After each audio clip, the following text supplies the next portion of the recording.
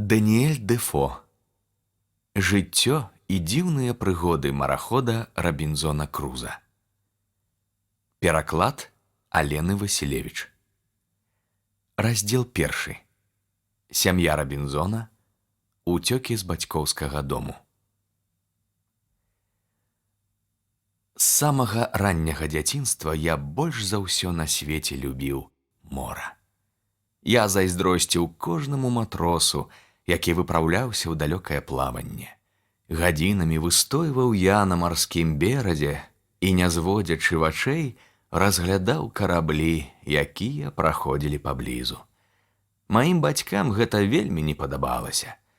Бацька, стары хворы чалавек, хацеў, каб я быў важным чыноўнікам, служыў у каралеўскім судзе і атрымліваў вялікія грошы. А я марыў пра марскія падарожжы. Мне здавалася найвялікшым шчасцем вандраваць па морах і акіянах. Бацька здагадваўся, што ў мяне ў галаве. Аднойчы ён паклікаў мяне да сябе і злосна сказаў: «Я ведаю, ты хочаш уцячы з роднага дому.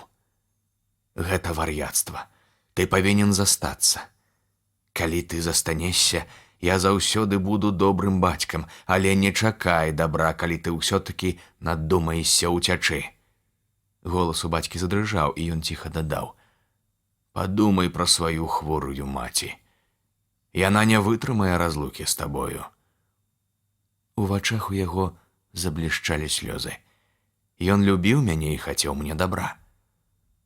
Мне зрабілася шкада старога, і я цвёрда вырашыў застацца ў бацькавым доме і больш нават не думаць пра марскія падарожжы. Але дарэмна.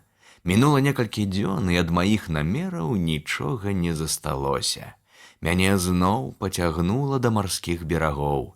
Мне зноў пачалі сніцца мачты, хвалі, ветразі, чайкі, невядомыя краіны, агні маякоў. Праз 2-3 тыдні пасля гаворкі з бацькам я ўсё ж вырашыў уцячы. Улучыўшы момант, калі маці была вясёлая і спакойная, я падышоў да яе і пачціва сказаў: «Мне ўжо 18 гадоў, і ў гэтым узросце позна ўжо вучыцца судовай справе. І калі б я нават і паступіў куды-небудзь на службу, праз некалькі дзён я ўсё роўна збег бы ў далёкія краіны. Мне так хочацца пабачыць чужыя краі, пабыць і ў Афрыцы, і ў Азіі. А калі я нават і вазьмуся за якую-небудзь справу, у мяне ўсё роўна не хопіць цярпення давесці яе да ладу. Прашу вас, угаварыце бацьку пусціць мяне ў мора. Няхай сабе ненадоўга, толькі для спробы. Калі жыццё марака будзе не даспадобы мне, я вярнуся дадому і больш нікуды не паеду. Няхай бацька пусціць мяне па добрай волі, таму што інакш я вымушаны буду пакінуць родны дом без дазволу». Маці вельмі ўзлавалася на мяне і сказала: «Я дзіўлюся, што ты не выкінуў гэтага з галавы пасля гаворкі з бацькам. Бацька ж патрабаваў ад цябе, каб ты раз і назаўсёды забыў пра чужыя краіны. А ён лепш за цябе разумее, якой справай табе займацца. Вядома, калі ты хочаш згубіць сябе, едзь хоць зараз, толькі ведай, што мы з бацькам ніколі не дамо згоды на твае падарожжы. І дарэмна ты спадзяваўся на маю помач. Не, я ні словам не абзавуся бацьку пра твае бязглуздыя выдумкі. Я не хачу, каб потым, калі мора давядзе цябе да жабрацтва і пакут, ты мог папракнуць сваю маці за тое, што яна давала табе патачку». Потым, праз многа гадоў, я даведаўся, што маці ўсё ж перадала бацьку нашу гаворку ад слова да слова. Бацька быў засмучаны і адказаў ёй, цяжка ўздыхнуўшы: «Не разумею, чаго яму не хапае. На радзіме ён здолеў бы без цяжкасці дабіцца поспеху ў сваёй рабоце і шчасця. Мы хоць і не багатыя людзі, але сякія-такія сродкі ў нас ёсць. Ён можа жыць разам з намі, не маючы ні ў чым патрэбы. А калі ўжо ён наважыўся падарожнічаць, то зведае цяжкія нягоды і пашкадуе, што не паслухаў бацьку. Не, я не магу пусціць яго ў мора. Далёка ад радзімы ён будзе ў самоце, і калі з ім здарыцца няшчасце, у яго не знойдзецца сябра, які б здолеў яго суцешыць, і тады ён будзе каяцца, ды будзе позна. І ўсё роўна, праз некалькі месяцаў я збег з роднага дому. Адбылося гэта так. Аднойчы я паехаў на некалькі дзён у горад Гуль. Там я сустрэў аднаго прыяцеля, які збіраўся плыць у Лондан на караблі свайго бацькі. Ён пачаў мяне ўгаворваць ехаць разам з ім, спакушаючы тым, што праезд на караблі нічога мне не будзе каштаваць. І вось, не спытаўшыся ні ў бацькі, ні ў маці, у нядобрую часіну, 1 верасня 1651 года я на 19-тым годзе жыцця сеў на карабель, які плыў у Лондан. Гэта быў дрэнны ўчынак. Я пакідаў старых бацькоў, нават не падумаўшы над іх парадамі і забыўшы пра абавязак сына. І мне вельмі хутка давялося каяцца ў тым, што я нарабіў. Раздзел 2. Першыя прыгоды на моры. Не паспеў наш карабель выйсці з вусця Хамбера, як з поўначы падзьмуў халодны вецер. Неба пакрылася хмарамі, пачалася страшэнная гайданка. Я дагэтуль ніколі яшчэ не быў у моры, і мне зрабілася кепска. У мяне закружылася галава, задрыжалі ногі, мяне пачало ванітаваць, і я ледзь не ўпаў. Кожны раз, як толькі на карабель навальвалася велізарная хваля, мне здавалася, што мы зараз жа апынемся на дне. Кожны раз, калі карабель валіўся з высачэзнай грывы, я ўпэўнены быў, яму ўжо ніколі не падняцца над хвалямі. 1000 разоў я прысягаў, што калі застануся жывы, калі толькі яшчэ нага моя ступіць на цвёрдую зямлю, я зараз жа вярнуся дадому да бацькі і ніколі ўжо за ўсё жыццё не падымуся больш на палубу карабля. Аднак гэтых разважлівых думак хапіла ў мяне толькі на той час, пакуль бушавала бура. І вось вецер суняўся, хвалі знемаглі, і мне зрабілася куды лягчэй. Паступова я пачаў прывыкаць да мора. Праўда, я яшчэ не зусім пазбавіўся марской хваробы, але к канцу дня праяснела, вецер зусім сцішыўся, надышоў цудоўны вечар. Усю ноч я праспаў, як забіты. Назаўтра неба было такое ж яснае. Сцішанае мора, над якім не было нават слабога ветрыку, ззяла на сонцы ў такой дзівоснай красе, якой я яшчэ зроду не бачыў. Ад мае марской хваробы не засталося і знаку. Я адразу супакоіўся, і мне зрабілася весела. Са здзіўленнем углядаўся я ў мора, якое яшчэ учора здавалася такім жорсткім і пагрозлівым, а сёння было ласкавае і сцішанае. Тут, як знарок, падыходзіць да мяне мой прыяцель, што спакусіў мяне ехаць разам з ім, ляпае па плечуку і кажа: «Ну, як ты сябе адчуваеш, Боб? Я гатовы паспрачацца, што учора ты добра напалохаўся. Прызнайся, ты ж напалохаўся учора, як падзьмуў вятрыска». «Вятрыска? Добры вятрыска, гэта ж быў шалёны шквал. Я нават уявіць сабе не мог такой жахлівай буры». «Буры? Ах ты, дзівак! Па-твойму, гэта бура? Ну, ды ты ж яшчэ новенькі на моры. Не дзіўна, што напалохаўся. Аднак хадзім лепей, ды загадаем падаць нам пуншу, вып'ем па шклянцы і забудзем пра буру. Зірні, які ясны дзень. Цудоўнае надвор'е, ці не так?» Каб скараціць гэту сумную частку майго апавядання, скажу толькі, што ўсё пайшло, як звычайна бывае ў маракоў. Напіўшыся, я сп'янеў і утапіў у віне ўсе свае найлепшыя думкі пра неадкладны зварот дадому. Як толькі настаў штыль, і я пакінуў баяцца, што хвалі мяне праглынуць, я тут жа забыў пра свой добры намер. На 6-й дзень мы ўбачылі ўдалечыні горад Ярмут. Вецер пасля буры дзьмуў насустрач, І таму мы вельмі паволі рухаліся наперад. У Ярмуце нам давялося кінуць якар. У чаканні спадарожнага ветру мы прастаялі 7 ці 8 дзён. За гэты час сюды прыйшло многа караблёў з Ньюкасла. Мы, аднак, не прастаялі б столькі і зайшлі б у раку разам з прылівам, але вецер усё свяжэў, а дзён праз 5 падзьмуў з усяе сілы. На нашым караблі якары і якарныя канаты былі моцныя, і нашы матросы былі ўпэўнены, што судну не пагражае ніякая небяспека. І таму, па звычаю ўсіх матросаў, увесь свой вольны час яны аддавалі вясёлым пацехам і забаўкам.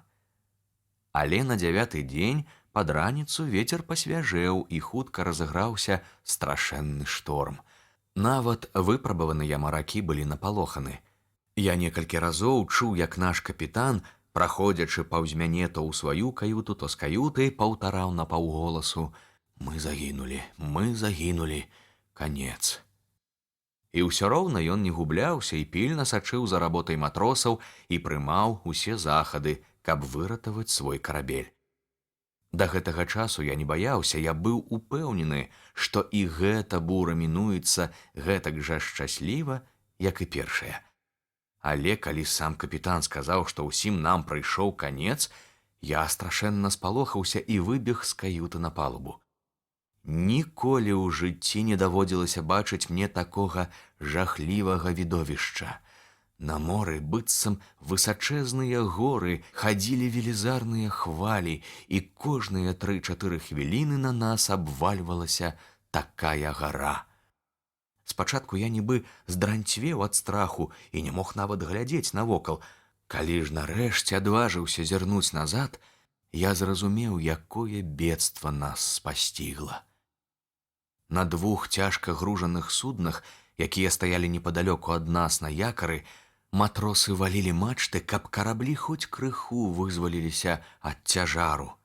Нехта крыкнуў у роспачы, што карабель, які стаяў наперадзе за паўмілі ад нас, у гэты самы момант знік пад вадой. Яшчэ 2 судны бура сарвала з якара і панесла ў адкрытае мора. Што чакала іх там? Усе іх мачты былі скрышаны ўраганам. Невялікія судны трымаліся лепш, аднак некаторыя з іх таксама пацярпелі. 2 ці 3 з іх пранесла паўз нашы барты проста ў адкрытае мора. Вечарам штурман і боцман прыйшлі да капітана і прапанавалі яму для выратавання судна ссячы фок-мачту. «Адкладваць нельга ні хвіліны», – сказалі яны. «Загадайце, і мы ссячом яе». «Пачакаем яшчэ трохі», – запярэчыў капітан. «Магчыма, бура сціхне». Яму вельмі не хацелася секчы мачту, але боцман пачаў даводзіць, што калі мачту пакінуць, карабель пойдзе на дно, і капітан міжволі згадзіўся.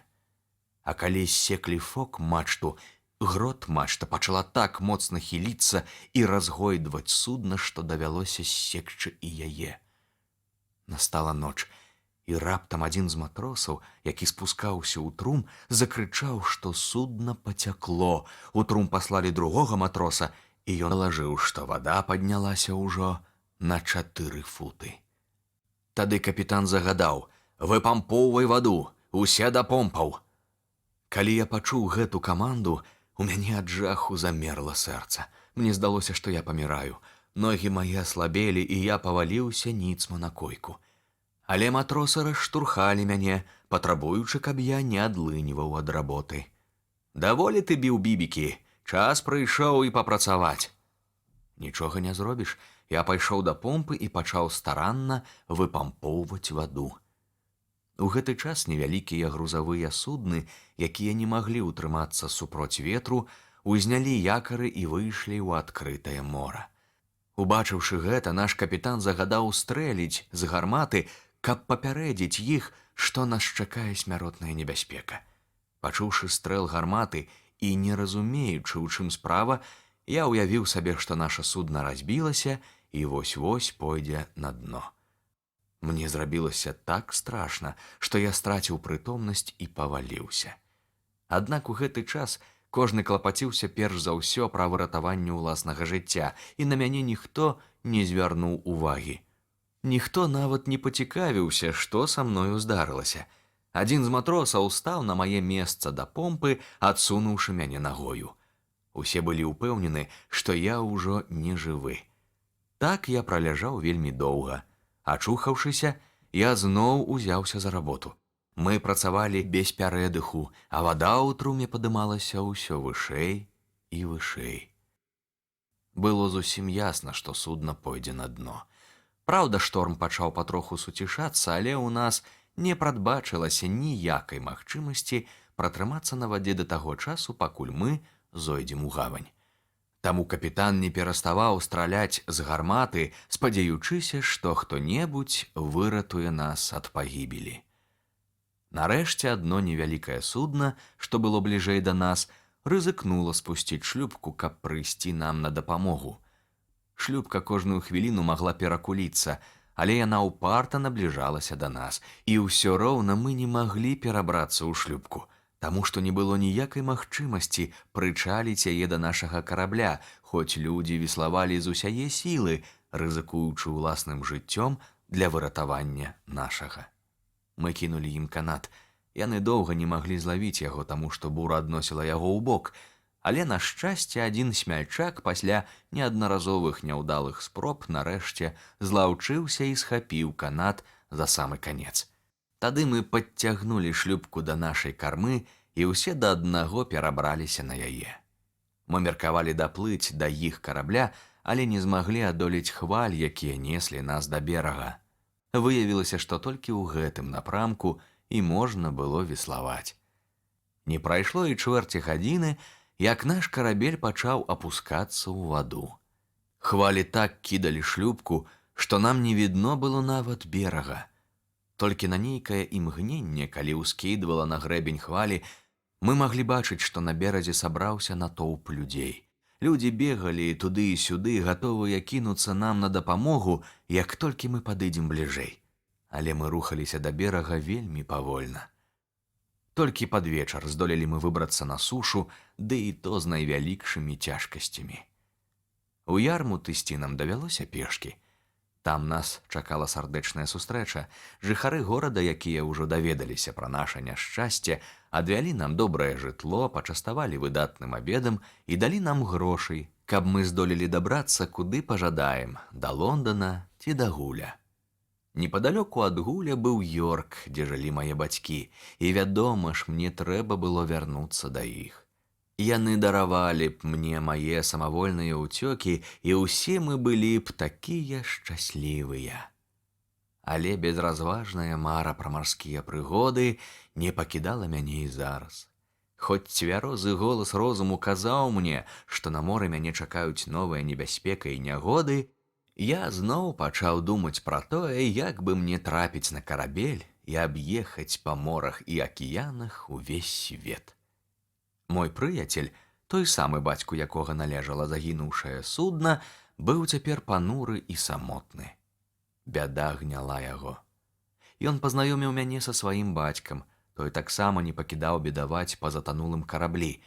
Даведаўшыся ад сына пра маю цягу да марскіх падарожжаў, стары сурова зірнуў на мяне і сказаў: «Малады чалавек, вам ніколі болей не трэба выходзіць у мора.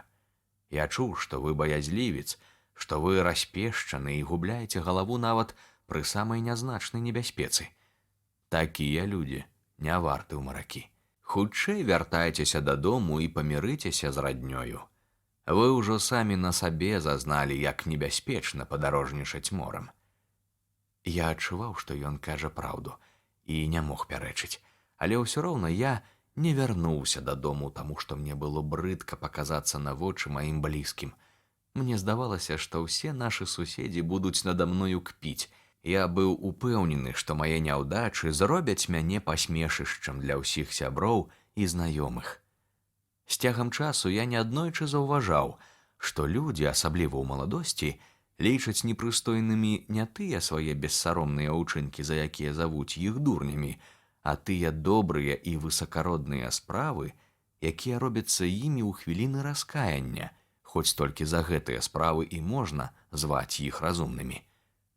Такі і я быў у той час.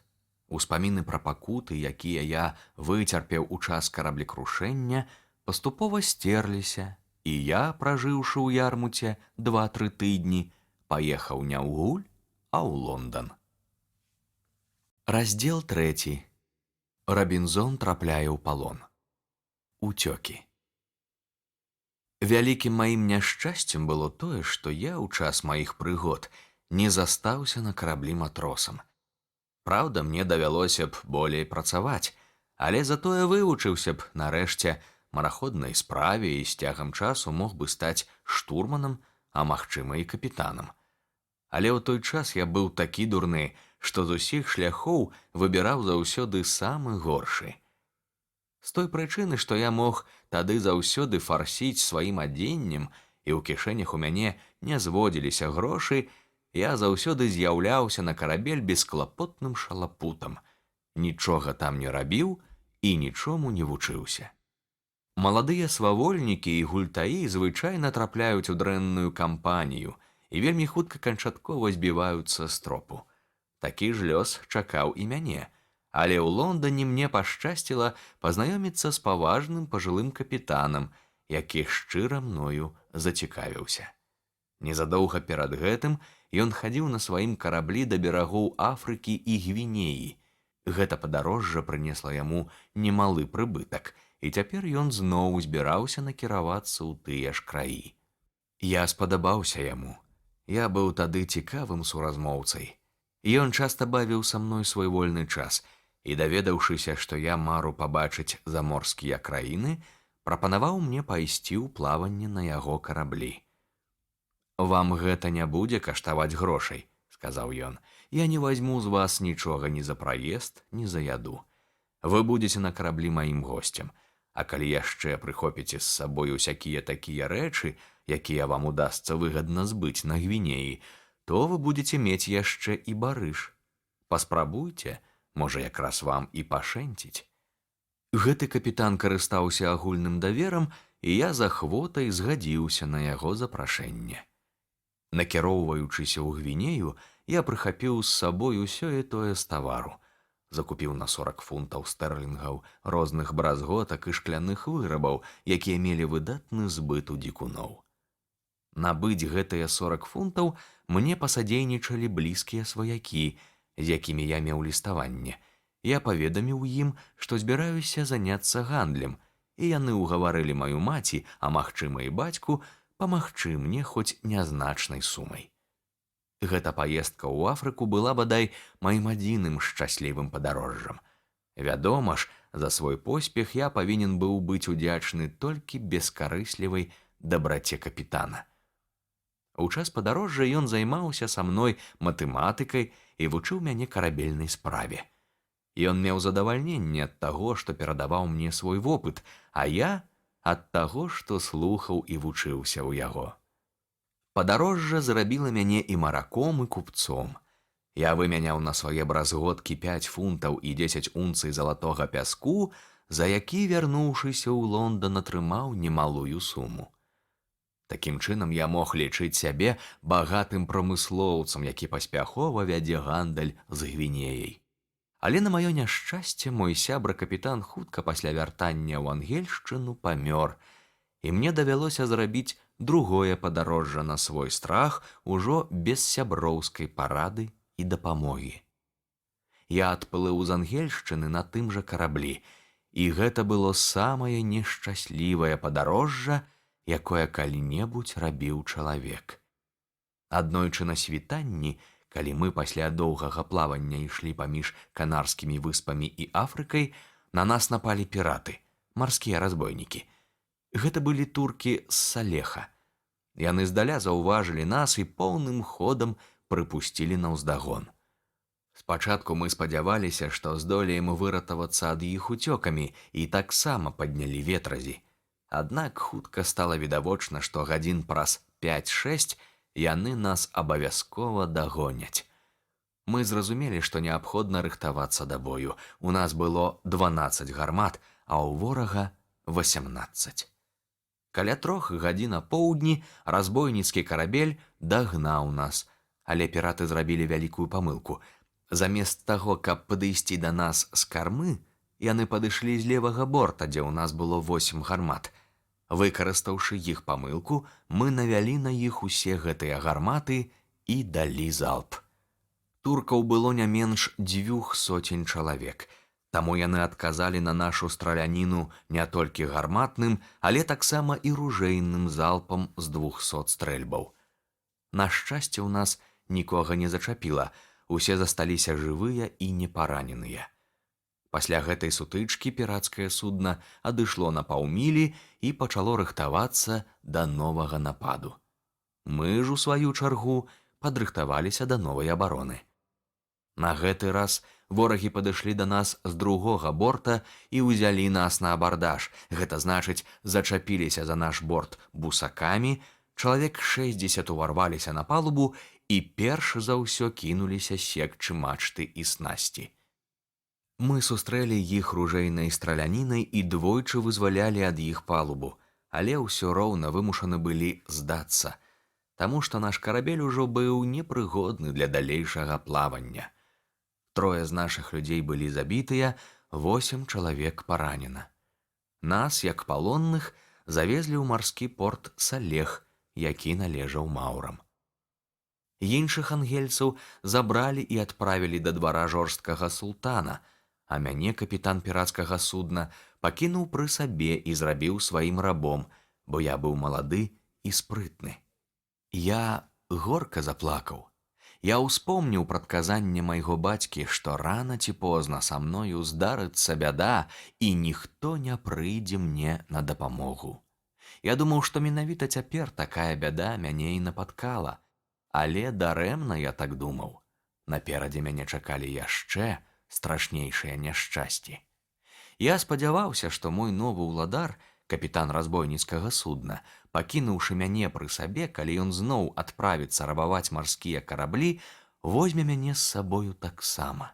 Я быў цвёрда ўпэўнены, што нарэшце ён трапіць у палон да якога-небудзь гішпанскага ці партугальскага ваеннага карабля, і тады я атрымаю волю. Але хутка я зразумеў, што гэтыя спадзяванні былі дарэмныя, таму што ў першы ж раз, калі мой уладар выйшаў у мора, мяне ён пакінуў дома выконваць чорную работу, якую звычайна выконваюць рабы. З гэтага дня я толькі і думаў пра ўцёкі, але ўцячы было немагчыма, я быў знясілены і адзінокі. Сярод палонных не было ніводнага ангельца, каму я здолеў бы паверыць. 2 гады пакутваў я ў палоне, не маючы ніякай надзеі на выратаванне. Але на 3-й год мне ўсё ж удалося ўцячы. Адбылося гэта так. Мой уладар заўсёды, раз ці 2 на тыдзень, браў карабельную шлюпку і плыў на ўзмор'е лавіць рыбу. У кожную такую паездку ён браў з сабою мяне і хлапчука, якога звалі Ксуры. Мы старанна веславалі і, як умелі, пацяшалі свайго ўладара.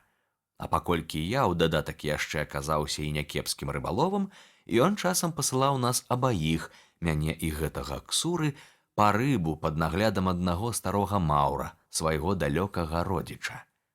Аднойчы мой гаспадар запрасіў 2 вельмі важных маўраў пакатацца з ім на яго паруснай шлюпцы.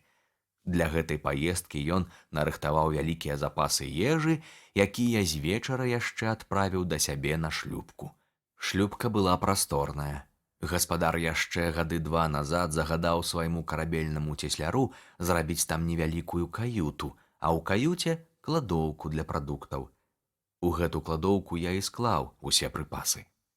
«Можа здарыцца, што госці пажадаюць наладзіць паляванне», – сказаў мне гаспадар. «Вазьмі на караблі 3 стрэльбы і занясі іх у каюту». Я зрабіў усё, што мне было загадана, вымыў палубу, узняў на мачце сцяг і на другі дзень з раніцы сядзеў у шлюпцы і чакаў гасцей. Раптам гаспадар прыйшоў адзін і сказаў, што госці сёння не паедуць, таму што іх затрымалі справы. Затым ён загадаў нам 3, мне, хлапчуку, Ксуры і маўру, плыць у нашай шлюпцы на ўзмор'е па рыбу. Мае сябры прыйдуць да мяне вячэраць, сказаў ён, і таму вы, як толькі наловіце дастаткова рыбы, нясіце яе сюды ж. Вось тады зноў і абудзілася ва мне даўняя мара пра волю. Цяпер у мяне было судна, і як толькі гаспадар пайшоў, я пачаў рыхтавацца. Не да рыбнай лоўлі, а ў далёкае плаванне. Праўда, я не ведаў, куды паплыву, але ўсякая дарога добрая, абы толькі ўцячы з няволі. Варта нам было б прыхапіць сабе якую-небудзь ежу, сказаў я Маўру. Не будзем жа мы без спросу есці тое, што гаспадар падрыхтаваў гасцям. Стары згадзіўся са мною і хутка прынёс вялізную кашолку сухароў і 3 збаны прэснай вады. Я ведаў, дзе ў гаспадара стаіць скрыня з віном, і пакуль Маўр хадзіў па прадукты, я перанёс усе бутэлькі на шлюпку і паставіў іх у кладоўку, нібыта яны яшчэ раней былі назапашаны для гаспадара. Апроч таго я прынёс вялізны кавалак воску, фунтаў на 50 вагою, ды прыхапіў маток прадзіва, сякеру, пілу і малаток. З часамі ўсё гэта нам вельмі прыдалося, асабліва воск, з якога мы рабілі свечкі. Я прыдумаў яшчэ адну хітрасць, і мне зноў удалося ашукаць даверлівага Маўра. Яго імя было Ізмаіл, таму ўсе звалі яго Моллі. Вось я яму і сказаў: «Моллі, на судне ёсць гаспадаровыя паляўнічыя стрэльбы. Не шкодзіла б нам мець трохі пораху ды некалькі зарадаў. Магчыма, нам пашэнціць падстрэліць сабе на абед кулікоў. Гаспадар трымае порах і шрот на караблі, я ведаю». «Добра», — сказаў ён, — «прынясу». І ён прынёс ладную скураную торбу з порахам, фунта 1,5 вагою, а магчыма і болей, і другую са шротам, фунтаў 5 ці 6. Ён прыхапіў таксама і кулі. Усё гэта было складзена ў шлюпцы. Апрача таго, у гаспадаровай каюце знайшлося яшчэ крыху пораху, які я насыпаў у вялікую бутлю, выліўшы з яе папярэдне рэшткі віна. Зрабіўшы такі запас усяго неабходнага для далёкага плавання, мы выйшлі з гавані нібыта на рыбную лоўлю. Я закінуў у ваду свае вуды, але нічога не злавіў. Я знарок не выцягваў вуды, калі рыба трапляла на кручок. «Тут мы нічога не зловім», — сказаў я Маўру. «Гаспадар нас не пахваліць, калі мы вернемся да яго з пустымі рукамі. Трэба плысці далей у мора. Магчыма, далей ад берага рыба будзе лепей браць». Не падазраючы падману, стары Маўр згадзіўся са мною, і паколькі ён стаяў на носе карабля, узняў ветразь. Я ж сядзеў за рулём на карме, і калі судна адышло мілі на 3 ў адкрытае мора, я лёг у дрэйф, як быццам для таго, каб зноў узяцца лавіць рыбу. Затым, аддаўшы хлапчуку руль, я перайшоў на нос, падышоў да Маўра ззаду і раптам прыўзняў яго і кінуў у мора. Ён зараз жа вынырнуў, таму што плаваў як корак, і пачаў прасіцца, каб я ўзяў яго ў шлюпку, абяцаючы, што паедзе са мною хоць на край свету. Ён плыў так шпарка за суднам, што вельмі хутка дагнаў бы мяне. Вецер быў слабы, і шлюпка ледзь рухалася. Бачачы, што Маўр нас хутка дагоніць, я ўскочыў у каюту, узяў там паляўнічую стрэльбу, прыцэліўся ў Маўра і сказаў: «Я не жадаю табе зла, але зараз жа адчапіся ад мяне і хутчэй вяртайся дадому. Ты добры плывец, мора ціхае, ты лёгка даплывеш да берага. Паварочвай назад, і я цябе не зачаплю. Але калі ты не адстанеш ад шлюпкі, я прастрэлю табе галаву, таму што я цвёрда вырашыў здабыць сабе волю». Ён павярнуў да берага, і я, упэўнены, без цяжкасці даплыў да яго. Вядома, я мог узяць з сабой гэтага Маўра, але старому нельга было давяраць. Калі Маўр адстаў ад шлюпкі, я звярнуўся да хлопчыка і сказаў: «Ксуры, калі ты будзеш мне адданы, я зраблю табе многа добра. Пакляніся, што ты ніколі не здрадзіш мне, інакш я і цябе кіну ў мора». Хлопчык усміхнуўся, гледзячы мне проста ў вочы, і пакляўся, што будзе адданы мне да самае смерці і паедзе са мною, куды я захачу. Гаварыў ён так шчыра, што я не мог яму не паверыць. Пакуль Маўр не наблізіўся да берага, я трымаў курс у адкрытае мора, лавіруючы супроць ветру, каб усе думалі, што мы ідём да Гібралтара. Але як толькі пайшло на адвячорак, я пачаў кіраваць на поўдзень, прытрымліваючыся патроху ўсходу, таму што мне не хацелася аддаляцца ад берага. Дзьмуў вельмі свежы вецер, але мора было роўнае, спакойнае, і таму мы ішлі добрым ходам. Калі ж на другі дзень к 3 гадзінам наперадзе ўпершыню паказалася зямля, мы былі ўжо міль на 150 паўднёвей Салеха, далёка ўжо за межамі ўладанняў мараканскага султана, ды і ўсякага іншага з афрыканскіх цароў. Бераг, да якога мы набліжаліся, быў зусім бязлюдны. Але ў палоне я набраўся такога страху, так баяўся зноў трапіць да маўраў, што, карыстаючыся спрыяльным ветрам, які падганяў маю шлюпку на поўдзень, 5 дзён плыў наперад і наперад, не становячыся на якар і не выходзячы на бераг. Праз 5 дзён вецер змяніўся, падзьмуў з поўдня, і паколькі цяпер я ўжо не баяўся пагоні, то вырашыў падысці да берага і кінуць якар у вусці нейкай маленькай рэчкі.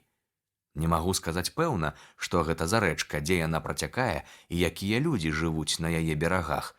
Берагі яе былі пустэльныя, і гэта мяне вельмі ўзрадавала, таму што ў мяне не было ніякага жадання сустракацца з людзьмі.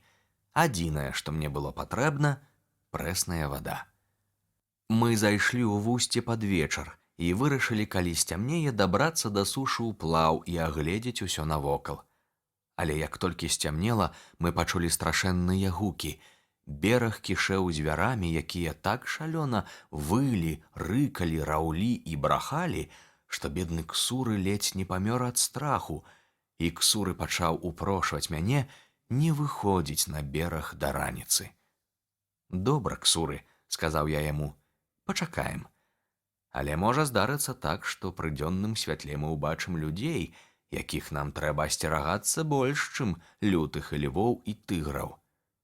«А мы стрэлім у гэтых людзей са стрэльбы», – сказаў ён, смеючыся, – «і яны ўцякуць». Мне было прыемна, што хлапчук трымаецца малайцом.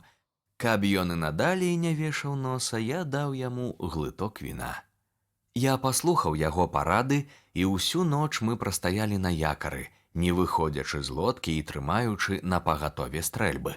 Да самай раніцы нам не давялося заплюшчыць вачэй ні на хвіліну. Гадзіны праз 2 пасля таго, як мы кінулі якар, мы пачулі страшэнны рык нейкіх велізарных звяроў вельмі дзіўнай пароды, якой мы і самі не ведалі. Звяры наблізіліся да берага, зайшлі ў рэчку і пачалі плюхацца і валтузіцца ў вадзе, жадаючы, відаць, асвяжыцца, і пры гэтым вішчалі, раўлі і вылі. Такіх агідных гукаў я да таго часу ніколі не чуў. Ксуры дрыжаў ад страху, шчыра кажучы, напалохаўся і я. Але мы яшчэ больш напалохаліся, калі пачулі, што адно страшыдла плыве да нашага судна. Мы не маглі яго бачыць, мы толькі чулі, як яно фыркае і сапе, і толькі па гэтых гуках здагадаліся, якое яно вялізнае і лютае. «Напэўна, гэта леў», – сказаў Ксуры. «Давайце падымем якар і хутчэй паплывем адсюль». «Не, Ксуры», – запярэчыў я, – «навошта знімацца з якара? Мы адпусцім як мага даўжэй канат і адыдзем далей у мора, і звяры не пагоняцца за намі». Але толькі вымавіў я гэтыя словы, як убачыў невядомага звера на адлегласці 2 вёсел ад нашага судна. Я крыху разгубіўся, аднак зараз жа ўзяў з каюты стрэльбу і стрэліў. Звер павярнуўся і паплыў назад. Немагчыма апісаць, які раз'юшаны роў узняўся на беразе, калі прагрымеў мой стрэл. Напэўна, усе гэтыя звяры ніколі да гэтага не чулі такога гуку. Тут я канчаткова ўпэўніўся, што ў начны час выходзіць на бераг нельга. Але ці можна будзе рызыкнуць высадзіцца днём? Гэтага мы таксама не ведалі. Стаць ахвярай якога-небудзь дзікуна не лепш, чым трапіць у кіпцюры льву ці тыгру.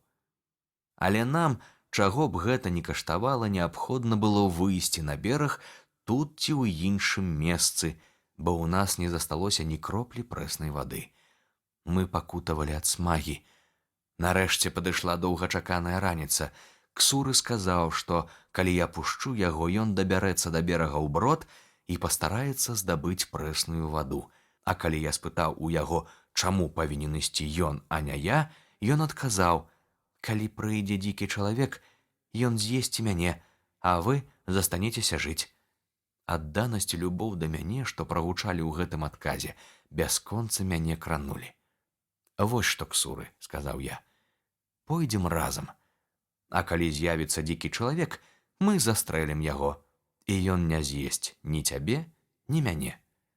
Я даў хлопчыку сухароў і глыток віна. Затым мы падплылі да зямлі, скочылі ў ваду і накіраваліся ўброд да берага, не ўзяўшы з сабою нічога, апрача стрэльбаў і 2 пустых збаноў на ваду. Я не хацеў аддаляцца ад берага, каб не губляць з вачэй нашага судна. Я баяўся, што ўніз па рацэ да нас могуць спусціцца ў сваіх пірогах дзікуны.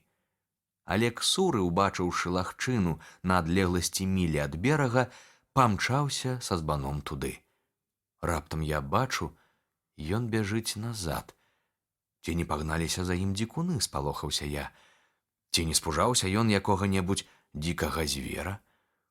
Я кінуўся да яго на выручку і, падбегшы бліжэй, убачыў, што за спіной у яго нешта вісіць.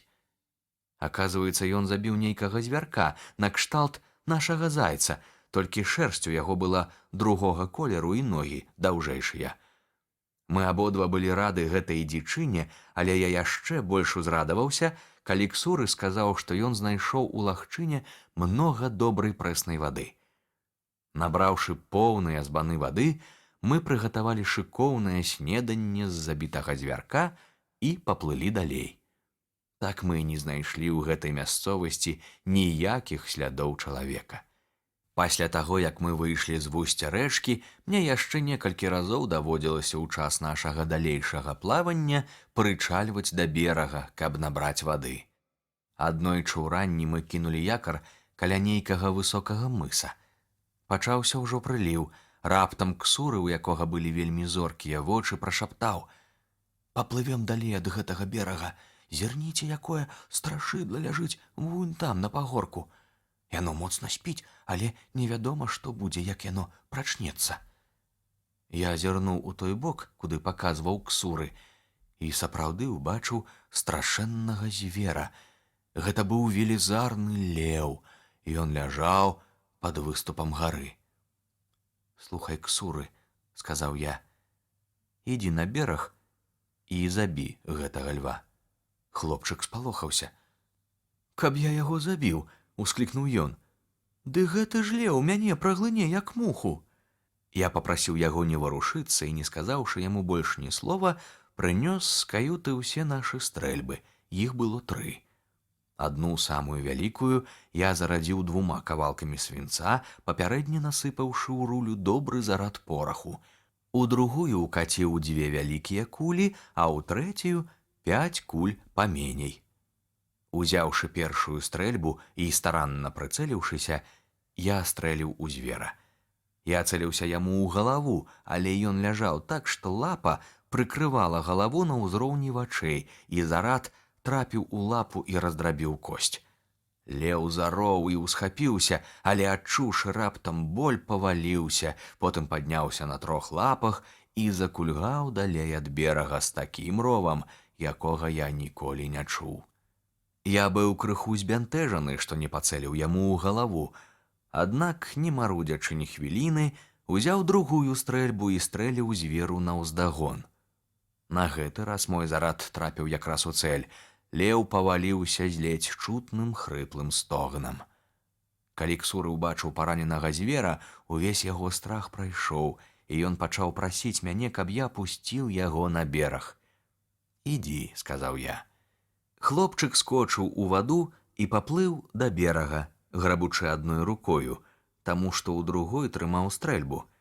Наблізіўшыся да звера, ён прыставіў рулю стрэльбы яму да вуха і забіў насмерць. Вядома, прыемна было застрэліць на паляванні льва, але мяса яго было непрыдатна для ежы, і я пашкадаваў, што мы страцілі 3 зарады на такую нікчэмную дзічыну. Аднак Ксуры сказаў, што ён усё ж паспрабуе чым-небудзь пажывіцца ў забітага льва, і калі мы вярнуліся ў шлюпку, папрасіў у мяне сякеру. «Навошта?» – спытаў я. «Адсекчы яму галаву», – адказаў ён. Аднак адсекчы галаву ён не здолеў, у яго не хапала сілы. Ён адсек толькі лапу і прынёс яе на нашу шлюпку. Лапа была неймавернага памеру. Тут мне падумалася, што шкура гэтага льва можа нам спатрэбіцца, і я вырашыў паспрабаваць злупіць з яго шкуру. Мы зноў вярнуліся на бераг, але я не ведаў, як нават прыступіцца да гэтай работы. Ксуры аказаўся больш спрытны, чым я. Працавалі мы цэлы дзень і злупілі шкуру толькі пад вечар. Мы расцягнулі яе на даху нашай маленькай каюты. Праз 2 дні яна зусім высохла на сонцы і потым служыла нам за пасцель. Адчаліўшы ад гэтага берага, мы паплылі проста на поўдзень і дзён 10-12 плылі, не мяняючы свайго кірунку. Харч наш канчаўся, і таму нашы запасы мы стараліся расцягнуць як мага надалей. На бераг мы выходзілі толькі па прэсную ваду. Я хацеў дабрацца да вусця ракі Гамбіі ці Сенегала, гэта значыць да тых мясцін, якія прылягаюць да зялёнага мыса, таму што спадзяваўся сустрэць там які-небудзь еўрапейскі карабель. Я ведаў, што калі я не сустрэну карабля ў гэтых мясцінах, мне застанецца або плыць у адкрытае мора на пошукі выспаў, або загінуць сярод чарнаскурых. Іншага выбору ў мяне не было. Я ведаў, што ўсе караблі, якія ідуць з Еўропы, куды б яны не накіроўваліся, ці да берагоў Гвінеі, ці ў Бразілію, ці ў Вост-Індыю, праходзяць паўз зялёны мыс. І таму мне здавалася, што ўсё маё шчасце залежыць ад таго, сустрэну я ці не якое-небудзь еўрапейскае судна каля зялёнага мыса. Калі не сустрэну, казаў я сабе, мне пагражае верная смерць. Раздзел 4. Сустрэча з дзікунамі. Прайшло яшчэ дзён 10. Мы няўхільна рухаліся на поўдзень. Спачатку ўзбярэжжа было пустэльнае. Потым разы 2-3 ў розных мясцінах мы ўбачылі голых чарнаскурых людзей, якія стаялі на беразе і пазіралі на нас. Я неяк надумаўся выйсці на бераг і пагутарыць з імі, але Ксуры, мой мудры дарадца, сказаў: «Не хадзі, не трэба». І ўсё-такі я пачаў трымацца бліжэй да берага, каб мець магчымасць пагутарыць з гэтымі людзьмі. Дзікуны, відаць, зразумелі маё жаданне і доўга беглі за намі берагам. Я заўважыў, што ў іх не было зброі, толькі адзін з іх трымаў у руках доўгі тонкі кій. Ксуры сказаў мне, што гэта кап'ё і што дзікуны кідаюць свае коп'і вельмі далёка і на дзіва трапна. Таму я трымаўся воддаль ад іх і размаўляў з імі на мігах, імкнучыся растлумачыць ім, што мы галодныя і ў нас няма ежы. Яны зразумелі нас і пачалі ў сваю чаргу тлумачыць мне, каб я спыніў сваю шлюпку, таму што яны маюць намер прынесці нам ежу. Я спусціў ветразь, шлюпка спынілася. 2 дзікуноў пабеглі некуды і праз паўгадзіны прынеслі 2 вялікія кавалкі сушанага мяса і 2 мяхі з зярнятамі нейкага хлебнага злака, які рос у тых мясцінах. Мы не ведалі, якое гэта было мяса і якія зярняты, аднак адразу ж згадзіліся ўзяць і тое, і другое. Але як забраць падарунак, які нам прапанавалі? Выйсці на бераг мы не адважваліся. Мы баяліся дзікуноў, а яны нас. І вось, каб абодва бакі адчувалі сябе ў бяспецы, дзікуны склалі на беразе ўсю правізію, а самі адышліся далей. І толькі пасля таго, як мы пераправілі правізію на шлюпку, яны вярнуліся на ранейшае месца. Дабрыня дзікуноў усхвалявала нас. Мы дзякавалі ім на мігах, таму што самі не маглі зрабіць ім ніякіх падарункаў. Праўда, у той жа момант здарылася магчымасць і ў нас зрабіць ім вялікую паслугу. Не паспелі мы адплысці ад берага, як раптам убачылі, што з-за гор выбегла два магутныя страшэнныя звяры. Яны імчаліся, што было сілы, проста да мора. Нам здалося, што адзін з іх гоніцца за другім. Людзі, якія былі на беразе, асабліва жанчыны, страшэнна напалохаліся. Ушчалася мітусня, некаторыя закрычалі, заплакалі. Толькі той дзікун, у якога было кап'ё, застаўся на месцы, усе астатнія кінуліся бегчы хто куды. Але звяры імчаліся проста да мора, і нікога з чарнаскурых не зачапілі. Тут толькі я ўбачыў, якія яны велізарныя. Яны з разбегу кінуліся ў ваду і пачалі даваць нырца і плаваць, так што бадай можна было падумаць, нібыта імчаліся яны сюды з адзіным толькі намерам пакупацца ў моры. Раптам адзін з іх падплыў даволі блізка да нашай шлюпкі. Гэтага я не чакаў, але для мяне гэта не было знянацку. Зарадзіўшы хутчэй стрэльбу, я падрыхтаваўся сустрэць ворага. Як толькі ён наблізіўся да нас на адлегласць ружейнага стрэлу, я спусціў курок і прастрэліў яму галаву. У той жа момант звер апусціўся ў ваду, потым вынырнуў і паплыў назад да берага, то знікаючы ў вадзе, то ўсплываючы зноў на паверхню.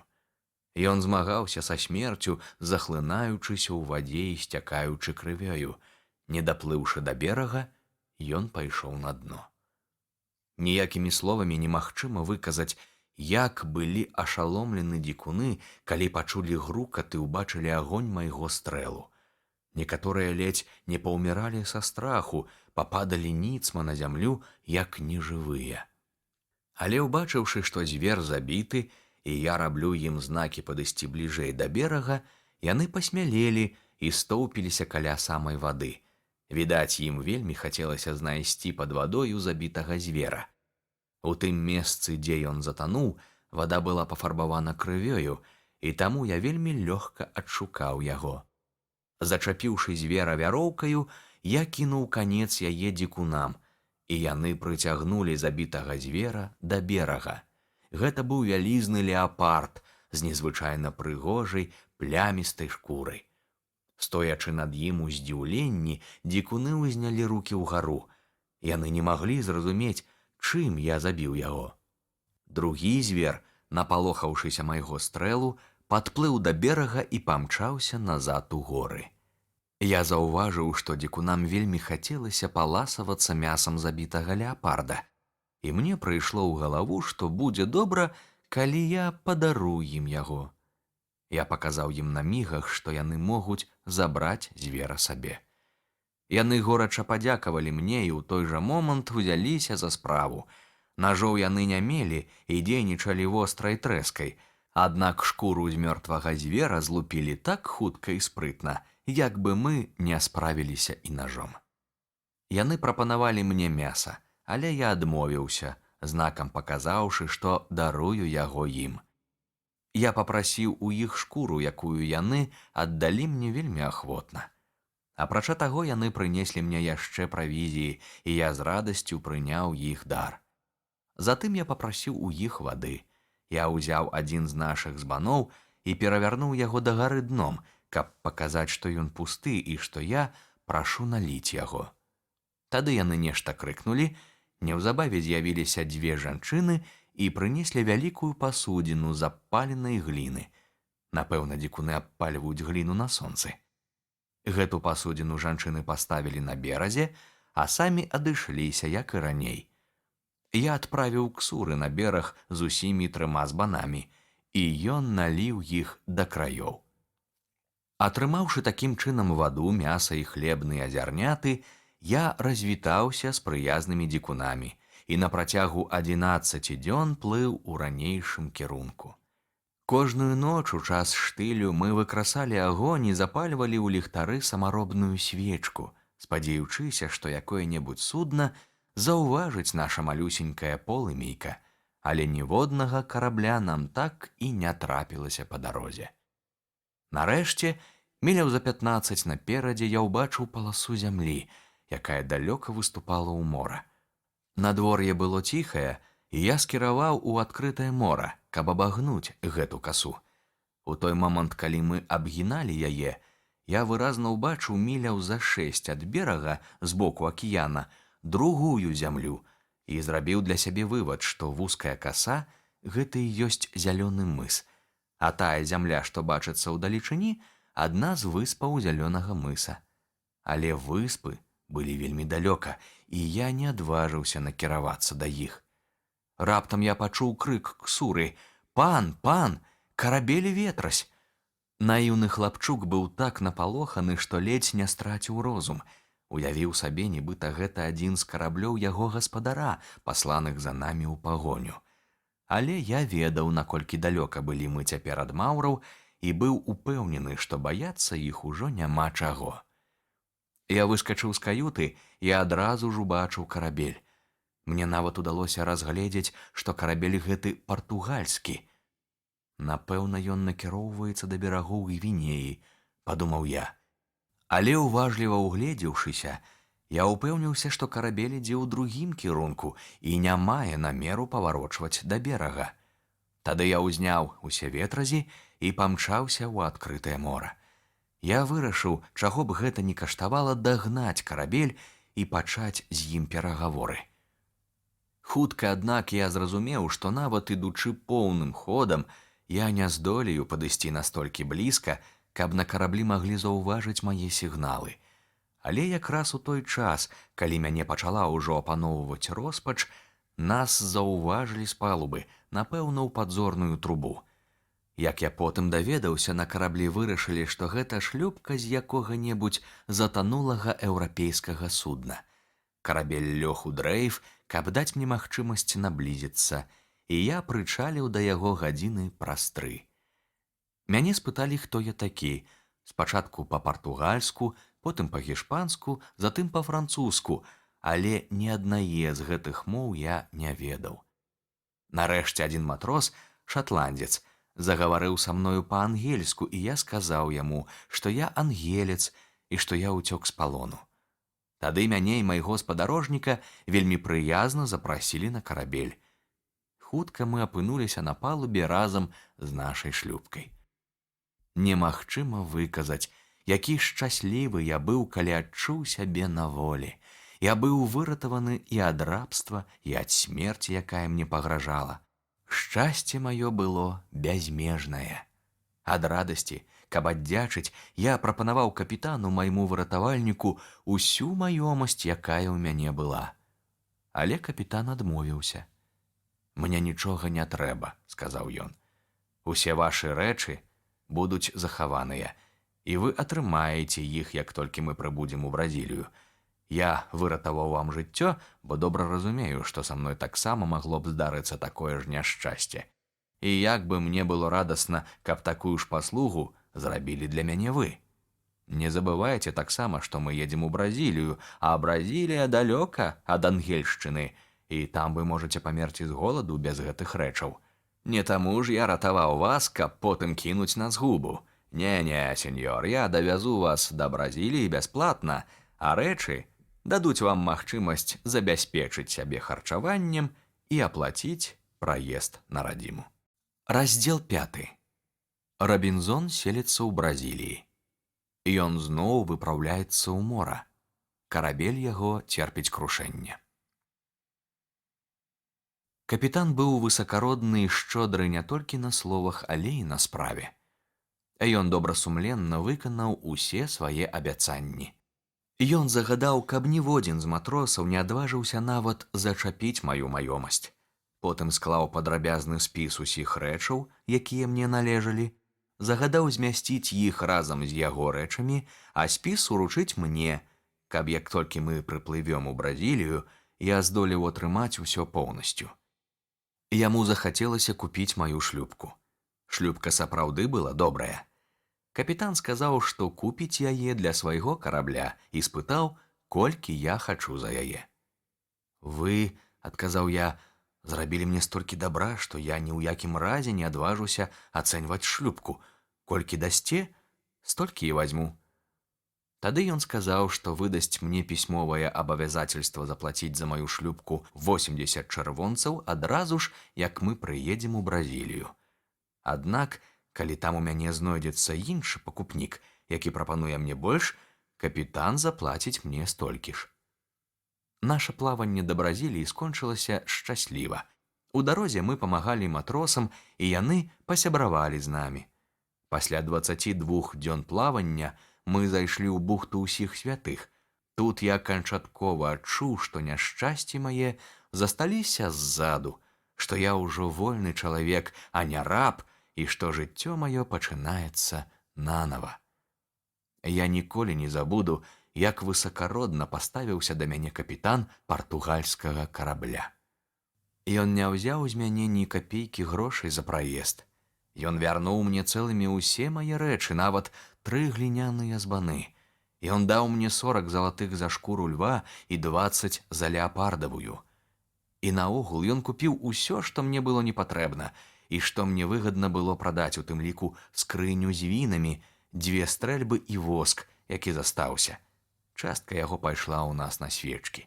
Аднім словам, калі я прадаў яму большую частку сваёй маёмасці і сышоў на бераг Бразіліі, у кішэні ў мяне было 220 залатых. Мне не хацелася разлучацца з маім спадарожнікам Ксуры. Ён быў такі верны і надзейны таварыш, ён памог мне здабыць волю. Але ў мяне не было для яго справы. Да таго ж я не быў упэўнены, што здолею яго пракарміць. Таму я вельмі ўзрадаваўся, калі капітан сказаў мне, што яму падабаецца гэты хлопчык, што ён з ахвотай возьме яго да сябе на карабель і зробіць мараком. Неўзабаве пасля таго, як мы прыехалі ў Бразілію, мой сябар-капітан завёў мяне ў дом аднаго свайго знаёмага. Ён быў уладальнікам плантацыі цукровага трыснягу і цукровага завода. Я пражыў у яго даволі доўгі час і, дзякуючы гэтаму, здолеў вывучыць цукровую вытворчасць. Бачачы, як добра жывецца тутэйшым плантатарам і як хутка яны багацеюць, я вырашыў пасяліцца ў Бразіліі і таксама заняцца вытворчасцю цукру. На ўсе грошы, што былі ў мяне, я ўзяў у арэнду ўчастак зямлі і пачаў складаць план маёй будучай плантацыі і сядзібы. У мяне быў сусед па плантацыі, які прыехаў сюды з Лісабона. Звалі яго Уэллс. Родам ён быў ангелец, але ўжо даўно прыняў партугальскае падданства. Мы з ім хутка пасябравалі і былі ў самых прыяцельскіх адносінах. Першыя 2 гады мы абодва ледзь здолелі пракарміцца ад нашых ураджаяў, але паступова зямля ўраблялася, і мы багацелі.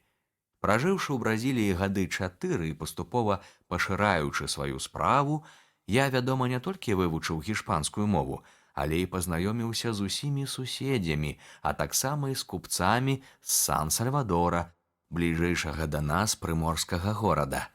Многія з іх зрабіліся маімі сябрамі.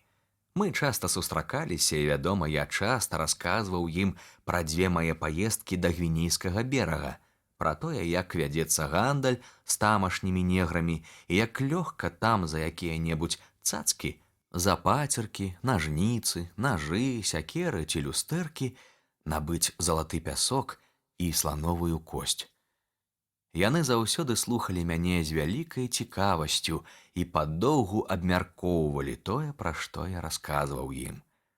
Аднойчы прыйшлі да мяне 3 з іх і, узяўшы з мяне абяцанне, што ўся наша гаворка застанецца таямніцай, сказалі: «Вы кажаце, што там, дзе вы былі, можна лёгка здабыць цэлыя груды залатога пяску і іншых каштоўнасцей.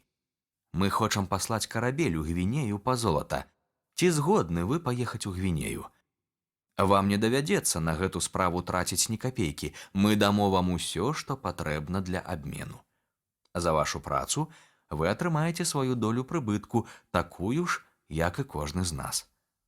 Мне трэба было б адмовіцца і надоўга застацца ва ўрадлівай Бразіліі, але, паўтараю, я заўсёды сам быў вінаваты ва ўсіх сваіх няшчасцях. Мне страшэнна захацелася зведаць новыя марскія прыгоды, і галава ў мяне закруцілася ад радасці. У юнацтве Я не меў сілы адолець сваё захапленне падарожжамі і не паслухаўся добрых бацькоўскіх парад. Так і зараз я не здолеў устояць супроць спакуслівай прапановы маіх бразільскіх сяброў. Я адказаў ім, што з ахвотай паеду ў Гвінею з той аднак умовай, каб у час майго падарожжа яны прыгледзелі за маімі ўладаннямі і выканалі ўсе мае распараджэнні ў тым выпадку, калі я не вярнуся. Яны ўрачыста абяцалі выканаць мае пажаданні і змацавалі нашу умову пісьмовым абавязацельствам. Я ж са свайго боку зрабіў завяшчанне на выпадак смерці. Усю сваю рухомую і нерухомую маёмасць я завяшчаў партугальскаму капітану, які выратаваў мне жыццё. Але пры гэтым я зрабіў агаворку, каб частку капіталу ён накіраваў у ангельшчыну маім старэнькім бацькам. Карабель быў падрыхтаваны, і мае кампаньёны, згодна ўмове, нагрузілі яго таварам. І вось яшчэ раз у нядобрую гадзіну 1 верасня 1659 года я ступіў на палубу карабля. Гэта быў той самы дзень, у які 8 гадоў назад я ўцёк з бацькоўскага дому і так безразважна загубіў сваю маладосць. На 12-й дзень нашага плавання мы перасеклі экватар і знаходзіліся пад 7 градусам і 42 мінутамі паўночнай шырыні, калі на нас нечакана наляцеў шалёны шквал. Ён паляцеў з паўднёвага ўсходу, потым пачаў дзьмуць у супрацьлеглы бок і нарэшце падзьмуў з паўночнага ўсходу, дзьмуў бясконцай з такой жахлівай сілай, што на працягу 12 дзён нам давялося, аддаўшы сябе ва ўладу ўрагану, плысці туды, куды нас гналі хвалі. Няма чаго і казаць, што ўсе гэтыя 12 дзён я кожную хвіліну чакаў смерці, ды і ніхто з нас не спадзяваўся застацца жывы. Аднойчы на світанні вецер усё яшчэ дзьмуў з ранейшай сілай, адзін з матросаў крыкнуў: «Зямля!» Але не паспелі мы выбегчы з кают, каб даведацца, паўз якія берагі нясе наша няшчаснае судна, як адчулі, што яно села на мель.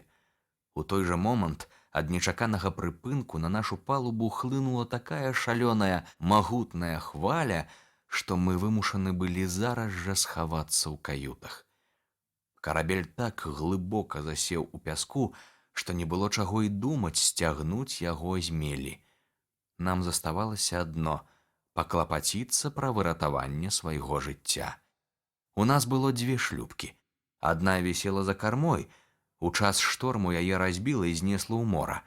Заставалася другая, але ніхто не ведаў, ці здолеем мы спусціць яе на ваду, а між тым доўга думаць не было калі, карабель мог кожную хвіліну разламацца напалам.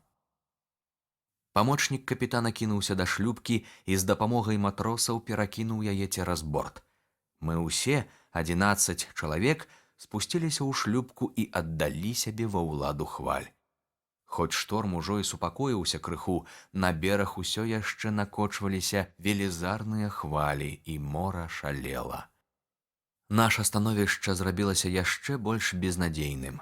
Мы добра бачылі, што шлюпку вось-вось захлісне, і нам не выратавацца. Ветразі ў нас не было, а калі бы быў, дык быў бы зусім бескарысны. Мы веславалі да берага з адчаем у сэрцы, як людзі, якіх вядуць на смяротную кару. Мы ўсе разумелі, што як толькі шлюпка падыдзе да зямлі, прыбой яе адразу ж разаб'е на трэскі. Вецер нас падганяў, і мы налягалі на вёслы, уласнаручна набліжаючы сваю пагібель. Так несла нас мілі 4, і раптам раз'юшаны вал, высачэзны як гара, набег з кармы на нашу шлюпку. Гэта быў апошні смяротны удар. Шлюпка перакулілася, і ў той жа момант мы ўсе апынуліся пад вадой.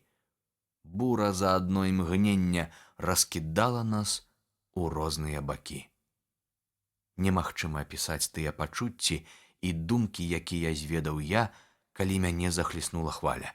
Я вельмі добра плаваю, але ў мяне не было сілы адразу вынырнуць з таго віру, каб перавесці дух, і я ледзь не задыхнуўся. Хваля падхапіла мяне, працягнула па зямлі, разбілася і адхлынула назад, пакінуўшы мяне ледзь жывога, бо я наглытаўся вады. Я перавёў дух і крыху апрытомніў. Убачыўшы так блізка зямлю, куды бліжэй, чым я спадзяваўся, я ўскочыў на ногі і як мага хутчэй заспяшаўся да берага. Я спадзяваўся дасягнуць яго раней, чым мяне дагоніць і падхопіць наступная хваля, але хутка зразумеў, што мне ад яе не ўцячы. Мора наступала на мяне, як вялізная гара.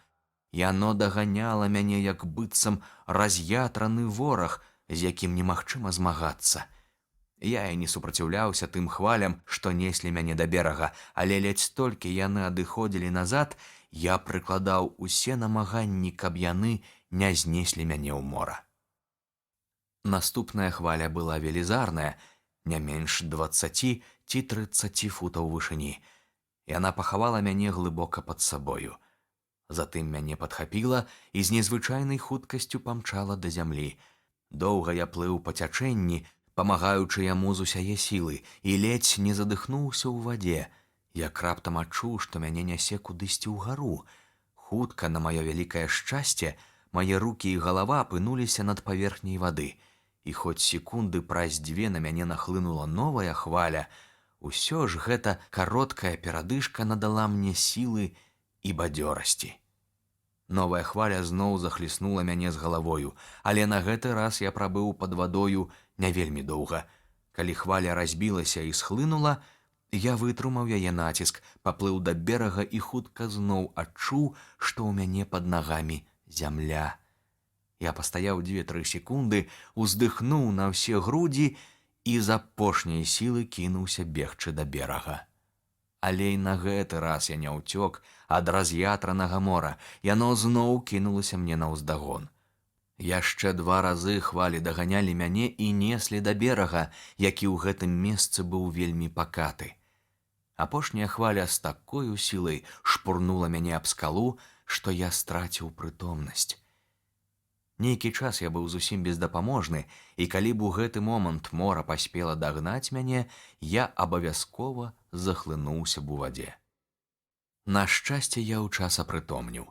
Убачыўшы, што мяне зараз зноў захлісне хваля, я моцна ўчапіўся за выступ скалы і, затрымаўшы дыханне, стараўся перачакаць, пакуль хваля слыхне. Тут, бліжэй да зямлі, хвалі былі не такія велізарныя.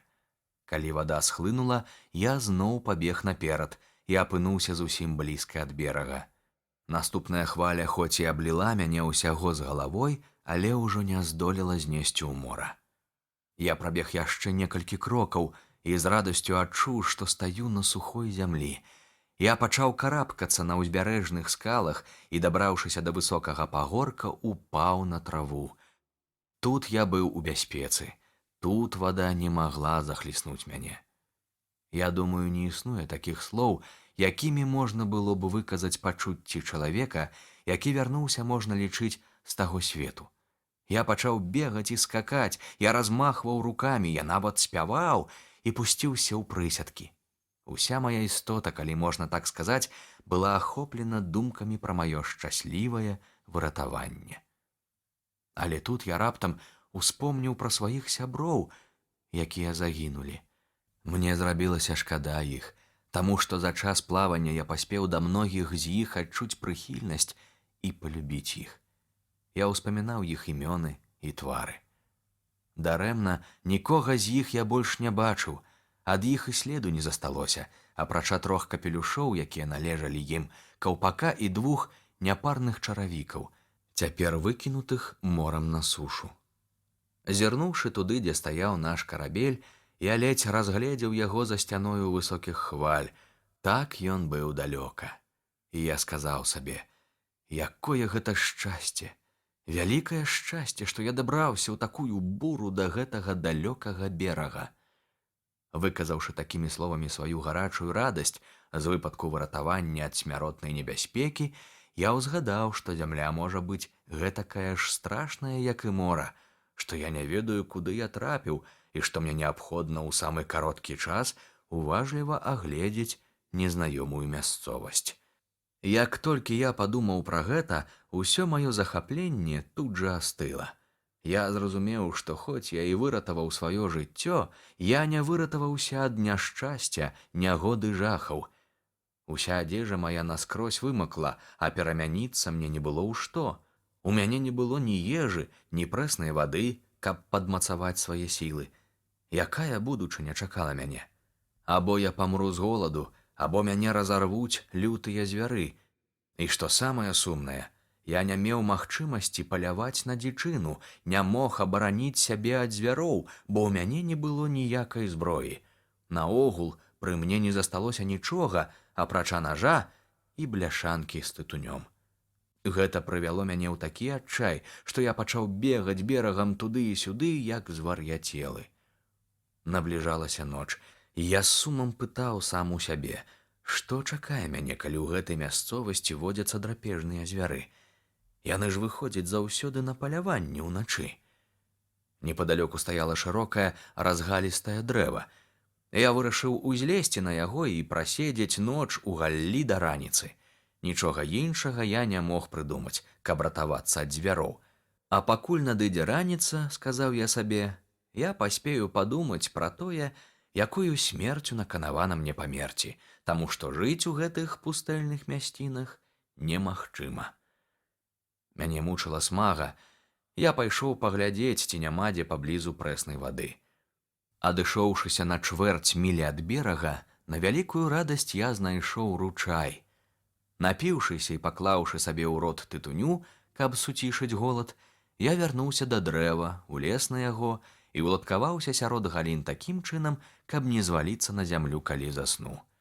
Затым выразаў сабе ёмкую сукаватую дубінку на выпадак нападу ворагаў, зручней сеў і ад страшнай стомы моцна заснуў.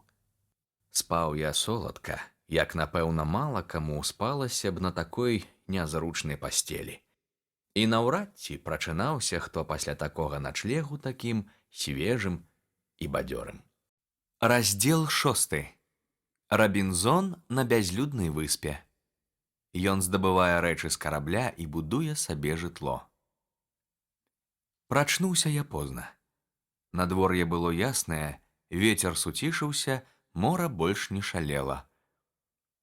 Я зірнуў на пакінуты намі карабель і са здзіўленнем убачыў, што на ранейшым месцы яго ўжо няма. Цяпер яго прыбіла бліжэй да берага.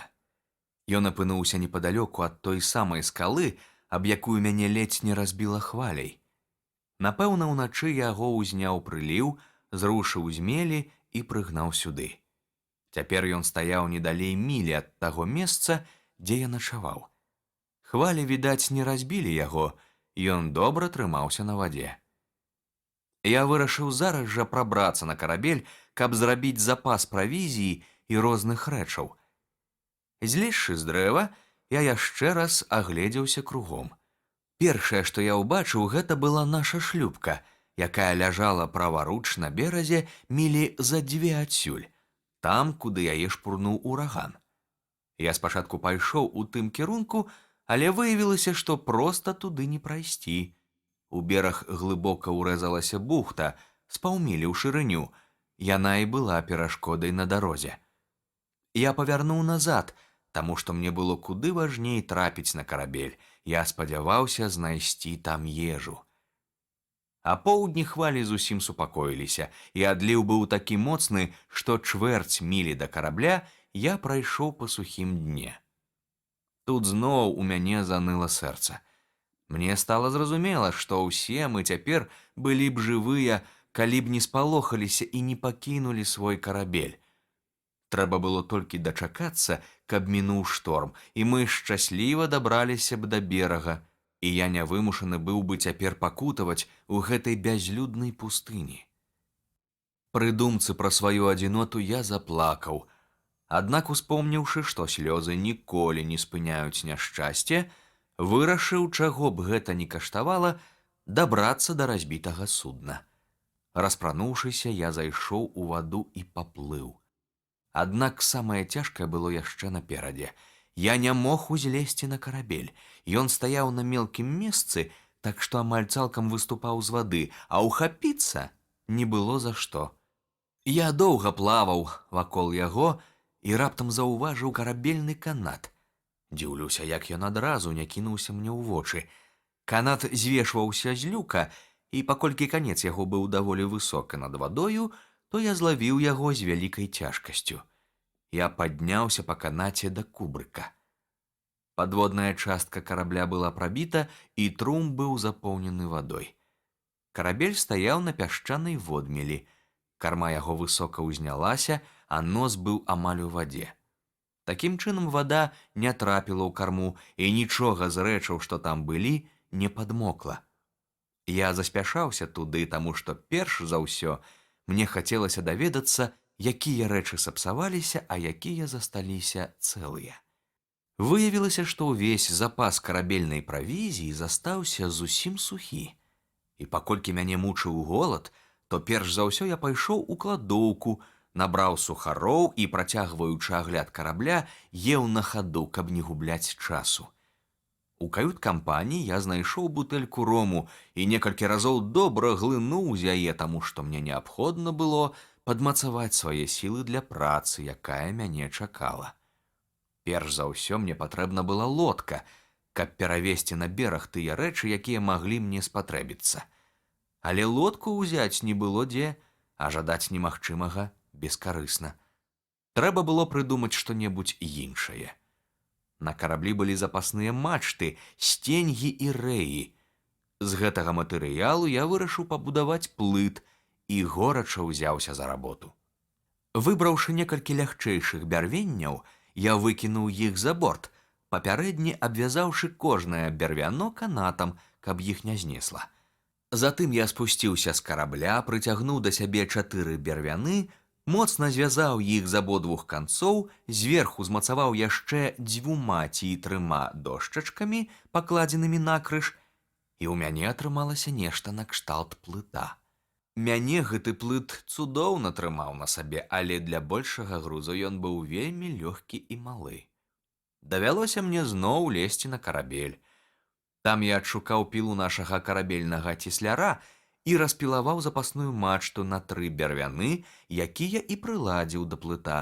Плыт зрабіўся шырэйшы і больш устойлівы. Гэта работа каштавала мне вялікіх намаганняў, але жаданне зрабіць запас усяго неабходнага для жыцця падтрымлівала мяне, і я зрабіў тое, на што пры звычайных абставінах у мяне не хапіла б сілы. Цяпер мой плыт быў шырокі і моцны, ён мог вытрымаць значны груз.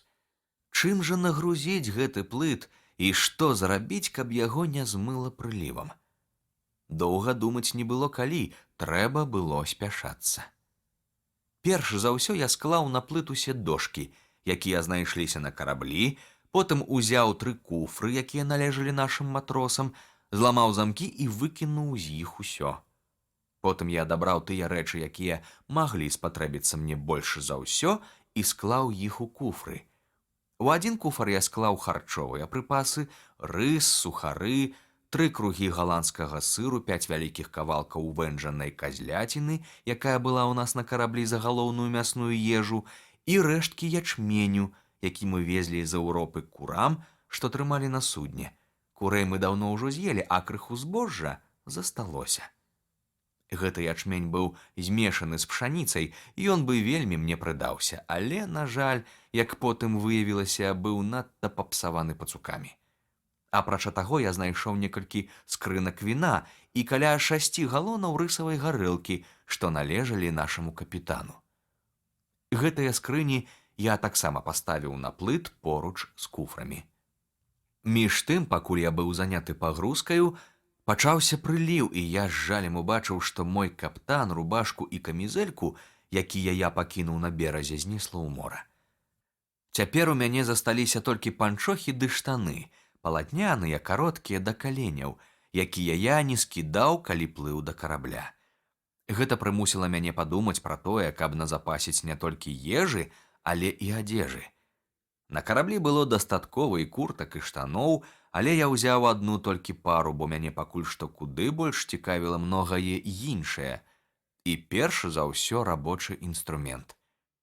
Пасля доўгіх пошукаў я знайшоў скрынку нашага цесляра, і гэта была для мяне найкаштоўнейшая знаходка, якую я не прамяняў бы ў той час на цэлы карабель золата. Я паставіў гэту скрынку на плыт, нават не глянуўшы ў яе, таму што мне было добра вядома, які інструмент там захоўваўся. Цяпер мне заставалася запасціся зброяй і зарадамі.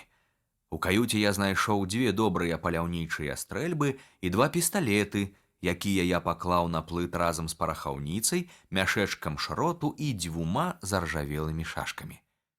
Я ведаў, што ў нас на караблі было 3 бочачкі пораху, але я не ведаў, дзе яны захоўваліся.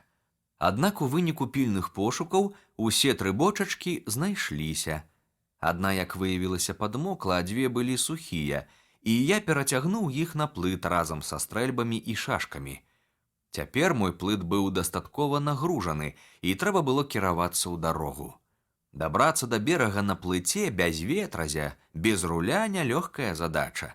Дастаткова было самага слабага стрэчнага ветру, каб усё маё збудаванне перакулілася. На шчасце, мора было спакойнае. Пачынаўся прыліў, які павінен быў прыгнаць мяне да берага.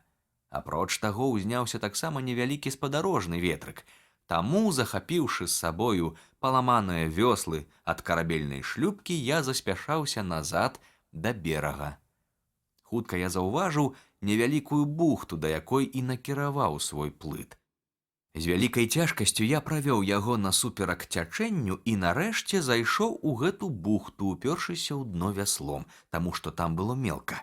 І як толькі пачаўся адліў, мой плыт з усім грузам аказаўся на сухім беразе. Цяпер мне неабходна было разгледзецца вакол і выбраць сабе зручнае месца для жытла, такое, дзе б я здолеў скласці ўсю сваю маёмасць, не баючыся, што яна загіне. Я ўсё яшчэ не ведаў, куды я трапіў, на мацярык ці на выспу. Ці жывуць тут людзі, ці водзяцца тут драпежныя звяры. За паўмілі ад мяне ці крыху далей відзён быў пагорак стромкі і высокі. Я вырашыў падняцца на яго, каб агледзець наваколле. Узяўшы стрэльбу, пісталет і парахаўніцу, я накіраваўся ў разведку. Караскацца на вяршыню пагорка было цяжка. Калі ж нарэшце я ўскараскаўся, я ўбачыў, які горкі лёс чакаў мяне. Я быў на выспе. Кругом з усіх бакоў было толькі мора, за якім нідзе не бачылася зямлі, калі не лічыць усяго некалькі рыфаў, якія тырчалі ўдалечыні, ды 2 выспачак, што ляжалі міляў за 9 на захад. Гэтыя выспачкі былі маленькія, куды меншыя за маю. Я зрабіў і яшчэ адно адкрыццё. Расліннасць на выспе была дзікая. Нідзе не відаць было ні шматка ўробленай зямлі. Значыць, людзей тут і сапраўды не было. Драпежныя звяры тут як быццам таксама не вадзіліся, ва ўсякім выпадку я не прыкмеціў ніводнага. Затое птушак вадзілася мноства, усё нейкай невядомай мне пароды, так што потым, калі мне даводзілася падстрэліць птушку, я ніколі не мог вызначыць па выгляду, ці прыдатнае яе мяса для ежы. Калі я спускаўся з пагорка, я падстрэліў адну птушку вельмі вялікую, яна сядзела на дрэве на ўзлессі. Мне здаецца, што гэта быў першы стрэл, які прагучаў у гэтых дзікіх мясцінах. Не паспеў я стрэліць, як над лесам узнялася хмара птушак. Кожная крычала на свой лад, але ніводзін з гэтых крыкаў не падобны быў да крыку знаёмых мне птушак. Птушка, якую я забіў, нагадвала мне нашага еўрапейскага коршака і афарбоўкай пер'я і формаю дзюбы. Толькі кіпцюры ў яе былі карацейшыя. Мяса яе аддавала падлай, і я, вядома, не мог яго есці. Такія былі адкрыцці, якія я зрабіў у першы дзень. Потым я вярнуўся да плыта і пачаў перацягваць рэчы на бераг. На гэта пайшла ў мяне ўся рэшта дня. Пад вечар я зноў пачаў думаць, як і дзе мне ўладкавацца на ноч. Легчы проста на зямлю я баяўся. А што, калі на мяне накінецца які-небудзь драпежны звер? Таму, выбраўшы на беразе зручнае месцейка для начлегу, я абгарадзіў яго з усіх бакоў куфрамі і скрынкамі, а ў сярэдзіне гэтай загарожы зладзіў сабе з дошчак нешта накшталт будана. Непакоіла мяне таксама пытанне, як я буду здабываць сабе ежу тады, калі скончацца мае прыпасы. Апрача птушак ды двух нейкіх звяркоў, накшталт нашага зайца, што выскачылі з лесу, пачуўшы мой стрэл, ніякіх іншых жывых істот я тут не бачыў. Зрэшты, у гэты момант мяне куды больш цікавіла і непакоіла іншае. Я перавёз з карабля вельмі мала з таго, што можна было забраць, і там засталося многа рэчаў, якія маглі мне спатрэбіцца, і перш за ўсё ветразі і канаты. Таму я вырашыў, калі мне нішто не перашкодзіць, зноў пабыць на караблі. Я быў упэўнены, што першая ж бура разаб'е яго на трэскі. Трэба было адкласці ўсе іншыя справы і тэрмінова ўзяцца за разгрузку судна. Нельга супакойвацца, пакуль я не перавязу на бераг усе рэчы да апошняга цвічка. Прыняўшы такое рашэнне, я пачаў думаць, як мне лепей зрабіць. Ехаць на плыту ці плысці самому, як першы раз. Я вырашыў, што зручней будзе плысці. Толькі на гэты раз я ўжо распрануўся ў шалашы, застаўшыся ў адной сподняй у клеткі сарочцы, у палатняных штанах і скураных пантофлях на босыя ногі. Як і першы раз, я ўзлез на карабель па канату, затым збіў новы плыт і перавёз на ім многа карысных рэчаў. Па-першае, я забраў усё, што адшукаў у кладоўцы нашага цесляра, менавіта 2 ці 3 мяхі цвікоў, вялікіх і дробных, адвёртку, тузіны 2 сякер, а галоўнае, такую карысную рэч, як тачыла. Потым я прыхапіў некалькі рэчаў, якія я знайшоў у нашага кананіра. 3 жалезныя ламы, 2 бочкі з ружейнымі кулямі і крыху пораху. Потым я адшукаў на карабле яшчэ кучу ўсякага адзення, ды яшчэ прыхапіў запасны ветразь, гамак, некалькі матрацаў і падушак. Усё гэта я склаў на плыце і на вялікае маё здавальненне даставіў на бераг, як мае быць. Адпраўляючыся на карабель, я баяўся, каб за маю адсутнасць на мае харчы не напалі якія-небудзь драпежнікі. На шчасце, гэтага не здарылася. Толькі нейкі звярок прыбег з лесу і рассеўся на адным з маіх куфраў. Убачыўшы мяне, ён адбег крыху ў бок, але зараз жа спыніўся, стаў на заднія лапы і з непарушным спакоем, без ніякага страху, глядзеў мне проста ў вочы, нібыта жадаў пазнаёміцца са мною. Звярок быў прыгожы, падобны да дзікага ката. Я прыцэліўся ў яго са стрэльбы, але ён не здагадваўся, якая небяспека яму пагражае, і нават не крануўся з месца. Тады я кінуў яму кавалак сухара, хоць з майго боку гэта было і неразумна, таму што сухароў у мяне было мала, і мне трэба было быць ашчадным. Аднак звярок мне так спадабаўся, што я не пашкадаваў яму гэты кавалак сухара. Ён падбег, абнюхаў сухар, з'еў яго са смакам і аблізнуўся. Відаць было, што ён чакае яшчэ, але я не даў яму больш нічога, і ён пасядзеў трошкі і пайшоў. Пасля гэтага я ўзяўся будаваць сабе палатку. Я зрабіў яе з ветразяў і жэрдак, якія нарэзаў у лесе. У палатку я перанёс усё, што магло сапсавацца ад дажджу і на сонцы, а вакол нагрувасціў пустых куфраў і скрынак на выпадак раптоўнага нападу людзей ці дзікіх звяроў. Знадворку ўваход у палатку я загарадзіў вялізнай скрыняй, паставіўшы яе бокам, а з сярэдзіны загарадзіўся дошкамі. Затым я паслаў на зямлі пасцель, паклаў ля ўзгалоўя 2 пісталеты, а збоку ад пасцелі стрэльбу і лёг. Пасля караблекрушэння гэта была першая ноч, калі я спаў у пасцелі. Я без просыпу праспаў да раніцы, таму што ў папярэднюю ноч спаў вельмі мала, а ўвесь дзень працаваў, не прысядаючы. Спачатку грузіў рэчы з карабля на плыт, а потым перапраўляў іх на бераг.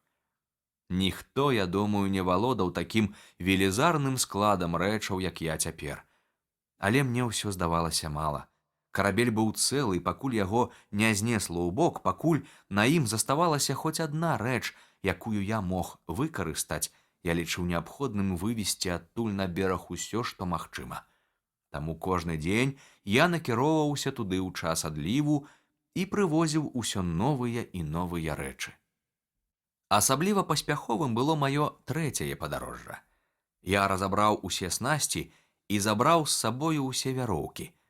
Гэты раз я прывёз вялікі кавалак запаснога брызенту, якім у нас карысталіся, калі трэба было рамантаваць ветразі, і бочачку пораху, якая падмокла, якую спачатку я пакінуў на караблі. Нарэшце я пераправіў на бераг усе ветразі, толькі давялося парэзаць іх на кавалкі і перавезці часткамі. Зрэшты, мне не было чаго шкадаваць, ветразі мне патрэбны былі зусім не для мараплавання. Уся каштоўнасць іх заключалася ў тым, што яны былі пашыты з брызенту. Цяпер на караблі не засталося нічога, што б здолеў забраць адзін чалавек. Засталіся толькі грувасткія рэчы, за якія я і ўзяўся ў наступны рэйс. Я пачаў з канатаў. Кожны канат я разразаў на кавалкі такой велічыні, каб мне не вельмі цяжка было з ім спраўляцца, і кавалкамі перавёз 3 канаты. Апроч таго, я забраў на караблі ўсе жалезныя часткі, якія толькі здолеў ададраць з дапамогай сякеры. Затым я ссек усе рэі, якія яшчэ заставаліся на караблі, пабудаваў плыт большы за ранейшыя і, склаўшы на яго ўвесь гэты цяжар, паплыў да берага. На гэты раз мне не пашанцавала. Мой плыт быў такі цяжкі, што кіраваць ім было амаль немагчыма. Калі я нарэшце зайшоў у бухтачку і накіраваўся да берага, дзе была складзена ўся мая маёмасць, плыт раптам перакуліўся, і я апынуўся ў вадзе з усім маім грузам. Я не патануў, таму што гэта адбылося непадалёк ад берага, аднак амаль увесь мой груз быў пад вадою. Галоўнае, што патанула жалеза, якім я так даражыў. Праўда, калі пачаўся адліў, я выцягнуў на бераг амаль усе кавалкі каната і некалькі кавалкаў жалеза. Гэта мяне вельмі стаміла, бо за кожным кавалкам мне даводзілася ныраць у ваду. Мае паездкі на карабель працягваліся з дня ў дзень, і кожны раз я прывозіў што-небудзь іншае. Ужо 13 дзён жыў я на выспе, і за гэты час 11 разоў пабыў на караблі і перавёз на бераг усё, што толькі здолелі зрушыць 2 чалавечыя рукі. Не сумняваюся, што калі б ціхае надвор'е пратрымалася яшчэ, я перавёз бы па частках і ўвесь карабель. Рыхтуючыся да 12-га рэйса, я заўважыў, што ўзнімаецца вецер. Тым не менш, дачакаўшыся адліву, я накіраваўся да карабля. Мне здавалася, што я так аблазіў нашу каюту, што знайсці там што-небудзь ужо было немагчыма. Аднак раптам на вочы мне трапіла маленькая шафа з 2 скрынкамі. У адной я знайшоў 3 брытвы, нажніцы і стузін цудоўных відэльцаў і ножоў. У другой скрынцы ляжалі грошы, часткова еўрапейскай, часткова бразільскай срэбнай і залатой манетай. Усяго каля 36 фунтаў стэрлінгаў. Я пагардліва усміхнуўся, гледзячы на гэтыя грошы. «Непатрэбнае смецце», – прамовіў я. «Навошта ты мне цяпер патрэбна? Усю кучу золата я з ахвотай зараз аддаў бы за любы з гэтых капеечных ножоў. Нават калі б ты ляжала цяпер на падлозе, я і тады не сагнуўся б, каб падняць цябе. Мне няма чаго з табою рабіць. Дык ідзі ж на дно марское». Але, падумаўшы крыху, я ўсё-такі загарнуў грошы ў кавалак брызенту і забраў іх з сабою. Мора бушавала ўсю ноч, і калі раніцой я выглянуў са свае палаткі, ад карабля не засталося і следу. Цяпер я мог цалкам займацца пытаннем, якое непакоіла мяне з першага дня. Што мне рабіць, каб на мяне не напалі драпежныя звяры ці дзікія людзі? Якое жытло сабе збудаваць? Выкапаць пячору ці паставіць палатку? Нарэшце я вырашыў зрабіць і тое, і другое. Да гэтага часу я ўжо ўпэўніўся, што месца, якое я аблюбаваў на беразе, непрыгоднае для пабудовы жытла. Гэта была нізкая балоцістая мясціна каля самага мора. Жыць у такіх мясцінах вельмі шкодна. Да таго ж там не было паблізу прэснай вады. Я вырашыў адшукаць іншае месца, больш прыгоднае для жытла. Мне патрэбна было, каб жытло маё мела засцярогу ад сонечнай спёкі і ад драпежнікаў, каб яно стаяла ў такім месцы, дзе няма вільгаці, каб непадалёку была прэсная вада. Апрача таго, я абавязкова хацеў, каб з майго дома было бачна мора. Можа здарыцца, што непадалёк ад выспы з'явіцца карабель, казаў я сабе. А калі я не буду бачыць мора, я здолею прапусціць гэты выпадак. Як бачыце, мяне ўсё яшчэ не пакідала надзея.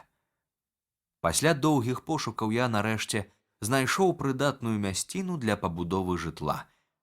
Гэта была невялікая гладкая пляцоўка на схіле высокага пагорка. Ад вяршыні да самай палянкі пагорак спускаўся крутой сцяной, так што я мог не баяцца нападу зверху. У гэтай сцяне каля самай палянкі было невялікае паглыбленне, як быццам уваход у пячору, аднак ніякай пячоры там не было. Вось тут, якраз супроць гэтага паглыблення, на зялёнай палянцы я і вырашыў паставіць палатку.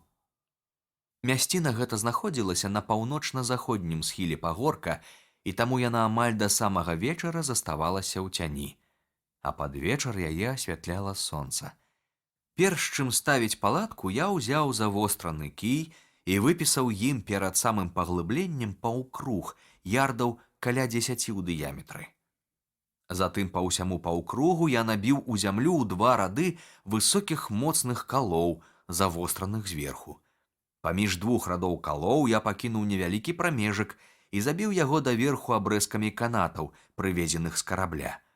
Я склаў іх у рады адзін на другі, а з сярэдзіны ўмацаваў агароджу падпоркамі. Агароджа ў мяне атрымалася выдатная.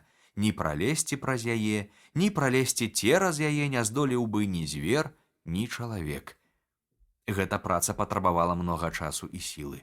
Асабліва цяжка было насекчы ў лесе жэрдак, перанесці іх на месца пабудовы, абчасаць і ўбіць у зямлю. Плот быў суцэльны, дзвярэй не было. Заходзіў я ў сваё жытло і выходзіў з яго, карыстаючыся лескамі. Калі мне патрабавалася зайсці ці выйсці, я прыстаўляў іх кожны раз да частаколу. Раздзел 7. Рабінзон на наваселлі. Каза і казлянё. Цяжка было мне перацягваць у крэпасць усё маё багацце, правізію, зброю і іншыя рэчы. Ледзь справіўся я з гэтай работай, як тут жа давялося брацца за новую, ставіць вялікую трывалую палатку. У трапічных краінах дажджы, як вядома, вельмі моцныя, і ў пэўную пару года льюць без перапынку многа дзён. Каб захаваць сябе ад вільгаці, я зрабіў двайную палатку. Гэта значыць, спачатку паставіў адну палатку меншую, а зверху яе другую, большую.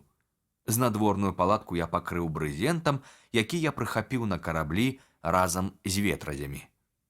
Цяпер я спаў ужо не на посцілцы, якая ляжала проста на зямлі, а ў вельмі зручным гамаку, які належаў памочніку нашага капітана. Я перанёс у палатку ўсе харчовыя прыпасы і іншыя рэчы, якія маглі сапсавацца ад дажджу. Калі ўсё гэта было занесена ў сярэдзіну агароджы, я шчыльна забіў ход, які часова служыў мне замест дзвярэй, і пачаў хадзіць па прыстаўных лесках, пра якія казаў раней. Такім чынам я жыў усё роўна як у крэпасці, ахаваны ад усякай небяспекі, і мог спаць зусім спакойна. Умацаваўшы агароджу, я ўзяўся капаць пячору, паглыбляючы тую выемку, якую мела гара. Пячора знаходзілася якраз за палаткай і служыла мне склепам. Выкапанае каменне я зносіў у дворык і складаў уздоўж агароджы. Туды ж ссыпаў я і зямлю, і таму глеба ў дворыку ўзнялася футы на 1,5. Нямала часу адабрала ў мяне гэта работа. Да таго ж было ў мяне тады і многа іншых спраў, і здарылася некалькі прыгод. Аднойчы ў той час, калі я яшчэ толькі рыхтаваўся ставіць палатку і капаць пячору, набегла раптам чорная хмара і лінуў праліўны дождж. Потым бліснула маланка і ударыў страшэнны гром.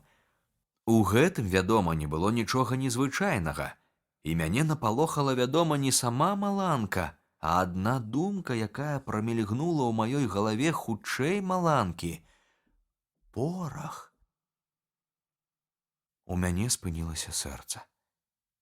Я з жахам падумаў, адзін удар маланкі можа знішчыць увесь мой порах, А без пораху я не здолею ні абараніцца ад драпежных звяроў, ні здабыць сабе ежы. Дзіўная справа, але ў той час я нават не падумаў пра тое, што калі порах узарвецца, то перш за ўсё загіну я сам. Гэты выпадак зрабіў на мяне такое моцнае ўражанне, што я, як толькі прайшла навальніца, адклаў на час усе свае будаўнічыя работы і адразу ж узяўся за сталярнае рамяство і шытво. Я шыў мяшэчкі і рабіў скрыначкі на порах. Неабходна было падзяліць порах на некалькі частак і кожную хаваць асобна, каб яны не маглі ўспыхнуць усе адразу. На гэту работу ў мяне пайшло амаль 2 тыдні. Усяго пораху ў мяне было каля 240 фунтаў. Я высыпаў яго ў мяшэчкі і скрыначкі, падзяліўшы ўвесь запас прыкладна на 100 частак. Мяшэчкі і скрыначкі я пахаваў у расколіны гары, у такіх мясцінах, куды не магла пранікнуць вільгаць, дакладна прыкмеціў кожную схованку. За бочачку з адцырэлым порахам я не баяўся, гэты порах усё роўна быў кепскі, і таму паставіў яе, як яна была, у пячору ці ў сваю кухню, як я называў яе ў думках. Увесь гэты час, раз на дзень, а то і болей, я выходзіў з дому, узяўшы стрэльбу, на праходку, а таксама, каб пазнаёміцца з мясцовай прыродай і, калі будзе выпадак, падстрэліць якую-небудзь дзічыну. Першага разу, калі накіраваўся ў такую экскурсію, я зрабіў адкрыццё, што на выспе водзяцца козы. Я вельмі ўзрадаваўся, але хутка выявілася, што козы незвычайна чуйныя і спрытныя, і падкрасціся да іх няма ніякай магчымасці. Аднак гэта мяне не збянтэжыла. Я не сумняваўся, што некалі ўсё роўна навучуся паляваць на іх. Хутка я заўважыў адну дзіўную з'яву. Калі козы знаходзіліся на вяршыні гары, а я ў гэты час паказваўся ў даліне, увесь статак зараз жа ўцякаў ад мяне далей.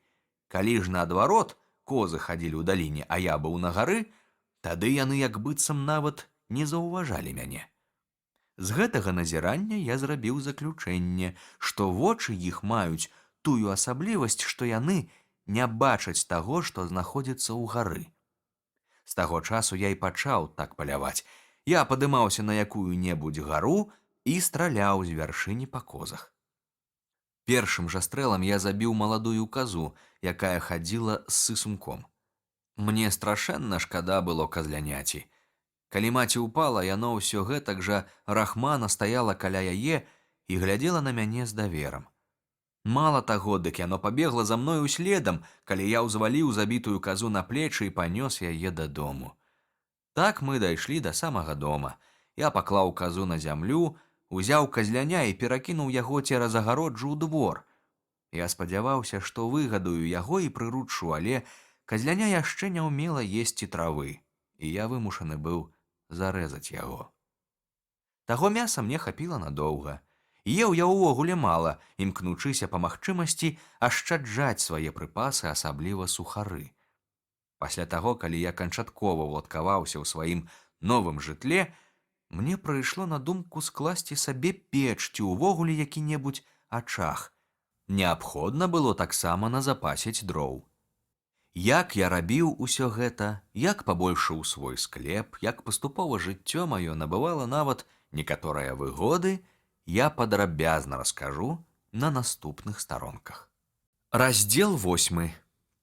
Каляндар Рабінзона. Рабінзон уладкоўвае сваё жытло. Неўзабаве пасля таго, як я пасяліўся на выспе, мне раптам прыйшло ў галаву, што калі я не завяду сабе каляндар, то я вельмі хутка згублю лік дням і нават не буду адрозніваць нядзелі ад будзённага дня. Каляндар я прыдумаў такі. Абчасаў сякераю тоўстае бервяно і ўкапаў яго на беразе ў пясок, на тым самым месцы, куды мяне выкінула бура. Да гэтага слупа я прыбіў перакладзіну, на якой выразаў вялікімі літарамі такія словы. Тут я ўпершыню ступіў на гэту выспу. 30 верасня 1659 года. З таго часу кожны дзень На сваім слупе я рабіў зарубку ў выглядзе кароткай рысачкі. Праз 6 рысачак я рабіў адну даўжэйшую, якая азначала нядзелю. Зарубкі ж, якія значылі першае чысло кожнага месяца, я рабіў яшчэ даўжэйшыя. Такім чынам я вёў свой каляндар, адзначаючы дні, тыдні, месяцы і гады. Пералічваючы рэчы, якія я перавёз з карабля, як я казаў ужо за 11 разоў, я не ўпамянуў пра розную драбязу, якая хоць і не мела асаблівай каштоўнасці, але ўсё роўна зрабіла мне вялікую паслугу.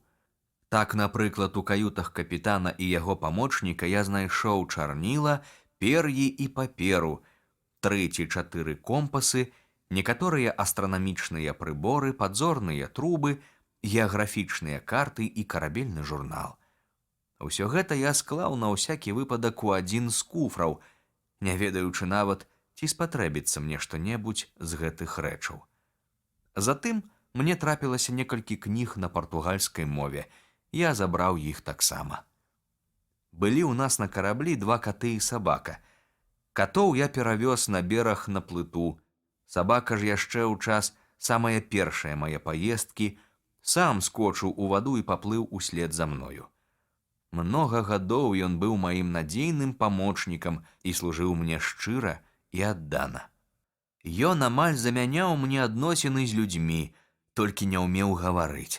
О, як бы дорага я заплаціў, каб ён загаварыў толькі.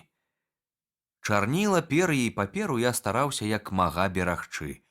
Пакуль у мяне было чарніла, я старанна запісваў усё, што са мною здаралася. І калі ж чарніла скончылася, запісы давялося спыніць, таму што я не ўмеў рабіць чарніла і не мог дадумацца, чым яго замяніць.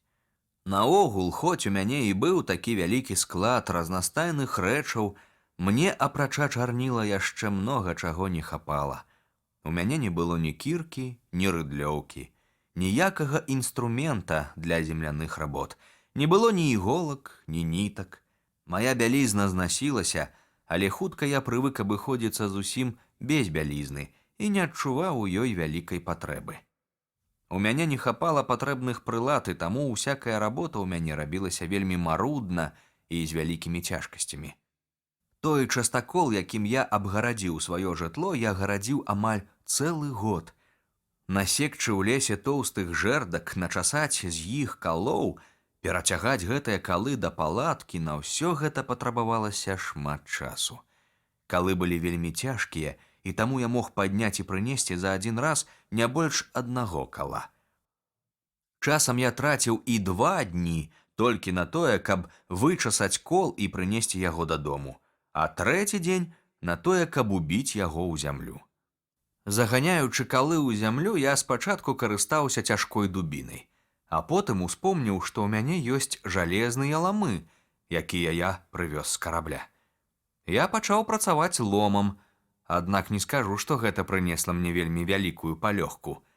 Наогул, самая цяжкая і стамляючая для мяне работа была ўбіваць у зямлю калы. Але што мне тут было выдумляць? Усё роўна ж у мяне не было на што траціць часу, і другой справы ў мяне не было, апрача блукання па выспе ў пошуках ежы. Гэтым я займаўся акуратна штодня. Часам на мяне нападаў адчай. У такія моманты я адчуваў смяротны сум. Каб перамагчы гэтыя горкія пачуцці, я ўзяў пяро і паспрабаваў даказаць сам сабе, што ў маім адчайным становішчы ёсць усё ж нямала і добрага. Я падзяліў старонку папалам і напісаў злева «кепска», а справа «добра». І вось што ў мяне атрымалася. Кепска. Першае. Я закінуты на панылую бязлюдную выспу, і ў мяне няма ніякай надзеі на выратаванне. Другое. Я адарваны ад усяго чалавецтва. Я пустэльнік, назаўсёды пазбаўлены свету і людзей. Трэцяе. У мяне мала адзежы, і хутка мне не будзе чым прыкрыцца. Чацвёртае. Я не здолею абараніцца, калі на мяне нападуць злыя людзі ці дзікія звяры. Пятае. Мне няма каму сказаць слова, і ніхто мяне не падбадзёрыць і не суцешыць. Добра. Першае, але я застаўся жывы, хоць мог бы патануць, як усе мае спадарожнікі. Другое, але я не памёр з голаду і не загінуў у гэтай пустыні. Трэцяе, але клімат тут гарачы, і можна абысціся без адзежы. Чацвёртае, але тут няма ні людзей, ні звяроў, і я магу лічыць сябе шчаслівым, што мяне не выкінула на бераг Афрыкі, дзе столькі драпежнікаў. Пятае, але я паспеў назапасіць усяго неабходнага для жыцця і забяспечыць сабе пражытак да канца сваіх дзён. Гэтыя разважанні былі для мяне вялікай падтрымкай. Я ўбачыў, што мне не варта сумаваць і адчайвацца, таму што нават пры самых цяжкіх выпрабаваннях можна і неабходна знайсці суцяшэнне. Я супакоіўся і стаў куды больш бадзёры. Да гэтага часу я толькі і думаў, як мне пакінуць выспу. Гадзінамі углядаўся я ў марскую далячынь, ці не пакажацца дзе-небудзь карабель. Цяпер жа, скончыўшы з дарэмнымі надзеямі, я пачаў думаць пра тое, як мне лепей наладзіць сваё жыццё на выспе. Я ўжо апісваў сваё жытло. Гэта была палатка, пастаўленая на схіле гары і абнесеная моцным двайным частаколам. Але цяпер маю агароджу можна было назваць сцяной ці валам, таму што з надворнага боку ў шчыльную да яе я зрабіў земляны насып таўшчынёй у 2 футы. Праз нейкі час, гады праз 1,5, я паклаў на свой насып жэрдкі, прыхіліўшы іх да адхону гары, а зверху зрабіў насціл з галін і доўгага шырокага лісця. Такім чынам мой дворык аказаўся пад страхой. І цяпер я мог не баяцца дажджу, які, як я казаў ужо, у пэўную пару года бязлітасна паліваў маю выспу. Чытач ужо ведае, што ўсю маёмасць я перанёс у сваю крэпасць, спачатку толькі за агароджу, а затым і ў пячору, якую я выкапаў у гары за палаткай. Але я павінен сказаць, што на першым часе ўсе мае рэчы былі бязладна звалены ў кучу і загрувашчвалі ўвесь двор. Я бясконца спатыкаўся на іх, і мне зусім не было дзе павярнуцца. Каб скласці ўсё як мае быць, мне давялося пашырыць пячору. На шчасце, гара складалася з рыхлага пясчаніку. Пракапаўшы зямлю ўправа, колькі па майму разліку было патрэбна, я ўзяў яшчэ правей і вывеў ход за агароджу. Гэты скразны падземны ход, чорны ход майго жытла, даў мне магчымасць не толькі смела пакідаць двор і вяртацца дадому, але і значна павялічыў плошчу мае кладоўкі. Скончыўшы гэты занятак, я ўзяўся майстраваць сабе мэблю. Больш за ўсё мне патрэбен быў стол і крэсла. Без стала і крэсла я не меў асалоды нават ад таго, чым я валодаў у маёй адзіноце.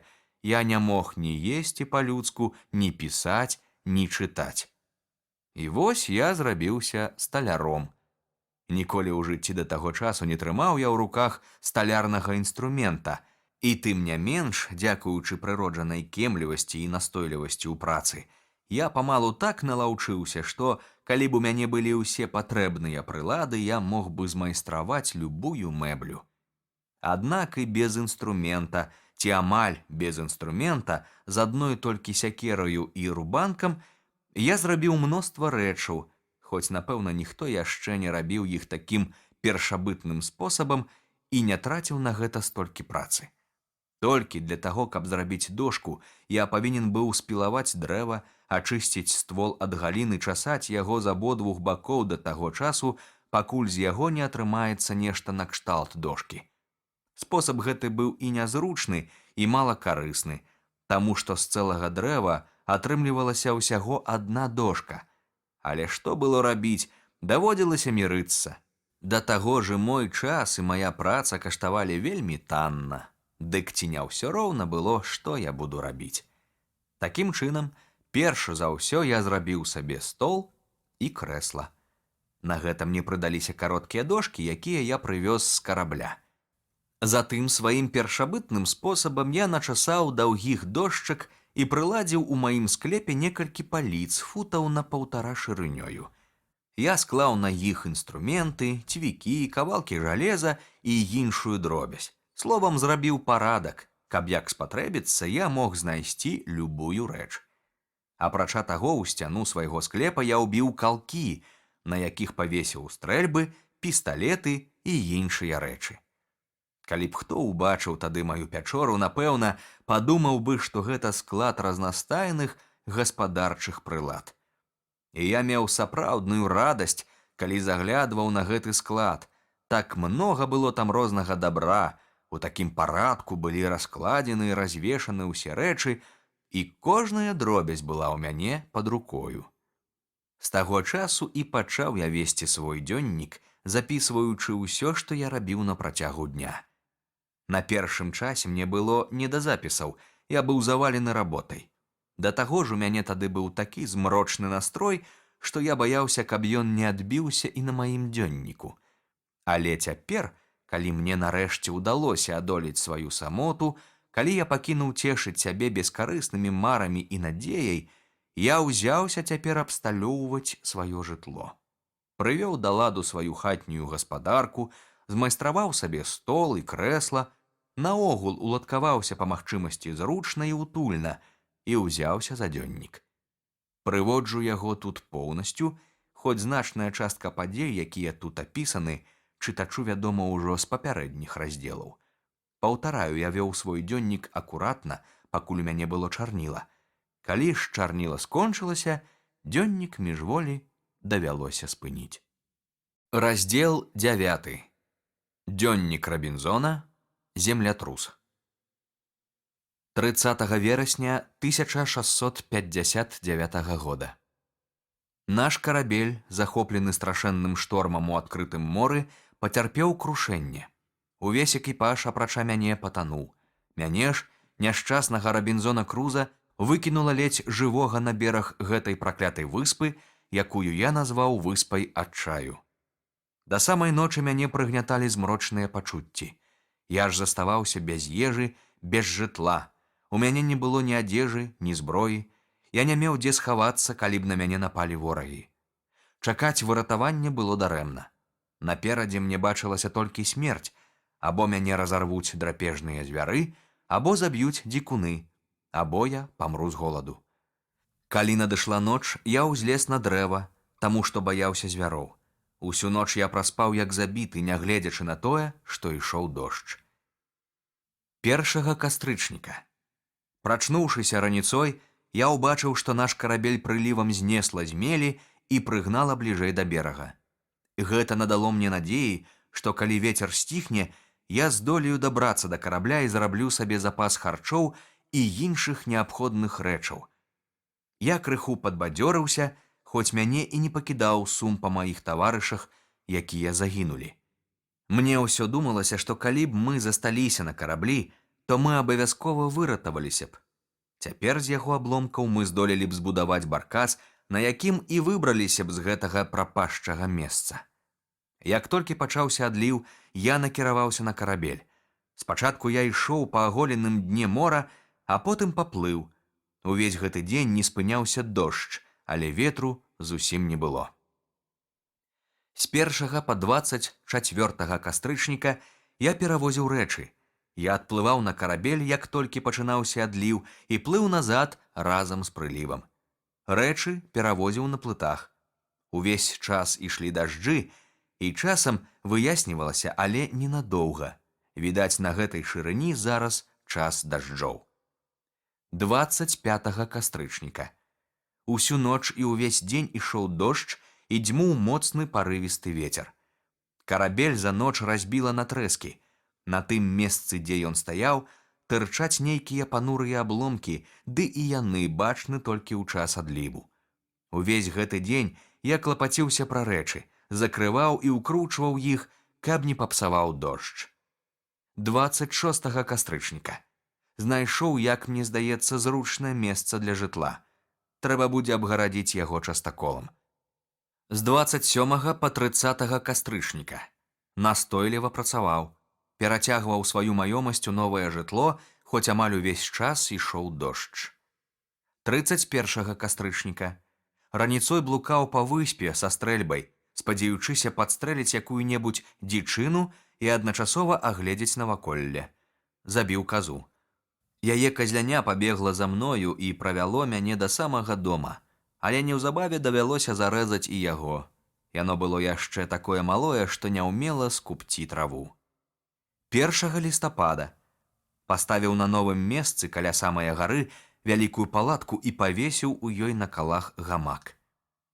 4 лістапада размеркаваў свой час, вызначыўшы пэўныя гадзіны на паляванне, для работы, для адпачынку і сну.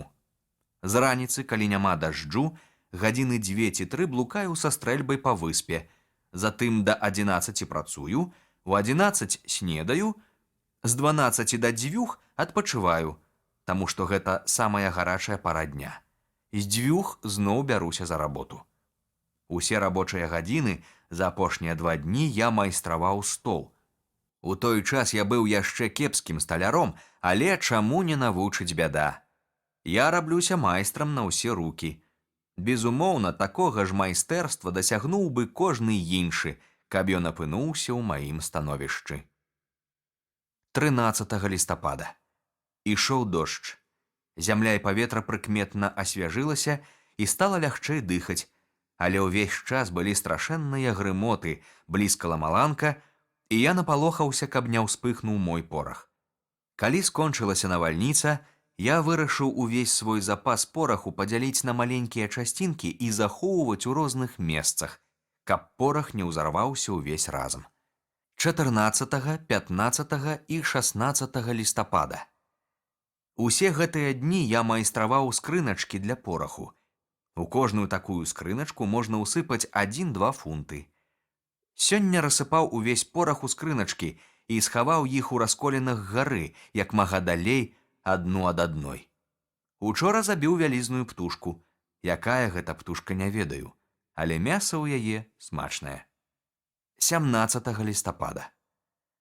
Сёння пачаў быў капаць пячору ў пясчанай гары, што за маёй палаткай, каб зручней уладкаваць усю маёмасць. Але для гэтай работы неабходна мець 3 рэчы: кірку, рыдлёўку і тачку або кош, каб выносіць накапаную зямлю, а ў мяне нічога гэтага няма. Давялося спыніць работу. Доўга ламаў галаву, што прыдумаць замест гэтых рэчаў ці як зрабіць іх. Замест кіркі паспрабаваў працаваць жалезным ломам. Ён нічога, але вельмі цяжкі.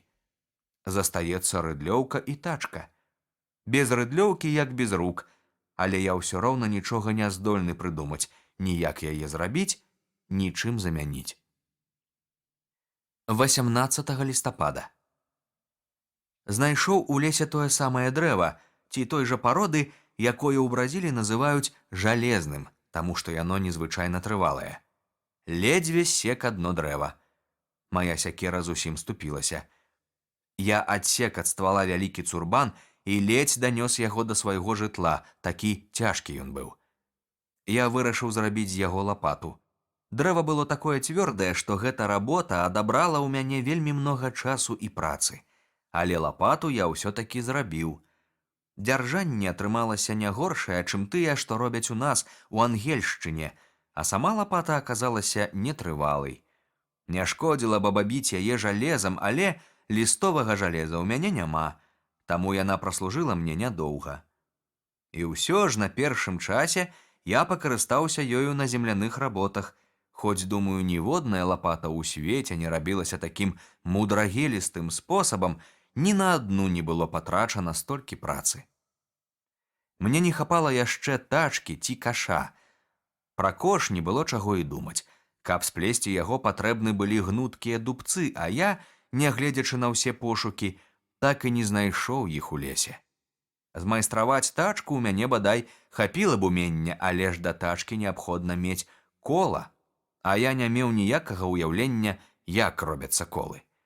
Апрача таго, кола неабходна было надзець на жалезную вось, якой у мяне таксама не было.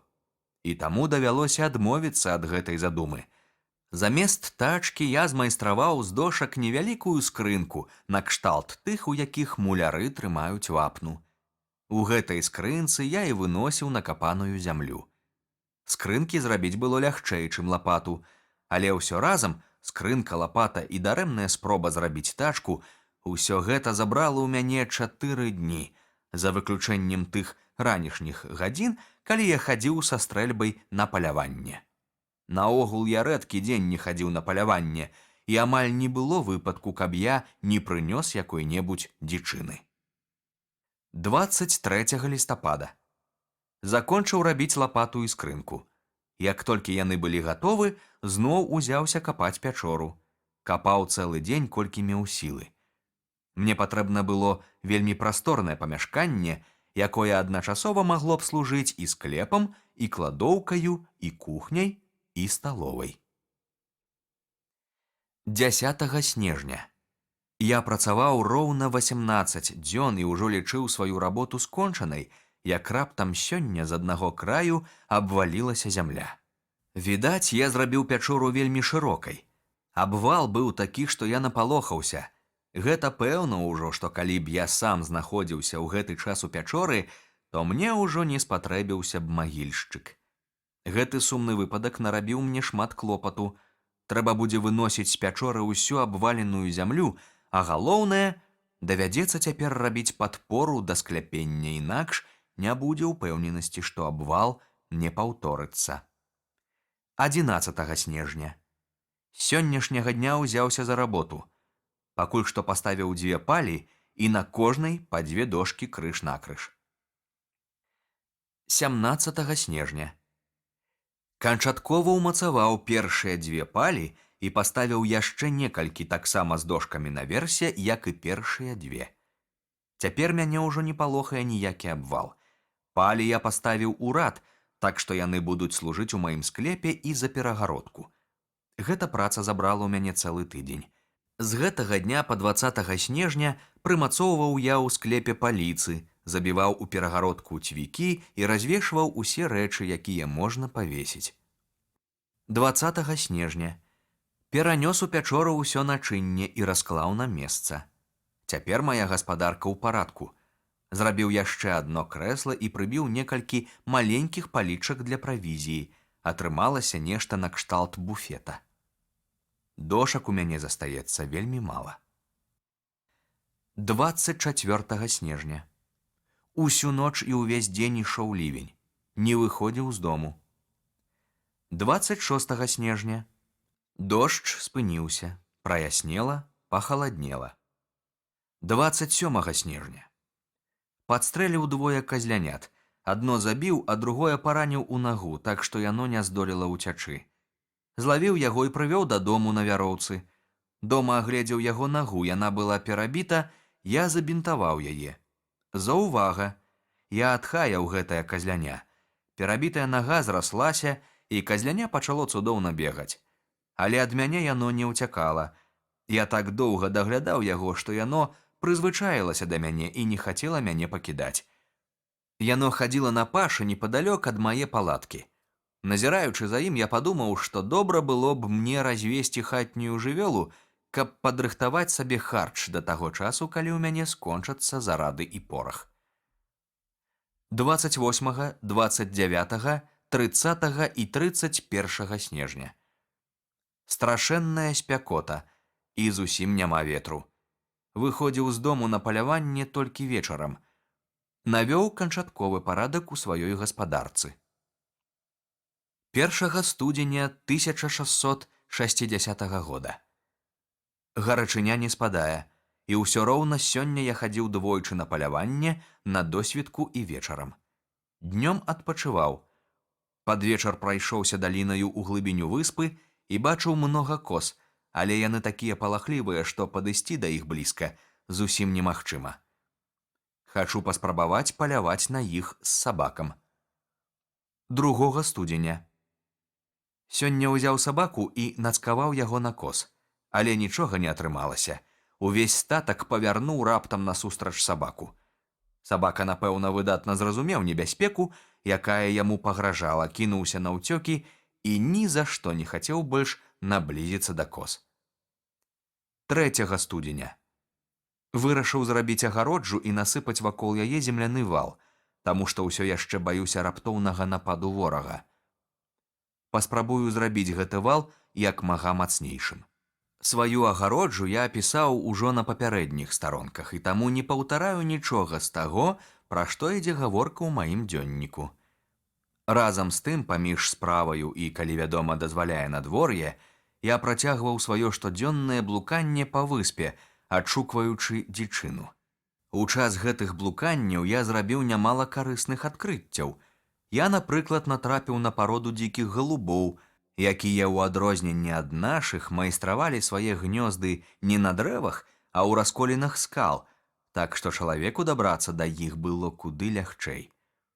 Аднойчы я забраў з гнязда птушанят і прынёс іх дадому, каб выкарміць і прыручыць. Я многа патраціў на іх часу, але як толькі яны падраслі і ў іх падужэлі крылы, яны паляцелі адно за адным. Магчыма, аднак, гэта адбылося таму, што я не меў для іх адпаведнага корму. Пасля гэтага выпадку я нярэдка забіраў птушанят з гнязда, таму што яны былі вельмі смачныя, і з іх можна было прыгатаваць цудоўны абед. За гэты час я зрабіўся сапраўдным сталяром і дзейнічаў сякераю і рубанкам ужо з вялікім майстэрствам.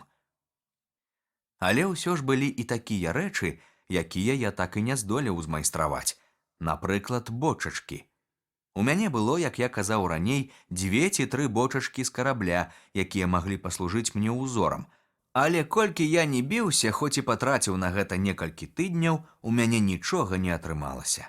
Я не здолеў ні ўставіць дно, ні падагнаць настолькі шчыльна клёпкі, каб яны не прапускалі вады. Так я і кінуў гэту сваю задуму.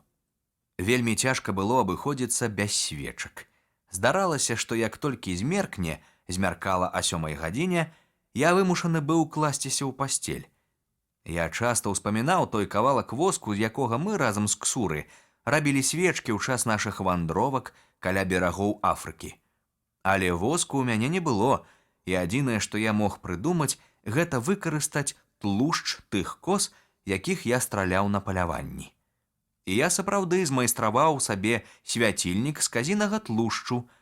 Каганец зляпіў уласнаручна з гліны, як мае быць высушыў яго на сонцы, а кнотам мне паслужыла старая канапляная аборка. Каганец гарэў вельмі цьмяна, куды горш, чым свечка з воску. Да таго ж ён вельмі мігаў і раз-пораз патухаў. Аднойчы, будучы заняты ўсімі гэтымі справамі па ўладкаванню свае гаспадаркі, я шукаў нейкую патрэбную мне рэч у сябе на складзе і раптам наткнуўся на вялікі мяшэчак з ячменем. Гэта быў той самы ячмень, які мы везлі на караблі нашым гусям і курам. Усё збожжа, якое яшчэ заставалася, было з'едзена пацукамі. Так ва ўсякім разе мне здалося, калі я зірнуў у мяшэчак. Мне здалося, што там адна труха. Мяшэчак спатрэбіўся мне на порах.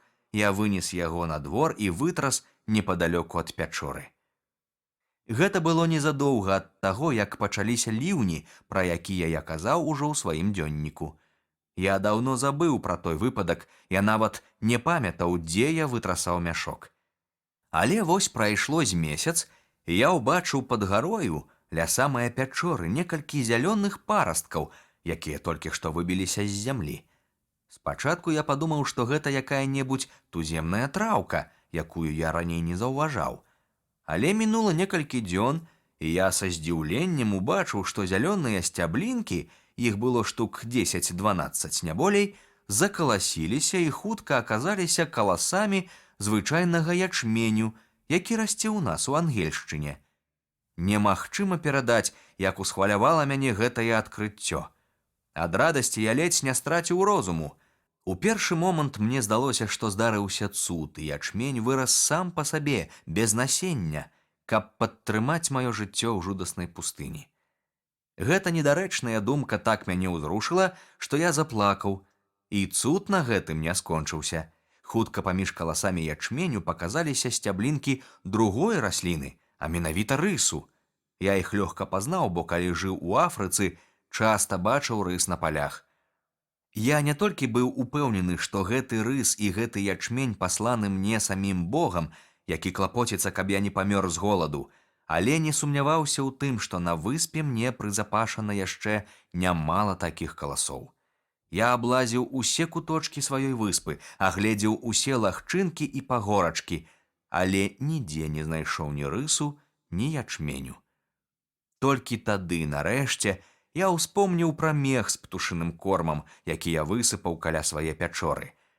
У тым мяшку былі зярняты, з якіх і выраслі гэтыя каласы. Цуд тлумачыўся вельмі проста. Можаце ўявіць сабе, як старанна я сабраў каласы, калі яны паспелі. Гэта здарылася ў канцы ліпеня. Я падабраў з зямлі ўсе да адзінага зярняткі і схаваў іх у сухім надзейным месцы. Увесь ураджай першага года я вырашыў пакінуць на насенне. Я спадзяваўся, што з цягам часу ў мяне збярэцца такі запас збожжа, што яго будзе хапаць мне і на насенне, і на хлеб. Аднак толькі на 4-ты год я здолеў адсыпаць на ежу частку зярнят, ды і то вельмі нязначную. Справа ў тым, што ў мяне прапаў амаль увесь ураджай ад першага пасеву. Я кепска разлічыў час, пасеяў перад самай засухай, і многа насення ў мяне не ўзышло. Але пра гэта я раскажу ў свой час. Апрача ячменю ў мяне вырасла, як я ўжо казаў, 20 ці 30 сцяблін рысу. Рыс я сабраў гэтак жа рупліва, пакінуўшы ўвесь першы ўраджай на насенне. Потым, калі рысу сабралася дастаткова, я спёк з яго не тое, каб хлеб, мне не было ў чым яго пячы, а хутчэй праснакі, якія замянялі хлеб. Праўда, праз нейкі час я ўсё ж прыдумаў спосаб, як пячы хлеб, але вяртаюся да свайго дзённіка. 14 красавіка. Агароджа была зусім скончана і завалена знадворку зямлёй. Я глуха забіў уваход, таму што вырашыў дзеля бяспекі заходзіць і выходзіць па прыстаўных лесках, каб знадворку нельга было здагадацца, што за агароджай схавана чалавечае жытло. 16 красавіка. Скончыў лескі. Пералажу цераз сцяну і кожны раз падымаю лескі за сабою. Цяпер я агароджаны з усіх бакоў. У маёй крэпасці дастаткова прасторна, і пранікнуць сюды можна толькі цераз сцяну. Аднак на другі дзень пасля таго, як я канчаткова замураваў сваю агароджу, здарылася адна падзея, якая страшэнна мяне напалохала. Уся моя праца ледзь не прапала марна, ды і сам я ледзь застаўся жывы. Вось як усё адбылося. Я чымсьці быў заняты на дварэ за палаткай ля самай пячоры, як раптам са столі пячоры з краю якраз над маёй галавой пасыпалася зямля, і пярэднія палі, якія я паставіў, каб змацаваць скляпенне, абваліліся са страшэнным трэскам. Я вельмі напалохаўся, але не зразумеў, што адбылося. Мне здалося, што скляпенне абвалілася, як гэта здаралася і раней, таму што была рыхлая глеба. Калі я застануся тут, падумаў я, мяне засыпле новым абвалам. Трэба хутчэй уцякаць адсюль, каб на мяне не абвалілася гара. Я схапіў лескі і пералез цераз сцяну. Не паспеў я ступіць на зямлю, як зразумеў, што прычынай абвалу гэты раз быў землятрус. Зямля хадзіла ў мяне пад нагамі, і на працягу некалькіх хвілін здарылася 3 такіх моцных штуршкі, што магло рассыпацца самае моцнае збудаванне. Я бачыў, як ад скалы, што высілася над морам, раптам адкалолася вяршыня і абвалілася з такім грукатам, якога я не чуў ні разу за ўсё сваё жыццё. Усё мора страшэнна бушавала і пенілася, і мне здаецца, што на моры падземныя штуршкі былі куды мацнейшыя нават, чым на выспе. Нічога падобнага раней я не чуў і не бачыў, і таму зараз быў страшэнна здзіўлены і ўзбуджаны. Ад вагання ў зямлі ў мяне пачалася марская хвароба, як ад карабельнай гайданкі. Мяне пачало ванітаваць. Мне здавалася, што я паміраю. У гэты час са страшэнным грукатам абвалілася скала. Да мяне вярнулася свядомасць, і мне прыйшла ў галаву страшэнная думка. Што здарыцца са мною, калі на маю палатку абваліцца гара і назаўсёды пахавае ўсе мае рэчы, маю ежу, усё, без чаго я не здолею пражыць. І сэрца зноў замерла. Пасля 3-го штуршка надышло зацішша. Я адчуў сябе лепш, але ў мяне ўсё-такі не хапала адвагі адразу вярнуцца дадому. Доўга яшчэ, панылы, сядзеў я на зямлі, не ведаючы, што вырашыць, з чаго пачаць. Між тым хмары засланілі неба, і як перад дажджом сцямнела. Падзьмуў ветрык, спачатку невялікі, амаль непрыкметны, потым ён усё мацнеў і мацнеў, і праз паўгадзіны наляцела бура. Мора ўспенілася, закіпела і з шалёным выццём пачало кідацца на берагі. Дрэвы выварочвала з карэннем. Так працягвалася гадзіны 3. Ніколі не бачыў я такое раз'юшанай буры. Потым бура пачала патроху сціхаць, гадзіны праз 2 надышла цішыня, і тады хлынуў лівень. Увесь наступны дзень, 18 красавіка, я праседзеў дома, таму што дождж ішоў не сціхаючы. Патроху я супакоіўся і пачаў цвяроза ўзважваць сваё становішча. Я так разважаў. Жыць у пячоры я больш не здолею, таму што гэта вельмі небяспечна. Калі на выспе здараюцца землятрусы, цяпер ці пасля гара абавязкова абваліцца і пахавае мяне жывога. Трэба, значыць, перанесці палатку куды-небудзь на голае месца. А каб пазбегнуць небяспекі ад нападу дзікуноў ці звяроў, давядзецца зноў будаваць высокую сцяну. 2 наступныя дні 19 і 20 я з раніцы да вечара падшукваў сабе новую мясціну для жытла. Паступова я ўсвядоміў, што на перасяленне спатрэбіцца многа часу, і што пакуль мне ўсё роўна давядзецца рызыкаваць і мірыцца з небяспекай абвалу, бо на неабгароджаным месцы жыць яшчэ больш небяспечна. І ўсё-такі я меркаваў узяцца за пабудову агароджы на новым месцы, не трацячы часу, каб пазней, калі яна будзе скончана, перанесці туды сваю палатку. 21 красавіка я канчаткова вырашыў узяцца за справу. З 22 па 27 красавіка. Усю раніцу 22 я думаў пра тое, як ажыццявіць мой план. Галоўная цяжкасць была ў недахопе інструмента. У мяне былі 3 вялікія сякеры і мноства маленькіх сякерак. Мы везлі іх, каб гандляваць імі, але ўсе яны даўно ўжо былі зазубраныя і ступіліся, бо мне заўсёды даводзілася секчы вельмі цвёрдыя сукаватыя дрэвы. Праўда, у мяне было тачыла, але аднаму чалавеку справіцца з ім было немагчыма, таму што некаму іншаму трэба было прыводзіць камень у рух. Я думаю, што ні адзін дзяржаўны дзеяч, ламаючы галаву над важнымі палітычнымі пытаннямі, не траціў столькі разумовай сілы, колькі патраціў я, развязваючы складаную задачу, як круціць маё тачыла без удзелу рук. Нарэшце я змайстраваў такое кола, якое з дапамогай паса нагою прыводзілася ў рух і круціла тачыльны камень, вызваляючы абедзве рукі. Над гэтым прыстасаваннем я змарнаваў цэлы тыдзень. Заўвага! Да таго часу я ніколі не бачыў тачыла з нажным прывадам, а калі і бачыў, то не ўглядаўся, як яно зроблена. Значна пазней я ўпэўніўся, што ў ангельшчыне такія тачылы вельмі распаўсюджаныя, толькі там звычайна тачыльны камень меншы, чым той, што быў у мяне. Мой быў вельмі вялікі і цяжкі. 28 і 29 красавіка. І сёння, і ўчора цэлы дзень я тачыў свой інструмент. Маё тачыла дзейнічае выдатна. 30 красавіка. Сёння заўважыў, што ў мяне засталося вельмі мала сухароў. Трэба быць вельмі ашчадным. Пералічыў усе мяхі і вырашыў з'ядаць не больш, чым 1 сухар у дзень. Гэта сумна, але нічога не зробіш. Раздзел 10. Рабінзон збірае рэчы з карабля. Хвароба і туга. 1 траўня. Сёння раніцай у час адліву я заўважыў на беразе нейкую рэч, здалёку падобную на бочку. Пайшоў паглядзець, і выявілася, што гэта сапраўды бочка. Тут жа былі раскіданы абломкі карабля. Напэўна, ўсё гэта выкінула на бераг бура. Я паглядзеў у той бок, дзе тырчаў каркас карабля, і мне здалося, што ён выступае над вадой больш, чым звычайна.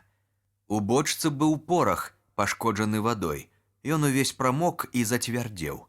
Але я ўсё роўна выкаціў бочку вышэй, каб яе не знесла ў мора, а сам па аголеным дне накіраваўся да разбітага карабля, паглядзець, ці не трапіцца там яшчэ чаго-небудзь вартага для мяне. Падышоўшы бліжэй, я заўважыў, што карабель трымаецца неяк вельмі дзіўна. Ужо даўно яго карма зусім ад яго адкалолася, але цяпер яна была адкінута ў бок, і хвалі разбілі яе на кавалкі. Насавая ж частка карабля, якая раней амаль утыкалася ў пясок, паднялася, напэўна, футаў на 6. Апрача таго, з боку палубы карма была занесена пяском, і з гэтага ж боку да берага утварылася пясчаная водмель, так што цяпер я мог упрытык падысці да карабля. Раней яшчэ за чвэрць мілі да яго пачыналася водмель, і, як памятае чытач, мне даводзілася плаваць. Я доўга не мог зразумець, чаму так змянілася становішча карабля, а потым здагадаўся, што гэта адбылося ў выніку землятруса. Землятрус да такой ступені разбіў і раскалоў карабель, што цяпер да берага штодня пачало прыбіваць ветрам і цячэннем розныя рэчы, якія вада вымывала з адкрытага трума. Здарэнне з караблём цяпер захапіла ўсе мае думкі. Цяпер я і думаць забыўся пра мой намер перасяляцца на новае месца. Увесь наступны дзень я думаў пра тое, як мне прабрацца ўнутр карабля. Задача была няпростая, таму што ўсё аказалася забіта пяском. Але гэта мяне не спыніла. Я ўжо навучыўся ніколі не адступацца перад цяжкасцямі і не адчайвацца. Я пачаў разбіраць карабель па частках, таму што добра разумеў, у маім становішчы можа стаць прыдатны любы хлам. 3 траўня. Я прыхапіў з сабою пілу і паспрабаваў распілаваць ацалелыя часткі кармы, але давялося спыніць працу, бо пачаўся прыліў. 4 траўня. Лавіў рыбу, але няўдала. Усё траплялася такая, якую нельга есці. Гэта мне надакучыла, і я сабраўся ўжо ісці, але яшчэ раз закінуў вуду і выцягнуў невялікага дэльфіна. Вуда ў мяне самаробная. Лёску я змайстраваў з пянькі ад старой вяроўкі, а кручкі зрабіў з дроту, таму што сапраўдных рыбалоўных кручкоў у мяне няма. І ўсё роўна я часам лавіў сваёй вудай столькі рыбы, што з мяне было дастаткова. Еў я рыбу сушаную, добра правэндзіўшы яе на сонцы. 5 траўня. Працаваў на караблі. Падпілаваў бімс, ададраў ад палубы 3 вялікія сасновыя дошкі, звязаў іх разам і, дачакаўшыся прыліву, паплыў на плыце да берага. 24 траўня. Усё яшчэ працую на караблі. Многа рэчаў у труме было састаўлена вельмі цесна. Цяпер я рассунуў іх ломам, і з першым жа прылівам яны ўсплылі наверх. Некалькі бочачак і 2 матроскія куфэркі. На жаль, іх знесла ў мора, вецер дзьмуў з берага. Але сёння вецер змяніўся, і хвалі выкінулі на бераг бочку з рэшткай бразільскай свініны, якая, дарэчы, была непрыгодная для ежы, таму што ў бочку трапіла многа салёнай вады і пяску. 16 чэрвеня. Знайшоў на беразе вялізную чарапаху. Раней я ніколі не бачыў тут чарапах. 17 чэрвеня. Спёк чарапаху на вуголлі. Знайшоў у ёй каля 60 яек. Ніколі ў жыцці я, здаецца, не еў такога смачнага мяса. Не дзіва. Да гэтага дня мая мясная ежа на выспе складалася толькі з казлінага і птушынага мяса. 18 чэрвеня. З раніцы да вечара лье дождж. Я не выходжу з дому. Увесь дзень мяне б'е ліхаманка, хоць, наколькі мне вядома, у гэтых мясцінах не бывае халоднага дажджу. 19 чэрвеня. Мне ўсё яшчэ не дужыцца, дрыжу ад холаду, нібыта зімой. 20 чэрвеня. Усю ноч не заплюшчыў вачэй, баліць галава і трасе ліхаманка. 21 чэрвеня. Мне вельмі кепска, баюся расхварэцца і страціць сілу. Што тады са мною будзе? 22 чэрвеня. Сёння мне як быццам лепш, але не ведаю, ці надоўга. 24 чэрвеня. Куды лепш? 25 чэрвеня. Страшэнная ліхаманка. 7 гадзін запар мяне кідала то ў гарачку, то ў холад. Скончылася потам і амаль непрытомнасцю. 26 чэрвеня. Мне лягчэй. У мяне скончыўся ўвесь запас мяса, і я павінен быў пайсці на паляванне, хоць і адчуваў страшэнную слабасць. Забіў казу, ледзь прыцягнуў яе дадому, спёк кавалачак мяса на вуголлі і з'еў. Вельмі хацелася зварыць супу, але ў мяне няма ні каструлі, ні гаршка. 27 чэрвеня. Зноў ліхаманка, такая моцная, што я ўвесь дзень праляжаў без яды і вады. Я паміраў ад смагі, але не меў сілы ўстаць і пайсці па ваду. 28 чэрвеня. Ноччу мучыўся ад смагі, але ні ў палатцы, ні ў пячоры не было ні кроплі вады, і мне давялося пакутаваць да раніцы. Толькі пад раніцу здолеў заснуць. Падрыхтаваў сабе лекі, тытунёвую настойку і ром. Выпіў яго, і мяне пачало ванітаваць, але ўсё ж крыху палягчала. 30 чэрвеня. Я адчуваў сябе здаровым увесь дзень. Ліхаманкі не было. Пахадзіў са стрэльбай, але нядоўга, пабаяўся заходзіць далёка. У абед з апетытам з'еў чарапашаныя яйкі. Вечарам паўтарыў тыя ж лекі, якія памаглі мне учора. І ўсё роўна на другі дзень, 1 ліпеня, мне зноў зрабілася кепска. Мяне зноў калаціла ліхаманка, хоць гэты раз і менш, чым раней. З 3 ліпеня мая ліхаманка больш не вярталася, але канчаткова я ачуняў толькі тыдні праз 2-3. Так пражыў я 10 месяцаў на гэтай самотнай выспе.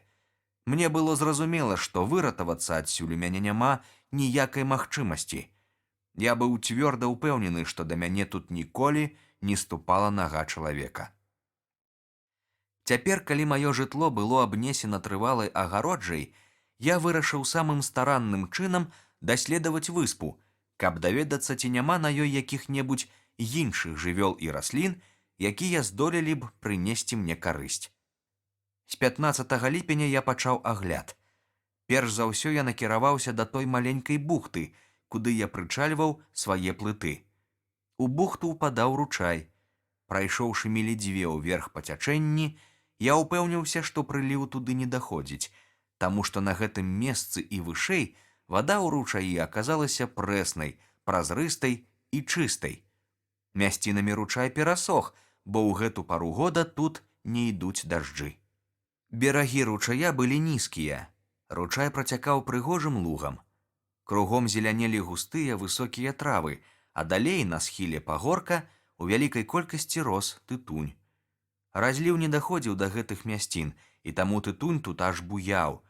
Там былі і іншыя расліны, якіх раней я ніколі не бачыў. Магчыма, калі б я ведаў іх асаблівасці, я мог бы выкарыстаць іх з вялікай карысцю для сябе. Я шукаў касаву. З кораня яе індзейцы, якія жывуць у гарачым клімаце, робяць хлеб, але я не знайшоў яе. Затое бачыў цудоўныя экземпляры альясу і цукровага трыснягу. Але я не ведаў, ці можна прыгатаваць якую-небудзь ежу з альясу, а цукровы трыснёг быў дзікі і таму непрыгодны для вырабу цукру. На другі дзень, 16-га, я зноў пабыў у тых мясцінах і прайшоў крыху далей, туды, дзе канчаліся лугі. Там я знайшоў многа розных пладоў. Больш за ўсё было дыняў, а па ствалах дрэў вілася вінаградная лаза, а над галавой віселі цяжкія спелыя гронкі. Гэта адкрыццё і здзівіла, і ўзрадавала мяне. Вінаград аказаўся вельмі салодкі. Я вырашыў нарыхтаваць яго ў запас, высушыць на сонцы, і калі з яго атрымаюцца разынкі, хаваць яго ў кладоўцы. Разынкі такія прыемныя на смак і карысныя здароўю. Для гэтага я сабраў колькі здолеў вінаградных гронак і развесіў іх на дрэвах. У гэты дзень я не вярнуўся начаваць, мне захацелася застацца ў лесе. Непакоячыся, што ўначы на мяне можа напасці які-небудзь драпежнік, я, як і ў першы дзень, калі трапіў на выспу, ускараскаўся на дрэва і так прабыў усю ноч. Спаў я добра, а раніцой накіраваўся далей. Я прайшоў яшчэ мілі 4 ў ранейшым кірунку на поўнач. У канцы дарогі я адкрыў новую цудоўную даліну. З вяршыні аднаго з пагоркаў браў свой пачатак сцюдзёны і быстрацечны ручай. Ён прабіваўся на ўсход. Я пайшоў далінаю. Справа і злева ўзвышаліся пагоркі. Усё вакол зелянела, квітнела. Мне здавалася, што я ў духмяным садзе, дагледжаным стараннем чалавека. Кожны куст, кожнае дрэўца і кожная кветка стаялі ў пышным уборы. Какосавыя пальмы, апельсінавыя і лімонныя дрэвы раслі тут скрозь, але яны былі дзікія, і толькі некаторыя з іх мелі плады. Я нарваў зялёных лімонаў і потым піў ваду з лімонным сокам. Гэты напітак мяне вельмі асвяжаў і быў карысны для майго здароўя. Толькі праз 3 дні я вярнуўся дадому. Так буду цяпер называць сваю палатку і пячору.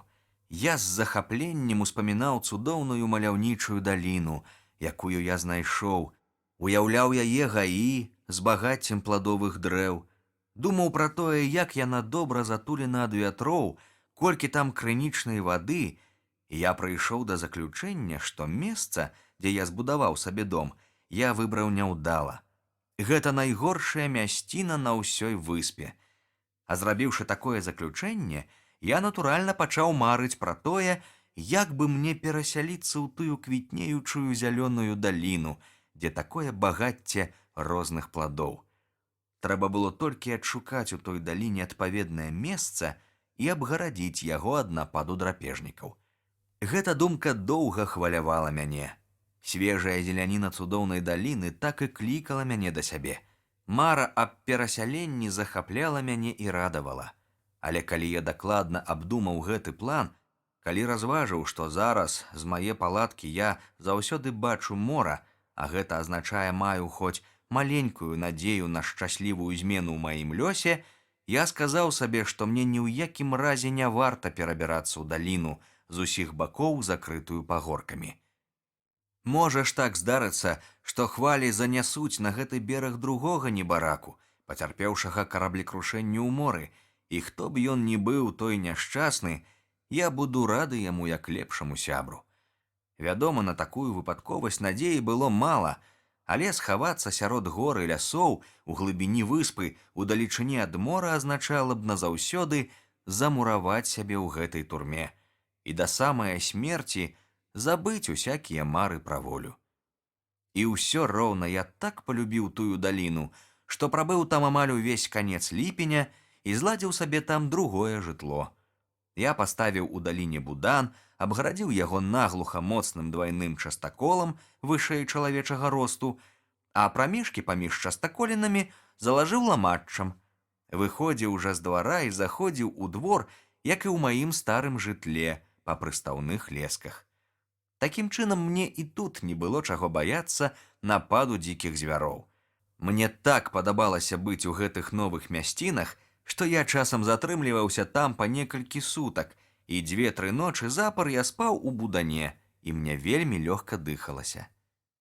Цяпер у мяне на беразе мора ёсць дом, а ў лесе лецішча, казаў я сам сабе. Работы па збудаванню гэтага лецішча забралі ў мяне ўвесь час да пачатку жніўня. 3 жніўня я ўбачыў, што мае развешаныя гронкі вінаграду ўжо высахлі, і з іх атрымаліся выдатныя разынкі. Я адразу ж пачаў іх збіраць. Трэба было спяшацца, інакш іх сапсаваў бы дождж, і я пазбавіўся б амаль усіх сваіх зімовых прыпасаў, а прыпасы ў мяне былі багатыя. Напэўна, каля 200 вельмі буйных гронак. І ледзь толькі паспеў я зняць з дрэва і занесці ў пячору апошнюю гронку, як насунуліся чорныя хмары і хлынуў лівень. Ён ішоў без супынку 2 месяцы, з 14 жніўня да паловы кастрычніка. Часам гэта быў сапраўдны патоп, і тады я не меў магчымасці выйсці з пячоры па некалькі дзён. За гэты час, на маё вялікае задавальненне, у мяне павялічылася сям'я. Адна мая кошка даўно ўжо сышла з дому і дзесьці прападала. Я думаў, што яна загінула, і мне было шкада яе. Як раптам у канцы жніўня яна вярнулася і прывяла 3 кацянят. З 14 па 26 жніўня дажджы не спыняліся, і я амаль не выходзіў з дому, таму што пасля хваробы асцерагаўся трапляць пад дождж, баючыся прастуды. Але пакуль я сядзеў у пячоры і чакаў добрага надвор'я, мае харчовыя прыпасы пачалі падыходзіць к канцу, і таму я разы два нават рызыкнуў схадзіць на паляванне. Першы раз я падстрэліў казу, а другі, 26-га, злавіў вялізную чарапаху, з якой згатаваў сабе цэлы абед.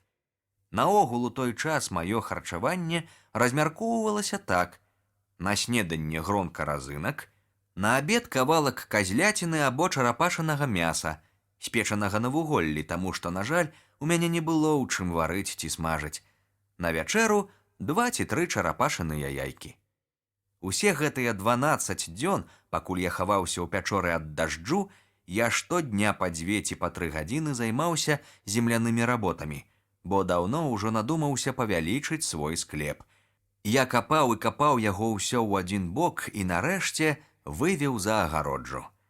Цяпер у мяне быў скразны ход, і я зрабіў тут патайныя дзверы, праз якія мог заходзіць і выходзіць, не карыстаючыся прыстаўнымі лескамі. Гэта, вядома, было зручна, але затое не так спакойна, як раней. Раней маё жытло было агароджана з усіх бакоў, і я мог спаць, не баючыся ворагаў. Цяпер жа прабрацца ў пячору было проста, доступ да мяне быў адкрыты. Не разумею толькі, як я тады недаўмеўся, што баяцца мне няма каго, таму што за ўвесь час я не сустрэў на выспе ніводныя жывёліны большай за казу. 30 верасня. Сёння сумная гадавіна майго жыцця на выспе. Я падлічыў заробкі на слупе, і выявілася, што жыву я тут роўна 365 дзён. Пашанцуе мне ці не калі-небудзь вырвацца з гэтай турмы на волю.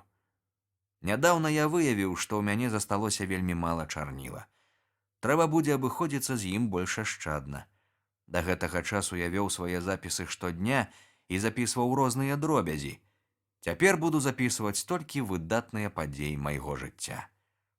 Да гэтага часу я паспеў заўважыць, што перыяды дажджоў чаргуюцца тут вельмі дакладна з сухім сезонам, і такім чынам я меў магчымасць загадзя падрыхтавацца і да засухі, і да дажджоў. Аднак вопыт гэты каштаваў мне вельмі дорага. Пра гэта сведчыць хоць бы такая падзея, якая здарылася са мною ў той час.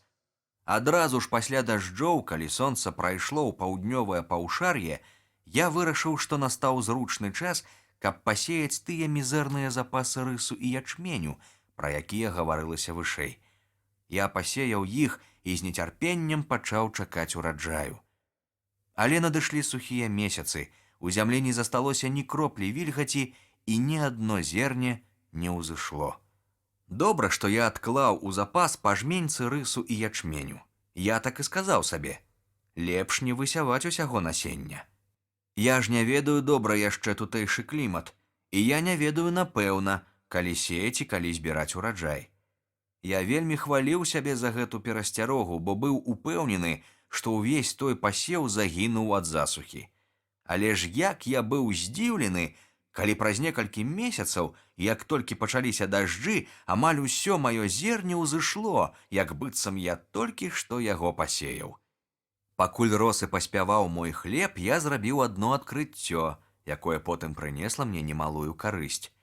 Як толькі спыніліся дажджы і надвор'е ўсталявалася, недзе прыблізна ў лістападзе, я сабраўся на сваё лясное лецішча. Я не быў там некалькі месяцаў і з радасцю упэўніўся, што ўсё там засталося без змены ў тым самым выглядзе, як было і пры мне. Змянілася толькі агароджа вакол майго будана. Яна была, як вядома, з двайнога частаколу. Агароджа была цэлая, толькі частаколіны, на якія я высек маладыя дрэўцы невядомай мне пароды, што раслі паблізу, частаколіны мае пайшлі ў рост. Гэтак як расце ў нас лаза, калі зрэзаць верхавінку. Я вельмі здзівіўся, убачыўшы гэтыя свежыя галіны, і мне было вельмі прыемна, што агароджа мая ўся ў зеляніне. Я падстрыг кожнае дрэўца, каб па магчымасці надаць ім усім аднолькавы выгляд, і яны дзівосна разрасліся. Хоць круглая плошча майго лецішча мела каля 25 ярдаў у дыяметры, дрэвы, так я мог цяпер называць свае частаколіны, хутка засланілі яе сваімі галінамі і давалі такі густы цень, што ў ім можна было хавацца ад сонца ў любую пару дня. Таму я вырашыў секчы яшчэ некалькі дзясяткаў гэтакіх жа калоў і ўбіць іх паўкругам вакол агароджы майго старога дома. Так я і зрабіў. Я ўбіў іх у зямлю ў 2 рады, адступіўшы ад сцяны ярдаў на 8. Яны прыняліся, і неўзабаве ў мяне вырасла жывая агароджа, якая спачатку бараніла мяне ад спякоты, а пазней саслужыла мне і зусім іншую, больш важную службу. Да гэтага часу я канчаткова ўпэўніўся ў тым, што на маёй выспе поры года трэба падзяляць не на летні і зімовы перыяды, а на сухі і дажджлівы, прычым гэтыя перыяды размяркоўваюцца прыблізна так: палова лютага, сакавік, палова красавіка, дажджы. Сонца стаіць у зеніце. Палова красавіка, май, чэрвень, ліпень, палова жніўня, суха. Сонца рухаецца да поўначы. Палова жніўня, верасень, палова кастрычніка, дажджы, сонца ў зеніце. Палова кастрычніка, лістапад, снежань, студзень, палова лютага, суха. Сонца рухаецца на поўдзені. Дажджавы сезон можа быць даўжэйшы і карацейшы. Гэта залежыць ад ветру. А ўвогуле я вызначыў іх правільна. Паступова з практыкі я ўпэўніўся, што мне вельмі небяспечна ў перыяд дажджоў знаходзіцца пад адкрытым небам. Гэта шкодзіць здароўю. Таму перад пачаткам дажджоў я кожны раз рабіў запас правізіі, каб як мага радзей выходзіць за парог, і ўсе дажджлівыя месяцы стараўся сядзець дома. Раздзел 11. Рабінзон працягвае даследаваць выспу. Не раз спрабаваў я сплесці сабе кош, але дубцы, якія мне трапляліся, былі такія крохкія, што ў мяне нічога не атрымлівалася. Дзіцем яшчэ любіў я хадзіць да карзіншчыка, які жыў у нашым горадзе.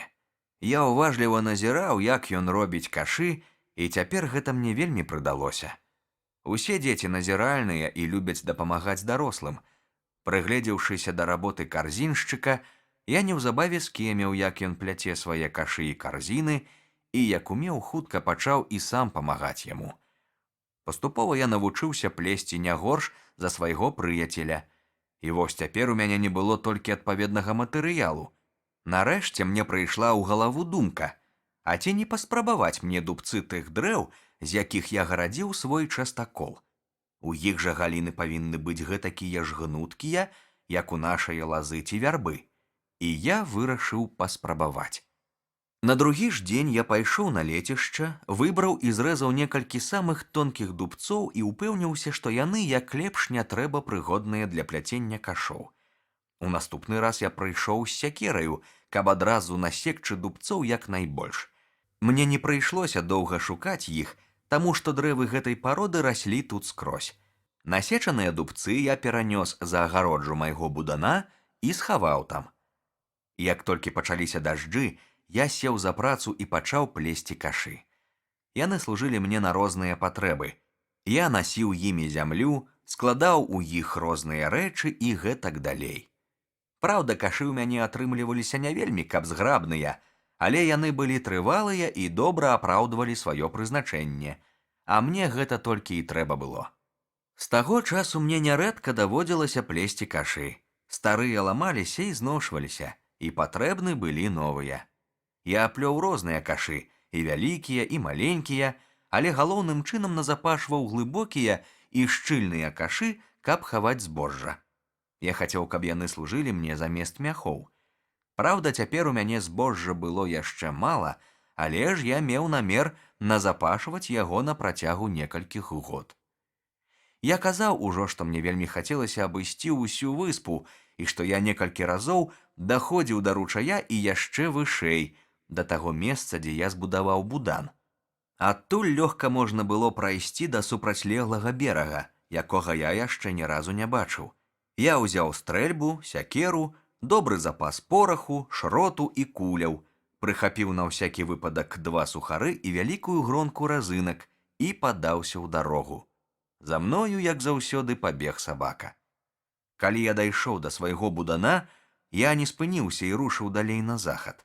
І раптам, прайшоўшы з паўгадзіны, я ўбачыў перад сабою мора, а ў моры, на маё вялікае здзіўленне, паласу зямлі. Быў яркі сонечны дзень, я добра бачыў зямлю, але не мог пэўна вызначыць, мацярык гэта ці выспа. Высокае пласкагор'е цягнулася з захаду на поўдзень і знаходзілася ад маёй выспы вельмі далёка, па майму разліку міляў за 40, калі не больш. Я не меў аніякага ўяўлення, што гэта была за зямля. Адно я ведаў пэўна, гэта, безумоўна, частка паўднёвай Амерыкі, што ляжала, як відаць, непадалёку ад гішпанскіх уладанняў. Зусім магчыма, што там жывуць дзікуны-людаеды, і што калі б я трапіў туды, становішча маё было б куды горшае, чым зараз. Гэта думка міжволі ўзрадавала мяне. Значыць, зусім дарэмна праклінаў я свой горкі лёс. Жыццё маё магло б скласціся куды горш. Значыць, я зусім дарэмна мучыў сябе марным шкадаваннем, навошта бура выкінула мяне менавіта сюды, а не ў нейкае іншае месца. Значыць, я павінен радавацца, што жыву тут, на бязлюднай выспе. Разважаючы такім чынам, я не спяшаўся і паволі ішоў наперад, і пры гэтым на кожным кроку ўсё больш і больш пераконваўся, што гэта частка выспы, дзе я знаходзіўся зараз, была куды больш прывабнай, чым тая, дзе я збудаваў сваё першае жытло. Усюды тут распасціраліся зялёныя квітнеючыя паляны, цудоўныя гаі, звінела спевам птаства. Я заўважыў, што тут вадзілася мноства папугаяў, і мне захацелася аднаго злавіць.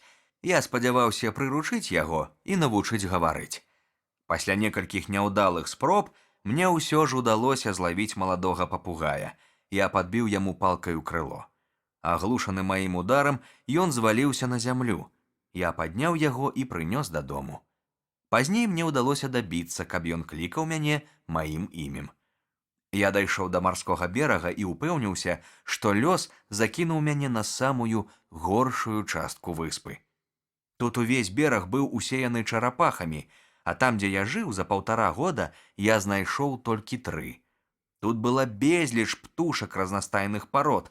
Былі і такія, якіх я ніколі не бачыў.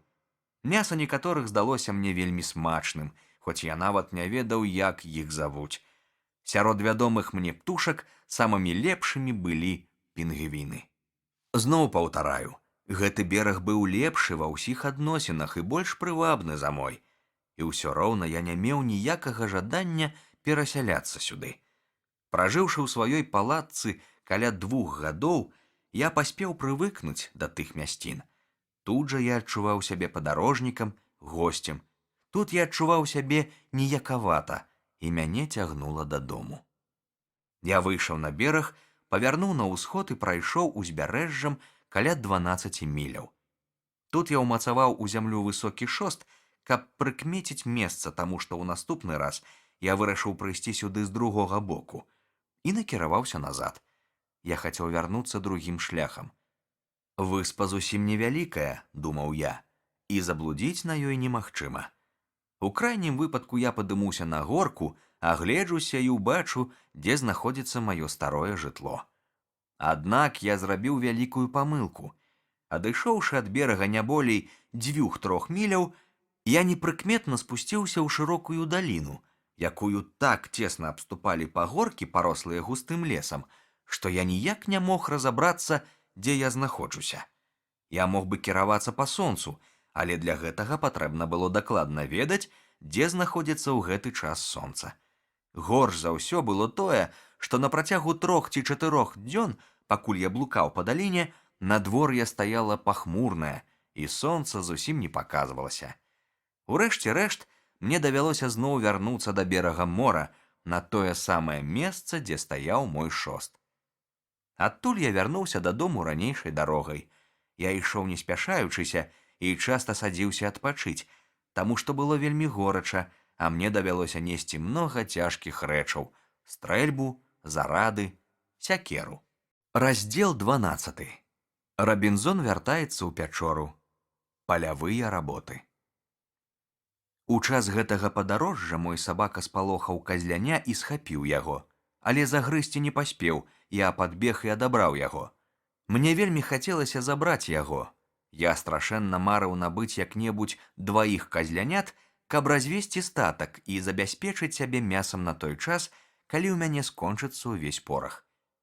Я змайстраваў казляняці нашыйнік і павёў яго на вяроўцы. Вяроўку я даўно ўжо звіў з пянькі ад старых канатаў і цяпер заўсёды насіў яе ў кішэні. Казляня ўпіралася, але ўсё роўна ішло. Дабраўшыся да свайго лецішча, я пакінуў яго ў загарадзі, а сам пайшоў далей.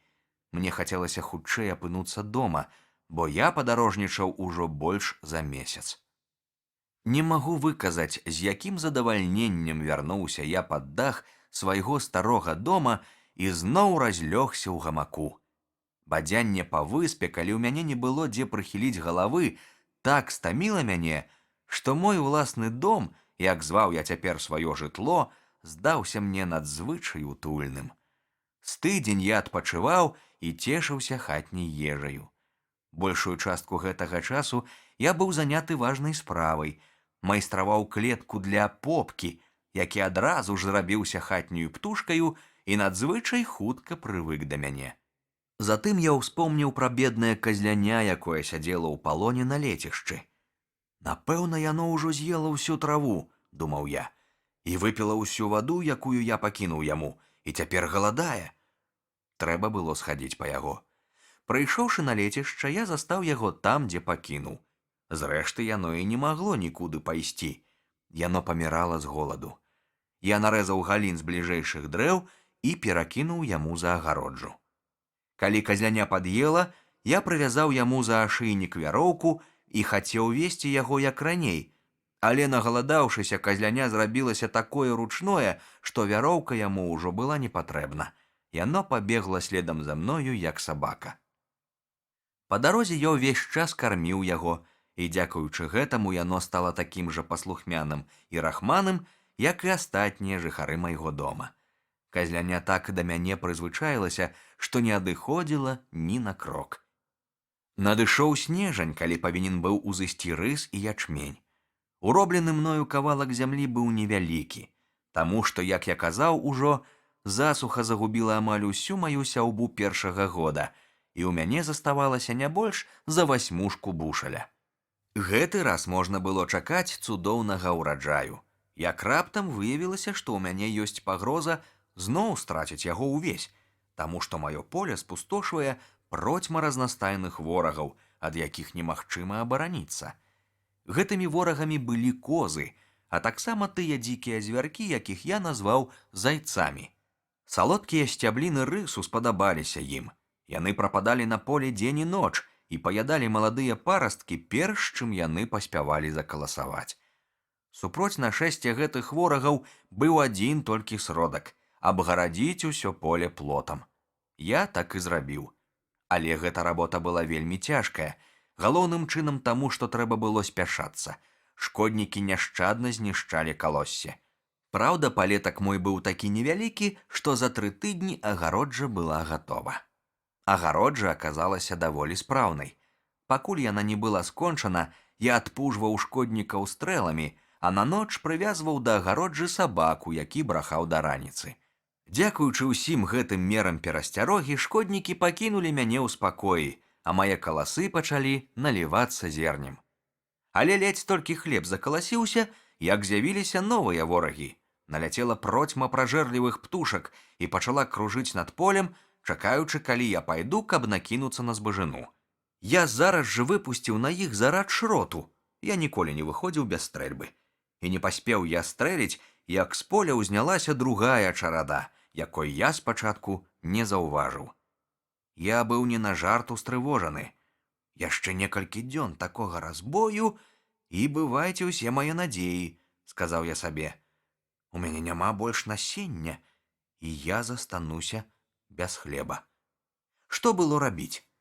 Як пазбавіцца ад гэтай новай напасці? Нічога прыдумаць я не мог, аднак цвёрда вырашыў. Чаго б гэта ні каштавала, абараніць свой хлеб, нават калі б мне давялося вартаваць яго цэлыя суткі. Спачатку я абышоў усё поле, каб упэўніцца, ці многа шкоды нарабілі мне птушкі. Аказалася, што нямала. І ўсё ж з гэтай стратай яшчэ можна было б змірыцца, калі б удалося захаваць астатні ўраджай. Птушкі стаіліся на бліжэйшых дрэвах. Яны чакалі, каб я пайшоў. Я зарадзіў стрэльбу і зрабіў выгляд, што адыходжу. Зладзеі ўзрадаваліся і шуганулі на мой палетак. Гэта мяне страшэнна ўзлавала. Спачатку я думаў пачакаць, каб села ўся хмара, але ў мяне не хапіла цярпення. Гэта ж з кожнага зярняці, якое яны здзяўбуць зараз, я, можа, у будучым губляю цэлы бохан хлеба, сказаў я сам сабе. Я падбег да агароджы і пачаў страляць. 3 птушкі засталіся на месцы. Я падняў іх і павесіў на высокім слупе, каб напалохаць астатніх. Цяжка нават уявіць сабе, якое ўздзеянне гэта зрабіла. Ні адна птушка больш не села на мой палетак. Усе паляцелі з гэтай часткі выспы. Ва ўсякім разе я не бачыў ніводнай за ўвесь час, пакуль віселі мае пудзілы на слупе. Няма чаго і казаць. Гэта перамога над птушкамі прынесла мне вялікае задавальненне. К канцу снежня збажына паспела, і я сабраў другі ўраджай у гэтым годзе. У мяне, на жаль, не было ні касы, ні сярпа, і пасля доўгіх разваг я вырашыў скарыстаць у сваёй палявой працы шырокую шаблю, якую я ўзяў на караблі разам з іншай зброяй. Праўда, збажыны ў мяне было не так ужо многа, і таму зжаць яе было зусім не цяжка. Ды і жаў я сваім адметным спосабам. Зразаў толькі каласы і зносіў іх з поля ў вялікім кашы. Калі ўсё было прыбрана, я перацёр каласы рукамі, і ў выніку з 1/8 часткі бушаля насення кожнага гатунку атрымаў каля 2 бушаляў рысу і 2,5 бушалі ячменю. Зразумела, па прыблізнаму падліку, таму што ў мяне не было меркі. Ураджай быў выдатны, і такі поспех натхніў мяне. Цяпер я мог спадзявацца, што праз некалькі гадоў у мяне будзе пастаянны запас хлеба. Але разам з тым у мяне ўзнікалі і новыя цяжкасці. Як, не маючы ні млына, ні нават жорнаў, ператварыць зерне ў муку? Як прасеяць муку? Як змясіць з мукі цеста? Як нарэшце спячы хлеб? Нічога гэтага я не ўмеў. Таму я вырашыў не чапаць свайго ўраджаю і пакінуць усё збожжа на насенне. А тым часам, да наступнага пасеву, прыкласці ўсе намаганні да таго, каб вырашыць галоўную задачу – навучыцца ператвараць збожжа ў хлеб. Раздзел 13. Рабінзон вырабляе посуд. У дажджы, калі нельга было выйсці з дому, я, між іншым, вучыў свайго папугая гаварыць. Гэта вельмі мяне пацяшала. За некалькі урокаў ён ужо ведаў сваё імя, а потым, хоць і не хутка, вывучыўся даволі гучна і выразна вымаўляць яго. Попка было першае слова, якое я пачуў на выспе з чужых вуснаў. Але гаворка з попкам была не заняткам, а падмогай у рабоце. У той час у мяне была вельмі важная справа. Даўно ўжо ламаў я галаву над тым, як вырабляецца гліняны посуд, у якім я меў пільную патрэбу, але нічога не ўмеў прыдумаць. Не было адпаведнай гліны. Каб толькі знайсці гліну, думаў я, і мне будзе зусім не цяжка зляпіць нешта накшталт гаршка ці міскі. Праўда, і гаршчок, і міску неабходна абпальваць, але ж я жыву ў гарачым клімаце, дзе сонца гарачэй за ўсякую печ. Ва ўсякім разе мой посуд, прасохшы на сонцы, будзе дастаткова трывалым. Яго можна будзе браць у рукі, можна будзе трымаць у ім збожжа, муку і захоўваць сухія прыпасы ад сырасці. І я вырашыў, што як толькі знайду прыгодную гліну, абавязкова вылеплю некалькі вялікіх пасудзін, каб захоўваць збожжа. Пра такі гліняны посуд, у якім можна было б варыць ежу, я пакуль што і марыць не мог. Чытач, напэўна, пашкадаваў бы мяне, а магчыма, і пасмяяўся б з мяне, калі б я яму расказаў, як няўдала пачаў я сваю работу, якія нязграбныя, недарэчныя рэчы атрымліваліся ў мяне на першым часе. Колькі маіх вырабаў разбуралася толькі таму, што я недастаткова крута замешваў гліну, і яна не вытрымлівала ўласнага цяжару. Адны гаршкі ў мяне патрэскаліся таму, што я паспяшаўся вынесці іх на сонца, калі яно паліла як агнём. Іншыя рассыпаліся на дробныя чарапкі яшчэ да прасушкі, як толькі я дакранаўся да іх. 2 месяцы я працаваў, не разгінаючы спіны. Шмат часу прайшло ў мяне на пошукі добрай ганчарнай гліны, на тое, каб накапаць яе, прынесці дадому, апрацаваць. І ўсё роўна, нягледзячы на ўвесь гэты клопат, у мяне атрымаліся ўсяго 2 нязграбныя гліняныя пасудзіны. Назваць іх збанамі было ніяк немагчыма. І ўсё ж гэта былі вельмі карысныя рэчы. Я сплёў з дубцоў 2 вялікія карзіны, і калі мае гаршкі на сонцы добра высахлі і зацвярдзелі, асцярожна прыўзняў іх адзін за адным і паставіў у карзіны. А для большай бяспекі, каб гаршкі не пабіліся, пустое месца паміж карзінай і пасудзінай запоўніў рысавай і ячменнай саломай. Гэтыя першыя свае гаршкі я выкарыстаў пакуль што для захоўвання сухога збожжа. Я баяўся, што яны адсырэюць, калі буду трымаць у іх вільготныя прадукты. Пазней я збіраўся ссыпаць у іх муку, калі знайду спосаб малоць маё збожжа. Вялікія вырабы з гліны атрымаліся ў мяне няўдалыя. Куды лепш удаваліся мне вырабы дробнага посуду. Маленькія круглыя гаршчочкі, талеркі, гладышыкі, кубкі, міскі і іншыя рэчы. Дробныя рэчы было лягчэй ляпіць, апрача таго яны раўней абпальваліся на сонцы і таму былі больш трывалыя. Але ўсё роўна галоўная мая задача заставалася нявырашанай. Мне патрэбен быў посуд, у якім бы я здолеў варыць.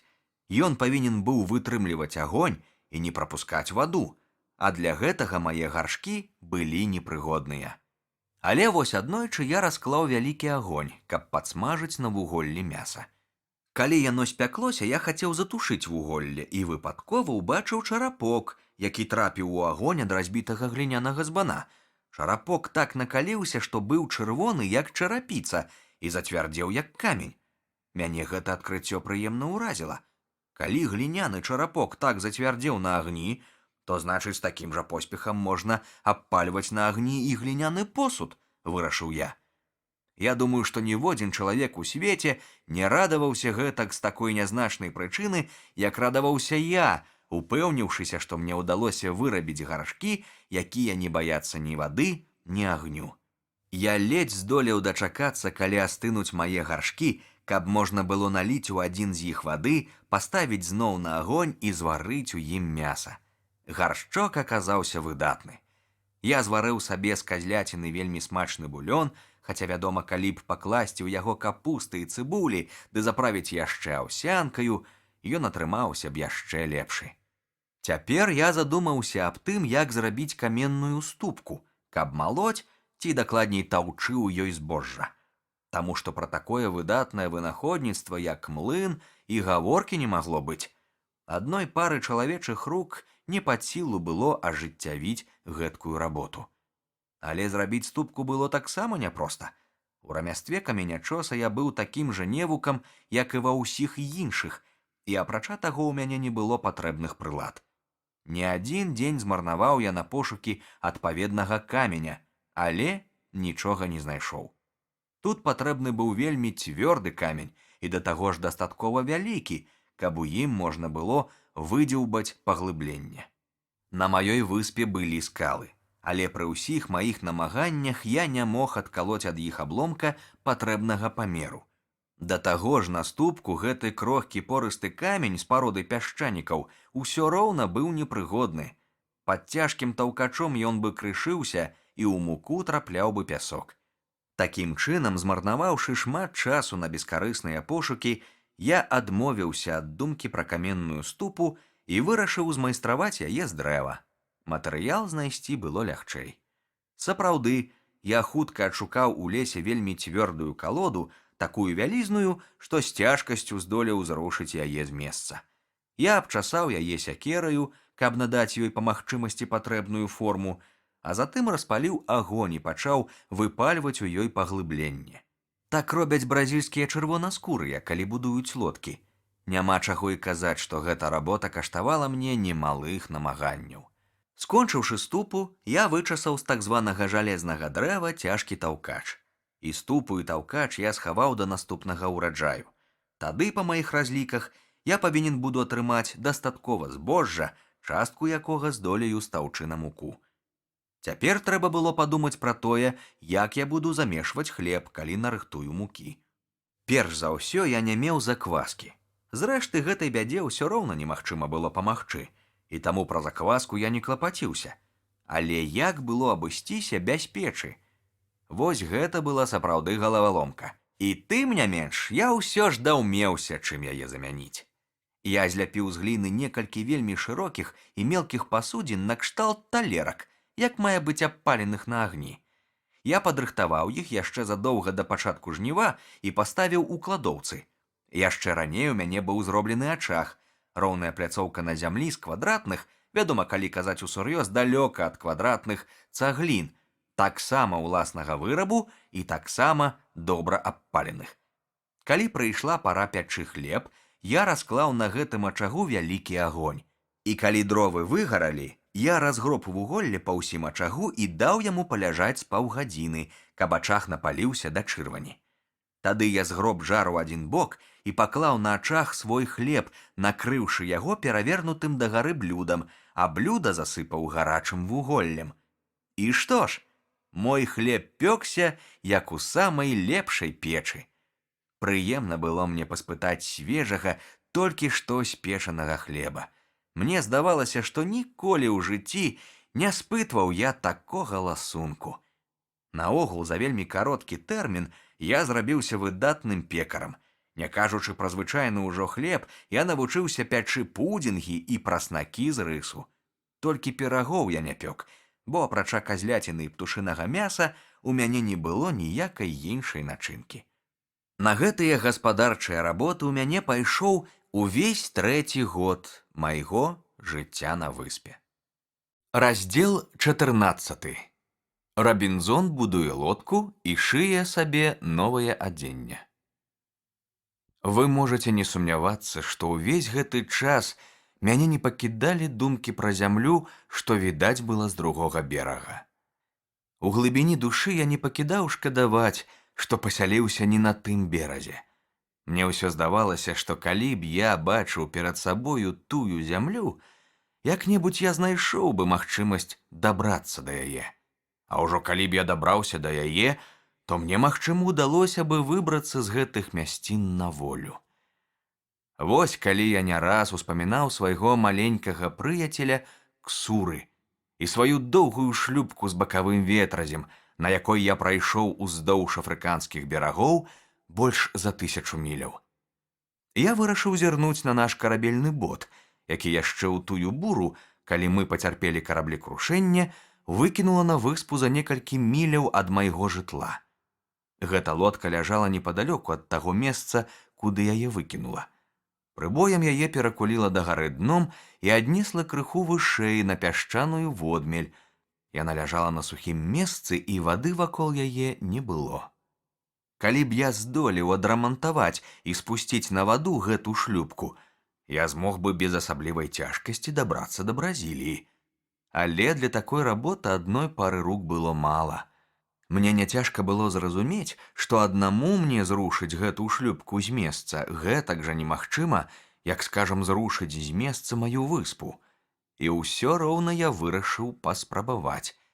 Я накіраваўся ў лес, насек тоўстых жэрдак, якія павінны былі служыць мне рычагамі, вычасаў з чурбакоў 2 каткі і ўсё гэта перацягнуў да шлюпкі.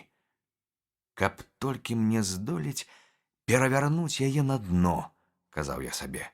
А адрамантаваць яе справа няцяжкая. Атрымаецца такая выдатная лодка, што на ёй смела можна будзе рушыць у мора. І я не пашкадаваў сілы на гэту бескарысную работу. Я патраціў на яе 3 ці 4 тыдні. Мала таго, калі я нарэшце зразумеў, што ў мяне не хопіць сілы зрушыць такое цяжкае судна, у мяне ўзнік новы план. Я ўзяўся адкідаць пясок ад аднаго борта лодкі, разлічваючы, што калі лодка пазбавіцца пункту апоры, яна сама перавернецца і стане на дно. Адначасова я падкладаў пад яе аскабалкі дрэва, каб, перавярнуўшыся, яна стала менавіта туды, куды было мне патрэбна. Лодка сапраўды стала на дно, але гэта зусім не наблізіла мяне да мае мэты. Я ўсё роўна не мог спусціць яе на ваду. Я нават не мог падвесці пад яе рычагі і нарэшце быў вымушаны адмовіцца ад свае задумы.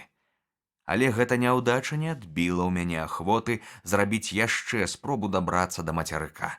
Наадварот, калі я ўбачыў, што ў мяне зусім няма ніякай магчымасці адплыць ад абрыдлага берага, маё жаданне пусціцца ў акіян не толькі не аслабела, а наадварот, зрабілася яшчэ мацнейшае.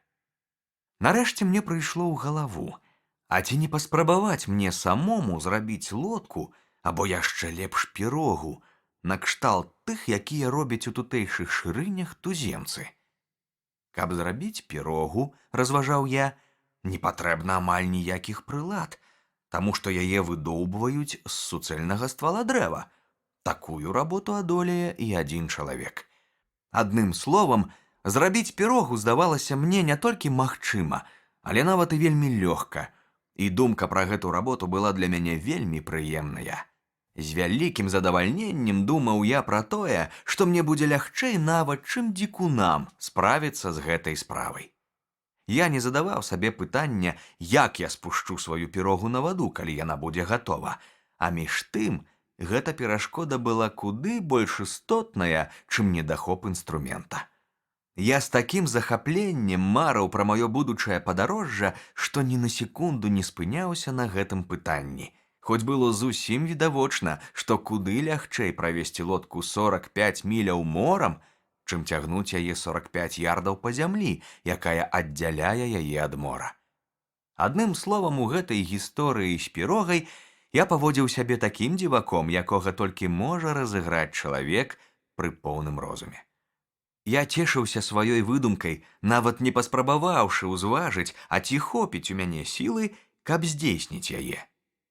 Нельга сказаць, каб думка пра спуск пірогі на ваду не прыходзіла мне ў галаву. Не, яна прыходзіла, але я не даваў ёй ходу, заглушаючы яе кожны раз недарэчным довадам. Спачатку зробім лодку, а там падумаем ужо, як яе спусціць. Не можа быць, каб я нічога не прыдумаў. Вядома ж, усё гэта было вар'яцтва. Але мая распаленая мара аказалася мацней за ўсякія развагі, і я, доўга не думаючы, узяўся за сякеру. Я сек цудоўны кедр, які меў 5 футаў 10 дюймаў у папярычніку ўнізе ля камля, а ўверсе, на вышыні 22 футаў, 4 футы 11 дюймаў. Затым ствол паступова танчэў і, нарэшце, разгаліноўваўся. Можна ўявіць сабе, як лёгка было мне зваліць гэта велізарнае дрэва. 20 дзён я сек толькі адзін ствол, заходзячы то з аднаго, то з другога боку, ды яшчэ 14 дзён мне спатрэбілася, каб ацерабіць галіны. Цэлы месяц часаў я сваю калоду, намагаючыся вычасаць хоць нешта падобнае на кіль, таму што без кіля пірога не здолела б трымацца на вадзе прама. А 3 месяцы пайшло яшчэ на тое, каб выдаўбаць яе знутры. На гэты раз я абышоўся без агню. Усю гэту непамерную работу я зрабіў малатком і долатам. Нарэшце ў мяне атрымалася цудоўная пірога, якая смела магла падняць чалавек 25, а гэта значыць і мяне з усім маім грузам. Я быў у захапленні ад цуда сваёй працы. Ніколі ў жыцці я не бачыў такое вялікай лодкі з цэлага дрэва. Затое ж каштавала яна мне дорага. Колькі разоў давялося мне, знемагаючы ад стомы, прыкласціся да гэтага дрэва сякерай. Аднак, як бы там ні было, палова справы была зроблена. Заставалася толькі спусціць лодку на ваду, і я не сумняваюся, што калі б гэта мне ўдалося, я накіраваў бы самае вар'яцкае і самае адчайнае з усіх марскіх падарожжаў, якія калі-небудзь распачыналіся на зямным шары. Але ўсе мае намаганні спусціць яе на ваду аказаліся марныя. Мая пірога засталася там, дзе была. Ад лесу, дзе я збудаваў сваю лодку, да вады было не больш за 100 ярдаў. Але лес стаяў у катлавіне, а бераг быў высокі, абрывісты. Гэта была першая перашкода. Праўда, я адважна вырашыў яе знішчыць. Трэба было зняць усю лішнюю зямлю такім чынам, каб ад лесу да берага ўтварыўся пакаты нахіл. Страшна ўспомніць, колькі сілы ўклаў я ў гэту працу, але хто пашкадуе свае апошнія сілы, калі гаворка ідзе пра тое, каб дабіцца волі. Такім чынам, першая перашкода была знішчана, дарога для лодкі гатова. Але гэта не дало вынікаў. Колькі я не біўся, я не мог зрушыць з месца маю пірогу, як раней не мог зрушыць карабельную шлюпку. Тады я змерыў адлегласць, якая аддзяляла пірогу ад мора, і вырашыў выкапаць канал. Калі нельга было правесці лодку да вады, тады заставалася ваду прывесці да лодкі. І я пачаў быў ужо капаць. Але калі прыкінуў у думках патрэбную глыбіню і шырыню маючага быць канала, калі падлічыў, за які прыкладна час здолее зрабіць такую работу адзін чалавек, то выявілася, што каб давесці яе да канца, мне спатрэбіцца не меней 10-12 год. Нічога не зробіш. Сціснуўшы зубы, давялося адмовіцца і ад гэтай задумы. Я быў бясконца засмучаны, аднак тут жа разважыў, што брацца за справу, не разлічыўшы папярэдне, колькі часу і працы на яе спатрэбіцца, не ўзважыўшы, ці хопіць у цябе сілы скончыць яе, неразумна. За гэтым бязглуздым заняткам сустрэла мяне 4-я гадавіна майго жыцця на выспе. Да гэтага часу большасць рэчаў, якія я ўзяў на караблі, або зусім у мяне ўжо знасілася, або канчала свой век. Карабельныя харчовыя запасы таксама былі ўжо на астатку. Адразу ж за чарніламі ў мяне скончыўся запас хлеба, дакладней не хлеба, а карабельных сухароў. Я эканоміў іх як толькі мог. За апошнія 1,5 года я з'ядаў у дзень не болей 1 сухара. І ўсё роўна да таго часу, калі я сабраў са свайго поля ўжо столькі збожжа, што яго можна было ўжываць і ў ежу, я амаль год не спытваў і крошкі хлеба. Адзежа моя да гэтага часу канчаткова знасілася. У мяне былі толькі кашулі ў клетку, каля 3 тузін, якія я знайшоў у куфэрках матросаў. Іх я насіў асабліва ашчадліва. На маёй выспе вельмі часта было так горача, што даводзілася хадзіць у адной кашулі, і не ведаю, што б я рабіў, каб у мяне не было гэтага запасу. Вядома, у гэтым клімаце я здолеў бы хадзіць і голы, але калі на мне была адзежа, я лягчэй пераносіў спякоту. Ад пякучых промняў трапічнага сонца на скуры заставаліся пухіры. Кашуля ж бараніла яе ад сонца, і апрача таго, мяне ахалоджваў рух паветра паміж кашуляй і целам. Не мог я таксама звыкнуць хадзіць на сонцы з голай галавой. Кожны раз, як толькі я выходзіў без шапкі, у мяне пачынала балець галава. Патрэбна было найлепш выкарыстаць тыя запасы адзежы, якія ў мяне яшчэ заставаліся. Перш за ўсё, мне патрэбна была куртка. Усе, якія ў мяне былі дагэтуль, я знасіў. Таму я вырашыў паспрабаваць перашыць на курткі матроскія бушлаты, якія ўсё яшчэ ляжалі ў мяне без патрэбы. У такіх бушлатах матросы стаяць зімовымі начамі на вахце. І вось я ўзяўся за кравецтва. Кажучы шчыра, я быў даволі такі няўдалы кравец. Але як там не кажы, 2 ці 3 курткі я ўсё ж сяк-так агораў. На мой разлік, іх павінна было хапіць мне надоўга. Пра першую ж маю спробу пашыць сабе штаны лепш і не казаць. Скончылася яна сорамам і няўдачай. Аднак неўзабаве пасля таго я вынайшаў новы спосаб апранацца і з таго часу не меў недахопу ў адзежы. Справа ў тым, што ў мяне захаваліся шкуры ўсіх жывёл, на якіх я паляваў. Кожную шкуру я высушваў на сонцы, расцягнуўшы яе на жэрдках. Толькі спачатку я, не маючы практыкі, вельмі доўга трымаў іх на сонцы. І таму першыя шкуры былі такія каляныя, што іх нельга было выкарыстаць. Затое астатнія былі выдатныя. З іх я і пашыў перш за ўсё сабе вялікую шапку поўсцю наверх, каб яна не баялася дажджу. Футравая шапка была такая ўдалая, што я вырашыў з таго ж матэрыялу змайстраваць сабе яшчэ і поўны гарнітур, гэта значыць штаны і куртку. Штаны я пашыў кароткія, да каленяў і вельмі прасторныя. Куртку таксама зрабіў вольную, таму што і тое, і другое патрэбна было мне не так для цеплыні, як для таго, каб бараніцца ад сонца. Мой крой і шытво, кажучы шчыра, не варты былі добрага слова. Цясляр я быў ніякі, а кравец і яшчэ горшы. І тым не менш, мая адзежа, пашытая ўласнаручна, служыла мне як не трэба лепш, асабліва калі мне здаралася выходзіць з дому ў дождж. Уся вада сцякала па доўгай поўсці, і я заставаўся зусім сухі. Пасля курткі і штаноў я надумаўся змайстраваць сабе парасон. Я бачыў, як робяць парасоны ў Бразіліі. Там гарачыня такая страшэнная, што без парасона нельга абысціся. А на маёй выспе было не халадней, наадварот, бадай, нават яшчэ гарачэй, таму што яна бліжэй да экватара. Хавацца ад гарачыні я не мог, большую частку свайго часу я праводзіў пад адкрытым небам. Неабходнасць прымушала мяне выходзіць з дому ў рознае надвор'е, а часам і падоўгу блукаць пад дажджом і сонцам. Адным словам, без парасона я быў як без рук. Доўга я калупаўся, і многа часу адабрала ў мяне гэта работа, перш чым здолеў змайстраваць нешта крыху падобнае да парасона. Разы 2 ці 3, калі я думаў, што ўжо дасягнуў мэты, у мяне атрымлівалася такое непадабенства, што даводзілася зноў пачынаць усё спачатку.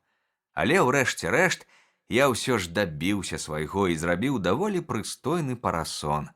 Справа ў тым, што я хацеў, каб ён раскрываўся і закрываўся. У гэтым вось і была ўся загваздка. Вядома, зрабіць яго нерухомым было вельмі лёгка, але тады давялося б насіць яго заўсёды раскрытым, а гэта было нязручна. Як я ўжо сказаў, я адолеў і гэту цяжкасць, мой парасон адкрываўся і закрываўся. Я нацягнуў на яго казіныя шкуры поўсцю наверх. Дажджавая вада сцякала па поўсці, як па нахіленай страсе, і самыя гарачыя сонечныя промні не маглі пранікнуць скрозь мой парасон. З гэтым парасонам я не баяўся ніякага дажджу і не пакутаваў ад сонца нават у самае гарачае надвор'е. Калі ён быў мне непатрэбны, я складваў яго і нёс пад пахай. Так я і жыў на сваёй выспе, спакойны і задаволены. Раздзел 15. Рабінзон будуе другую лодку меншых памераў і спрабуе аб'ехаць вакол выспы. Мінула яшчэ 5 гадоў, і за гэты час, як я памятаю, не адбылося нічога асаблівага. Жыццё маё ішло па-ранейшаму, ціха і спакойна. Жыў я на старым месцы, і па-ранейшаму ўвесь мой час быў у працы і на паляванні. Цяпер у мяне было ўжо столькі збожжа, што майго ўраджаю хапала мне на цэлы год. Вінаграду таксама было ўдосталь. Але з гэтай прычыны мне даводзілася працаваць у лесе і ў полі яшчэ больш, чым раней. Аднак галоўным маім клопатам было збудаванне новай лодкі. На гэты раз я не толькі зрабіў лодку, але і спусціў яе на ваду. Я вывеў яе ў бухтачку па вузкім канале, які мне давялося выкапаць на працягу паўмілі. Першую сваю лодку, як ужо ведае чытач, я зрабіў такога велізарнага памеру, што вымушаны быў пакінуць яе на месцы пабудовы, як помнік уласнай дурноце. Ён заўсёды нагадваў мне пра тое, што ў далейшым мне трэба быць больш разумным. Цяпер я ўжо быў спрактыкаваны. Праўда, на гэты раз я збудаваў лодку амаль за паўмілі ад вады, таму што бліжэй не знайшоў адпаведнага дрэва, але я быў упэўнены, што здолею спусціць яе на ваду, бо бачыў, што справа, якую задумаў, гэтым разам была мне па сіле, і цвёрда вырашыў давесці яе да канца. Амаль 2 гады пайшло ў мяне на збудаванне лодкі. Мне так страшэнна хацелася атрымаць нарэшце магчымасць плаваць па моры, што я не шкадаваў ніякае працы. Трэба, аднак, заўважыць, што будаваў я гэту новую пірогу зусім не для таго, каб пакінуць сваю выспу. З гэтай марай я даўно ўжо развітаўся. Лодка была такая малая, што не было чаго і думаць пераплысці на ёй 40 ці болей міль, якія ляжалі паміж маёй выспаю і мацярыком. Цяпер у мяне была больш сціплая мэта аб'ехаць вакол выспы і толькі. Я ўжо аднойчы пабываў на супрацьлеглым беразе, і адкрыцці, якія я там зрабіў, так зацікавілі мяне, што мне яшчэ тады захацелася агледзець усё ўзбярэжжа, якое мяне акружала. І вось цяпер, калі ў мяне з'явілася лодка, я вырашыў, чаго б гэта ні каштавала, аб'ехаць сваю выспу морам. Перш чым рушыў у дарогу, я старанна падрыхтаваўся да свайго падарожжа. Я змайстраваў для свае лодкі невялічкую мачту і пашыў такі ж невялічкі ветразь з кавалкаў парусіны, якой у мяне было яшчэ дастаткова ў запасе. Калі лодка была аснашчана, я выпрабаваў яе ход і ўпэўніўся, што пад ветразем яна ідзе даволі прыстойна. Тады я прыбудаваў на карме і на носе невялічкія скрынкі, каб захаваць ад дажджу і хваль правізію, зарады і іншыя неабходныя мне рэчы, якія я буду браць з сабой у дарогу. Для стрэльбы я выдзеўбаў у дне лодкі вузкі жолаб. Затым я ўмацаваў раскрыты парасон, нахіліўшы яго так, каб ён быў якраз над маёй галавой і бараніў мяне ад сонца ўсё роўна як стрэшка. Дагэтуль час ад часу я рабіў невялікія прагулкі морам, але ніколі не заходзіў далёка ад свае бухты. Цяпер жа, калі я меў намер агледзець межы свае маленькае дзяржавы і падрыхтаваў сваё судна для далёкага плавання, я занёс на яго палову казінай тушы, гліняны гаршчок падсмажанага рысу і ячменныя праснакі, якія я ўжо сам пёк. 6 лістапада я накіраваўся ў дарогу. Праездзіў я куды больш, чым разлічваў. Справа ў тым, што хоць мая выспа і была сама па сабе невялікая, але калі я павярнуў да ўсходняй часткі яе ўзбярэжжа, перада мной узнікла непрадбачаная перашкода. У гэтым месцы ад берага адыходзіць вузкая града скал. Іншыя з іх тырчаць з вады, іншыя схаваны ў вадзе. Града заходзіць міль на 6 у адкрытае мора, а далей, за скаламі, яшчэ мілі на 1,5 цягнецца пясчаная водмель. Такім чынам, каб абагнуць гэту касу, давялося даволі далёка ад'ехаць ад берага. Гэта было вельмі небяспечна. Я хацеў нават павярнуць назад, таму што не мог з дакладнасцю вызначыць, як далёка мне давядзецца прайсці ў адкрытым моры, пакуль я абагну граду падводных скал і баяўся рызыкаваць. І апрача таго я не ведаў, ці здолею павярнуць назад. Таму я кінуў якар. Перад тым, як адправіцца ў дарогу, я змайстраваў сабе нешта накшталт якара з абломка жалезнага крука, які я знайшоў на караблі. Узяў стрэльбу і сышоў на бераг. Убачыўшы непадалёку даволі высокую горку, я ўзлез на яе, змераў на вока даўжыню скалістай грады, якая адсюль была добра відаць, і вырашыў рызыкнуць. Але не паспеў я дабрацца да гэтай грады, як апынуўся на страшнай глыбіні і следам затым трапіў у магутны струмень марскога цячэння. Мяне закруціла, як у шлюзе вадзянога млына, падхапіла і панесла. Пра тое, каб павярнуць да берага ці звярнуць у бок, не было чаго нават і думаць.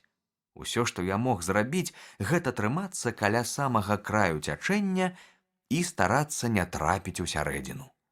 Між тым мяне зносіла ўсё далей і далей. Калі б быў хоць невялікі ветрык, тады б я здолеў узняць ветразь, але на моры стаяў поўны штыль. Я працаваў вёсламі з усяе сілы, аднак справіцца з цячэннем не мог і ўжо развітваўся з жыццём. Я ведаў, што праз некалькі міляў тое цячэнне, куды я трапіў, сальецца з другім цячэннем, якое абгінала выспу, і што калі да таго часу я не здолею звярнуць у бок, я беззваротна загіну. А між тым я не бачыў ніякай магчымасці звярнуць. Выратавання не было. Мяне чакала верная смерць, і не ў марскіх хвалях, таму што мора было спакойнае, а з голаду. Праўда, на беразе я знайшоў чарапаху, такую вялікую, што ледзь здолеў падняць яе, каб узяць з сабою ў лодку. Быў у мяне таксама добры запас прэснай вады, прыхапіў свой самы большы гліняны збан. Але што гэта азначала для няшчаснай істоты, якая трапіла ў бязмежны акіян, дзе можна праплыць 1000 міляў і не ўбачыць нават прыкмет зямлі. Пра сваю пустэльную, закінутую выспу я ўспамінаў цяпер як пра зямны рай, і адзіным маім цяпер жаданнем было вярнуцца ў гэты рай. Я аддана прасціраў да яго рукі. «О, моя пустыня! Ты падаравала мне шчасце!» — усклікваў я. «Мне ўжо ніколі цябе не пабачыць. О, што цяпер будзе са мною? Куды занясуць мяне бязлітасныя хвалі? Які ж няўдзячны я быў, калі наракаў на сваю адзіноту і праклінаў гэтую цудоўную выспу!» Цяпер ён для мяне быў такі дарагі і мілы, і мне было горка думаць, што я павінен ужо навек развітацца з надзеяй яго ўбачыць зноў. Мяне несла і несла ў бясконцую водную далячынь, але хоць я і адчуваў смяротны страх і адчай, я ўсё ж не паддаваўся гэтым пачуццям і веславаў з усяе сілы, стараючыся скіраваць сваю лодку на поўнач, каб перасекчы цячэнне і абагнуць рыфы. Раптам апоўдні пацягнуў ветрык. Гэта мяне падбадзёрыла. Але ўявіце сабе маю радасць, калі ветрык пачаў хутка свяжэць і праз паўгадзіны зрабіўся ўжо добрым ветрам.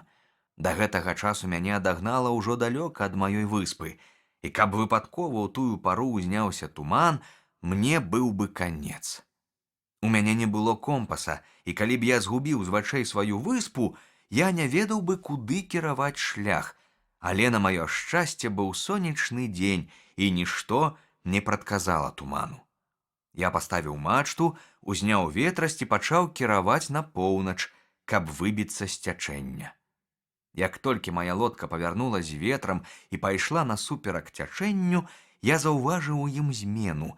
Вада зрабілася куды святлейшая. Я зразумеў, што цячэнне па нейкай прычыне пачынае слабець. Тады як раней, калі яно было хуткае, вада ўвесь час была ўскаламучаная. І сапраўды, хутка я ўбачыў справа ад сябе на ўсходзе скалы.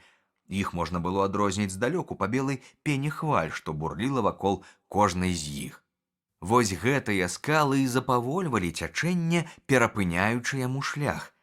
Неўзабаве я ўпэўніўся, што яны не толькі запавольваюць цячэнне, а яшчэ і разбіваюць яго на два струмені, з якіх галоўны толькі крыху адхіляецца на поўдзень, пакідаючы скалы злева, а другі крута паварочвае назад і накіроўваецца на паўночны захад. Толькі той, хто з вопыту ведае, што значыць атрымаць памілаванне, стоячы на эшафоце, ці выратавацца ад бандытаў у тую апошнюю хвіліну, калі нож прыстаўлены да горла, толькі той зразумее маю радасць пры гэтым адкрыцці. Маё сэрца білася ад радасці, калі я накіраваў сваю лодку ў адваротны струмень, што цёк назад, падставіў ветрась спадарожнаму ветру, які яшчэ больш пасвяжэў, і весела паплыў да выспы. Каля 8 гадзін вечара я падплыў да берага і, нагледзеўшы зручнае месца, прычаліў. Немагчыма апісаць тую радасць, якая перапаўняла мяне, калі я адчуў пад сабою цвёрдую зямлю. Якім мілым здалося мне кожнае дрэўца маёй цудоўнай выспы. З гарачай пяшчотай глядзеў я на гэтыя ўзвышшы і даліны, якія толькі ўчора яшчэ выклікалі сум і тугу ў маім сэрцы. Як я быў рады, што зноў убачу свае палі і гаі, сваю пячору і свайго адданага сабаку, сваіх коз. Якой прыгожай здалася мне дарога ад берага да майго будана. Быў ужо вечар, калі я дабраўся да свайго ляснога лецішча. Я пералез цераз плот, лёг у цень і, адчуваючы страшэнную стому, неўзабаве заснуў. Але якое ж было маё здзіўленне, калі мяне абудзіў нечы голас. Так, Гэта быў чалавечы голас. Тут, на выспе, быў чалавек, і ён моцна крычаў сярод начы: «Робін! Робін! Робін Круза! Бедны Робін Круза! Куды ты трапіў, Робін Круза? Куды ты трапіў? Дзе ты быў?» Змучаны доўгім веславаннем, я спаў такім моцным сном, што не адразу здолеў абудзіцца, і мне доўгі час здавалася, што я чую гэты голас у сне. Але крык настойліва паўтараўся: «Робін Круза! Робін Круза!» Нарэшце я прачнуўся і зразумеў, дзе я. Першым маім пачуццём быў жахлівы страх. Я ўсхапіўся, дзіка азіраючыся вакол, і раптам узняў галаву і ўбачыў на агароджы свайго папугая. Вядома, я адразу ж здагадаўся, што гэта ён і выкрыкваў гэтыя словы. Дакладна такім жа жаласным голасам я сам часта казаў пры ім гэтыя словы, і ён добра іх завучыў. Сядзе, бывала, мне на палец, наблізіць дзюбу да майго твару і пачынае паныла паўтараць: «Бедны Робінзон Круза, дзе ты быў і куды ты трапіў?» Але нават упэўніўшыся, што гэта быў папугай, і разумеючы, што апрача папугая тут няма каму быць, я яшчэ доўга не мог супакоіцца. Я зусім не разумеў, як ён, па-першае, трапіў на маё лецішча, па-другое, чаму ён прыляцеў менавіта сюды, а не ў іншае месца. Але таму, што ў мяне не было ніякага сумнення, што гэта ён, мой верны попка, я паклікаў яго і працягнуў яму руку. Гаманкая птушка адразу ж села мне на палец і паўтарыла зноў: «Бедны Робінзон Круза! Куды ты трапіў?» Попка нібыта радаваўся, што зноў бачыць мяне. Пакідаючы будан, я пасадзіў яго на плячук і панёс з сабою. Непрыемныя прыгоды маёй марской экспедыцыі надоўга адбілі ў мяне ахвоту плаваць морам. І многа дзён успамінаў я пра тую небяспеку, якая пагражала мне, калі мяне несла ў акіян. Вядома, добра было б мець лодку на гэтым баку выспы, бліжэй да майго дома, але як прывезці яе адтуль, дзе я пакінуў яе? Абагнуць маю выспу з усходу? Толькі ад аднае думкі пра гэта ў мяне сціскалася сэрца і стыла кроў. Што там робіцца на другім баку выспы, я не меў ніякага ўяўлення. А што калі цячэнне і з таго боку гэтакае жымклівае, як і з гэтага? Хіба не можа яно шпурнуць мяне на ўзбярэжныя скалы з той жа сілай, з якой другое цячэнне зносіла мяне ў адкрытае мора? Адным словам, хоць на пабудову гэтай лодкі і спуск яе на ваду я паклаў і нямала сілы, аднак я вырашыў, што ўсё ж лепей застацца без лодкі, чым рызыкаваць праз яе жыццём. Трэба сказаць, што цяпер я ўжо добра налаўчыўся ва ўсіх ручных работах, якіх патрабавалі ўмовы майго жыцця.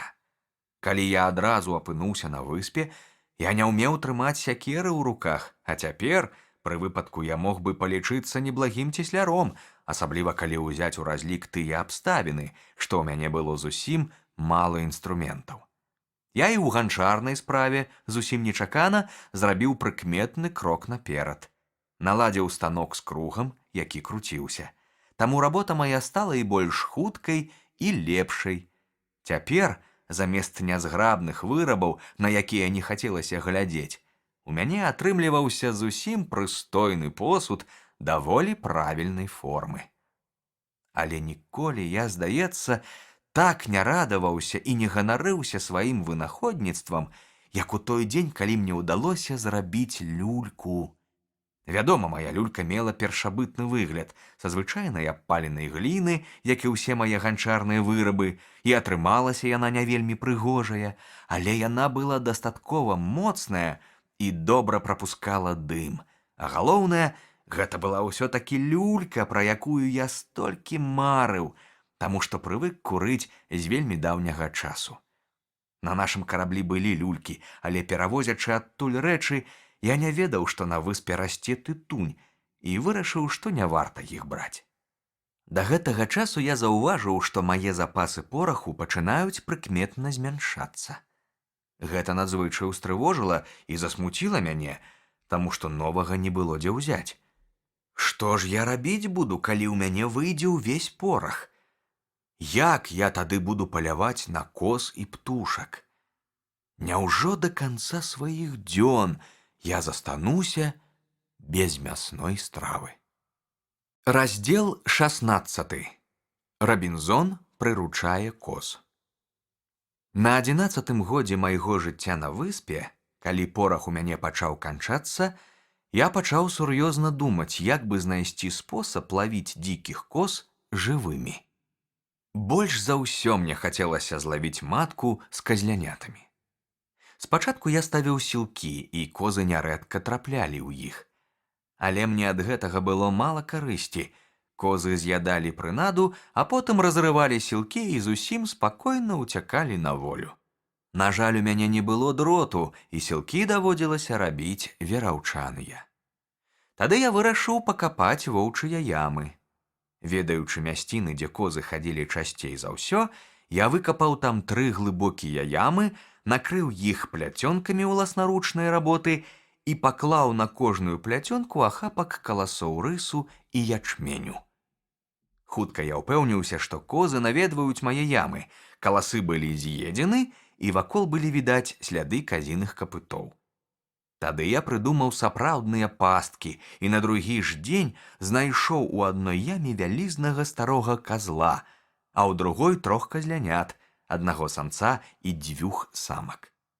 Старога казла я выпусціў на волю, бо не ведаў, што з ім рабіць. Ён быў такі дзікі і злосны, што ўзяць яго жывога было немагчыма. Я баяўся зайсці да яго ў яму, а забіваць яго не было патрэбы. Як толькі я падняў пляцёнку, ён выскачыў з ямы і прыпусціў з усіх ног наўцёкі. Пазней мне давялося ўпэўніцца, што голад утаймоўвае нават і львоў, але тады я гэтага не ведаў. Калі б я прымусіў казла пагаладаць дні 3-4, а потым прынёс яму вады і крыху каласоў, ён бы ўціхамірыўся і быў бы спакойны не горш за маіх казлянят. Козы наогул вельмі разумныя і паслухмяныя. Калі з імі добра абыходзіцца, іх зусім не цяжка прыручыць. Але, паўтараю, у той час я гэтага не ведаў. Выпусціўшы казла, я падышоў да тае ямы, дзе сядзелі казляняты, выцягнуў іх усіх 3 па адным, звязаў разам вяроўкаю і ледзьве прывалок іх дадому. Даволі доўга я не мог прымусіць іх есці. Апрача малака маці, яны яшчэ не ведалі іншай ежы. Але калі яны добра выгаладаліся, я кінуў ім некалькі сакавітых каласоў, і яны памалу ўзяліся за ежу. Неўзабаве яны прывыклі да мяне і зрабіліся зусім ручныя. З таго часу я пачаў разводзіць коз. Мне хацелася, каб у мяне быў цэлы статак, таму што гэта быў адзіны сродак забяспечыць сябе мясам да таго часу, калі ў мяне скончыцца порах і шрот. Гады праз 1,5 у мяне ўжо было не менш 12 коз, лічачы з казлянятамі, а яшчэ праз 2 гады мой статак вырас да 43 галоў. З цягам часу я збудаваў 5 загароджаных загонаў, усе яны злучаліся паміж сабою варотцамі, каб можна было пераганяць коз з аднаго лужка на другі. У мяне цяпер быў невычарпальны запас казінага мяса і малака. Кажучы па шчырасці, калі я толькі браўся разводзіць коз, я нават і не думаў пра малако. Толькі пазней я пачаў іх даіць. Я думаю, што нават самы пануры чалавек не стрымаўся б ад усмешкі, каб убачыў мяне з маім сямействам за абедзенным сталом. На галоўным месцы сядзеў я, кароль і ўладар выспы, які поўнаўладна распараджаўся жыццём усіх сваіх падданых. Я мог караць і мілаваць, дараваць і адбіраць волю, і сярод маіх падданых не было ніводнага бунтаўшчыка. Трэба было бачыць, з якой каралеўскай пышнасцю я абедаў адзін, акружаны маімі прыдворнымі. Толькі попку пястуну дазвалялася размаўляць са мной.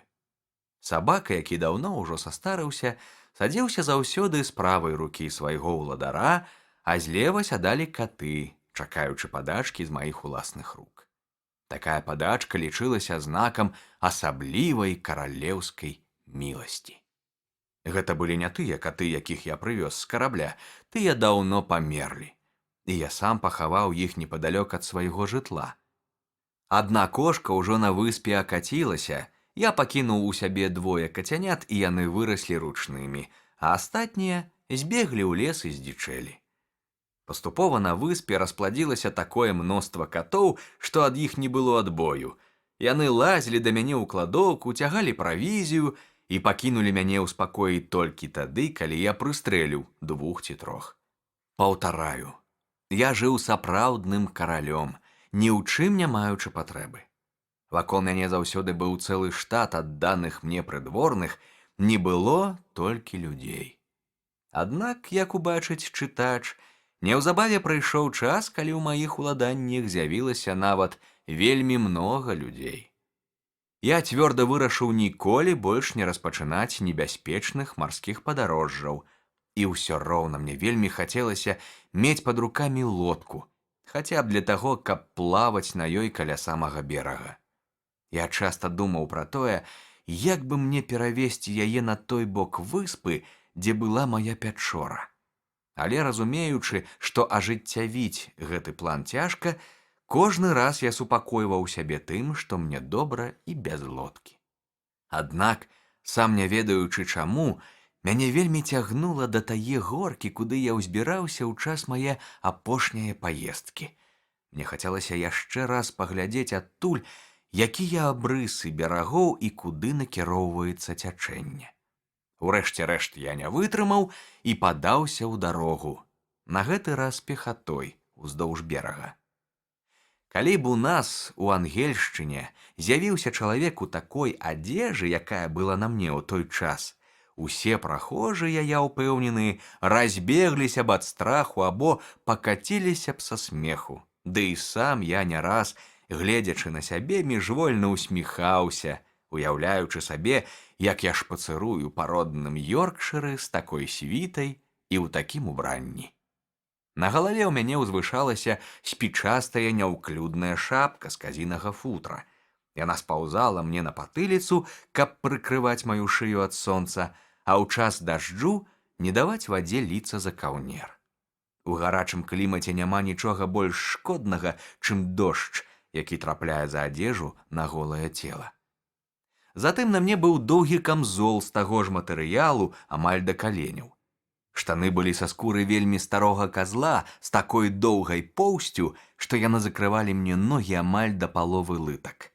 Панчох у мяне зусім не было, а замест чаравікаў я змайстраваў сабе, не ведаю, як і назваць, боты-няботы з доўгімі шнуркамі, якія завязваліся збоку. Абутак гэты быў вельмі дзіўны, як зрэшты і ўсё астатняе маё ўбранне. Камзол я падпярэзваў шырокай папругай з казінай скуры. Спронжку мне замянілі 2 шкурацікі, а з бакоў я прышыў па пятлі. Не шпагу і кінжал насіць, а для пілы і сякеры. Апрача таго, я надзяваў скураную перавязь цераз плячо з такімі ж засцежкамі, як і на папрузе, толькі крыху вузейшымі. Да гэтай перавязі я прымацоўваў 2 сумкі, так, каб яны знаходзіліся пад левай рукой. У адной быў порах, у другой шрот. За спіной у мяне вісела карзіна, за плячыма стрэльба, а над галавою вялізны футравы парасон. Парасон быў брыдкі, але ён быў бадай самай неабходнай прыналежнасцю пры маіх дарожных зборах. Больш патрэбная за парасон была хіба толькі стрэльба. Колерам твару я найменш, чым можна было чакаць, нагадваў негра, улічваючы тое, што я жыў непадалёк ад экватара і ніколькі не баяўся загару. Спачатку я адпусціў сабе бараду.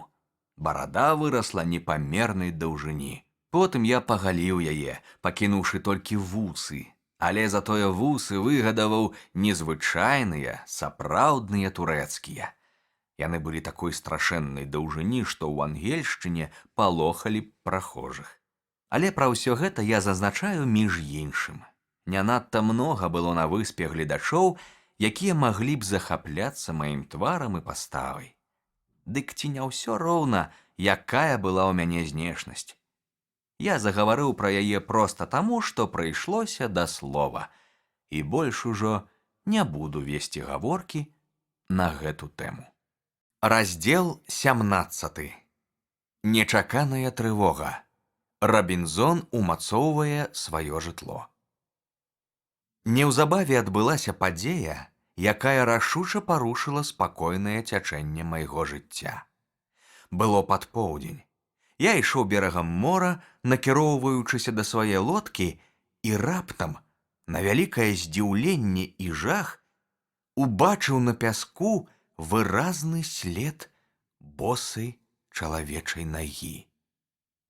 Я спыніўся і не мог крануцца з месца, як быццам мяне ударыла громам, як быццам я ўбачыў здань. Я пачаў прыслухоўвацца, я азіраўся навокал, але не чуў і не бачыў нічога падазронага. Я ўзбег наверх па ўзбярэжнаму схілу, каб лепш агледзець увесь краявід. Зноў спусціўся да мора, прайшоў уздоўж берага і нідзе не знайшоў нічога, ніякіх прыкмет прысутнасці людзей, апрача гэтага адзінага адбітка нагі. Я вярнуўся яшчэ раз на тое ж месца. Мне хацелася даведацца, ці няма там яшчэ адбіткаў, але другіх адбіткаў не было. Магчыма, мне здалося? Магчыма, гэты след не належаў чалавеку? Не, я не памыліўся. Гэта быў несумненна след нагі чалавека. Я выразна адрозніў пяту, пальцы, падэшву. Адкуль тут узяўся чалавек? Як ён сюды трапіў? Я губляўся ў здагадках і не мог спыніцца ні на чым пэўным. Страшэнна растрывожаны, не чуючы зямлі пад нагамі, заспяшаўся я дадому ў сваю крэпасць. Думкі блыталіся ў маёй галаве. Праз кожныя 2-3 крокі я азіраўся. Я баяўся кожнага куста, кожнага дрэва, кожны пень здалёку я прымаў за чалавека. Немагчыма апісаць, якую нечаканую і палахлівую форму набывалі раптам усе рэчы ў маім узбуджаным уяўленні, якія дзікія фантастычныя думкі хвалявалі мяне ў той момант, і якія бязглуздыя намеры прыходзілі мне ў галаву па дарозе. Дабраўшыся да свае крэпасці, так я пачаў з таго дня называць сваё жытло, я імгненна апынуўся за агароджай, нібыта за мною гналася пагоня. Я нават не мог успомніць, пералез я цераз агароджу прыстаўнымі лескамі, як заўсёды, ці зайшоў праз дзверы, гэта значыць з надворным праходам, які я выкапаў у гары. Я і на другі дзень не здолеў прыпомніць гэтага. Ніводзін заяц, ніводзін ліс, ратуючыся ад зграі сабак, не ўцякалі так у сваю нару, як я. Усю ноч я не мог заснуць і 1000 разоў задаваў сабе адно і тое ж пытанне: якім чынам здолеў трапіць сюды чалавек? Магчыма, гэта адбітак нагі якога-небудзь дзікуна, які трапіў на выспу выпадкова. А можа, дзікуноў было многа? Магчыма, яны выйшлі ў мора на сваёй пірозе, і іх прыгнала сюды цячэннем ці ветрам. Зусім магчыма, што яны пабылі на беразе, а потым зноў выйшлі ў мора, таму што ў іх, відаць, было гэтак жа мала жадання заставацца ў гэтай пустыні, як у мяне жыць па суседству з імі. Вядома, яны не заўважылі мае лодкі, інакш здагадаліся б, што на выспе жывуць людзі, пачалі б шукаць іх і, напэўна, знайшлі б мяне. Але тут мяне апякла страшэнная думка. А што, калі яны бачылі маю лодку? Ад гэтай думкі я пакутаваў. Праўда, казаў я сабе, яны зноў пайшлі ў мора, але гэта яшчэ нічога не даказвае. Яны вернуцца, яны абавязкова вернуцца з цэлым натоўпам другіх дзікуноў, і тады знойдуць мяне і з'ядуць. А калі ім і не ўдасца знайсці мяне, Усё роўна яны ўбачаць мае палі, мае загарадкі. Яны знішчаць увесь мой хлеб, згоняць мой статак, і мне давядзецца загінуць з голаду. Першыя 3 сутак пасля майго жахлівага адкрыцця я ні на хвіліну не пакідаў свае крэпасці, так што пачаў нават галадаць. Я не трымаў дома вялікіх запасаў харчавання, і на 3-е суткі ў мяне заставаліся толькі ячменныя праснакі і вада. Мяне мучыла таксама і тое, што мае козы, якіх я звычайна даіў кожны вечар, гэта была штодзённая забава, цяпер заставаліся нядоеныя. Я ведаў, што бедныя жывёліны праз гэта павінны былі вельмі пакутаваць. Апрача таго, я баяўся, што ў іх можа загінуць малако. І мой страх спраўдзіўся. Большасць коз захварэла і амаль перастала даваць малако. На 4-е суткі я набраўся адвагі і выйшаў. А тут яшчэ ў мяне з'явілася адна думка, якая канчаткова вярнула мне маю ранейшую бадзёрасць. Якраз тады, калі мой страх, здавалася, дасягнуў вяршыні, калі ад адной здагадкі я кідаўся да другой і ні на чым не мог спыніцца, мне раптам прыйшло ў галаву, а ці не выдумаў я ўсю гэту гісторыю са следам чалавечай нагі, і ці не мой гэта ўласны след? Ён жа мог застацца на пяску, калі я перадапошні раз хадзіў глядзець сваю лодку. Праўда, вяртаўся я звычайна другой дарогай, але гэта было даўно, і хіба мог я з упэўненасцю сцвярджаць, што ішоў тады менавіта той, а не гэтай дарогай. Я пастараўся запэўніць сябе, што так яно і было, што гэта мой уласны след, і што я быў падобны да таго дурня, які выдумаў байку пра нябожчыка, што ўстаў з труны і сам жа палохаўся свае байкі. Вядома, гэта быў мой уласны след. Упэўніўшы сябе такім чынам, я пачаў выходзіць з дому па розных гаспадарчых справах. Я пачаў кожны дзень бываць у сябе на лецішчы. Там я даіў коз, збіраў вінаград, але калі б вы бачылі, як я баязліва ішоў туды, як часта азіраўся па баках, гатовы ў любы момант кінуць сваю карзіну і сам кінуцца ўцякаць, вы, напэўна, падумалі б, што я нейкі страшэнны злачынца, якога прыгнятаюць пакуты сумлення. Аднак прайшло яшчэ 2 дні, і я зрабіўся куды смялейшы. Я канчаткова ўпэўніў сябе, што ўвесь мой страх не інакш як вынік недарэчнай памылкі. Але каб ужо не заставалася ніякіх сумненняў, я вырашыў яшчэ раз схадзіць на той бераг і параўнаць таямнічы след з адбіткам мае ўласнае нагі. Калі і той, і мой след будуць аднолькавых памераў, то я магу быць упэўнены, што след, які мяне напалохаў, быў мой уласны, і што я спалохаўся сябе самога. З гэтым рашэннем я і падаўся ў дарогу. Але калі я прыйшоў на тое месца, дзе быў таямнічы след, для мяне, па-першае, стала зразумела, што калі я выйшаў той раз з лодкі і вяртаўся дадому, я ніякім чынам не мог апынуцца на гэтым месцы. А па-другое, калі я для параўнання паставіў сваю нагу, выявілася, што мая нага была куды меншая. Сэрца маё напоўнілася новым страхам. Я дрыжаў, як у ліхаманцы. Віхор новых здагадак закружыўся ў маёй галаве. Я пайшоў дадому зусім перакананы, што там, на беразе, пабыў чалавек.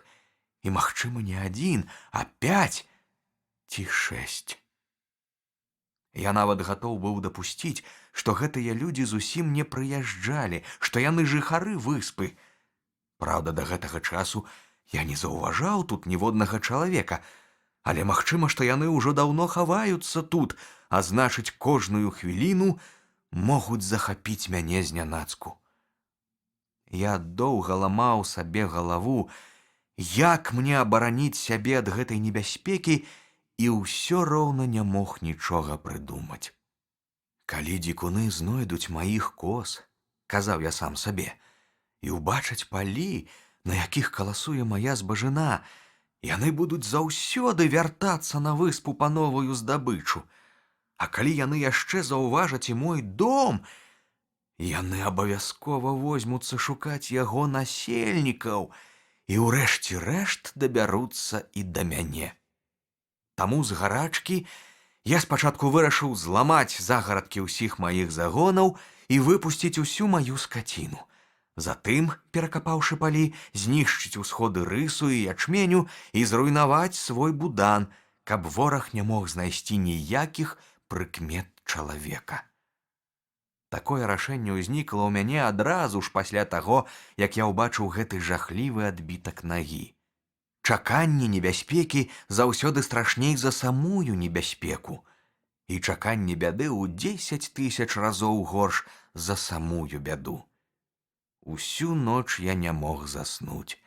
Затое пад раніцу, калі я аслабеў ад бяссонніцы, я заснуў як забіты і прачнуўся такім бадзёрым і свежым, якім даўно ўжо не адчуваў сябе. Цяпер я пачаў разважаць спакайней, і вось да якога прыйшоў рашэння. Мая выспа адна з цудоўнейшых мясцін на зямлі.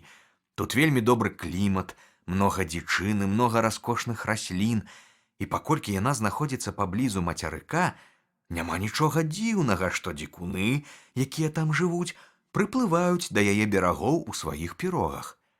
Зрэшты, магчыма, што іх прыганяе сюды цячэннем або ветрам. Вядома, карэнных жыхароў тут няма, але заезджыя дзікуны тут, безумоўна, бываюць.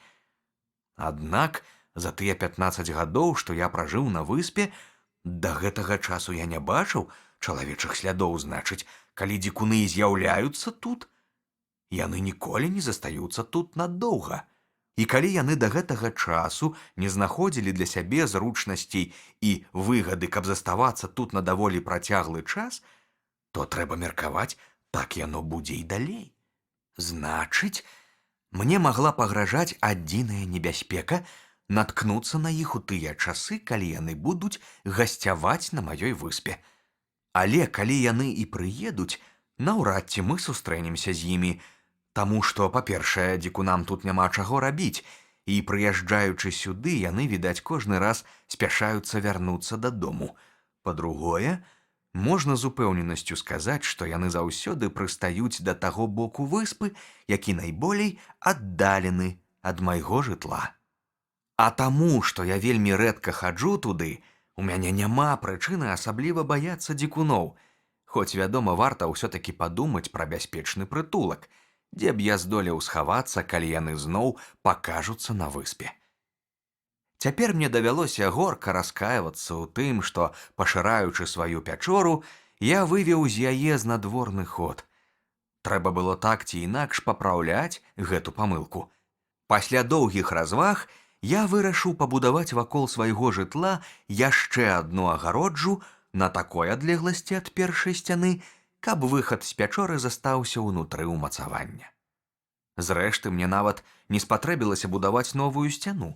Падвойны рад дрэў, якія я гадоў 12 назад пасадзіў паўкругам уздоўж старой агароджы, быў ужо сам па сабе надзейнай абаронай.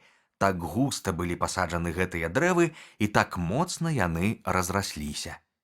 Заставалася толькі забіць калы ў прамежках між дрэвамі, каб ператварыць увесь гэты паўкруг у суцэльную, моцную сцяну. Я так і зрабіў. Цяпер маю крэпасць акружалі 2 сцяны. Але на гэтым мая праца не спынілася.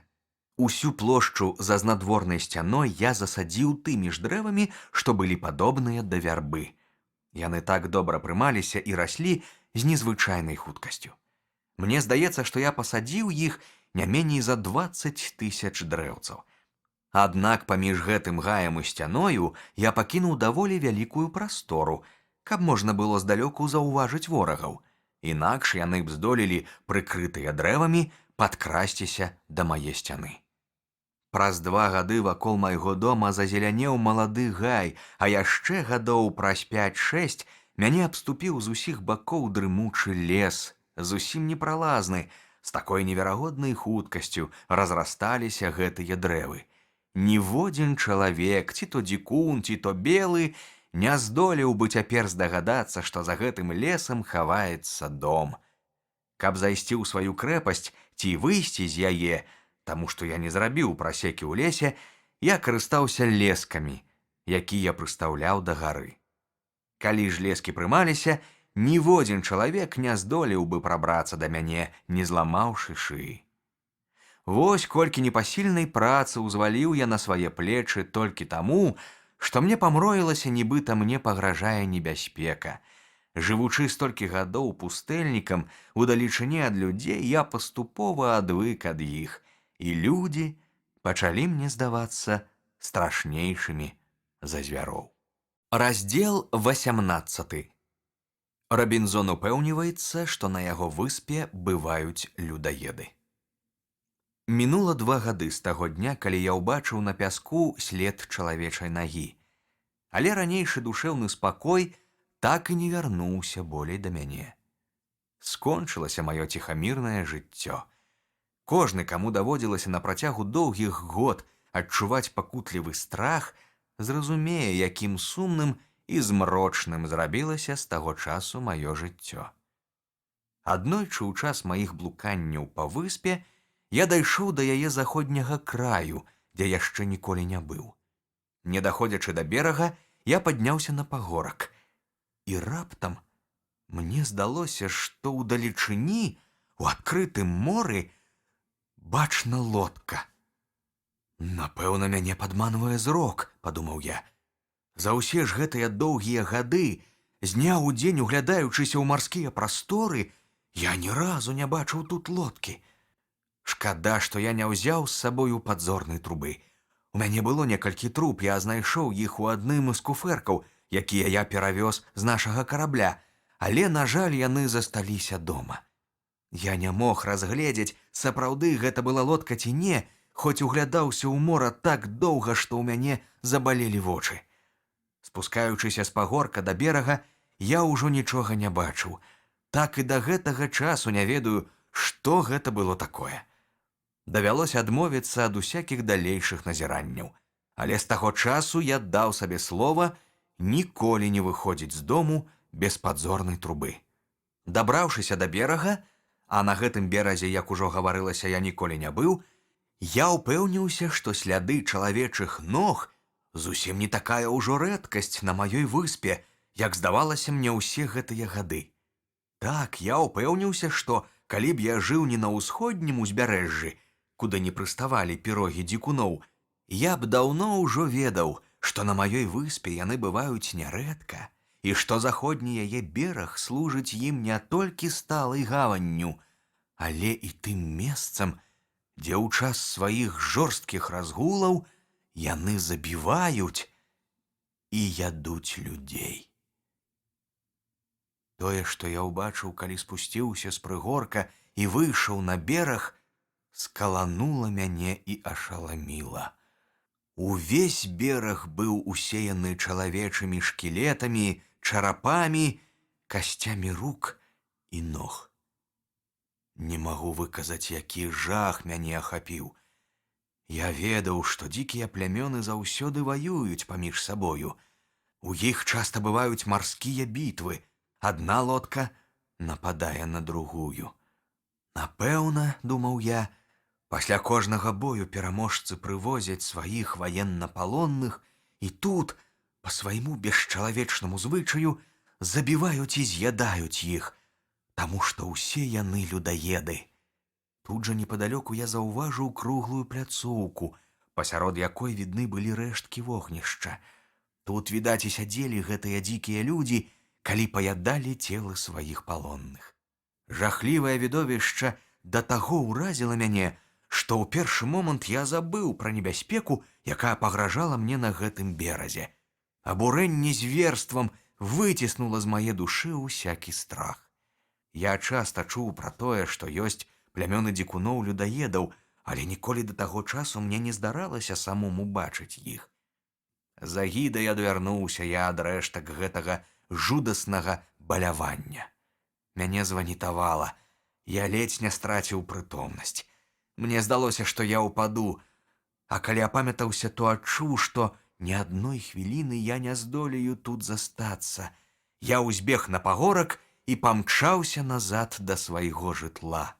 Заходні бераг застаўся далёка ззаду, а я ўсё яшчэ не мог канчаткова прыйсці да памяці. Нарэшце я спыніўся і пачаў збірацца з думкамі. Дзікуны, як я ўпэўніўся, ніколі не прыязджалі на выспу па здабычу. Напэўна, яны ні ў чым не мелі патрэбы, а магчыма, былі ўпэўнены, што нічога каштоўнага тут немагчыма адшукаць. Не магло быць ніякага сумнення ў тым, што яны не адзін раз пабылі ў лясной частцы маёй выспы, але, відаць, не знайшлі там нічога такога, што магло б ім спатрэбіцца. Значыць, трэба быць толькі вельмі асцярожным. Калі, пражыўшы на выспе амаль 18 год, я да самага апошняга часу ні разу не знайшоў чалавечых слядоў, то, магчыма, я пражыву тут яшчэ 18 гадоў і не траплю на вочы дзікунам, хіба толькі наткнуся на іх выпадкова. Але такой выпадковасці няма чаго баяцца, таму што з гэтага дня маім адзіным клопатам будзе клопат пра тое, як найлепш схаваць прыкметы майго існавання на выспе. Я мог бы ўбачыць дзікуноў адкуль-небудзь з засады, але я не хацеў і глядзець на іх, такія агідныя былі мне гэтыя крыважэрныя драпежнікі, якія паядалі адзін аднаго, як звяры. Адна думка пра тое, што людзі могуць быць такія бесчалавечныя, гняла мяне і наводзіла на мяне страшэнны сум. Каля 2 гадоў пражыў я бязвыхадна ў той частцы выспы, дзе знаходзіліся ўсе мае ўладанні.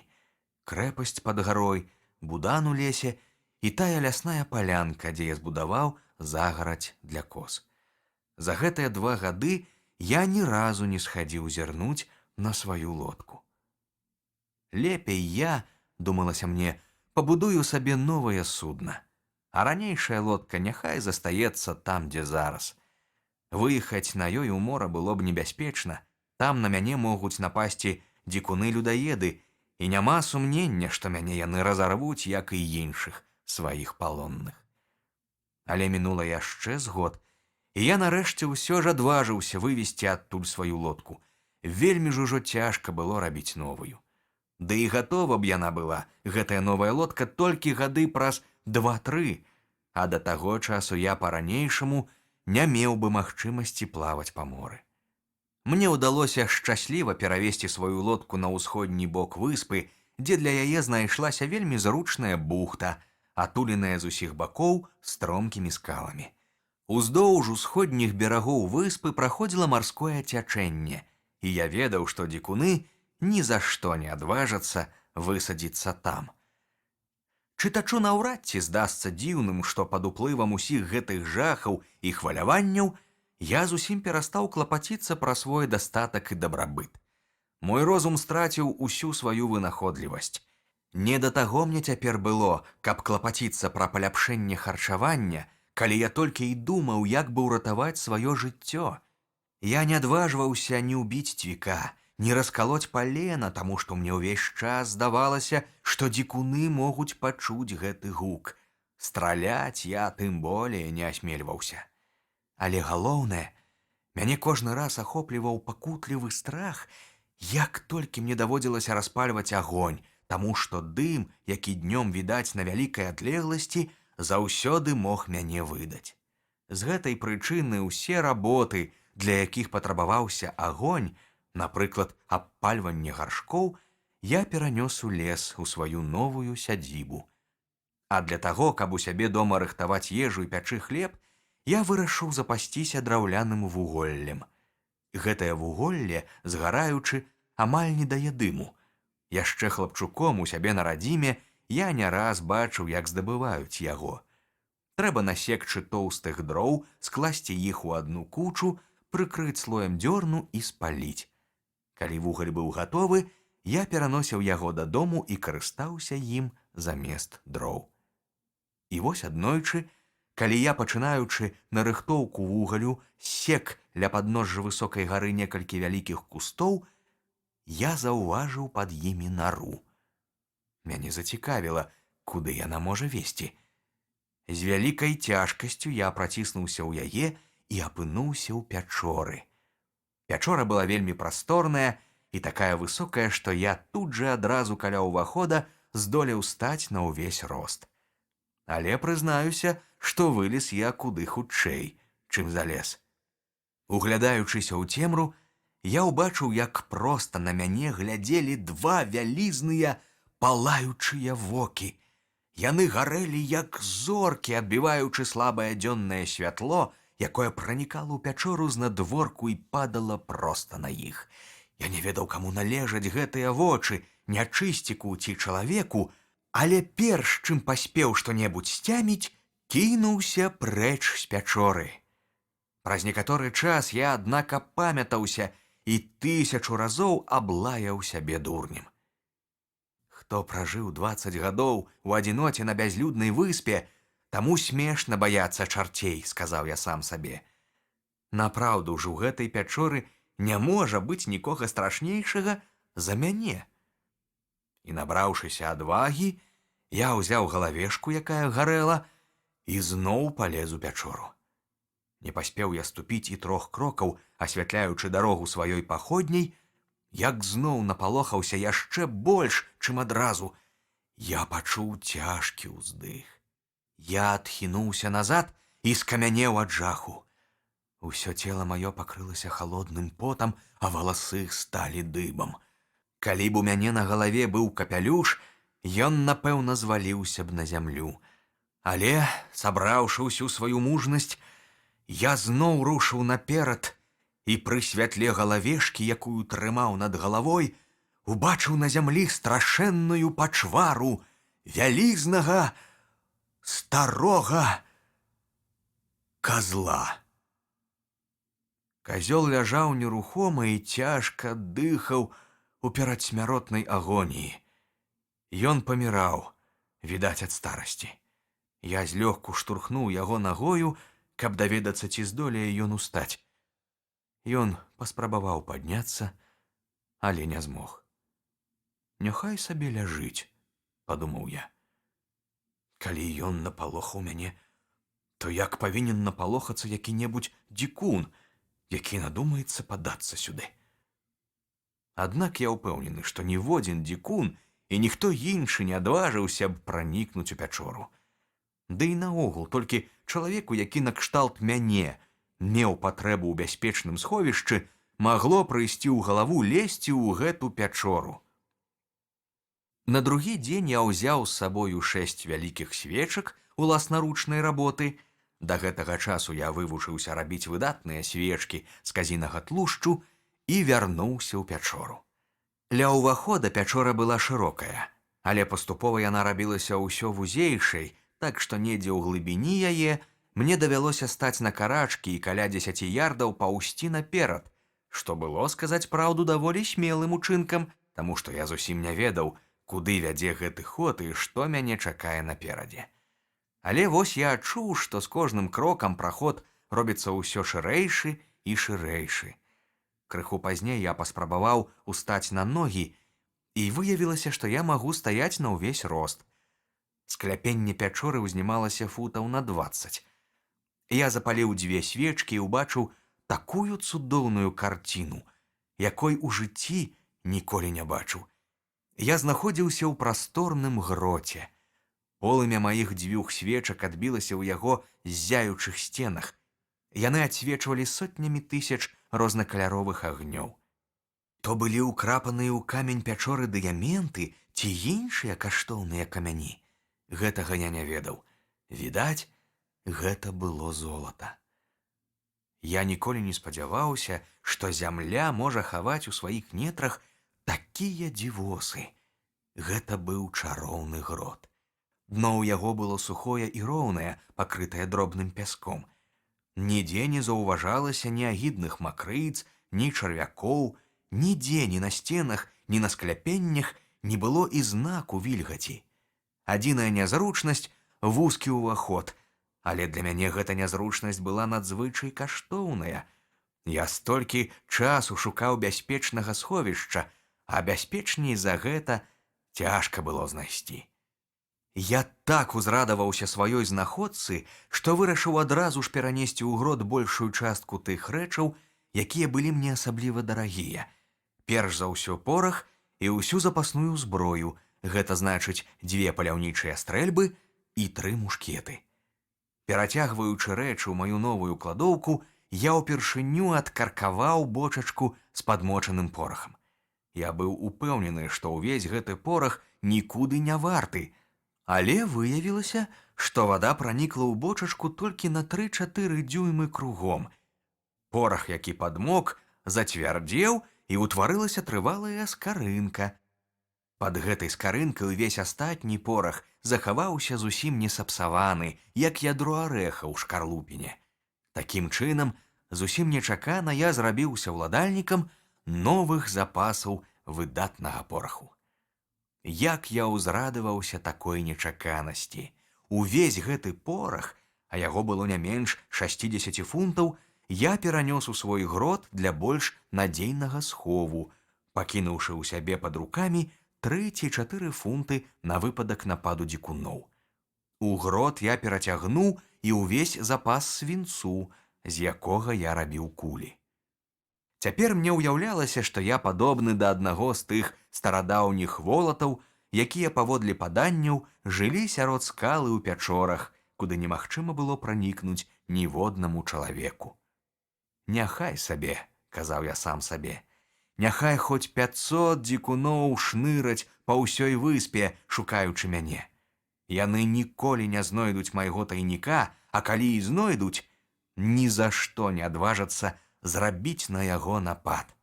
Стары казёл, якога я знайшоў тады ў сваёй новай пячоры, здох на другі дзень, і я закапаў яго ў зямлю на тым месцы, дзе ён ляжаў. Гэта было куды лягчэй, чым выцягнуць яго з пячоры. Ішоў ужо 23 год майго жыцця на выспе.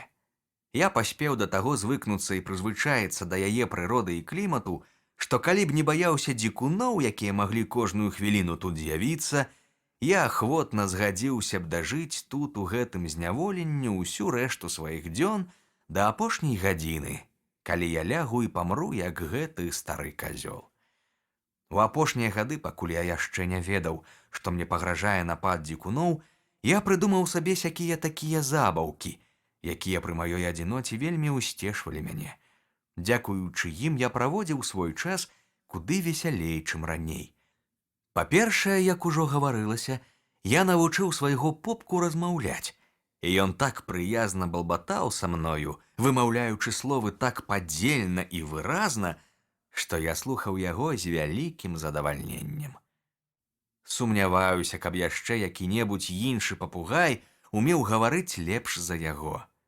Ён пражыў у мяне не меней за 26 год. Ці доўга яшчэ яму заставалася жыць, я не ведаю. Жыхары Бразіліі запэўніваюць, што папугаі жывуць да 100 гадоў.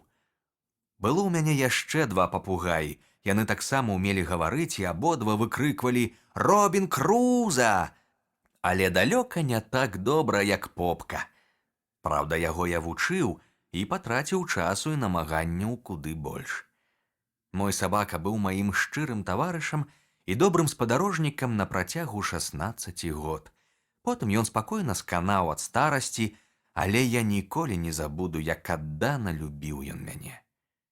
Тыя каты, якіх я пакінуў у сваім доме, таксама даўно ўжо зрабіліся паўнапраўнымі членамі мае немалой сям'і.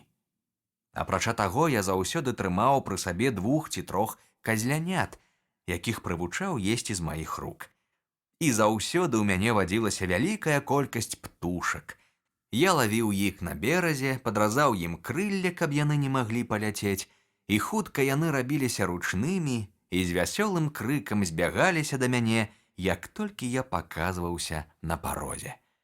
Маладыя дрэўцы, якія я пасадзіў вакол крэпасці, даўно разрасліся ў густы гай, і ў гэтым гаі таксама пасялілася мноства птушак.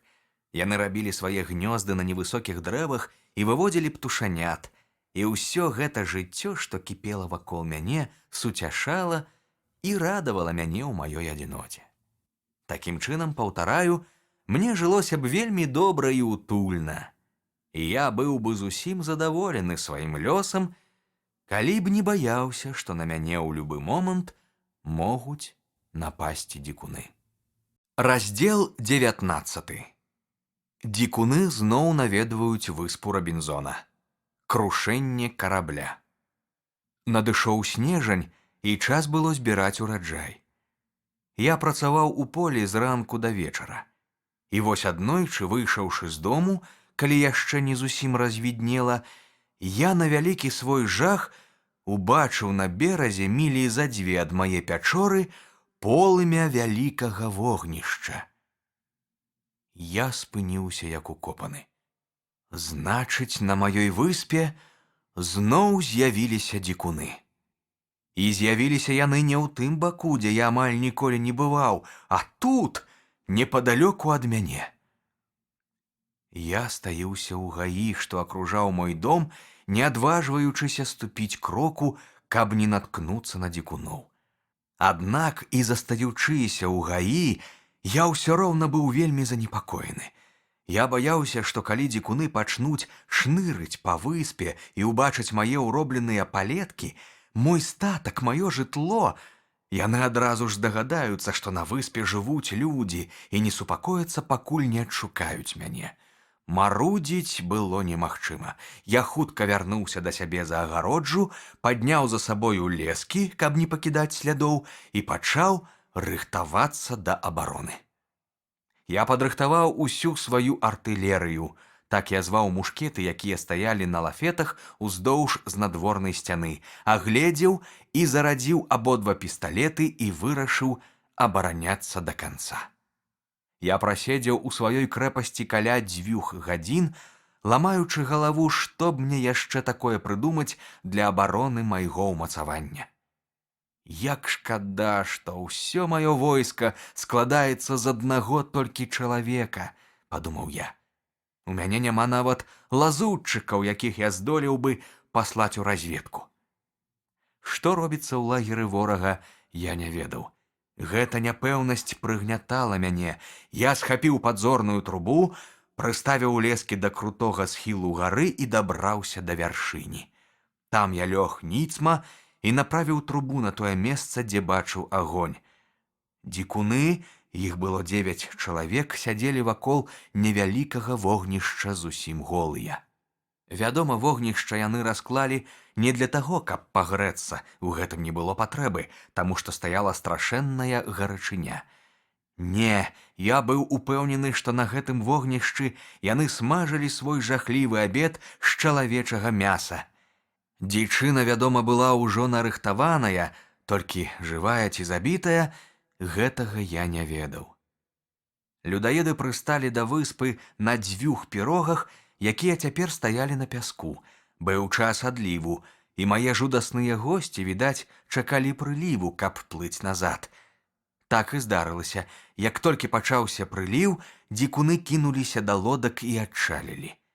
Я забыў сказаць, што за гадзіну ці паўтары да ад'езду яны скакалі па беразе. З дапамогай падзорнай трубы я добра бачыў іх дзікія скокі. Як толькі я ўпэўніўся, што дзікуны пакінулі выспу і зніклі, я злез з гары, ускінуў на плечы абедзве стрэльбы, заткнуў за пояс 2 пісталеты, а таксама сваю вялізную шаблю без ножнаў і, не трацячы часу, накіраваўся да таго пагорка, адкуль рабіў свае першыя назіранні пасля таго, як заўважыў на беразе чалавечы след. Дабраўшыся да гэтага месца, што заняло часу не меней 2 гадзін, бо я быў нагружаны цяжкою зброяй, я азірнуў у бок мора і ўбачыў яшчэ 3 пірогі з дзікунамі, якія плылі ад выспы да мацерыка. Гэта прывяло мяне ў жах. Я пабег да берага і ледзь не закрычаў ад гневу, калі ўбачыў рэшткі таго жудаснага балявання, якое там адбывалася. Кроў, косці і кавалкі чалавечага мяса, якое гэтыя ліхадзеі толькі што паядалі ў скоках і весялосці. Мяне ахапіла такое абурэнне. Я адчуў такую нянавісць да гэтых забойцаў, што мне захацелася жорстка адпомсціць ім за іх крыважэрнасць. Я пакляўся, што калі наступны раз зноў убачу на беразе іх агіднае баляванне, я нападу на іх і знішчу ўсіх, колькі б іх не было. Няхай я загіну ў няроўным баі, няхай сабе яны разарвуць мяне, казаў я сабе, але не магу ж я дапусціць, каб у мяне на вачах людзі беспакарана елі людзей. Аднак прайшло 11 месяцаў, а дзікуны не з'яўляліся. За ўвесь гэты час мой ваяўнічы запал ніколькі не астыў. Я толькі і думаў пра тое, як бы мне знішчыць людаедаў.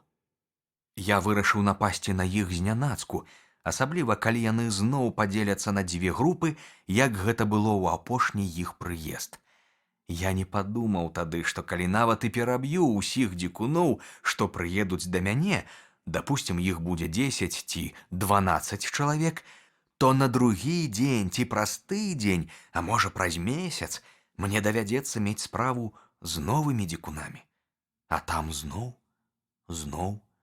І так бясконца, пакуль я сам не ператваруся ў такога ж жахлівага забойцу, як і гэтыя няшчасныя, што паядаюць уласных братоў.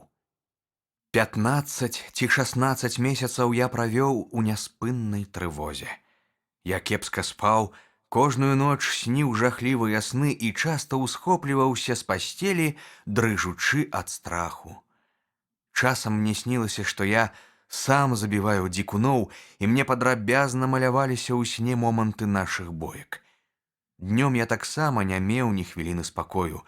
Зусім магчыма, што такое напружанне і трывога ў рэшце рэшт давялі б мяне да вар'яцтва, калі б раптам не здарылася падзея, якая адразу ж адцягнула ўсе мае думкі ў другі бок. Гэта адбылося на 24-м годзе майго жыцця на выспе, у сярэдзіне траўня, калі верыць майму несамавітаму драўлянаму календару. Увесь гэты дзень, 16 траўня, грымеў гром, бліскала маланка, і навальніца не сціхала ні на хвіліну. Позна вечарам я чытаў кнігу, стараючыся забыць свае хваляванні, раптам я пачуў гарматны стрэл. Мне здалося, што ён данёсся да мяне з мора. Я сарваўся з месца, у момант прыставіў лескі да схілу гары і хутка, дарэмна баючыся патраціць нават адно імгненне, стаў караскацца па лесках уверх. Якраз у тую хвіліну, калі я апынуўся на вяршыні, перада мною далёка ў моры бліснуў агеньчык, а праз паўхвіліны пачуўся другі гарматны стрэл. «У моры гіне карабель», – сказаў я сам сабе. Ён падае сігналы. Ён спадзяецца, што будзе выратаваны. Напэўна, непадалёку знаходзіцца другі які-небудзь карабель, у якога ён просіць дапамогі. Я быў вельмі ўсхваляваны, але ніколькі не разгубіўся і паспеў сцяміць, што хоць я і не маю сілы памагчы гэтым людзям, затое, можа, яны дапамогуць мне. У адзін момант я сабраў усё ламачча, якое ляжала паблізу, склаў яго ў кучу і падпаліў. Дрэва было сухое, і, нягледзячы на моцны вецер, полымя вогнішча ўзнялося так высока, што з карабля, калі гэта сапраўды быў карабель, не маглі не заўважыць майго сігналу. І агонь быў несумненна заўважаны, таму што, як толькі ўспыхнула полымя вогнішча, пачуўся новы гарматны стрэл, потым яшчэ і яшчэ, усё з таго ж боку. Я падтрымліваў агонь усю ноч, да раніцы, а калі зусім развіднела і перадранішні туман крыху развеяўся, я ўбачыў у моры прама на ўсходзе нейкі цёмны сілуэт. Але што гэта было? Корпус карабля ці ветразь? Я не мог разгледзець нават у падзорную трубу, таму што было вельмі далёка, а мора ўсё яшчэ засцілаў туман. Усю раніцу я назіраў за морам і тым прадметам і пераканаўся, што ён нерухомы. Можна было меркаваць, што гэта карабель, які стаіць на якары. Я не вытрымаў, схапіў стрэльбу, падзорную трубу і пабег на паўднёва-ўсходні бераг да таго месца, дзе пачыналася каменная града, што выходзіла ў мора. Туман ужо развеяўся, і, забраўшыся на бліжэйшы ўцёс, я мог выразна распазнаць корпус карабля. Сэрца маё сціснулася ад гора. Відаць, няшчасны карабель наскочыў на нябачныя падводныя скалы і разбіўся на тым месцы, дзе яны заступалі шлях шалёнаму марскому цячэнню. Гэта былі тыя ж самыя скалы, што некалі пагражалі і мне. Калі б тыя, што пацярпелі крушэнне, заўважылі выспу, яны напэўна спусцілі б шлюпкі і паспрабавалі б дабрацца да берага. Але чаму яны стралялі з гармат адразу пасля таго, як я запаліў сваё вогнішча? Магчыма, убачыўшы касцёр, яны спусцілі на ваду выратавальную шлюпку і пачалі кіравацца да берага, але не мелі сілы адолець шалёную буру, іх знесла ў бок, і яны ўсе патанулі. А магчыма, яшчэ да крушэння яны засталіся без лодак. У час жа буры здараецца і так. Калі судна пачынае тануць, людзям часта даводзіцца, каб аблегчыць груз, выкідаць свае шлюпкі за борт.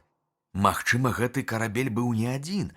Можа, разам з ім у моры было яшчэ 2 ці 3 караблі, і яны, пачуўшы сігналы, падплылі да няшчаснага сабрата і падабралі яго экіпаж.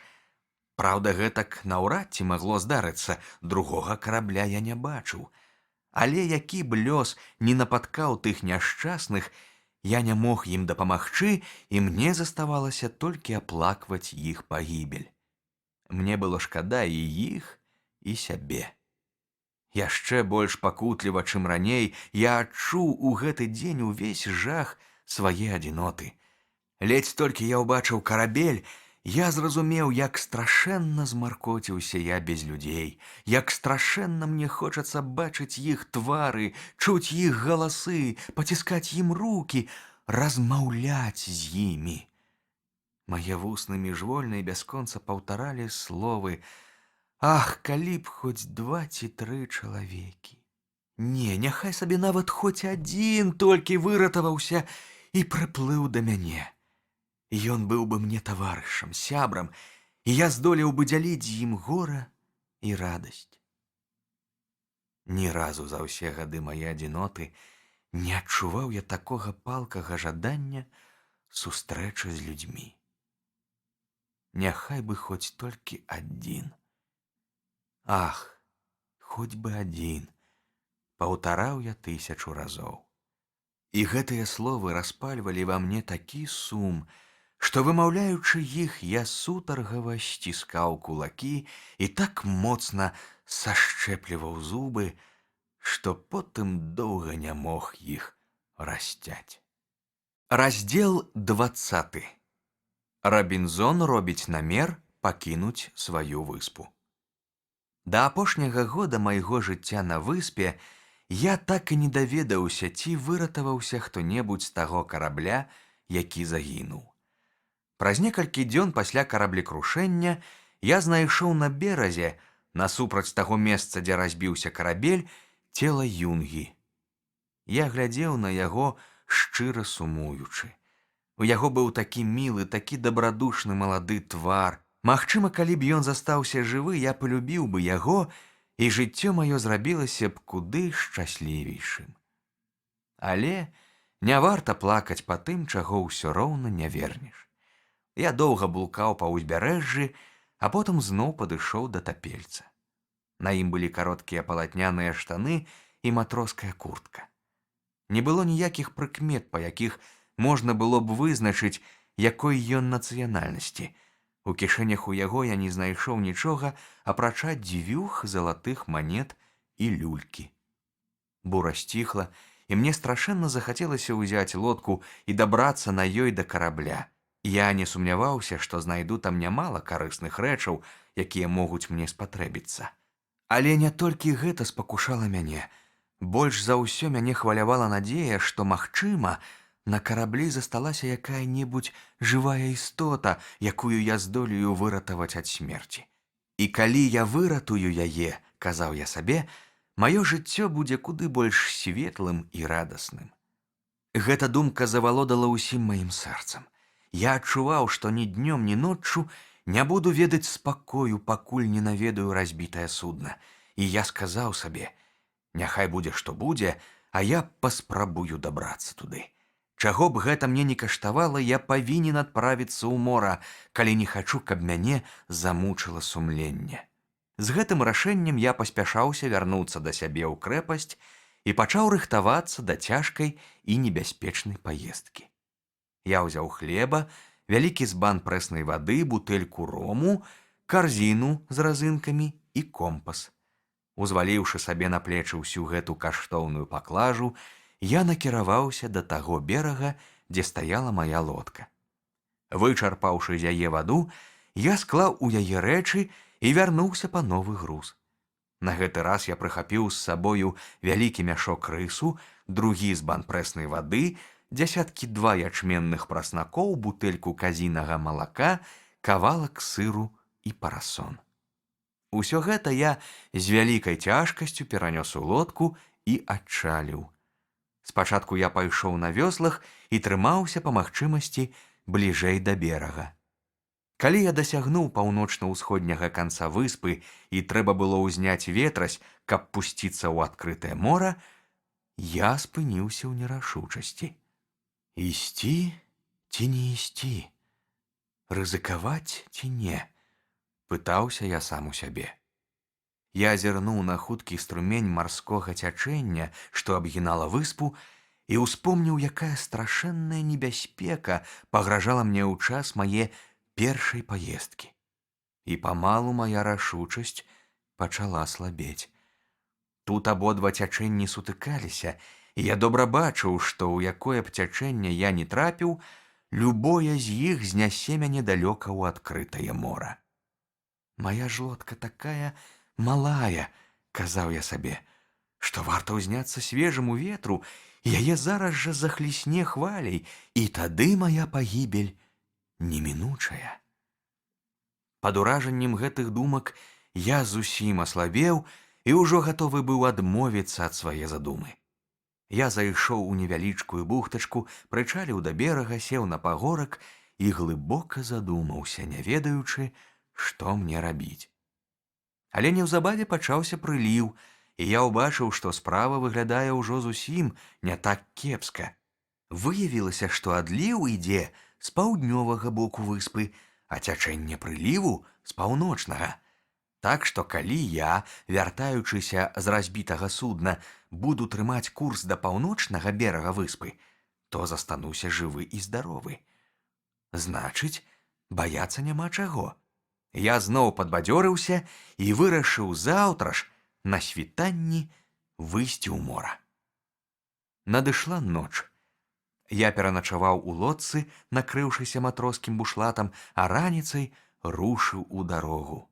Спачатку я ўзяў курс у адкрытае мора прама на поўнач, пакуль не трапіў у струмень цячэння, якое накіроўвалася на ўсход. Мяне панесла вельмі хутка, і менш чым за 2 гадзіны я даплыў ужо да карабля. Змрочнае відовішча адкрылася маім вачам. Карабель, відаць гішпанскі, уткнуўся носам паміж 2 уцёсаў. Карма была знесена, уцалела толькі насавая частка, і грот-мачта і фок-мачта былі спілаваны. Калі я падышоў да борта, на палубе паказаўся сабака. Убачыўшы мяне, ён пачаў кідацца і скавытаць, а калі я паклікаў яго, ён скочыў у ваду і падплыў да мяне. Я ўзяў яго ў лодку.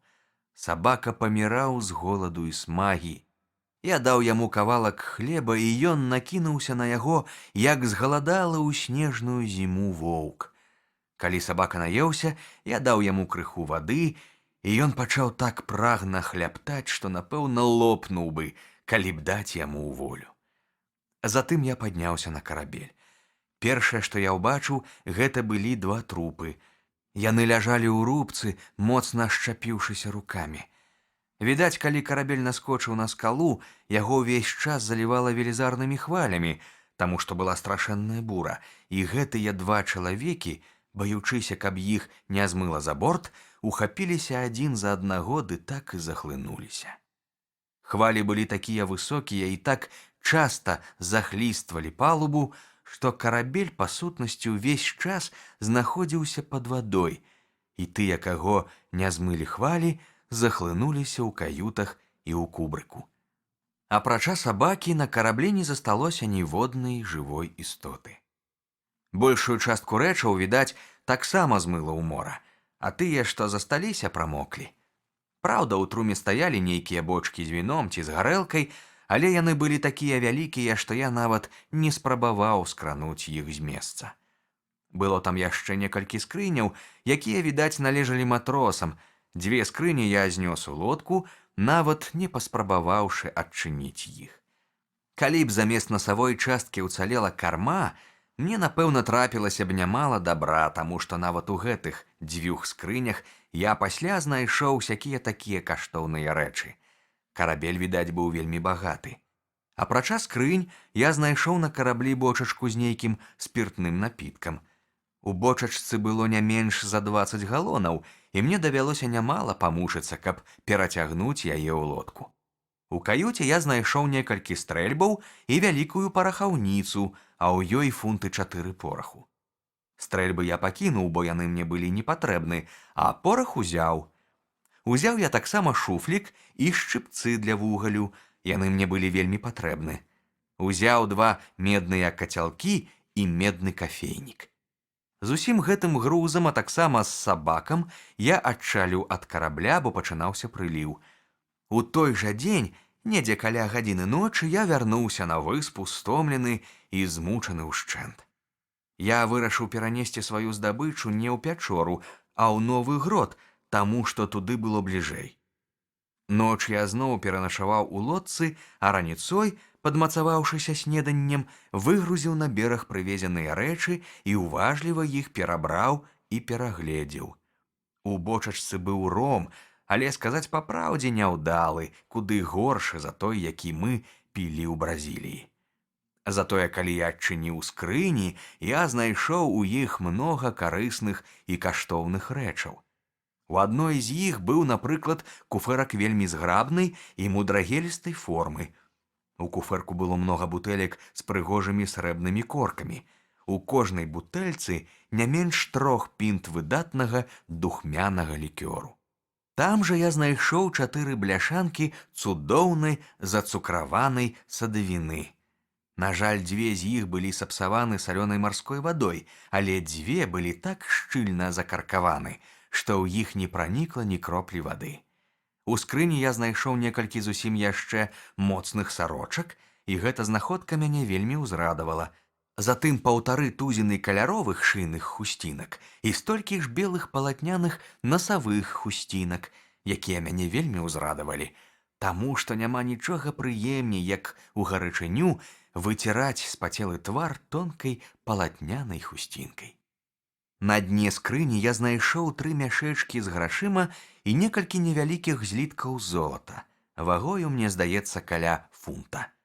У другой скрыні былі курткі, штаны і камзолы, даволі паношаныя з таннай матэрыі. Прызнацца, калі я збіраўся на гэты карабель, я думаў, што знайду на ім куды больш карысных і каштоўных рэчаў. Праўда, я разжыўся на даволі прыстойную суму грошай, але ж грошы цяпер былі для мяне непатрэбным смеццем. Я ахвотна аддаў бы ўсе тыя грошы за 3-4 пары самых звычайных чаравікаў і панчох, якіх не насіў вось ужо некалькі год. Склаўшы здабычу ў надзейным месцы і пакінуўшы там сваю лодку, я рушыў назад пехатой. Была ўжо ноч, калі я вярнуўся дадому. Дома ўсё было ў поўным парадку, спакойна, утульна і ціха. Папугай прывітаў мяне ласкавым словам, а казляняты з такой радасцю кінуліся да мяне, што я не мог не пагладзіць іх і не даць ім свежых каласоў. Ранейшыя мае страхі з таго часу як быццам развеяліся, і я зажыў па-старому, без усякіх хваляванняў, урабляючы свае палі і даглядаючы жывёлу, да якой прывык яшчэ мацней, чым раней. Так я пражыў амаль 2 гады, у поўным дастатку, не ведаючы ніякіх нягод. Але ўсе гэтыя 2 гады я толькі і думаў пра тое, як бы мне пакінуць маю выспу. З той хвіліны, як я ўбачыў карабель, які абяцаў мне волю, мая адзінота зрабілася для мяне яшчэ больш ненавіснай. Дні і ночы праводзіў я ў думках пра ўцёкі з гэтай турмы. Калі б я меў баркас, хоць бы накшталт таго, на якім я ўцёк ад маўраў, я без роздуму рушыў бы ў мора нават не думаючы пра тое, куды занясе мяне вецер. Нарэшце я прыйшоў да пераканання, што мне ўдасца вырвацца на волю толькі ў тым выпадку, калі я захаплю каго-небудзь з дзікуноў, якія наведваюць маю выспу. Лепш за ўсё было б захапіць аднаго з тых няшчасных, якіх гэтыя людаеды прывозілі сюды, каб разарваць і з'есці. Я выратую яму жыццё, і ён дапаможа мне вырвацца на волю. Але план гэты вельмі цяжкі і небяспечны. Для таго, каб захапіць патрэбнага мне дзікуна, я павінен буду напасці на натоўп людаедаў і перабіць усіх да адзінага. А гэта наўрад ці мне ўдасца. Апрача таго, мая душа жахалася пры адной толькі думцы, што мне давядзецца праліць столькі чалавечай крыві, няхай сабе і дзеля ўласнага выратавання. Доўга гэтак змагаўся я сам з сабою, пакуль нарэшце палымяная прага волі не перамагла ўсе довады развагі і сумлення. Я вырашыў, чаго б гэта ні каштавала, захапіць аднаго з дзікуноў у першы ж раз, як яны прыедуць на маю выспу. І вось я пачаў амаль штодня падкрадвацца ад свае крэпасці да таго далёкага берага, да якога найбольш пэўна маглі прычаліць пірогі дзікуноў. Я хацеў захапіць іх знянацку. Але прайшло 1,5 года і нават болей, а дзікуны не паказваліся. Урэшце рэшт, нецярпенне маё зрабілася такое неадольнае, што я зусім забыў пра асцярожнасць і ўявіў сабе чамусьці, што калі б мне давялося стрэцца з дзікунамі, я лёгка справіўся б не толькі з адным, але і з 2, і нават з 3. Раздзел 21. Рабінзон выратоўвае дзікуна і дае яму імя Пятніца. Уявіце ж сабе маё здзіўленне, калі аднойчы, выйшаўшы з крэпасці, я ўбачыў унізе каля самага берага, гэта значыць зусім не там, дзе я чакаў іх убачыць, 5 ці 6 індзейскіх пірог. Пірогі стаялі пустыя. Людзей не было відаць. Напэўна, яны выйшлі на бераг і некуды схаваліся. Ведаючы, што ў кожную пірогу звычайна садзіцца чалавек па 6, а то і болей, прызнацца, я вельмі разгубіўся. Я ніяк не чакаў, што мне давядзецца ўступіць у бойку супроць такой вялікай варожай сілы. Іх не меней за 20 чалавек, а то бадай усе 30 будзе. Хіба я адзін усіх іх адолею? Занепакоена падумаў я. Я быў у нерашучасці і не ведаў, што мне рабіць, але ўсё ж засеў у сваёй крэпасці і падрыхтаваўся да бою. Навокал была цішыня. Я прыслухоўваўся, ці не пачуюцца з таго боку крыкі або песні дзікуноў. Нарэшце мне надакучыла чакаць. Я пакінуў сваю стрэльбу пад лескамі і падняўся на вяршыню ўзгорка. Высоўваць галаву было небяспечна. Я схаваўся за гэтай вяршыняй і пачаў глядзець у падзорную трубу. Дзікуны цяпер вярнуліся да сваіх лодак. Іх было не меней за 30 чалавек. Яны расклалі на беразе вогнішча і, відаць, гатавалі на агні нейкую ежу. Што яны гатавалі, я не мог разгледзець. Бачыў толькі, што яны скачуць вакол вогнішча нейкі шалёны танец, як заўсёды звычайна скачуць дзікуны. Працягваючы назіраць за імі ў падзорную трубу, я ўбачыў, што яны падбеглі да лодак, выцяглі адтуль 2 чалавек і павалаклі да вогнішча. Відаць, яны мелі намер забіць іх. Да гэтай хвіліны няшчасныя, відаць, ляжалі ў лодках са звязанымі рукамі і нагамі. Аднаго з іх імгненна збілі з ног. Відаць, яго стукнулі па галаве дубінай ці драўляным мечам, гэтай звычайнай зброяй дзікуноў. Зараз жа на яго накінулася яшчэ 2 ці 3 і ўзяліся за работу. Распаролі яму жывот і пачалі патрашыць. Другі палонны стаяў тут жа, чакаючы свае чаргі. Узяўшыся за першую ахвяру, мучыцелі забылі пра яго. Палонны адчуў сябе на волі, і ў яго, відаць, узнікла надзея на выратаванне. Ён раптам кінуўся наперад і з незвычайнай хуткасцю прыпусціў наўцёкі. Ён бег пясчаным берагам у той бок, дзе было маё жытло. Прызнаюся, я страшэнна напалохаўся, калі заўважыў, што ён бяжыць проста на мяне. Ды і як было не напалохацца? У першую хвіліну мне здалося, што даганяць яго кінулася ўся шайка. Аднак я застаўся на месцы і хутка ўбачыў, што за ўцекачом гоняцца ўсяго толькі 2 ці 3 чалавекі, а астатнія, крыху прабегшы, патроху пачалі адставаць, а потым зноў павярнулі назад да вогнішча. Гэта надало мне бадзёрасці. Але канчаткова я супакоіўся, калі ўбачыў, што ўцякач далёка апярэдзіў сваіх ворагаў. Было зразумела, што калі ён здолее прабегчы з такой хуткасцю яшчэ з паўгадзіны, яго ні ў якім разе не зловяць. Дзікуноў, якія беглі берагам, і маю крэпасць падзяляла вузкая бухта, пра якую я расказваў не раз. Тая самая, куды я прычальваў са сваімі плыгамі, калі перавозіў рэчы з нашага карабля. Што ж ён будзе рабіць, гэты бядак, падумаў я, калі дабяжыць да бухты? Ён павінен будзе пераплысці яе, інакш яму не ўцячы ад пагоні. Але я дарэмна непакоіўся за яго. Уцякач, не думаючы, кінуўся ў ваду, хутка пераплыў бухту, вылез на другі бераг і, не запавольваючы кроку, пабег далей. З 3 людаедаў, што гналіся за ім, толькі 2 кінуліся ў ваду, а трэці не адважыўся.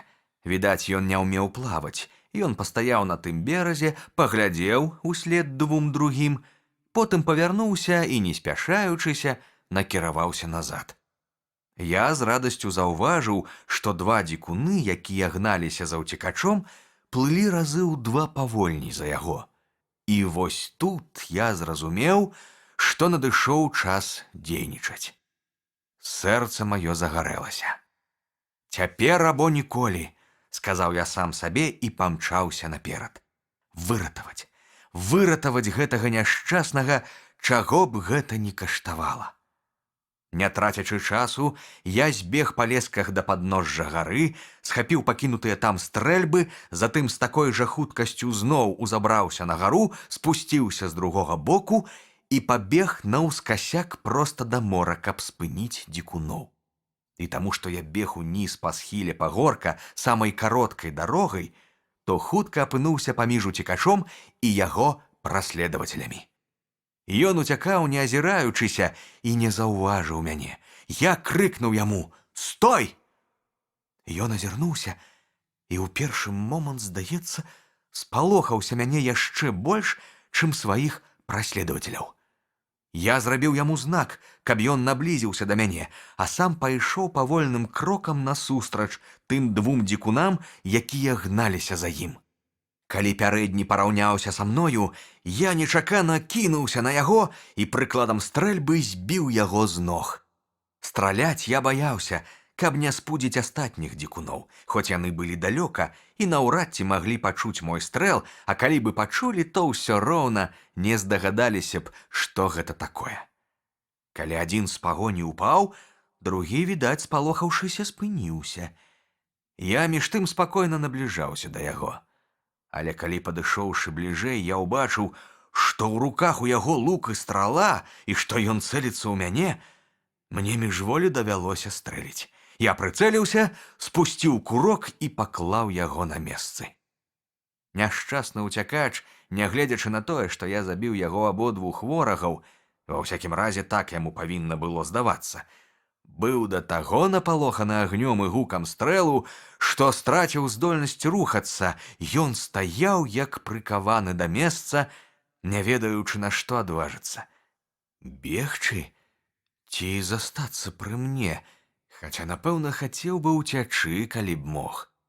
Я зноў пачаў крычаць яму і паказваць на мігах, каб ён падышоў бліжэй. Ён зразумеў, зрабіў 2 крокі і спыніўся. Потым зрабіў яшчэ некалькі крокаў і зноў стаў як укопаны. Тут я заўважыў, што ён увесь дрыжыць. Няшчасны, відаць, баяўся, што калі ён трапіць да мяне ў рукі, я зараз жа заб'ю яго, як і тых дзікуноў. Я зноў зрабіў яму знак, каб ён наблізіўся да мяне, і наогул імкнуўся як-небудзь яго падбадзёрыць. Ён падыходзіў да мяне ўсё бліжэй і бліжэй. Праз кожныя 10-12 крокаў ён падаў на калені. Відаць, ён хацеў выказаць мне падзяку за тое, што я выратаваў яму жыццё. Я ласкава усміхаўся яму і з самым прыветным выглядам вабіў яго да сябе рукой. Нарэшце дзікун падышоў зусім блізка. Ён зноў упаў на калені, пацалаваў зямлю, прыціснуўся да яе лбом і, прыўзняўшы маю нагу, паставіў яе сабе на галаву. Гэта, напэўна, павінна было азначаць, што ён клянецца быць маім рабом да апошняга дня свайго жыцця. Я падняў яго і з той жа ласкавай прыязнай усмешкай стараўся паказаць яму, што яму не трэба мяне баяцца. Але трэба было дзейнічаць далей. Раптам я заўважыў, што той дзікун, якога я стукнуў прыкладам, не забіты, а толькі аглушаны. Ён заварушыўся і апрытомнеў. Я паказаў на яго ўцекачу. «Вораг твой яшчэ жывы, бачыш?» У адказ ён прамовіў некалькі слоў, і хоць я нічога не зразумеў, але нават гукі яго голасу здаліся мне прыемнымі і мілагучнымі. Бо за ўсе 25 гадоў свайго жыцця на выспе я ўпершыню пачуў чалавечы голас. Аднак у мяне не было часу доўга думаць пра гэта. Людаед, якога я аглушыў, настолькі апрытомнеў, што падняўся і ўжо сядзеў на зямлі. І я заўважыў, што мой дзікун зноў пачынае баяцца яго. Трэба было супакоіць няшчаснага, я ўжо быў прыцэліўся ў яго ворага, але тут мой дзікун пачаў паказваць мне знакамі, каб я даў яму шаблю, якая вісела ў мяне за плячыма.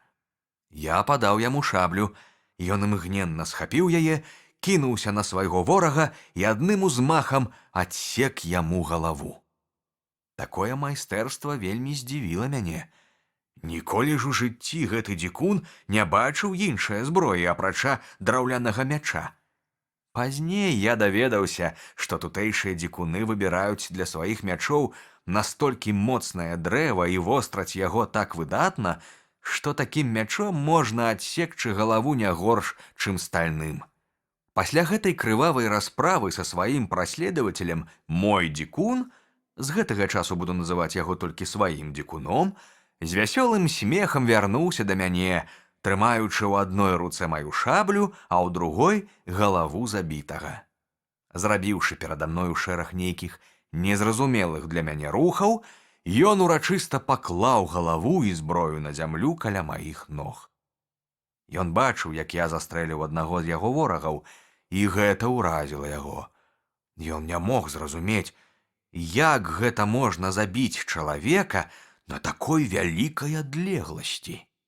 Ён паказаў на забітага мною і на мігах папрасіў у мяне дазволу збегаць зірнуць на яго. Я таксама, гэтак жа на мігах, пастараўся даць яму зразумець, што не забараняю яму выканаць гэта жаданне, і ён адразу ж пабег туды. Наблізіўшыся да трупа, ён знямеў і доўга ў здзіўленні глядзеў на яго. Потым нахіліўся над ім і пачаў паварочваць яго то на адзін, то на другі бок. Убачыўшы ранку, ён пачаў уважліва разглядаць яе. Куля трапіла дзікуну якраз у сэрца, і крыві выйшла мала. Адбылося ўнутранае кровазліццё. Смерць надышла імгненна. Зняўшы з мертвяка яго лук і калчан са стрэламі, мой дзікун зноў падбег да мяне. Я адразу ж павярнуўся і пайшоў адсюль, запрашаючы яго ісці за мною. Я паспрабаваў растлумачыць яму на мігах, што заставацца тут немагчыма, таму што дзікуны, якія знаходзяцца на тым беразе, могуць кожную хвіліну кінуцца за ім у пагоню. Ён адказаў мне таксама знакамі, што варта было б спачатку закапаць мертвякоў у пясок, каб ворагі не ўбачылі іх, калі прыбягуць на гэта месца. Я даў сваю згоду, таксама з дапамогай знакаў, і ён адразу ж узяўся за работу. Са здзіўляючай хуткасцю ён выкапаў рукамі ў пяску такую глыбокую яму, што ў ёй лёгка мог змясціцца чалавек. Затым ён зацягнуў у гэту яму аднаго забітага і засыпаў яго пяском, з другім ён зрабіў тое ж самае. Карацей кажучы, за якую-небудзь чвэрць гадзіны ён пахаваў іх абодвух. Пасля гэтага я загадаў яму ісці за мною, і мы рушылі ў дарогу. Ішлі мы доўга, таму што я павёў яго не ў крэпасць, а зусім у другі бок, у самую далёкую частку выспы, дзе быў мой новы грот. У гроце я даў яму хлеба, галінку разынак і крыху вады. Вадзе ён асабліва ўзрадаваўся, таму што пасля хуткага бегу адчуваў моцную смагу. Калі ён падмацаваўся, я паказаў яму куток пячоры, дзе ў мяне ляжаў ахапак рысавай саломы, пакрыты коўдраю, і знакамі растлумачыў яму, што ён можа легчы тут і начаваць. Бедалага лёг і імгненна заснуў. Карыстаючыся момантам, я пастараўся лепш разгледзець, як ён выглядае. Гэта быў прывабны малады чалавек, высокага росту, цудоўнага складу, рукі і ногі меў мускулістыя, моцныя і ў той жа час надзвычай зграбныя. На выгляд яму было гадоў 26. У твары яго я не заўважыў нічога панурага ці жорсткага. Гэта быў мужны і ў той жа час пяшчотны і прыемны твар. І на ім нярэдка з'яўляўся выраз лагоднасці, асабліва калі ён усміхаўся. Валасы ў яго былі доўгія і чорныя, яны падалі на твар гладкімі пасмамі. Лоб высокі, адкрыты, колер скуры цёмна-карычневы, вельмі прыемны для вока. Твар круглы, шчокі поўныя, нос невялікі. Рот прыгожы, губы тонкія, зубы роўныя, белыя, як слановая косць. Спаў ён не больш паўгадзіны, нават не спаў, а драмаў. Потым усхапіўся на ногі і выйшаў з пячоры да мяне. Я тут жа ў загоне даіў сваіх коз. Як толькі ён убачыў мяне, ён тут жа падбег і зноў упаў перада мною на зямлю, усяляк выказваючы самую пакорную падзяку і адданасць. Прыпаўшы тварам да зямлі, ён зноў паставіў сабе на галаву маю нагу і ўвогуле, як толькі ўмеў, усімі даступнымі яму сродкамі імкнуўся даказаць мне сваю бязмежную пакору, намагаўся растлумачыць, што з гэтага дня ён будзе служыць мне ўсё жыццё. Я шмат зразумеў з таго, што ён імкнуўся мне сказаць, і пастараўся запэўніць яго, што я ім вельмі задаволены. З таго дня я пачаў вучыць яго самым неабходным словам. Перш за ўсё я сказаў яму, што буду называць яго Пятніца. Я выбраў яму гэта імя ў напамінак таго дня, калі я выратаваў яму жыццё. Затым я навучыў яго вымаўляць маё імя, навучыў таксама вымаўляць так і не і растлумачыў яму значэнне гэтых слоў. Я прынёс яму малака ў гліняным збану і паказаў, як трэба мачаць хлеб у малако. Ён адразу навучыўся ўсяму гэтаму і пачаў на мігі паказваць, што мая пачостка яму спадабалася. Мы пераначавалі ў гроце, але адразу, як толькі надышла раніца, я загадаў Пятніцы ісці за мною і павёў яго ў сваю крэпасць. Я растлумачыў, што хачу падарыць яму сякое-такое адзенне. Ён, відаць, вельмі ўзрадаваўся, таму што быў зусім голы. Калі мы ішлі паўз тое месца, дзе былі пахаваны забітыя ўчора 2 дзікуны, ён паказаў мне на іх магілы і ўсяляк імкнуўся мне растлумачыць, што нам варта адкапаць абодва трупы, каб зараз жа з'есці іх. Тут я зрабіў выгляд, што страшэнна ўзлаваўся, што мне агідна нават слухаць пра такія рэчы, што мяне пачынае ванітаваць ад аднае думкі пра гэта, што я ўзнелюблю і ўзненавіджу яго, калі ён толькі дакранецца да забітых. Нарэшце я зрабіў рашучы рух рукою, загадваючы яму адысці ад магіл, і ён адразу ж вельмі пакорна адышоў. Пасля гэтага мы з ім падняліся на пагорак. Мне хацелася паглядзець, ці тут яшчэ дзікуны. Я дастаў падзорную трубу і навёў яе на тое месца, дзе бачыў іх учора. Але іх і след прастыў. На беразе не было ніводнай лодкі. Я не сумняваўся, што дзікуны паехалі, нават не паспрабаваўшы шукаць 2 сваіх таварышаў, якія засталіся на выспе. Я, вядома, узрадаваўся гэтаму, але мне хацелася мець больш дакладныя звесткі пра маіх нязваных гасцей. Бо цяпер я ўжо быў не адзін, са мною быў Пятніца, і таму я зрабіўся куды смялейшы, а разам са смеласцю ў мяне абудзілася і цікаўнасць. У аднаго з забітых засталіся лук і калчан са стрэламі. Я дазволіў Пятніцы ўзяць гэту зброю, і з таго часу ён не разлучаўся з ёю ні днём, ні ўначы. Хутка мне давялося ўпэўніцца, што лукам і стрэламі мой дзікун валодае па-майстэрску. Апрача таго, я ўзброіў яго шабляй, даў яму адну сваю стрэльбу, а сам узяў дзве другія, і мы рушылі ў дарогу. Калі мы прыйшлі на тое месца, дзе ўчора балявалі людаеды, нашым вачам адкрылася такое жахлівае відовішча, што ў мяне замерла сэрца ў грудзях і застыла ў жылах кроў. Але Пятніца быў зусім спакойны. Такія відовішчы былі яму не ўпершыню і зусім яго не здзіўлялі. Зямля ў многіх мясцінах была заліта крывёю. Вакол валяліся кавалкі смажанага чалавечага мяса. Увесь бераг быў усыпаны касцямі людзей. 3 чарапы, 5 рук, косці ад 3 ці 4 ног і мноства іншых частак шкілета. Пятніца расказаў мне з дапамогай знакаў, што дзікуны прывезлі з сабою 4 палонных, 3 яны з'елі, а ён быў 4. Тут ён тыцнуў сябе пальцам у грудзі. Вядома, я зразумеў далёка не ўсё з таго, што ён расказваў мне, але сёе-тое ўсё ж здолеў сцяміць. Паводле яго слоў, некалькі дзён назад у дзікуноў, якія былі пад уладай аднаго варожага князька, адбылася вялікая бойка з тым племенем, да якога належаў ён, Пятніца. Чужыя дзікуны перамаглі і забралі ў палон вельмі многа народу.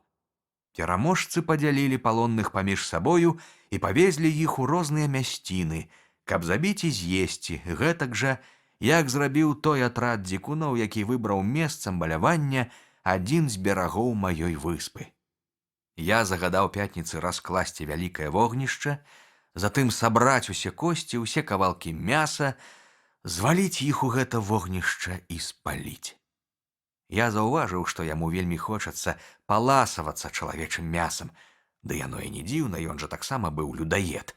Але я зноў рашуча паказаў яму знакамі, што мне здаецца агіднай і мярзотнай нават сама думка пра такі ўчынак, і тут жа прыгразіў яму, што заб'ю яго пры першай жа спробе парушыць маю забарону. Пасля гэтага мы вярнуліся ў крэпасць, і я, не адкладваючы, узяўся абшываць свайго дзікуна. Перш за ўсё я надзеў на яго штаны.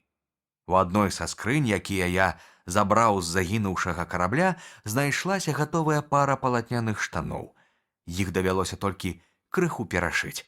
Затым я пашыў яму куртку з казінага футра, прыклаўшы ўсе свае здольнасці і ўменні на тое, каб куртка трымалася як найлепш. У той час я ўжо быў даволі спрактыкаваны кравец. І змайстраваў яму з заечых шкурак шапку, вельмі зручную і даволі прыгожую. Такім чынам, на першым часе ён быў апрануты з галавы да ног і застаўся, відаць, вельмі задаволены, што яго адзежа не горшая за маю. Праўда, з непрывычкі яму было нязручна ў адзежы, таму што ён усё жыццё хадзіў голы, асабліва перашкаджалі яму штаны. Скардзіўся ён і на куртку, казаў, што рукавы ціснуць яму пад пахамі і націраюць плечы. Давялося сёе-тое перашыць, але мала-памалу ён прыцярпеўся і прывык. На другі дзень я пачаў думаць, дзе б мне яго змясціць. Мне хацелася ўладкаваць яго як зручней, але я яшчэ не зусім быў упэўнены ў ім і баяўся пасяліць яго разам з сабою. Я паставіў яму маленькую палатку на вольнай плошчы паміж 2 сцен мае крэпасці, і ён такім чынам апынуўся за агароджай таго двара, дзе стаяла маё жытло. Але гэта мая перасцярога аказалася зусім дарэмнай. Неўзабаве Пятніца даказаў мне на справе, як самааддана ён любіць мяне. Я не мог не прызнаць яго сваім сябрам і перастаў асцерагацца яго. Ніколі ніводзін чалавек не меў такога вернага і адданага сябра, як мой Пятніца. Ні раздражнення, ні хітрасці не было ў яго ніколі ў адносінах да мяне. Заўсёды прыветны і гатовы да паслугі, ён быў прыхільны да мяне, як дзіця да бацькі. Я ўпэўнены, што калі б спатрэбілася, ён ахвяраваў бы дзеля мяне сваім жыццём. Я быў вельмі шчаслівы, што ў мяне нарэшце з'явіўся таварыш, і даў сабе слова навучыць яго ўсяму, што магло прынесці яму карысць, а перш за ўсё навучыць яго гаварыць на мове мае радзімы, каб мы з ім маглі разумець адзін аднаго. Пятніца аказаўся такім здольным вучнем, што лепшага і пажадаць было нельга. Але самае каштоўнае ў ім было тое, што ён вучыўся так старанна, з такой радаснай гатоўнасцю слухаў мяне, такі быў шчаслівы, калі разумеў, чаго я дабіваюся ад яго, што для мяне было вялікім задавальненнем вучыць яго і размаўляць з ім. З таго часу, як Пятніца застаўся са мною, жыццё маё зрабілася прыемным і лёгкім. І калі б я мог лічыць сябе ў бяспецы ад іншых дзікуноў, я, здаецца, сапраўды, без шкадавання згадзіўся б застацца на выспе да канца маіх дзён. Раздзел 22. Рабінзон размаўляе з Пятніцай і павучае яго. Дні праз 2 ці 3 пасля таго, як Пятніца пасяліўся ў маёй крэпасці, мне прыйшло ў галаву, што, калі я хачу, каб ён не еў чалавечага мяса, я павінен прывучыць яго да мяса жывёл. Няхай ён паспытае казінае мяса, сказаў я сам сабе і вырашыў узяць яго з сабой на паляванне. Раніцой мы пайшлі з ім у лес, і, адышоўшы 2 ці 3 мілі ад дома, убачылі пад дрэвам дзікую казу з казлянятамі. Я схапіў Пятніцу за руку і зрабіў яму знак, каб ён не варушыўся. Потым на вялікай адлегласці я прыцэліўся, стрэліў і забіў адно казляня. Бедны дзікун, не разумеючы, як можна забіць жывую істоту, не наблізіўшыся да яе, хоць ён і бачыў раней, як я забіў яго ворага, быў канчаткова ашаломлены. Ён задрыжаў, захістаўся, і мне нават здалося, што ён зараз упадзе. Ён не заўважыў казляня, якое я забіў, і яму здалося, што я хацеў забіць яго, Пятніцу. І ён пачаў абмацваць сябе, ці не ідзе часам у яго дзе кроў. Потым ён нават адхіліў палу свае курткі, каб паглядзець, ці не паранены ён. І, упэўніўшыся, што застаўся жывы і непашкоджаны, упаў перада мной на калені, абняў мае ногі і доўга штосьці тлумачыў мне на сваёй мове. Гаворка яго была незразумелая, але лёгка можна было здагадацца, што ён просіць мяне не забіваць яго. Жадаючы супакоіць яго, даказаць, што я не маю намеру рабіць яму зло, я ўзяў Пятніцу за руку, засмяяўся і, паказаўшы на забітае казляня, загадаў яму пабегчы забраць яго. Пятніца выканаў мой загад. Пакуль ён разглядаў казляня, стараючыся зразумець, чаму яно аказалася забітым, я зноў зарадзіў стрэльбу. Неўзабаве пасля гэтага я ўбачыў на дрэве, на адлегласці ружэйнага стрэлу ад мяне, вялікую птушку, падобную да коршака. Жадаючы растлумачыць Пятніцу, што такое стрэльба, я падазваў яго да сябе, паказаў яму спачатку пальцам на птушку, потым на стрэльбу, потым на зямлю пад тым дрэвам, на якім сядзела птушка, як быццам кажучы яму: «Вось глядзі, зараз я зраблю так, што яна ўпадзе», і ўслед за тым стрэліў. Птушка ўпала і аказалася не коршакам, а вялікім папугаем. І на гэты раз, нягледзячы на ўсе мае тлумачэнні, Пятніца ад страху нібыта скамянеў. Тут толькі я здагадаўся, што асабліва ўражвала яго, калі я страляў са стрэльбы. Да гэтага часу ён яшчэ ні разу не бачыў, як я зараджаю стрэльбу.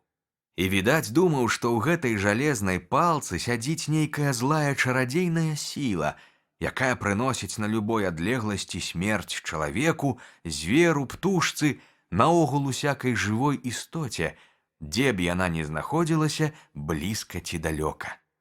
Ён і потым яшчэ доўгі час няздольны быў адолець у сабе страх і здзіўленне перад кожным маім стрэлам.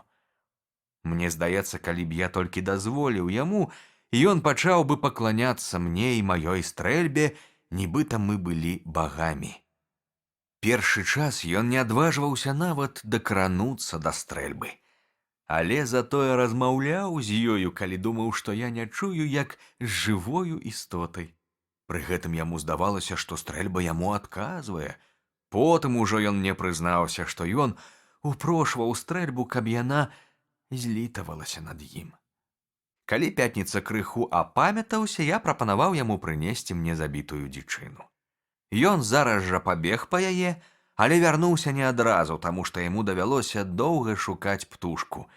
Як выявілася, я не забіў яе, а толькі параніў, і яна адляцела далёка ў бок. Нарэшце ён усё-такі знайшоў яе і прынёс. Я ж выкарыстаў яго адсутнасць, каб зноў зарадзіць стрэльбу. Я лічыў, што да пэўнага часу будзе лепей не паказваць яму, як гэта робіцца. Я спадзяваўся, што нам трапіцца яшчэ якая-небудзь дзічына, але больш нічога не траплялася, і мы вярнуліся дадому. У той жа вечар я садраў шкуру з забітага казляняці і старанна выпатрашыў яго. Потым распаліў вогнішча і, адрэзаўшы кавалак казляціны, зварыў яго ў гліняным гаршку. Атрымаўся цудоўны мясны навар. Я паспытаў яго і прапанаваў Пятніцу. Вараная страва яму вельмі спадабалася, толькі ён здзівіўся, навошта я яе пасаліў.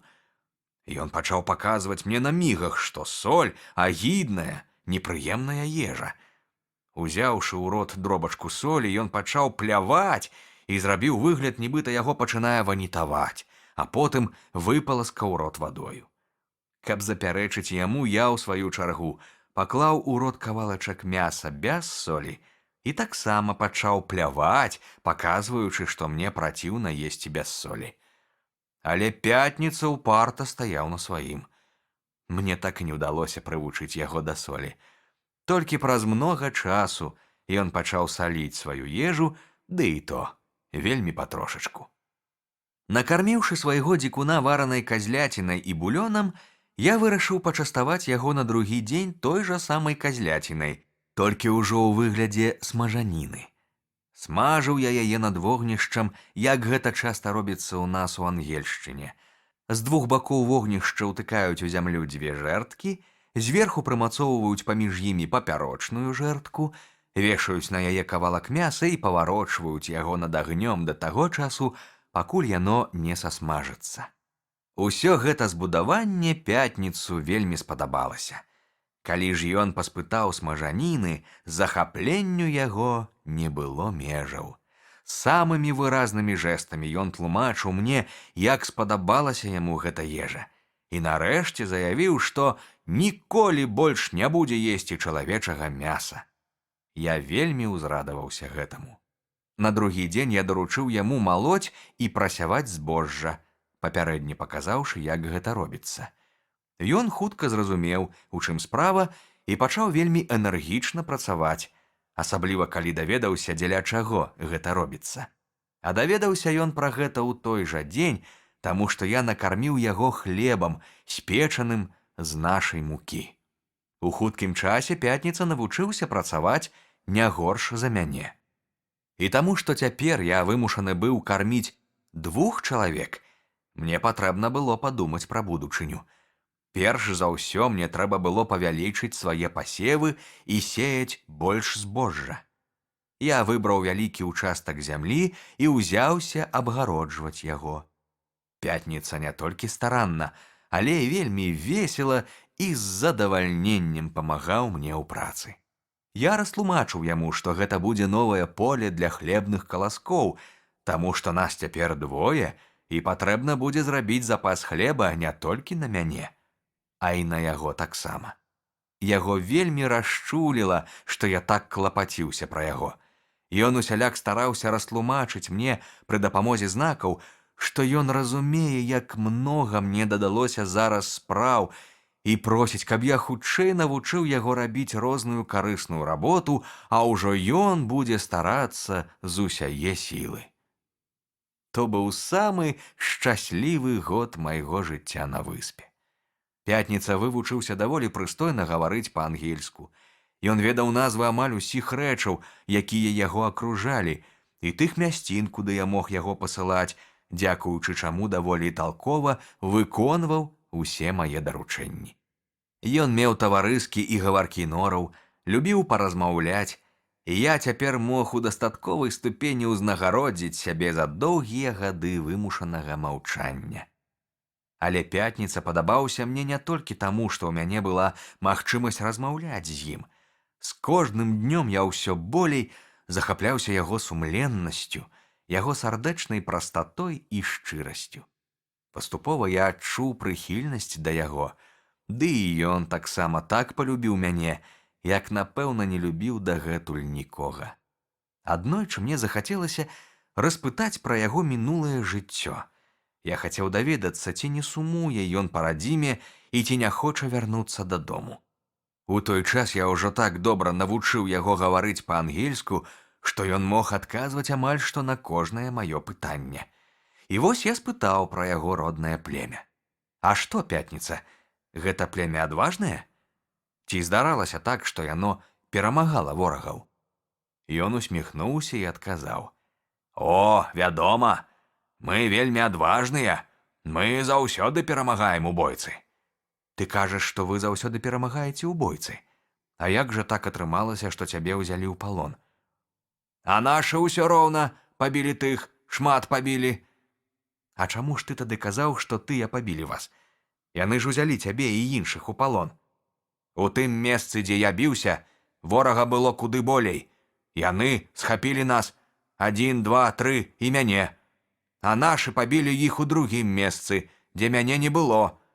У тым месцы нашы схапілі іх 1, 2, 3, шмат, вялізную 1000. А чаму ж вашы не прыйшлі вам на дапамогу? Ворагі схапілі 1, 2, 3 і мяне, і звезлі нас у лодцы, а ў нашых на той час лодкі не было. А скажы ты мне, Пятніца, што робяць вашы з тымі, хто трапляе да іх у палон? Таксама звозяць іх куды-небудзь далей, і там іх ядуць, як тыя людаеды, якіх я бачыў. Вядома, нашы таксама ядуць чалавека. Усе ядуць. А куды яны іх вязуць, калі збіраюцца іх з'есці? Розныя месцы, куды надумаюцца. А сюды яны прыязджаюць? Вядома, прыязджаюць і сюды, і ў іншыя розныя месцы. А ты тут быў калі з імі? Так, быў. Вунь там быў. І ён паказаў на паўночна-заходнюю ўскраіну выспы, дзе, відаць, заўсёды збіраліся яго аднаплямяннікі. Такім чынам выявілася, што мой сябра і прыяцель Пятніца быў у ліку тых дзікуноў, якія наведвалі аддаленыя берагі выспы і не раз ужо еў людзей у тых мясцінах, дзе потым хацелі з'есці яго самога. Калі я праз некаторы час, набраўшыся смеласці, павёў яго на бераг, туды, дзе я ўпершыню бачыў груды чалавечых касцей, Пятніца адразу ж пазнаў гэтыя мясціны. Ён расказаў мне, што аднойчы, калі ён прыязджаў на маю выспу са сваімі аднаплямяннікамі, яны забілі і з'елі тут 20 мужчын, 2 жанчын і 1 дзіця. Ён не ведаў, як сказаць па-ангельску 20, і каб растлумачыць мне, колькі чалавек яны з'елі, паклаў 20 каменьчыкаў адзін пры адным. Працягваючы гутарку з Пятніцай, я спытаў у яго, ці далёка ад маёй выспы да той зямлі, дзе жывуць дзікуны, і ці часта гінуць іх лодкі, пераплываючы гэту адлегласць. Выявілася, што плаваць тут зусім бяспечна. Ён, Пятніца, не ведае ніводнага выпадку, каб хто-небудзь тут патануў, бо непадалёк ад нашай выспы праходзіць марское цячэнне. Раніцой яно накіроўваецца ў адзін бок і заўсёды пры спадарожным ветры, а пад вечар і вецер і цячэнне паварочваюць у процілеглы бок. Спачатку мне падумалася, што гэтае цячэнне залежыць ад прыліву і адліву. І толькі значна пазней я выявіў, што яно складае працяг магутнай ракі Арынока, якая ўпадае ў мора непадалёку ад маёй выспы. І яна такім чынам знаходзіцца якраз насупраць дэльты гэтай рэчкі. Палоса ж зямлі на захадзе і паўночным захадзе, якую я лічыў за мацярык, аказалася вялікай выспаю Трынідадам, што ляжыць супроць паўночнай часткі вусця той жа рэчкі. Я задаваў пятніцы 1000 самых разнастайных пытанняў пра гэту зямлю і яе насельнікаў. Пытаўся, ці небяспечныя тутэйшыя берагі, ці бурнае там мора, ці жорсткія там людзі і якія народы жывуць па суседству. Ён з ахвотай адказваў на ўсе мае пытанні і без усякага ўтойвання расказваў усё, што яму было вядома. Пытаўся я таксама, як завуцца розныя плямёны дзікуноў, якія жывуць у тых мясцінах, але ён паўтараў толькі адно: «Карыбе! Карыбе!» Вядома, мне няцяжка было здагадацца, што ён кажа пра караібаў, якія, мяркуючы па нашых геаграфічных картах, жывуць менавіта ў гэтай частцы Амерыкі, займаючы ўсю берагавую паласу ад вусця ракі Арынока да Гвіяны і да горада Санта-Марта. Апрача таго, ён расказаў мне, што далёка за месяцам, гэта значыць у тым баку, дзе знаходзіцца месяц, ці, інакш кажучы, на захад ад яго радзімы, жывуць такія ж, як я, белыя барадатыя людзі. Тут ён паказаў на мае доўгія вусы. Паводле яго слоў, гэтыя людзі забілі многа чалавекаў. Я зразумеў, што ён кажа пра гішпанскіх заваёўнікаў, якія праславіліся ў Амерыцы сваёй жорсткасцю. Я спытаў у яго, ёсць ці не ў мяне якая-небудзь магчымасць пераплысці цераз мора да белых людзей. Ён адказаў: «Вядома, можна, толькі трэба плысці на 2 лодках». Я доўга не мог уцяміць, што ён хоча сказаць, але нарэшце з вялікай цяжкасцю здагадаўся, што на яго мове гэта азначае вялікую шлюпку, мабыць, у 2 разы большую за звычайную пірогу. Словы пятніцы мяне вельмі ўзрадавалі. З гэтага дня ў мяне з'явілася надзея, што рана ці позна, а я ўсё роўна вырвуся адсюль, і што за сваю волю буду ўдзячны майму дзікуну. Раздзел 23. Рабінзон і пятніца будуюць лодку. Мінула яшчэ некалькі месяцаў. За гэты час пятніца навучыўся разумець амаль усё, што я яму казаў. Сам ён гаварыў па-ангельску ўжо амаль усё, хоць і вельмі няправільна. Паступова я расказаў яму ўсё пра сваё жыццё, як я трапіў на сваю выспу, колькі гадоў прабыў тут і як я пражыў гэтыя гады. Яшчэ раней я адкрыў пятніцу таямніцу стрэльбы, таму што для яго гэта была сапраўды таямніца. Я паказаў яму кулі, растлумачыў дзеянне пораху і навучыў яго страляць. Я аддаў яму на пастаяннае карыстанне адну сваю стрэльбу. Я падарыў яму нож, і гэты падарунак зрабіў яго шчаслівым чалавекам. Я змайстраваў яму партупею, накшталт тых, на якіх у нас у ангельшчыне носяць корцікі. Толькі замест корціка я даў яму сякеру, якая была, па сутнасці, такой жа добрай зброяй і апрача таго магла быць прыдатнай для розных гаспадарчых патрэб. Я многа расказваў пятніцу пра еўрапейскія дзяржавы, асабліва пра маю радзіму. Я апісваў яму наша жыццё, нашы норавыя звычкі, расказваў яму, як мы вандруем па ўсіх частках свету і плаваем на вялікіх караблях. Я растлумачыў яму, як збудавана вялікае паруснае судна, і расказаў яму пра тое, як я ездзіў на карабель, які пацярпеў крушэнне, і здаля паказаў яму месца, дзе карабель наскочыў на падводныя камяні. Вядома, я мог паказаць яго вельмі прыблізна, таму што карабель даўно разбіла на трэскі і ўсе абломкі знесла ў мора. Паказаў я таксама яму тую амаль ужо сатлелую лодку, на якой мы хацелі выратавацца, калі бура прыгнала нас да гэтага берага. Убачыўшы гэту лодку, Пятніца задумаўся і доўга маўчаў. Я спытаў у яго, пра што ён думае, і ён праз некаторы час адказаў: «Я бачыў адна такая лодка, як гэта. Яна плавала тое месца, дзе жыве мой народ». Я доўга не разумеў, што ён хоча сказаць. Ці тое, што ў іх мясцовасці дзікуны плаваюць на такіх лодках, ці што такая лодка плыла паўз іх берагі. Нарэшце, пасля доўгіх роспытаў, мне ўдалося высветліць, што дакладна такую ж лодку прыбіла да тых берагоў, дзе жыло яго племя. «Яе прыгнала да нас ліхое надвор'е», – растлумачыў Пятніца і зноў надоўга змоўк. Напэўна, падумаў я, які-небудзь еўрапейскі карабель пацярпеў крушэнне ля тых берагоў. Шалёныя хвалі маглі змыць з яго лодку і прыгнаць яе туды, дзе жывуць дзікуны. Але па маёй нездагадлівасці мне і ў галаву не прыйшло, што на той лодцы маглі быць людзі, і, працягваючы распытваць Пятніцу, я думаў толькі пра лодку. «Раскажы мне, якая яна з выгляду?»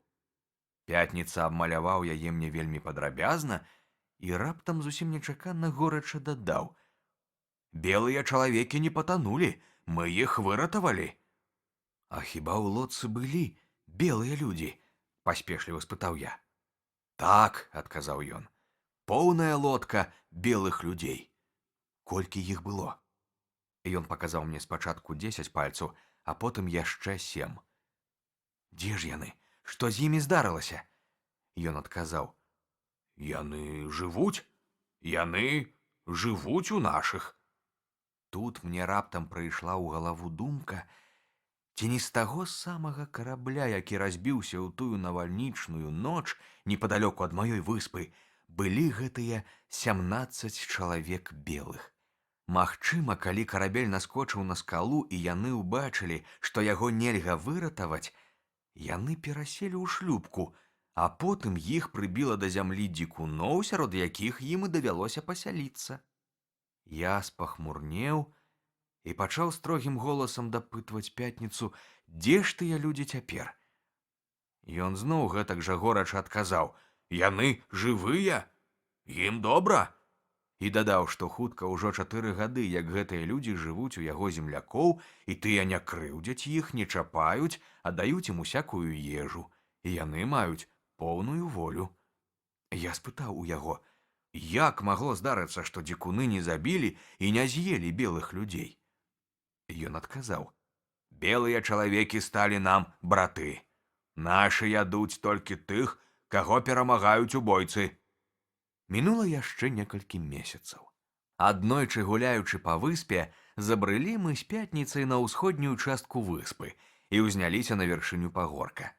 Адтуль, як я ўжо казаў, многа год назад я ўбачыў паласу зямлі, якую палічыў за мацярык Паўднёвай Амерыкі.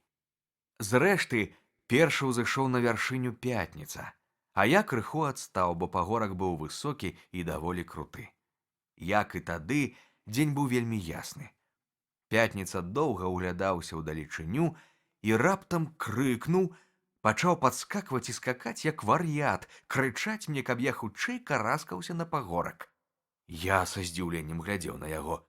Ніколі не даводзілася мне бачыць яго такім узбуджаным. Нарэшце ён спыніў свае скокі і крыкнуў: «Хутчэй, хутчэй сюды!» Я спытаў у яго: «Што здарылася? Чаго ты так радуешся?» «Так, так», – паўтараў ён, – «я шчаслівы.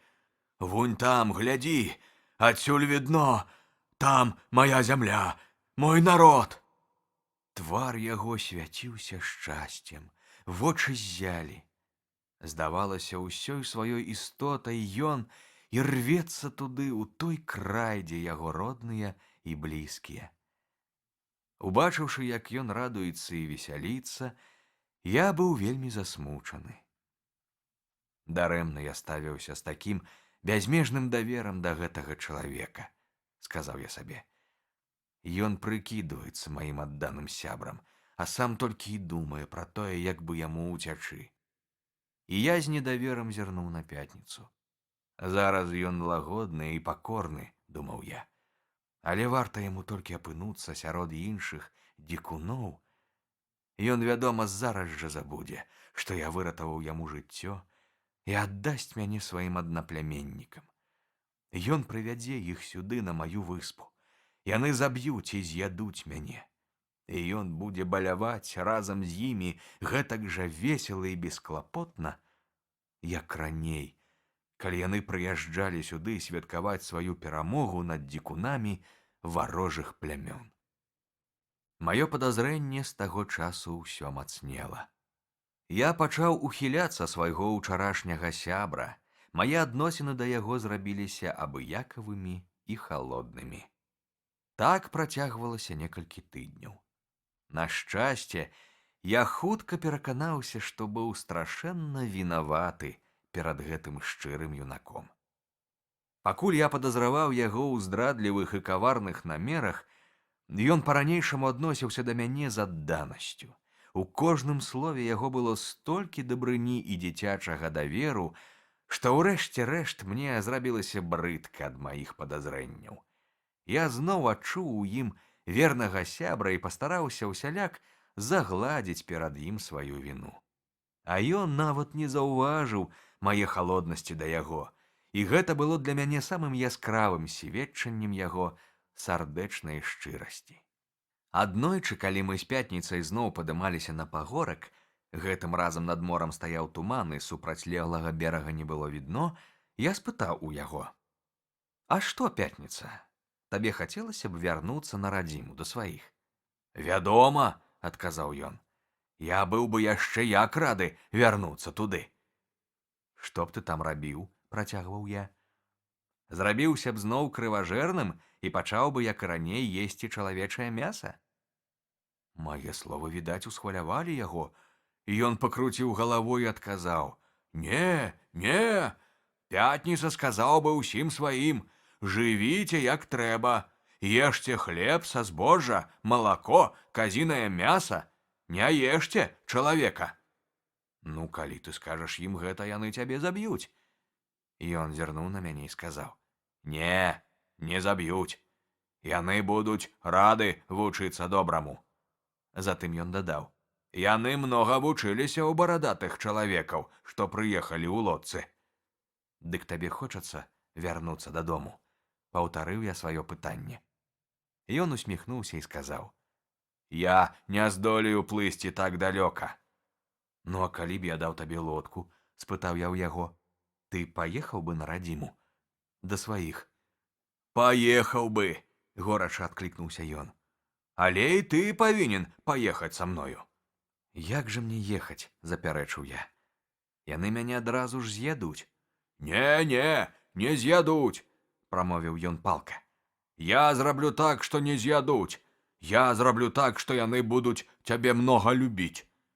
Пятніца хацеў гэтым сказаць, што ён раскажа сваім землякам, як я забіў яго ворагаў і выратаваў яму жыццё. Ён быў упэўнены, што за гэта яны будуць моцна любіць мяне. Пасля гэтага ён расказаў мне, з якой дабрынёй яны аднесліся да 17 белых барадатых людзей, якіх прыбіла бураю да берагоў яго радзімы. З таго моманту ў мяне з'явілася страснае жаданне паспрабаваць, чаго б гэта ні каштавала, пераправіцца ў краіну дзікуноў і адшукаць там тых белых барадатых чалавекаў, пра якіх казаў Пятніца. Не магло быць ніякага сумнення, што гэта гішпанцы ці партугальцы, і я быў упэўнены, што калі толькі я здолею пабачыцца і пагутарыць з імі, разам мы прыдумаем спосаб вырвацца адсюль на волю. Ва ўсякім выпадку, думаў я, на гэта будзе болей надзеі, калі нас будзе 18 чалавек і калі мы пачнём дружна дзейнічаць дзеля агульнай справы. А што здолею зрабіць я, адзін, без памагатых на маёй выспе, за 40 міляў ад іх берага? Гэты план моцна засеў у мяне ў галаве, і праз некалькі дзён я зноў загаварыў пра яго.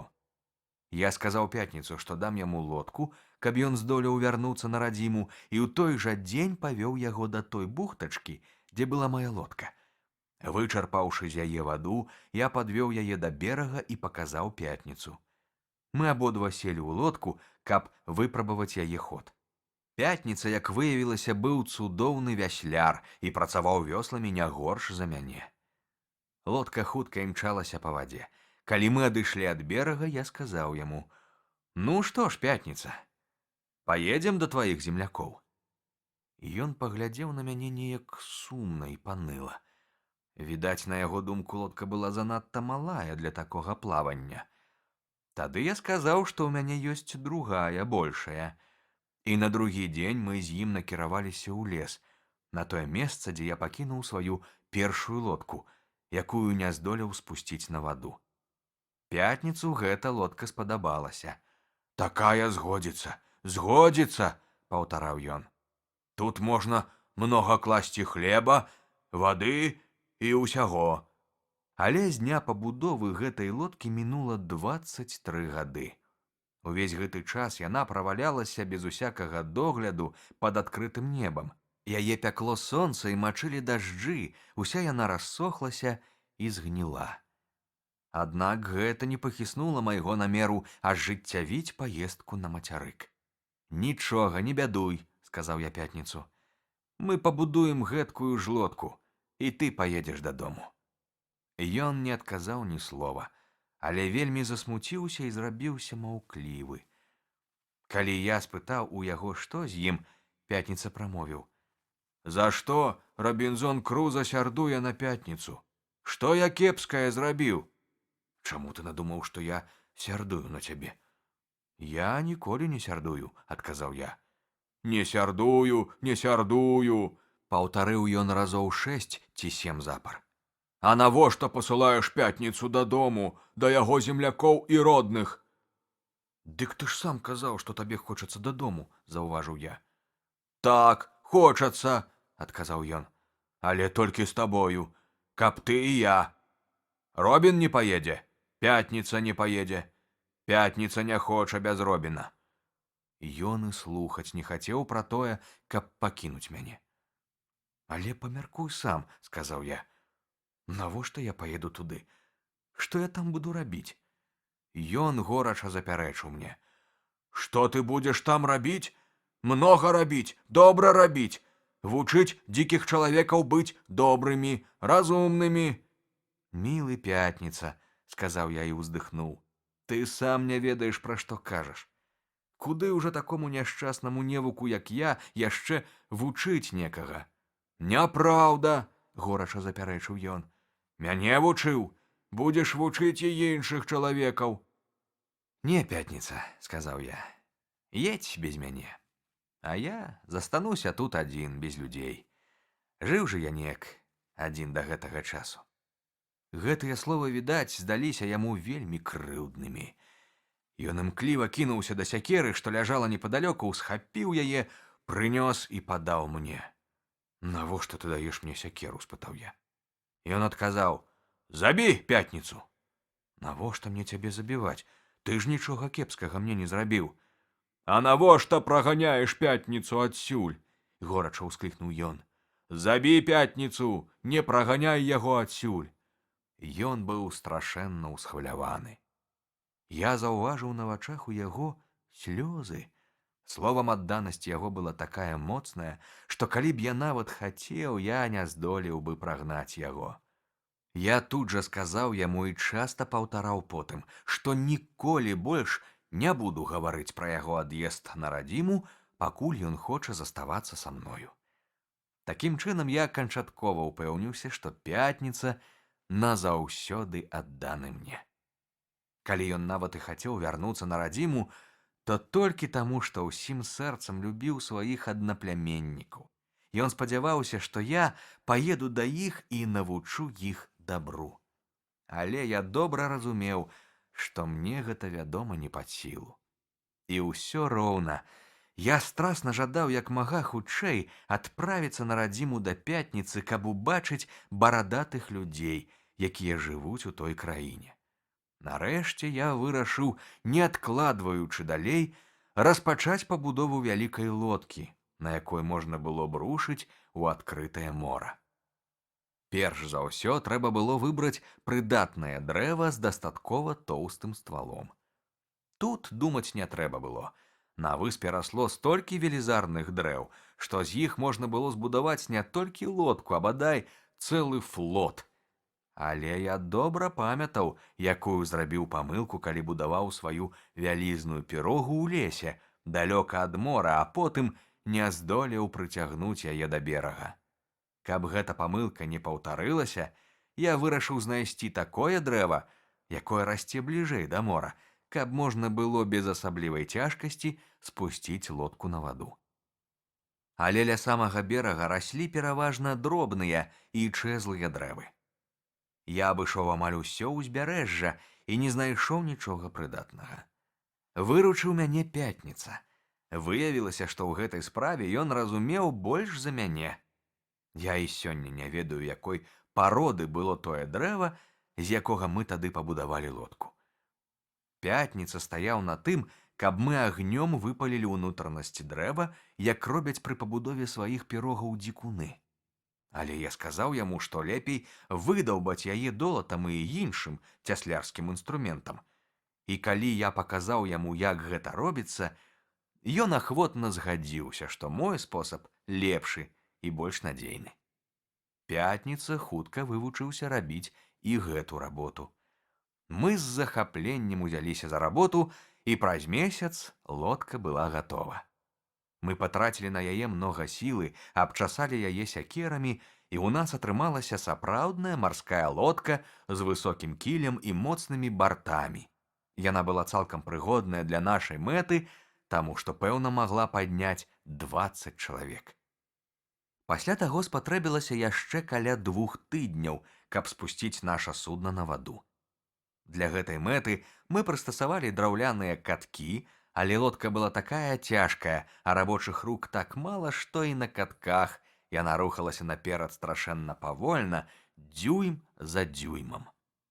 Калі лодка была спушчана на ваду, я са здзіўленнем убачыў, як спрытна спраўляецца з ёю Пятніца, як хутка ўмее ён паварочваць яе ўправа і ўлева, і як добра вяслуе. Я спытаў у яго, ці няма небяспекі, на яго думку, выпраўляцца ў мора на такой лодцы. «О, не!» — сказаў ён. «Такая лодка не страшна плыць. Няхай дзьме моцны вецер». Але перш чым рушыць у мора, я намерыўся зрабіць яшчэ адну справу, пра якую Пятніца пакуль што не ведаў, а іменна паставіць у лодцы мачту з ветразем, а таксама змайстраваць якар і карабельны канат. Зрабіць мачту было няцяжка. На выспе расло многа на дзіва стройных высокіх кедраў. Я выбраў адно маладзенькае дрэўца, яно расло непадалёку ад бухты, дзе стаяла наша новая лодка, і загадаў Пятніцу секчы яго. Затым ён пад маім кіраўніцтвам ацерабіў ствол ад галін і старанна абчасаў яго. Мачта была гатова. Над ветразем мне давялося пастарацца самому. У мяне ў кладоўцы захоўваліся старыя ветразі, або, лепш сказаць, кавалкі парусіны. Але гэта парусіна ляжала ўжо больш за 26 год. Я ніколі не спадзяваўся, што мне давядзецца шыць з яе ветразі, і таму не вельмі даражыў ёю і ніколькі не клапаціўся пра тое, каб захаваць яе. Упэўнены, што ўся гэта парусіна даўно згніла. Так яно і аказалася. Большая частка яе была гнілая. І ўсё ж сёе-тое магло зараз згадзіцца. Я выбраў 2 мацнейшыя кавалкі і ўзяўся за шытво. Многа сіл патраціў я на гэту работу. У мяне ж не было нават іголак.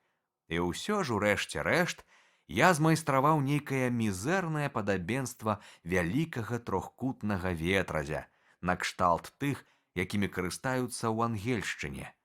Там такі ветразь называюць нагою барана. І апрача таго, маленькі ветразь так званы блінд. Такімі ветразямі я ўмеў кіраваць лепш за ўсё, таму што дакладна такія ж ветразі былі на той шлюпцы, на якой я некалі ўцякаў з Афрыкі. Каля 2 месяцаў прыладжваў я да лодкі мачту і ветразі, але затое ўся работа была зроблена вельмі дасканала. Апрача 2 ветразяў я змайстраваў яшчэ 3. Гэты ветразь я ўмацаваў на носе. Ён павінен быў памагаць нам паварочваць лодку пры перамене галса для таго, каб ісці супроць ветру. А затым я зрабіў выдатны руль і прыладзіў яго да кармы, што павінна было значна аблегчыць кіраванне лодкай.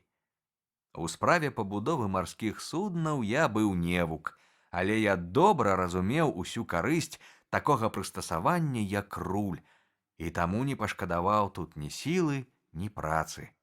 Далося мне гэта нялёгка. На адзін гэты руль у мяне пайшло амаль столькі ж часу, колькі на пабудову і аснастку ўсяе лодкі. Калі ўсё было гатова, я пачаў вучыць Пятніцу кіраваць маёй лодкай, таму што ні руля, ні ветразя ён ніколі ў вочы не бачыў. На першым часе, калі ён убачыў, як я паварочваю лодку рулём і як ветразь надзімаецца то з аднаго, то з другога боку, ён быў такі ашаломлены, нібыта яму паказалі нейкае дзіва. Тым не менш, пад маім кіраўніцтвам ён хутка навучыўся кіраваць лодкай і зрабіўся ўмелым мараком. Адна толькі справа ніяк яму не давалася — карыстанне компасам. Але паколькі ў тых мясцінах туманы бываюць толькі ў час дажджоў, компас быў не вельмі патрэбны. Днём мы маглі кіраваць на ўзбярэжжа, якое віднелася ўдалечыні, а ноччу трымаць курс па зорках. Іншая справа ў перыяд дажджоў, але тады ўсё роўна нельга было падарожнічаць ні морам, ні па зямлі. Надышоў 27-й год майго зняволення ў гэтай турме. Праўда, 3 апошнія гады можна было смела скінуць з разліку, бо пасля з'яўлення на выспе майго адданага Пятніцы жыццё маё зусім змянілася. Набліжаўся сезон дажджоў, калі большую частку дня даводзіцца сядзець дома. Неабходна было перачакаць гэты час і зрабіць захады да таго, каб дажджы не пашкодзілі нашу лодку. Мы прывялі яе ў тую бухтачку, у якую я прыставаў са сваімі плытамі, і, дачакаўшыся прыліву, пацягнулі яе да самага берага. Потым мы выкапалі на тым месцы, дзе стаяла лодка, даволі глыбокую яму, такіх памераў, што лодка змясцілася ў ёй, як у доку. Ад мора мы адгарадзілі яе моцнай плацінай, пакінуўшы для вады толькі вузкі праход. Калі з наступным прылівам наш маленькі док запоўніўся вадою, мы наглуха заклалі плаціну, так што лодка засталася на вадзе, але марскія хвалі не маглі захліснуць яе, і прыліў не мог знесці яе ў мора. Каб абараніць лодку ад дажджоў, мы прыкрылі яе тоўстым слоем галін, і яна такім чынам апынулася нібы пад страхой. Цяпер мы маглі спакойна чакаць добрага надвор'я, каб у лістападзе ці снежні рушыць пад ветразем у мора. Раздзел 24. Бітва з дзікунамі, Рабінзон выратоўвае гішпанца, Пятніца знаходзіць бацьку. Як толькі спыніліся дажджы і зноў засвяціла сонца, я пачаў з раніцы да ночы рыхтавацца да будучага плавання. Я загадзя разлічыў, колькі правізіі нам можа спатрэбіцца, і пачаў нарыхтоўваць неабходныя прыпасы. Тыдні праз 2, а то і раней, я меў намер разбурыць плаціну і вывесці лодку з дока. Але нам не суджана было адправіцца ў дарогу. Неяк аднойчы раніцой, калі я, як звычайна, быў заняты падрыхтоўкай да ад'езду, мне прыйшло ў галаву, што добра было б, апрача іншай ежы, прыхапіць з сабою невялікі прыпас і чарапашанага мяса. Я паклікаў Пятніцу і папрасіў яго збегаць на бераг і злавіць чарапаху. Мы палявалі на чарапах кожны тыдзень, таму што абодва любілі іх мяса і яйкі. Пятніца памчаўся выконваць маю просьбу, але не прайшло і чвэрткі гадзіны, як ён прыбег назад, перамахнуў як на крылах цераз агароджу, і раней, чым я паспеў спытаць у яго, што здарылася, закрычаў: «Гора, гора! Бяда, кепска!» «Што здарылася? Што такое, Пятніца?» — спытаў я трывожна. «Там, каля берага», — адказаў ён. «Каля берага 1, 2, 3. 1, 2, 3 лодкі». З яго слоў я зразумеў, што ўсіх лодак было 6, Але як потым высветлілася, іх было толькі 3. А ён двойчы паўтарыў падлік, таму што быў вельмі ўсхваляваны. «Не трэба палохацца, Пятніца. Трэба быць адважным», – сказаў я, стараючыся падбадзёрыць яго. Небарака быў страшэнна напалоханы. Ён чамусьці вырашыў, нібыта дзікуны з'явіліся па яго. Нібыта яны яго парэжуць на кавалкі і з'ядуць. Ён увесь калаціўся, і я не ведаў, як яго супакоіць. Я казаў, што мяне, калі на тое пайшло, чакае тая ж небяспека. Калі з'ядуць яго, то з'ядуць і мяне разам з ім. «Але мы будзем бараніцца», – сказаў я. «Мы не дамося жывымі ім у рукі. Мы распачнём з імі бойку. І ты ўбачыш, што мы пераможам. Ты ж умееш страляць, ці не так?» «Я умею страляць», – адказваў ён. «Толькі іх многа, вельмі многа». «Не страшна», – сказаў я. «Адных мы заб'ём, а астатнія напалохаюцца нашых стрэлаў і разбягуцца. Я абяцаю табе, што не дам цябе ў крыўду. Я буду адважна бараніцца сам і цябе буду бараніць. Толькі абяцай мне, што таксама будзеш адважна бараніць мяне і выконваць усе мае загады». «Я памру, калі ты загадаеш, Рабінзон Круза». Пасля гэтага я прынёс з пячоры вялікую конаўку рому і даў яму выпіць. Я так ашчадліва абыходзіўся са сваім ромам, што ў мяне заставаўся яго яшчэ ладны запас. Затым мы сабралі ўсе нашы мушкеты і паляўнічыя стрэльбы, падрыхтавалі іх як след і зарадзілі. Апрача таго, я ўзброіўся, як заўсёды, шабляю, а Пятніцу даў сякеру. Падрыхтаваўшыся такім чынам да бою, я ўзяў падзорную трубу і падняўся для разведкі на гару. Накіраваўшы трубу на бераг мора, я хутка ўбачыў дзікуноў. Іх было чалавек 20, ды апрача таго на беразе ляжала 3 звязаных людзей. Лодак, паўтараю, аказалася толькі 3, не 6. Было зразумела, што ўвесь гэты натоўп дзікуноў з'явіўся на выспу з адзінай мэтай – адсвяткаваць сваю перамогу над ворагам. Прадбачылася жахлівае, крывавае відовішча. Я таксама заўважыў, што гэты раз яны высадзіліся не там, дзе высаджваліся 3 гады назад, у дзень нашай першай сустрэчы з Пятніцай, а куды бліжэй да мае бухтачкі. Тут бераг быў нізкі, і амаль да самае вады спускаўся густы лес. Мяне страшэнна хвалявала злачынства, якое мела адбыцца неўзабаве. Марудзіць не было калі.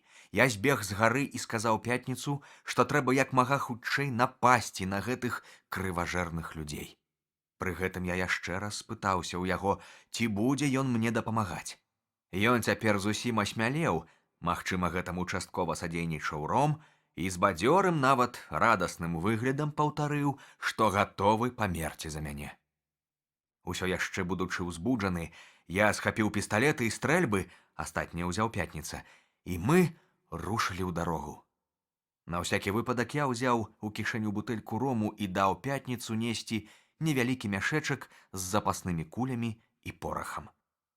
«Ідзі за мной», – сказаў я. «Не адставай ні на крок і маўчы. Не пытайся ў мяне нічога. Ды не надумайся страляць без мае каманды». Падышоўшы да ўскрайку лесу з таго боку, які быў бліжэй да берага, я спыніўся, ціхенька паклікаў Пятніцу і, паказаўшы яму высокае дрэва, загадаў узлезці на верхавіну і зірнуць, ці відны адтуль дзікуны і што яны робяць. Ён амаль адразу ж злез з дрэва і паведаміў, што дзікуны сядзяць вакол вогнішча, даядаючы аднаго з палонных, якіх яны прывезлі, а другі, звязаны, ляжыць там жа, на пяску. «Потым яны з'ядуць і таго», – дадаў Пятніца зусім спакойна. Уся моя душа так і ўспыхнула ад раз'юшанасці пры гэтых словах. Пятніца сказаў мне, што другі палонны не індзеец, а адзін з тых белых барадатых людзей, якія прыплылі да яго берага на лодцы. «Трэба дзейнічаць», – вырашыў я. Я схаваўся за дрэва, дастаў падзорную трубу і выразна ўбачыў на беразе белага чалавека. Ён ляжаў нерухома, таму што яго рукі і ногі былі звязаны гнуткімі дубцамі. Не было сумнення, што гэта быў еўрапеец. Ён быў апрануты. Наперадзе раслі кусты, і сярод гэтых кустоў стаяла дрэва. Кусты былі даволі густыя, так што можна было падкрасціся туды непрыкметна. Хоць я і быў так страшэнна абураны, што мне хацелася кінуцца на людаедаў у той жа момант, нават не думаючы пра магчымыя вынікі, я ўсё ж стрымаў сваю раз'юшанасць і прабраўся тайком да дрэва. Дрэва стаяла на пагорку. З гэтага пагорка мне было відаць усё, што адбывалася на беразе. Ля вогнішча, цесна прыціснуўшыся адзін да аднаго, сядзелі дзікуны. Іх было 19 чалавек. Крыху воддаль, схіліўшыся над звязаным еўрапейцам, стаялі яшчэ двое. Відаць, іх толькі што паслалі па палоннага. Яны павінны былі забіць яго, парэзаць на часткі і раздаць кавалкі яго мяса ўсім, хто быў на гэтым баляванні. Я павярнуўся да Пятніцы. «Глядзі на мяне», — сказаў я. «Што я буду рабіць, тое рабі і ты». З гэтымі словамі я паклаў на зямлю адзін з мушкетаў і паляўнічую стрэльбу, а з другога мушкета прыцэліўся ў дзікуноў. Пятніца зрабіў тое ж самае. «Ты гатовы?» — спытаўся я ў яго. «Так», — адказаў ён. «Ну тады страляй», — сказаў я, і мы стрэлілі абодва адначасова. Прыцэл Пятніцы быў больш удалы за мой. Ён забіў 2 чалавек і параніў 3. Я ж толькі 2 параніў і забіў 1. Лёгка сабе ўявіць, якое страшэннае ўзрушэнне нарабілі нашы стрэлы сярод дзікуноў. Тыя, што засталіся жывыя, усхапіліся на ногі, не ведаючы, куды кінуцца, у які бок глядзець, таму што хоць яны разумелі, што ім пагражае смерць, але не бачылі, адкуль яна. Пятніца, выконваючы мой загад, не зводзіў вачэй з мяне.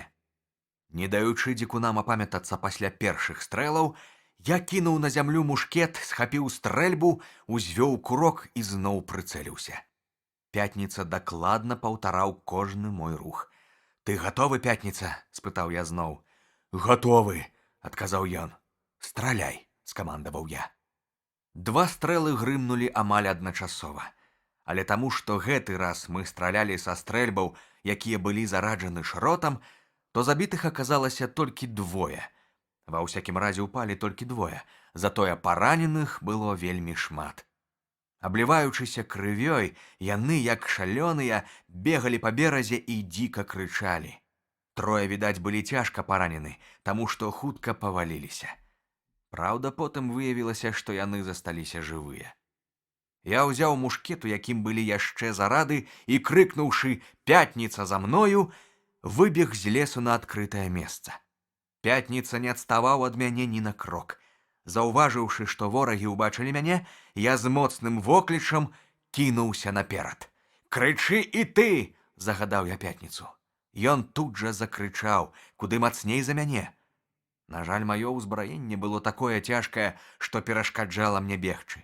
Але я як быццам не адчуваў яго і імчаўся наперад, колькі меў сілы, проста да няшчаснага еўрапейца, які, як ужо гаварылася, ляжаў у баку на пясчаным беразе паміж морам і вогнішчам дзікуноў. Каля яго не было ніводнага чалавека. Тыя 2, што хацелі зарэзаць яго, уцяклі пры першых жа стрэлах. Страшэнна напалоханыя, яны кінуліся да мора, ускочылі ў лодку і пачалі адчальваць. У тую ж лодку паспелі ўскочыць яшчэ 3 дзікуны. Я павярнуўся да Пятніцы і загадаў яму расправіцца з імі. Ён у момант зразумеў маю думку і, прабегшы крокаў 40, наблізіўся да лодкі і стрэліў у іх. Усе 5 пападалі на дно лодкі. Я думаў, што ўсе яны забітыя, але 2 адразу ж падняліся. Відаць, яны ўпалі толькі са страху.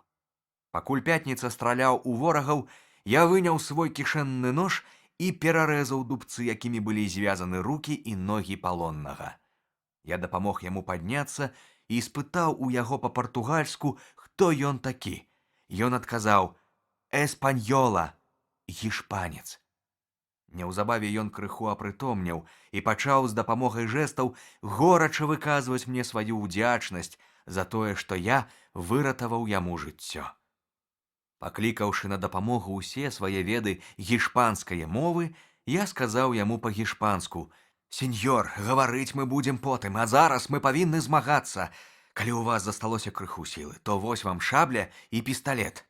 Гішпанец з удзячнасцю ўзяў тое і другое і, адчуўшы ў руках зброю, як быццам зрабіўся другім чалавекам. Адкуль у яго ўзялася сіла? Як бура наляцеў ён на дзікуноў і ў адзін момант пасек двух на кавалкі. Праўда, для такога подзвігу не патрабавалася вялікай сілы. Няшчасныя дзікуны, аглушаныя грукатам нашай страляніны, былі да таго перапалоханы, што не здольны былі ні ўцякаць, ні бараніцца. Многія падалі проста ад страху, як тыя два, што зваліліся на дно лодкі ад стрэлу Пятніцы, хаця кулі і не зачапілі іх. Аддаўшы шаблю і пісталет гішпанцу, я застаўся толькі з мушкетам. Ён быў зараджаны, але я пакідаў свой зарад на выпадак якой-небудзь нечаканасці і таму не страляў. У кустах, пад тым дрэвам, адкуль мы ўпершыню распачалі агонь, засталіся нашы паляўнічыя стрэльбы. Я паклікаў Пятніцу і загадаў збегаць па іх. Ён зараз жа выканаў мой загад. Я аддаў яму свой мушкет, а сам пачаў зараджаць астатнія стрэльбы, сказаўшы гішпанцу і Пятніцу, каб яны прыходзілі да мяне, калі ім спатрэбіцца зброя. Яны выказалі поўную гатоўнасць падпарадкоўвацца майму загаду. Пакуль я зараджаў стрэльбы, гішпанец з незвычайнай адвагай напаў на аднаго з дзікуноў, і паміж імі завязалася жорсткая бойка. У руках у дзікуна быў вялізны драўляны меч. Дзікуны выдатна валодаюць гэтай смертаноснай зброяй. Такім мечам яны хацелі і прыкончыць гішпанца, калі той ляжаў каля вогнішча. Цяпер гэты меч зноў быў занесены над яго галавой. Я нават не чакаў, што гішпанец акажацца такім ваяўнічым. Праўда, ён усё яшчэ быў слабы пасля перанесеных пакут, але біўся адважна і нанёс праціўніку шабляй два страшэнныя ўдары па галаве. Дзікун быў велізарнага росту, вельмі мускулісты і дужы. Раптам ён адкінуў свой меч, і яны схапіліся ў рукапашную. Гішпанцу давялося вельмі кепска. Дзікун адразу ж збіў яго з ног, наваліўся на яго і пачаў вырываць у яго шаблю. Убачыўшы гэта, я ўскочыў і кінуўся яму на дапамогу. Але гішпанец не разгубіўся. Ён знарок выпусціў шаблю з рук, выхапіў з-за пояса пісталет, стрэліў у дзікуна і палажыў яго на месцы.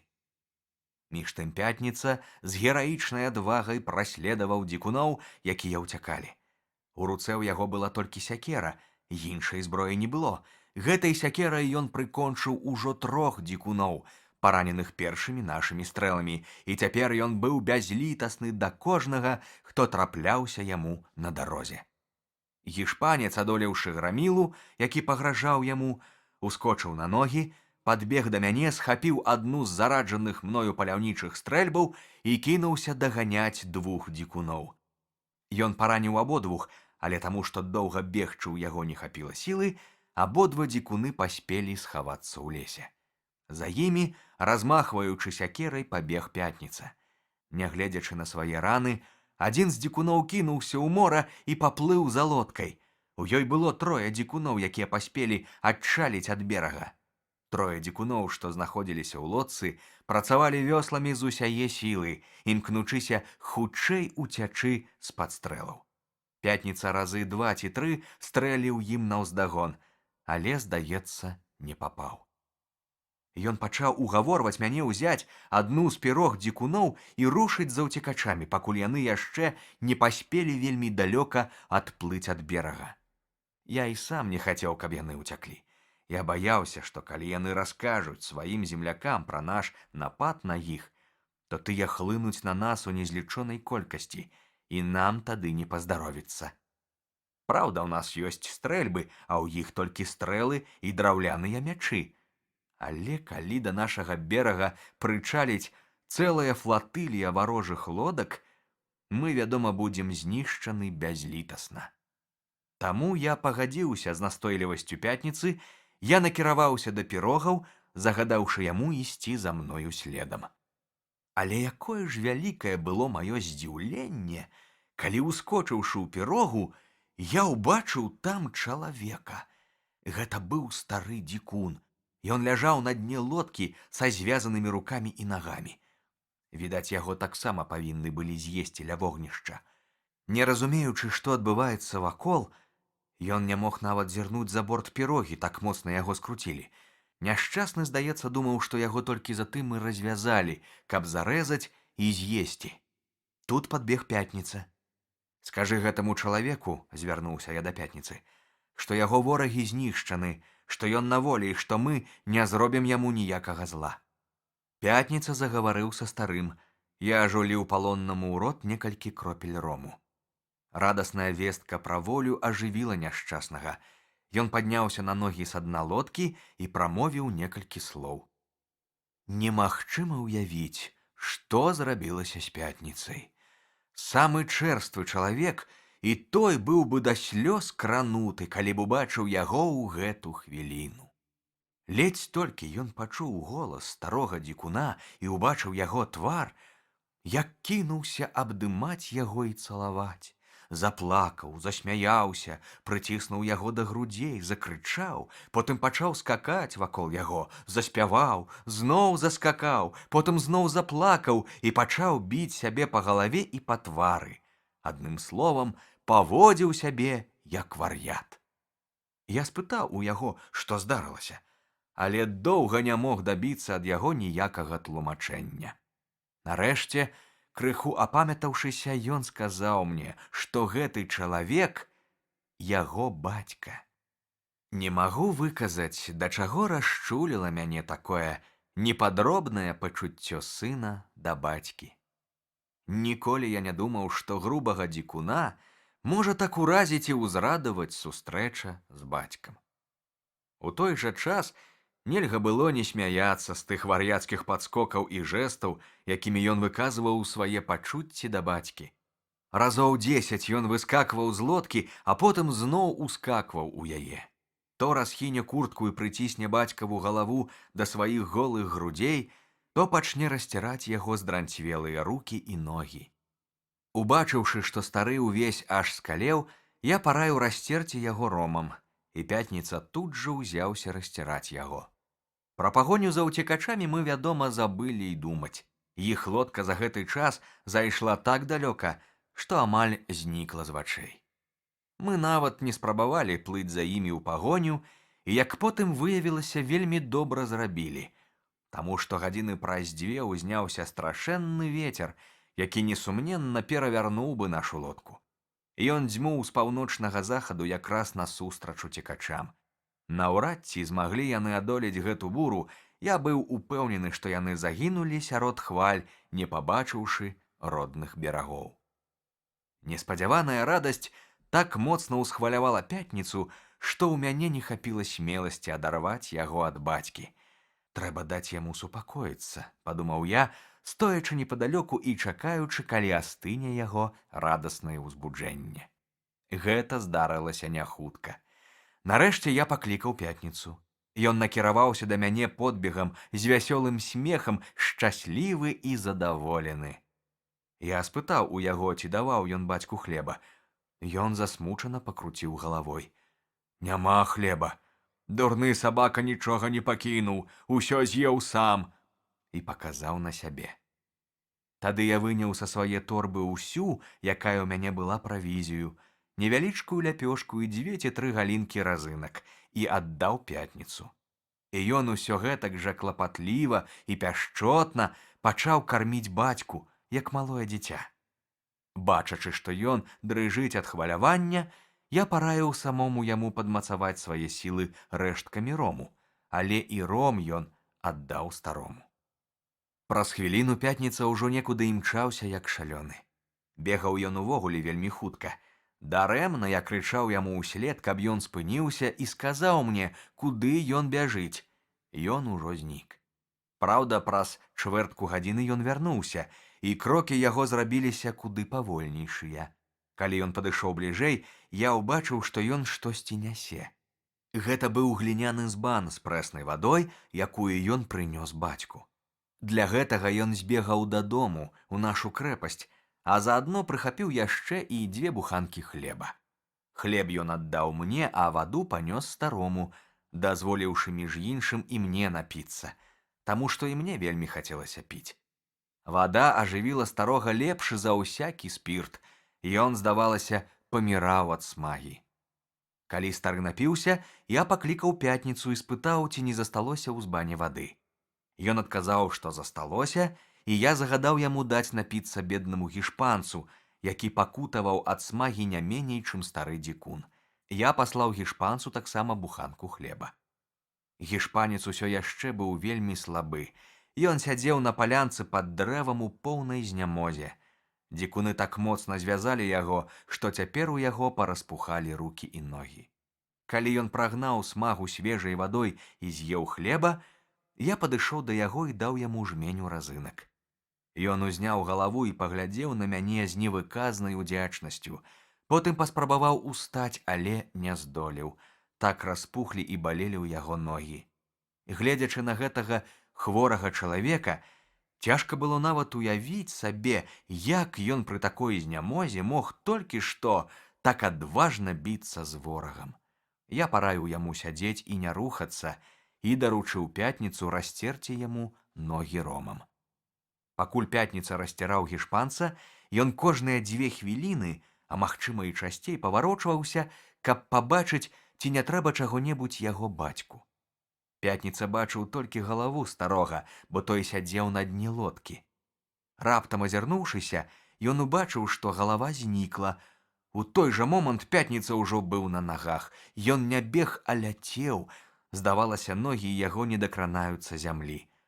Але калі, дабегшы да лодкі, ён убачыў, што бацька прылёг адпачыць і спакойна ляжыць на дне лодкі, ён зараз жа вярнуўся да нас.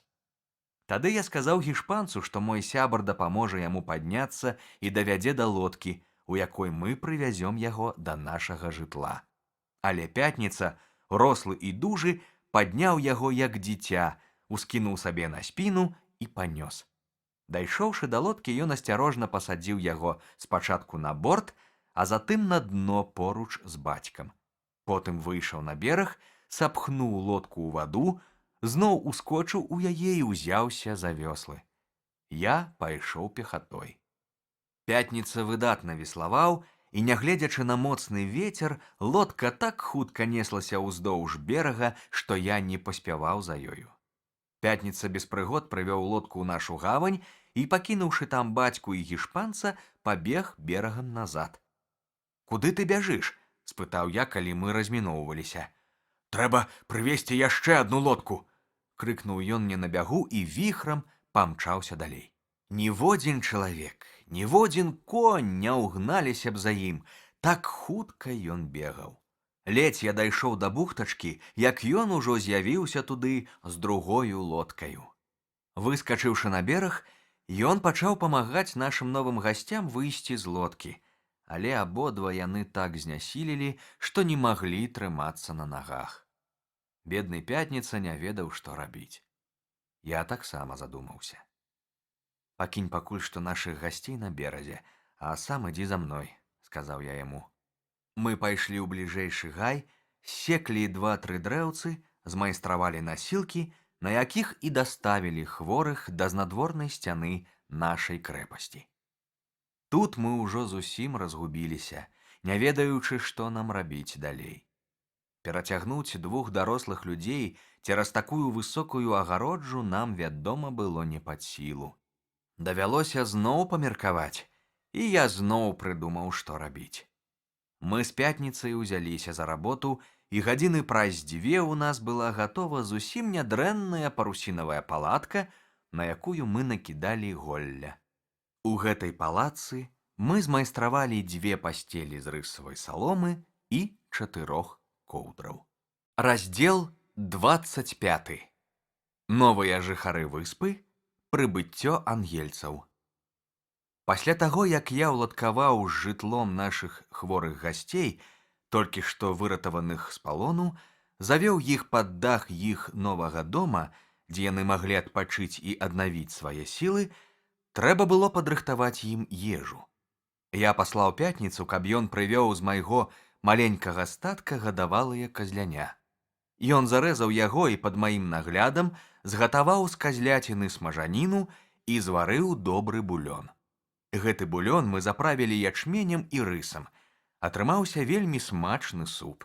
Гатаванне ежы адбывалася за знадворнай сцяной, таму што, як гаварылася ўжо раней, я ніколі не раскладаў вогнішча ў крэпасці. Мы накрылі стол у новай палацы і паабедалі на наваселлі ўчатырох. Я на гэтым абедзе выконваў абавязкі старшыні і займаў нашых гасцей гутаркай. Пятніца быў пры мне за перакладчыка не толькі тады, калі я размаўляў з яго бацькам, а таксама і з гішпанцам, таму што гішпанец даволі прыстойна размаўляў на мове дзікуноў. Калі мы паабедалі, ці дакладней павячэралі, я папрасіў Пятніцу ўзяць адну пірогу і з'ездзіць па нашы стрэльбы, якія мы за недахопам часу пакінулі на месцы бойкі. На другі дзень я паслаў яго закапаць трупы забітых, а таксама жахлівыя рэшткі крывавага балю. Пятніца дакладна выканаў маё даручэнне. Ён так старанна знішчыў сляды ўсіх дзікуноў, што калі я зноў пабыў на тым месцы, я не адразу здолеў пазнаць яго. Толькі па дрэвах на ўскрайку ўзбярэжнага лесу я здагадаўся, што людаеды балявалі якраз тут. Праз некалькі дзён, калі мае новыя сябры адпачылі і прыкметна акрыялі пасля ўсіх перажытых імі выпрабаванняў, я пачаў з дапамогай Пятніцы весці з імі гутарку. Перш за ўсё я спытаў у бацькі Пятніцы, ці не баіцца ён, што тыя людаеды, якія ўцяклі, могуць вярнуцца на выспу з цэлым полчышчам другіх дзікуноў, якія жорстка расправяцца з намі.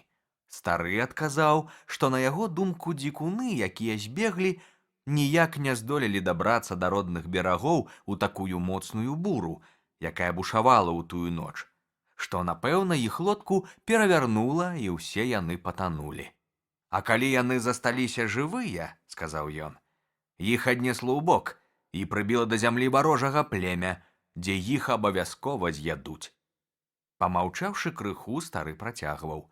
Але нават калі яны іх шчасліва даплылі дадому, то і тады яны не рызыкнуць вярнуцца. Яны былі так страшэнна напалоханы вашым нечаканым нападам, грукатам і агнём стрэлаў, што, відаць, раскажуць сваім аднапляміннікам, нібыта таварышы іх загінулі ад грому і маланкі. Вас жа двух, цябе і Пятніцу, яны палічылі за ўгневаных д'яблаў, якія спусціліся на зямлю, каб іх знішчыць.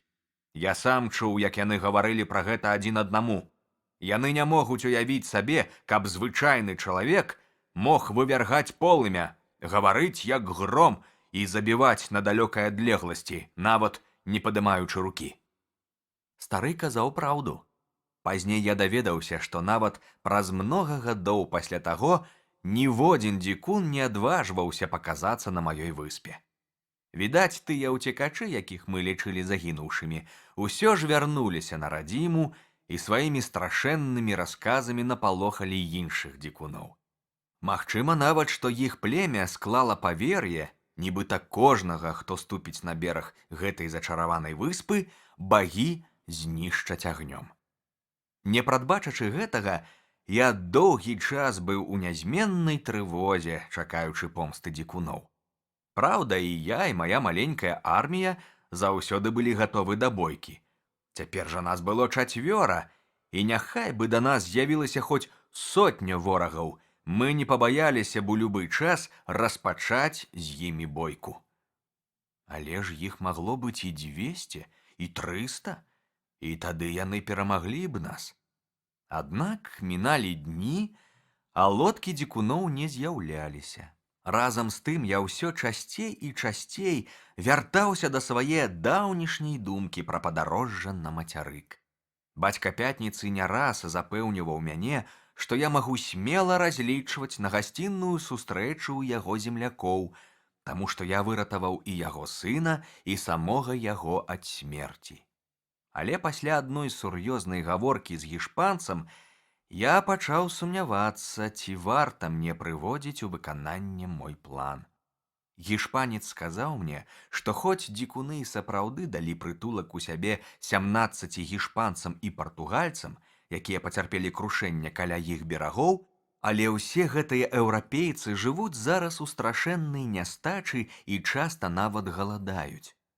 Дзікуны не прыгнятаюць іх і даюць ім поўную волю, але самі яны жывуць у такой галечы, што не заўсёды здольны пракарміць прышельцаў. Я спытаў у гішпанца пра падрабязнасці іх апошняга плавання, і ён паведаміў мне, што іх карабель ішоў з Рыо-дэ-ла-Платы ў Гавану, куды павінен быў прывезці срэбра і пушніну і нагрузіцца еўрапейскімі таварамі, якіх там было дастаткова. У час буры 5 чалавек з іх карабельнай каманды патанула, а астатнія, пасля шматдзённых пакут і жахаў, зняможаныя смагай і голадам, нарэшце прычалілі да краіны людаедаў. Высадзіўшыся ў гэтай краіне, яны адчувалі сябе страшэнна жахліва, з хвіліны на хвіліну чакаючы, што іх з'ядуць дзікуны. У іх была з сабой агнястрэльная зброя, але не было ні пораху, ні куль. Той порах, які яны ўзялі з сабою ў лодку, за дарогу амаль увесь падмок, а што засталося, яны даўно выдаткавалі, таму што на першым часе здабывалі сабе ежу толькі паляваннем. Я спытаў у яго, які, на яго думку, лёс чакае яго таварышаў у краіне дзікуноў і ці спрабавалі яны калі-небудзь выбрацца адтуль на волю. Ён сказаў, што ў іх было многа нарад з гэтага выпадку, але ўсё канчалася слязьмі і скаргамі. «У нас жа не было, — растлумачыў ён, — ні судна, на якім можна было б плыць у адкрытае мора, ні інструмента для збудавання такога судна, ні харчовых запасаў». Тады я сказаў яму: «Я з вамі буду гаварыць шчыра. Як вы мяркуеце, згодзяцца ці не вашы таварышы пераехаць на маю выспу? Я ахвотна запрасіў бы іх сюды. Мне здаецца, што ўсе разам мы знайшлі б нейкі спосаб дабрацца да якой-небудзь узбярэжнай краіны, а адтуль на радзіму. Адно толькі мяне палохае. Запрашаючы іх сюды, я аддаюся ім у рукі. Што, калі яны акажуцца каварнымі злымі людзьмі? Што, калі яны за маю гасціннасць адплацяць мне здрадай? Пачуццё ўдзячнасці, увогуле кажучы, некаторым людзям зусім не ўласціва. Сярод іх могуць аказацца здраднікі.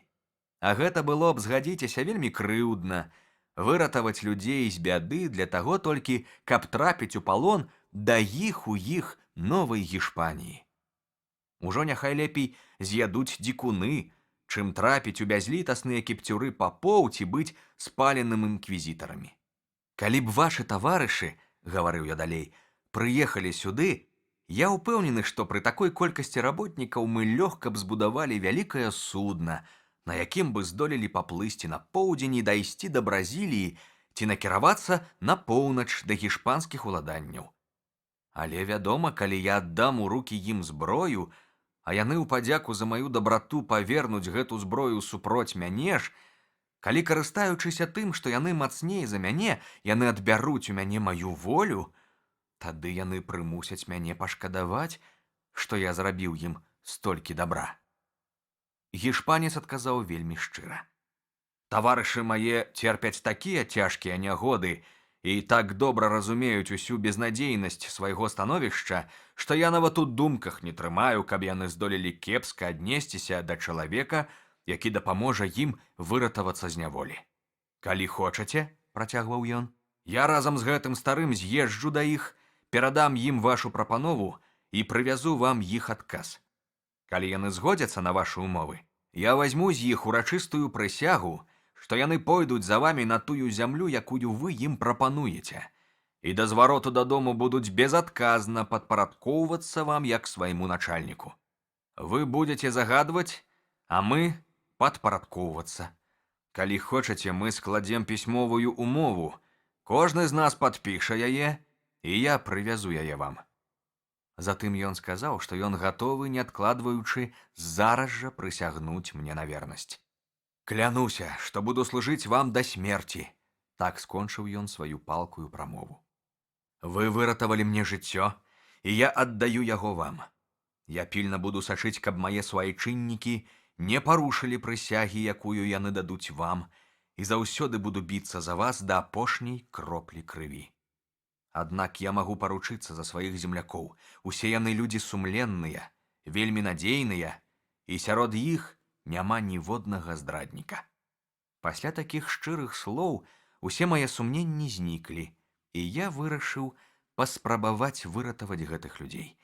Я сказаў гішпанцу, што адпраўлю да іх яго і старога дзікуна.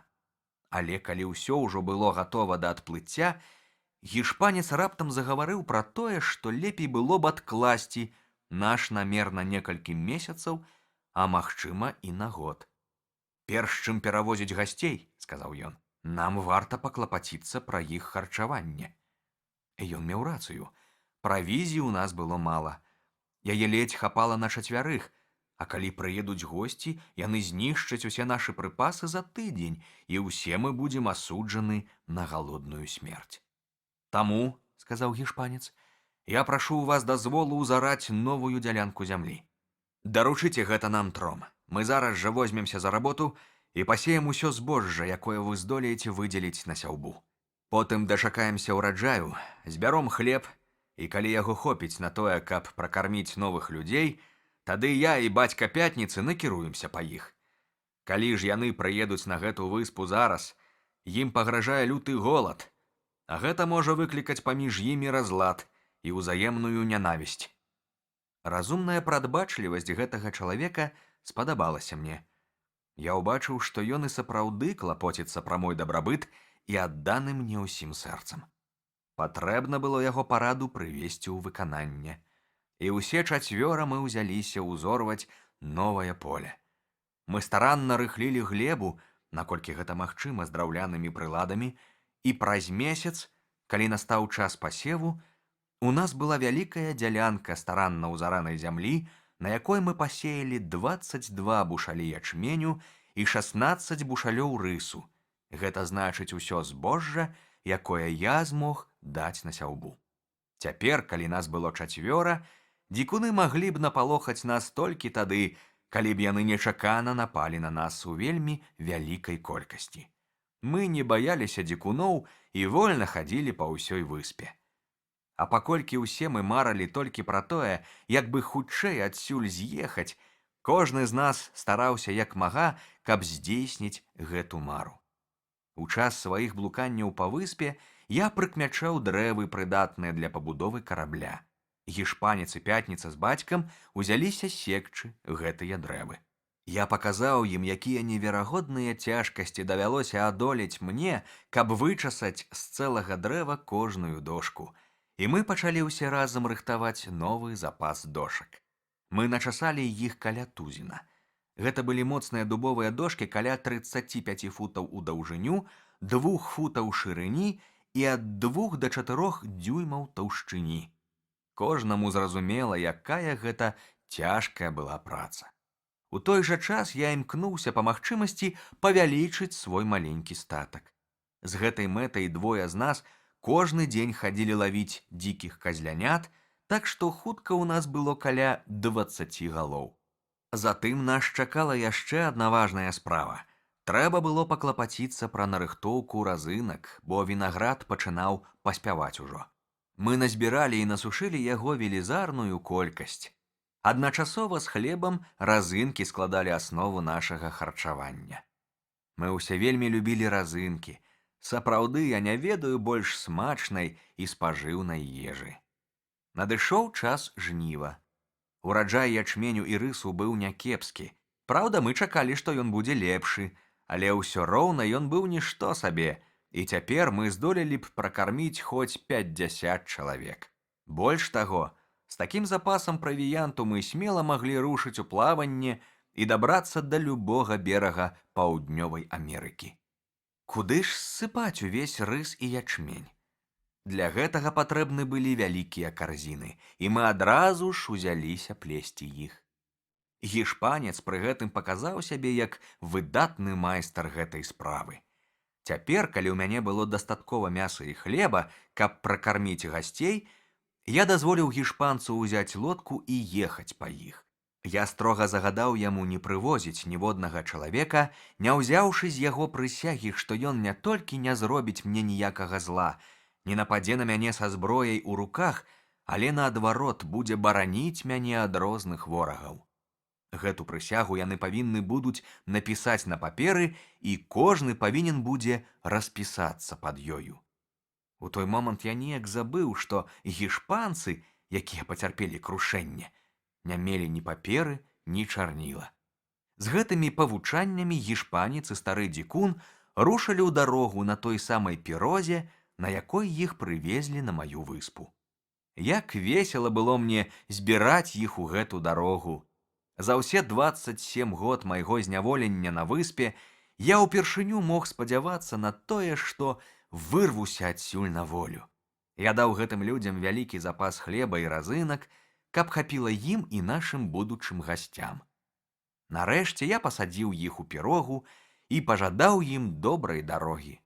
Развітваючыся, я дамовіўся з імі, што калі яны будуць весці ў сваёй пірозе гішпанцаў, яны ўзнімуць сцяг у адкрытым моры, каб я мог здалёк пазнаць іх пірогу. Адчалілі яны пры свежым ветры ў дзень поўні, у кастрычніку.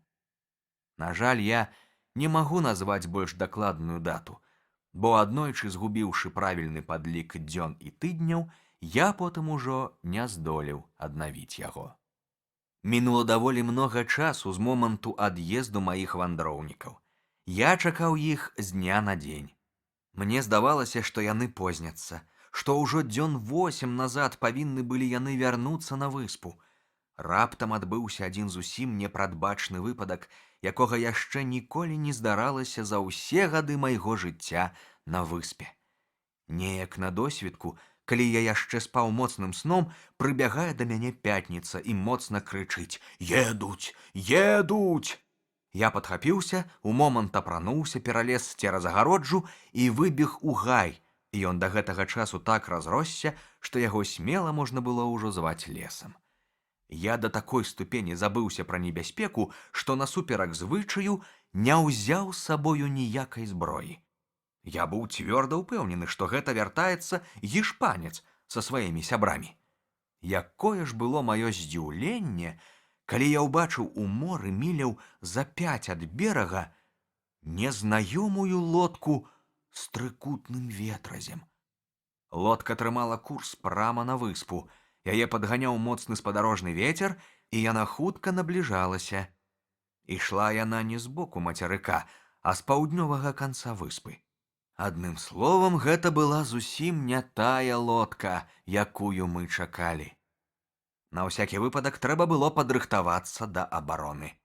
Я прапанаваў пятніцу схавацца ў гаі і уважліва сачыць за людзьмі, якія знаходзіліся ў лодцы, таму што нам невядома было, сябры гэта ці ворагі.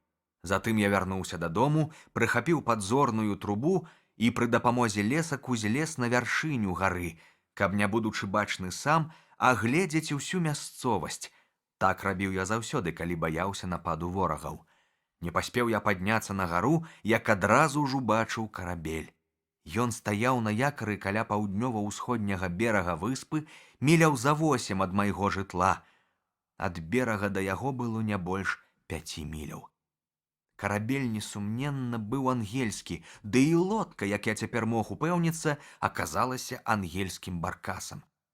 Не магу выказаць, якія разнастайныя пачуцці выклікала ў мяне гэтае адкрыццё.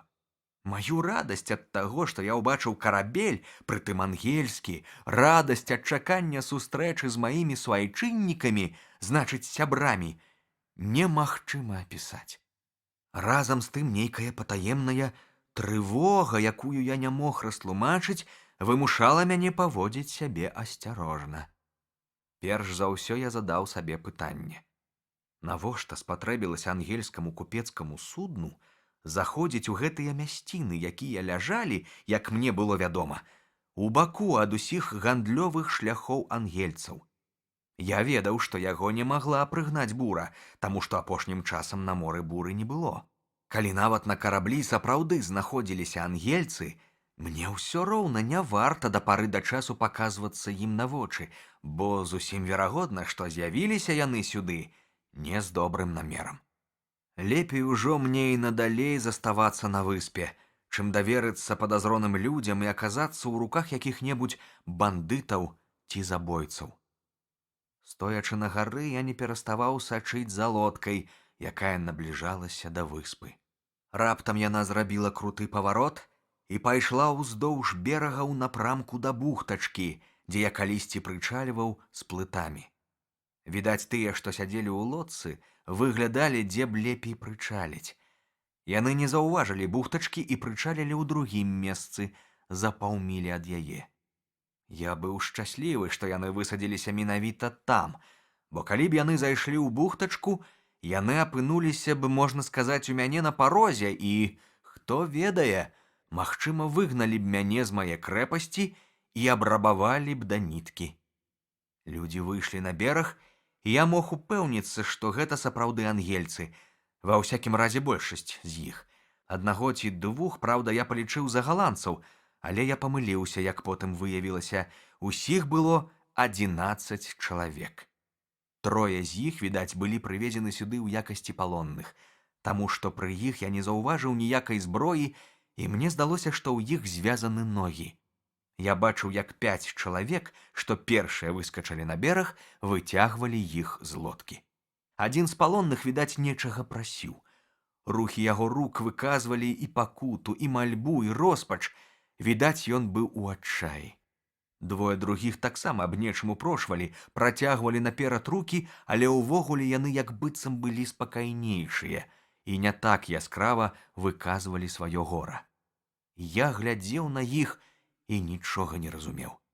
Раптам Пятніца крыкнуў мне: «О, Робін Круза, глядзі! Белыя чалавекі таксама ядуць чалавекаў, як дзікія!» «Ты звар'яцеў, Пятніца!» — сказаў я яму. «Няўжо ты думаеш, што яны іх з'ядуць?»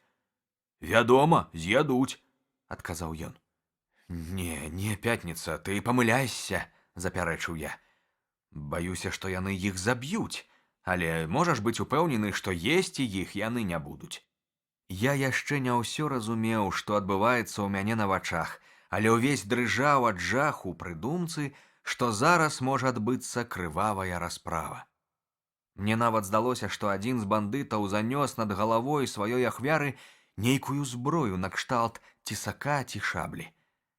Уся кроў застыла ў мяне ў жылах. Я быў упэўнены, што няшчасны паваліцца нежывым. Як я шкадаваў у той момант, што каля мяне няма гішпанца і старога дзікуна. Я заўважыў, што ні ў кога з бандытаў не было з сабою зброі. «Добра было б, — падумаў я, — падкрасціся да іх цяпер, стрэліць ва ўпор і вызваліць гэтых палонных». Але абставіны склаліся зусім інакш. Бандыты, відаць, не мелі намеру забіваць сваіх палонных. Напалохаўшы і наздзекаваўшыся з іх, бандыты разбегліся па выспе, відаць, каб агледзець мясцовасць, дзе яны апынуліся. Палонных яны пакінулі пад наглядам двух сваіх таварышаў. Але тыя, напэўна, былі п'яныя. Як толькі астатнія пайшлі, абодва яны залезлі ў лодку і адразу ж заснулі. Такім чынам палонныя засталіся адны. Але замест таго, каб выкарыстаць момант і дзейнічаць, яны сядзелі на пяску і азіраліся па баках у поўным адчаі. Гэта нагадала мне першы дзень майго з'яўлення на выспе. Гэтаксама і я тады сядзеў на беразе, безнадзейна азіраючыся наўкол, і таксама лічыў сябе загінуўшым. Я быў упэўнены тады, што мяне разарвуць драпежныя звяры, залез на дрэва і праседзеў там усю ноч. Наогул не было такіх жахаў, якія б не здаваліся мне на тым першым часе. А між тым, як ціха мірна пражыў я ўсе гэтыя гады. Але нічога гэтага я тады не прадбачыў. Таксама і гэтыя трое няшчасных былі ў адчаі, не ведаючы, што выратаванне блізка. Раздзел 26. Робінзон сустракаецца з капітанам ангельскага карабля. Бандыты высадзіліся на выспе ў час прыліву.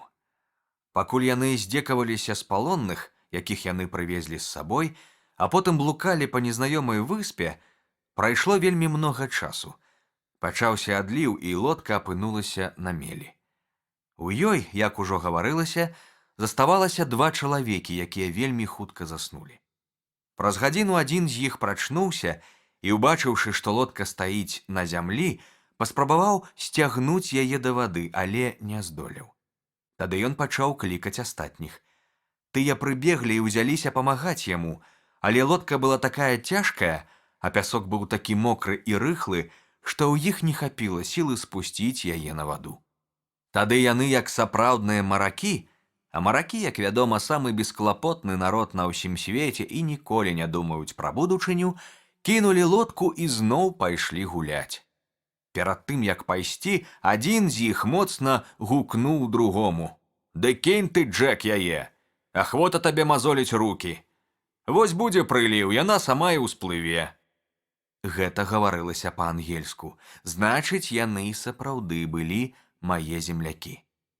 Пакуль яны не пайшлі, я то сядзеў, стаіўшыся за агароджай крэпасці, то сачыў за імі з вяршыні пагорка. Да пачатку прыліву заставалася не меней 10 гадзін. Значыць, увесь гэты час іх лодка праляжыць на пяску. Вечарам, калі сцямнее, я выйду са свайго сховішча, падкрадуся да гэтых матросаў бліжэй. Буду сачыць за кожным іх учынкам, за кожным рухам, і, магчыма, здолею падслухаць, пра што яны будуць гаварыць. А пакуль не сцямнела, трэба было рыхтавацца да бою. Цяпер у мяне быў куды больш моцны і небяспечны праціўнік, чым раней, і рыхтавацца трэба было куды больш старанна. Я доўга рыхтаваў стрэльбы, чысціў і зараджаў іх, а потым загадаў Пятніцу, які пад маім кіраўніцтвам зрабіўся вельмі ўдалым стралком, узброіцца з ног да галавы. Я ўзяў сабе 2 паляўнічыя стрэльбы, а яму даў 3 мушкеты. Астатнюю зброю мы таксама размеркавалі паміж сабою. Трэба сказаць, што ў гэтых даспехах у мяне быў вельмі ваяўнічы выгляд. На мне была моя грубая куртка з казінага футра і вялізная калматая шапка. На баку вісела голая шабля, за поясам былі 2 пісталеты, на кожным плечуку па стрэльбе. Як ужо гаварылася, я вырашыў не распачынаць нічога, пакуль не сцямнее. Але гадзіны ў 2, калі сонца пачало прыпякаць асабліва моцна, я заўважыў, што матросы пайшлі ў лес і не вярнуліся. Відаць, іх змарыла спёка, і яны заснулі ў цяньку. Іх палонным было не да сну. Няшчасныя панура сядзелі пад нейкім вялізным дрэвам, прыгнечаныя сваім горкім лёсам. Паміж імі і мною было не болей чвэрці мілі. Іх ніхто не вартаваў, і я вырашыў, не чакаючы вечара, прабрацца да іх і пагутарыць з імі. Мне карцела даведацца, што яны за людзі і чаму яны тут.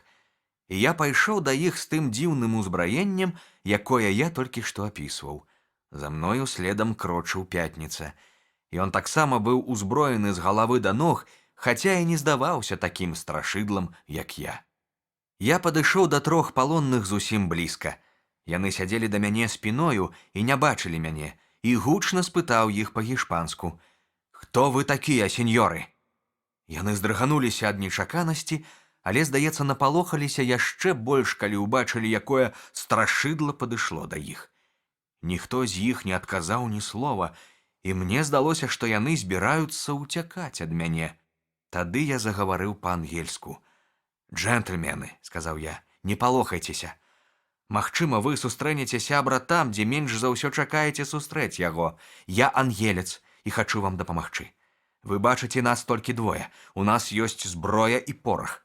Кажыце ж адразу, якім чынам мы можам аблегчыць ваш лёс, якое няшчасце надарылася з вамі?»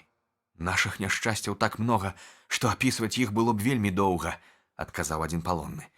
«Між тым, нашы мучыцелі непадалёку і кожную хвіліну могуць вярнуцца сюды. Але вось вам уся наша гісторыя ў некалькіх кароткіх словах. Я капітан карабля, мой экіпаж узбунтаваўся.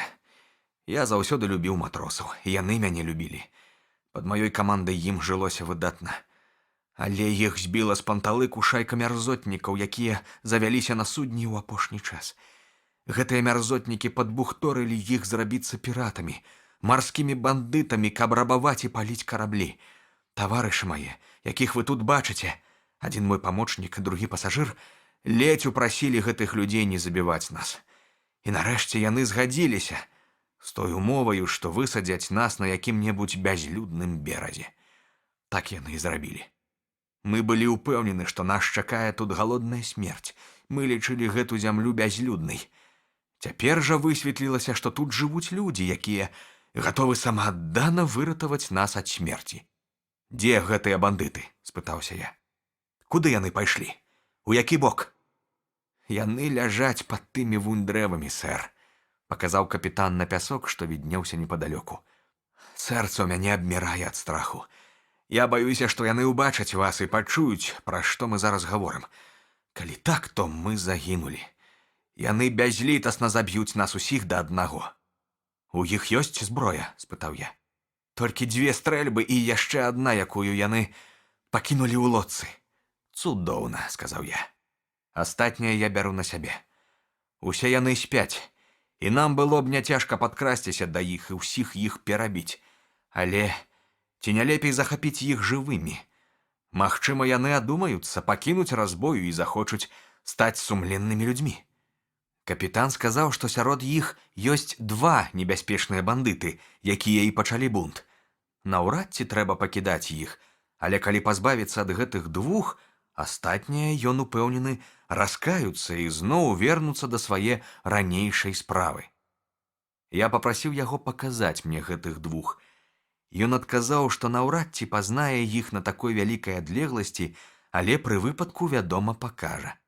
«Наогул, я і мае таварышы, — сказаў капітан, — гатовы падпарадкавацца вам ва ўсім. Мы аддаёмся поўнасцю пад вашу ўладу. Кожны ваш загад будзе для нас законам». «Калі так, — сказаў я, — давайце адыдземся далей, каб яны не ўбачылі нас і не падслухалі нашай гаворкі. Няхай сабе спяць, а мы пакуль вырашым, што нам рабіць». Усе 3 ўсталі і пайшлі за мною. Я павёў іх у лясны гушчар і там, звяртаючыся да капітана, сказаў: «Я паспрабую выратаваць вас, але папярэдне стаўлю вам 2 умовы». Ён не даў мне дагаварыць. «Я прымаю ўсе вашы умовы, сэр», — сказаў ён. «Калі вам пашчасціць адабраць у бандытаў мой карабель, камандуйце мною і маім караблём, як вы захочаце. Калі ж ваша задума вам не ўдасца, я застануся тут разам з вамі і буду да канца сваіх дзён вашым старанным памочнікам». Такое ж абяцанне далі і яго таварышы. «Добра, — сказаў я, — вось мае 2 умовы. Па-першае, пакуль вы не падымецеся на свой карабель, вы забудзеце, што вы капітан, і будзеце без усякіх пярэчанняў падпарадкоўвацца кожнаму майму загаду. І калі я дам вам зброю, вы ні пры якіх умовах не накіруеце яе ні супроць мяне, ні супроць маіх блізкіх, і вернеце яе мне па першаму запатрабаванню. Па-другое, калі вам будзе вернуты ваш карабель, вы даставіце ў Ангельшчыну на ім мяне і майго друга». Капітан прысягнуў мне ўсімі прысягамі, якія толькі здольны прыдумаць чалавечы розум, што абодва мае патрабаванні ён і яго таварышы свята выканаюць. «І не толькі таму, — дадаў ён, — што я лічу гэтыя патрабаванні мэтазгоднымі, але галоўнае таму, што я абавязаны вам жыццём і да самае смерці буду лічыць сябе вашым даўжніком». «У такім разе не будзем цягнуць, — адказаў я. Вось вам 3 мушкеты, вось порах і кулі. А цяпер кажыце, што, па-вашаму, нам трэба рабіць». «Дзякую вам, што вы звяртаецеся да мяне за парадай, — сказаў капітан. Але ці маю права я даваць вам парады? Вы наш начальнік, і ваша справа даваць нам загады, а наша выконваць іх». «Мне здаецца, — сказаў я, — што нам лягчэй усё-такі будзе расправіцца з імі, калі мы нячутна падкрадземся, пакуль яны спяць, і выстралім у іх адразу з усіх нашых стрэльбаў. Каму суджана быць забітым, той будзе забіты. Калі ж тыя, што застануцца жывыя, папросяць літасці, іх бадай можна будзе памілаваць». Капітан нерашуча заўважыў, што яму не хацелася б праліваць столькі крыві, што, калі можна, ён хацеў бы ўстрымацца ад такой жорсткасці. «З гэтых людзей, — дадаў ён, — толькі 2 безнадзейныя нягоднікі, гэта яны падбухторвалі на злачынства астатніх. Калі яны ад нас уцякуць і вернуцца на карабель, мы прапалі, таму што яны наляцяць сюды з астатнімі матросамі і пераб'юць нас усіх. Значыць, трэба прыняць маю параду, — сказаў я. Вы самі бачыце, што мы вымушаны быць жорсткімі. Для нас гэта адзіны сродак выратавання. Але было відаць, што капітану не хочацца забіваць і калечыць столькі сонных людзей, хоць гэтыя людзі і пакідалі яго на галодную смерць. Заўважыўшы гэта, я сказаў яму, каб ён ішоў са сваімі таварышамі наперад і рабіў так, як лічыць больш мэтазгодным. Пакуль у нас ішлі гэтыя перагаворы, піраты пачалі прачынацца. З лесу пачуліся іх галасы. Я ўбачыў, што двое з іх ужо стаяць на нагах, і спытаў капітана, ці не гэта завадатары бунту. «Не», – адказаў ён, – «гэтыя людзі былі верныя свайму абавязку да апошняй хвіліны і прымкнулі да змоўшчыкаў пад уздзеяннем пагрозы». «Тады няхай сабе яны ідуць», – сказаў я. «Не будзем перашкаджаць ім». Відаць, сам лёс паклапаціўся пра тое, каб выратаваць невінаватых ад кулі. Але крыўдуйце потым на сябе, калі вы дасце магчымасць астатнім уцячы. Яны схопяць нас, і вам тады літасці ўжо не будзе. Гэтыя словы абудзілі ў капітана рашучасць. Ён і яго таварышы схапілі стрэльбы, засунулі за пояс пісталеты і рынуліся наперад. Адзін з матросаў павярнуўся, пачуўшы крокі, і, убачыўшы ў руках сваіх палонных зброю, узняў трывогу. Але было позна ўжо. У той самы момант, як ён закрычаў, прагучалі 2 стрэлы. Тыя, што стралялі, не прамахнуліся. Адзін чалавек быў забіты напавал, другі цяжка паранены. Ён, аднак, усхапіўся на ногі і пачаў клікаць на дапамогу, але тут да яго наблізіўся капітан. «Позна», – сказаў ён, – «цяпер ужо цябе ніхто не выратуе. Вось табе ўзнагарода за здраду».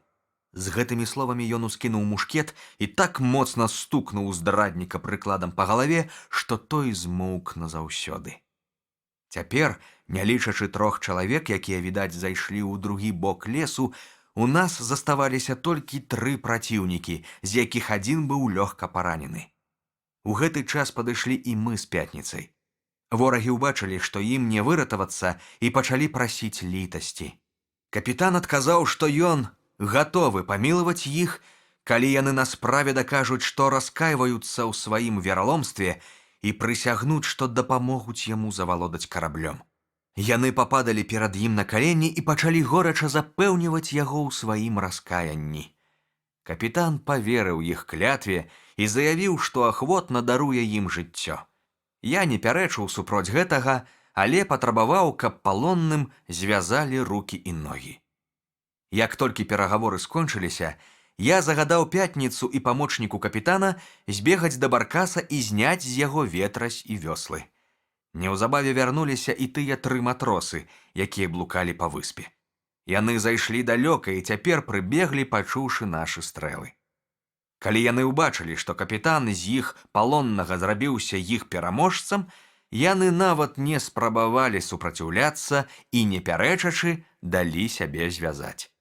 Такім чынам, перамога засталася за намі. Раздзел 27.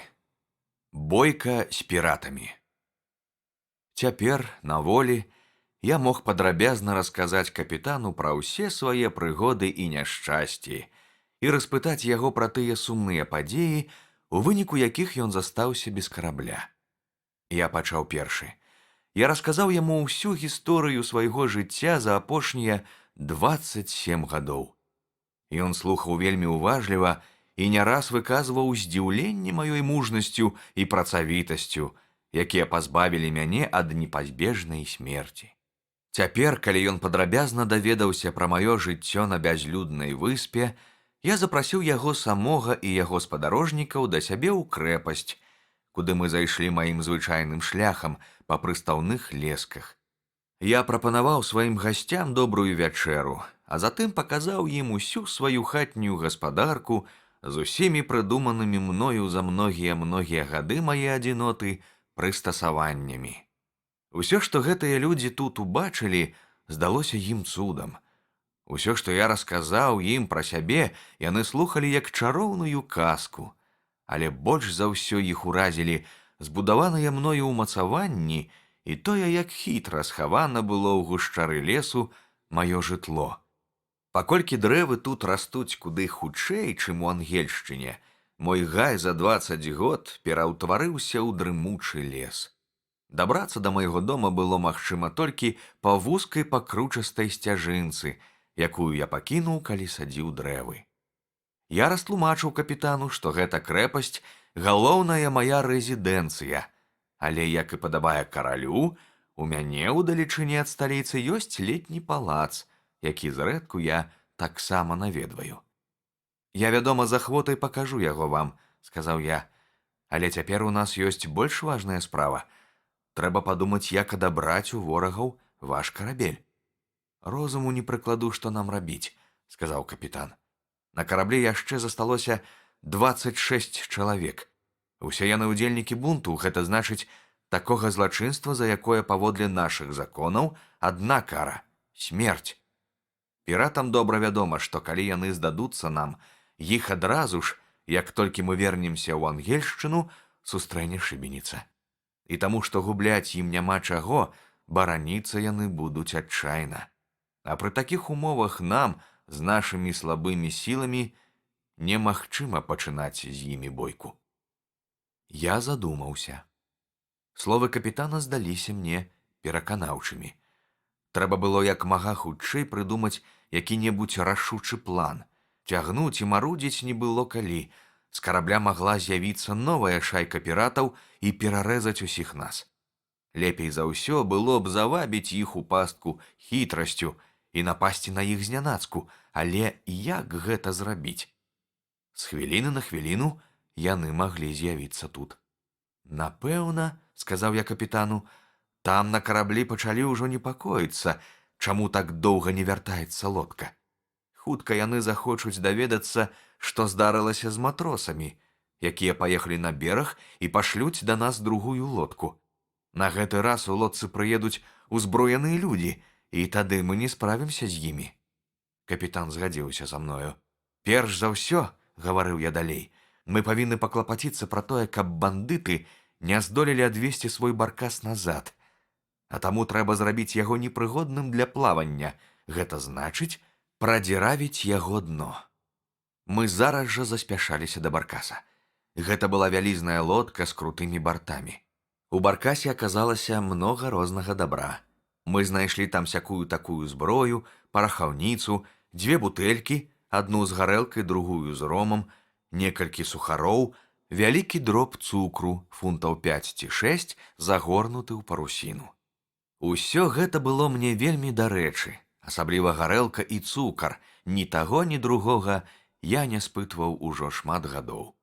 Склаўшы ўвесь гэты груз на беразе і прыхапіўшы з сабою вёслы, мачту, ветразь і руль, мы прабілі ў дне баркаса вялікую дзірку. Такім чынам, калі б ворагі аказаліся мацнейшымі за нас і нам не ўдалося б з імі справіцца, іх баркас усё роўна застаўся б у нашых руках, і, шчыра кажучы, на гэта я разлічваў больш за ўсё. Прызнаюся, я не вельмі верыў, што нам пашанцуе адабраць у піратаў карабель. Але няхай яны пакінуць нам баркас, думаў я сам сабе. Адрамантаваць яго не цяжка, а на такім судне я лёгка дабяруся да падветраных выспаў. Па дарозе магу нават наведаць майго гішпанца і яго свайчыннікаў, якія пакутуюць у дзікуноў. Пасля таго, як агульнымі намаганнямі мы ўсцягнулі баркас на такое высокае месца, куды не дасягае прыліў, мы прыселі адпачыць і параіцца, што ж нам рабіць далей. Раптам з карабля мы пачулі гарматны стрэл. На караблі замахалі сцягам. Гэта, відаць, быў сігнал баркасу.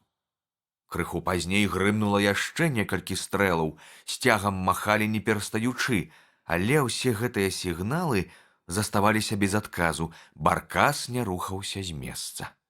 Нарэшце з карабля спусцілі шлюпку. Усё гэта нам было добра відаць у падзорную трубу. Шлюпка накіравалася да берага, і калі яна падышла бліжэй, мы ўбачылі, што ў ёй не менш 10 чалавек, узброеных стрэльбамі.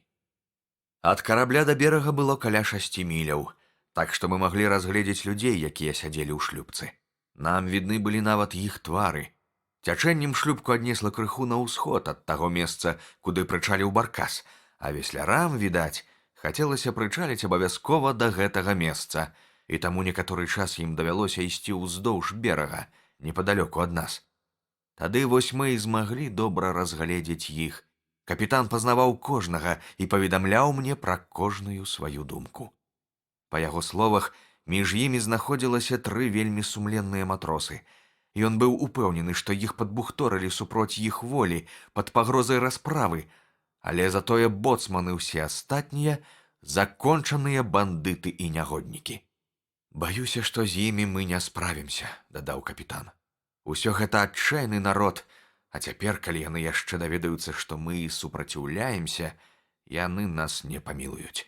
Страшна падумаць, што яны з намі зробяць». Я усміхнуўся і адказаў яму: «Чаму вы гаворыце з такім страхам? Хіба мы маем права на страх? Што б ні чакала нас потым, усё будзе лепей нашага цяперашняга жыцця. І такім чынам любы выхад з гэтага становішча, нават смерць, мы павінны лічыць выратаваннем. Успомніце толькі пра тое, што я перажыў тут у адзіноце. Вы думаеце, лёгка 27 год пражыць адрэзаным ад свету? Няўжо вы не лічыце, што варта рызыкнуць жыццём дзеля свабоды?» «Не», – гаварыў я, – «небяспека не спыніць мяне. Мяне турбуе іншае». «Што?» – спытаў ён. «Ды тое, што, як вы кажаце, сярод гэтых людзей ёсць 3 ці 4 сумленныя матросы, якіх мы павінны выратаваць. Калі б яны ўсе былі бандытамі, я ні хвіліны не сумняваўся б, што маю права знішчыць іх усіх. А ў тым, што мы з імі расправімся, я зусім упэўнены. Таму што кожны, хто ступіць на гэту выспу, трапіць да нас, і ад нас будзе залежаць, забіць яго ці дараваць яму жыццё». Я гаварыў гучна, і твар у мяне быў вясёлы. Мая ўпэўненасць у перамогу перадалася і капітану, і мы горача ўзяліся за справу. Яшчэ раней, калі з карабля пачалі спускаць шлюпку, мы паклапаціліся пра тое, каб схаваць нашых палонных як мага далей. 2, якія капітану здаваліся найбольш небяспечнымі, я адправіў пад канвоем Пятніцы і памочніка капітану ў Пячору. З гэтае турмы ўцячы было нялёгка. Нават калі б ім і ўдалося нейкім цудам пералезці цераз абедзве агароджы, яны заблудзіліся б у дрымучым лесе, які акружаў крэпасць.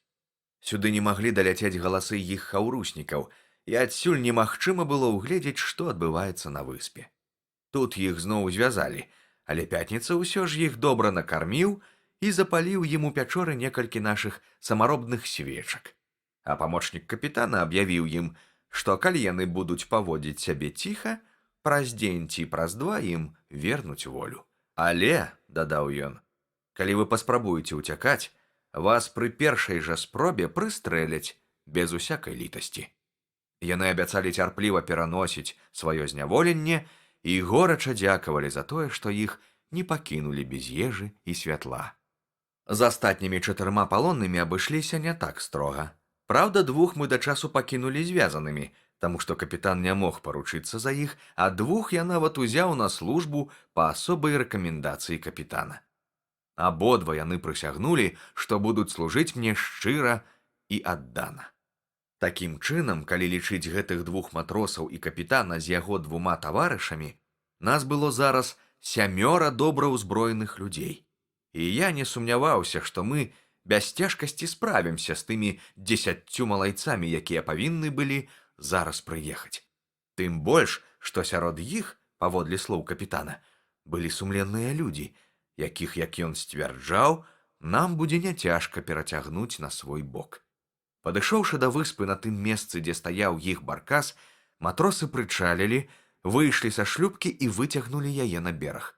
Гэтаму я быў вельмі рады, бо, прызнацца, баяўся, што яны з абачлівасці стануць на якар, не даходзячы да берага, і што 2 ці 3 матросы застануцца пільнаваць шлюпку, і тады мы не здолелі б яе захапіць. Выйшаўшы на бераг, яны перш за ўсё кінуліся да свайго баркаса. Няцяжка сабе ўявіць іх здзіўленне, калі яны ўбачылі, што ўсе снасці з яго і ўвесь груз зніклі, а ў днішчы чарнее вялізная дзірка. Яны стаўпіліся вакол баркаса і доўга абмяркоўвалі між сабою, як магло здарыцца з іх лодкаю такое няшчасце. А потым узяліся моцна крычаць, клікаць сваіх таварышаў. але ніхто не адклікнуўся. Тады яны сталі ў кружок і далі залп з усіх сваіх стрэльбаў. Лясное рэха падхапіла іх стрэл і паўтарыла яго некалькі разоў. Але і гэта нічога не дало. Тыя, што сядзелі ў пячоры, не маглі пачуць стрэл. Тыя ж, што былі з намі, хоць і чулі, але не адважыліся абазвацца. Між тым піраты, упэўніўшыся, што ўсе іх заклікі застаюцца без адказу, страшэнна перапалохаліся і вырашылі адразу ж вярнуцца да сябе на карабель і паведаміць астатнім, што ў баркасе прабіта дно, а людзі, якія прыплылі на выспу, забітыя, таму што інакш яны абавязкова адгукнуліся б. Капітан, які да гэтага часу ўсё яшчэ спадзяваўся, што мы здолеем захапіць карабель, цяпер канчаткова страціў надзею. «Усё прапала», — сказаў ён панура. «Як толькі на караблі даведаюцца, што матросы, якія прыплылі на выспу, зніклі, новы капітан аддасць загад зняцца з якара, і тады бывай мой карабель». Аднак хутка адбылася падзея, якая яшчэ болей напалохала капітана.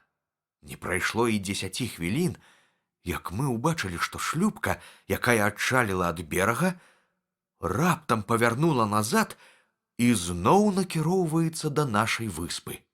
Напэўна, па дарозе матросы параіліся між сабою, і ў іх з'явіўся нейкі другі план.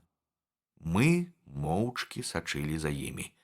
Прычаліўшы да берага, яны пакінулі ў шлюпцы 3 чалавек, а астатнія 7 узбеглі ўверх па гарыстым схіле і накіраваліся ў глыбіню выспы, відаць, шукаць таварышаў. Гэта моцна ўстрывожыла нас.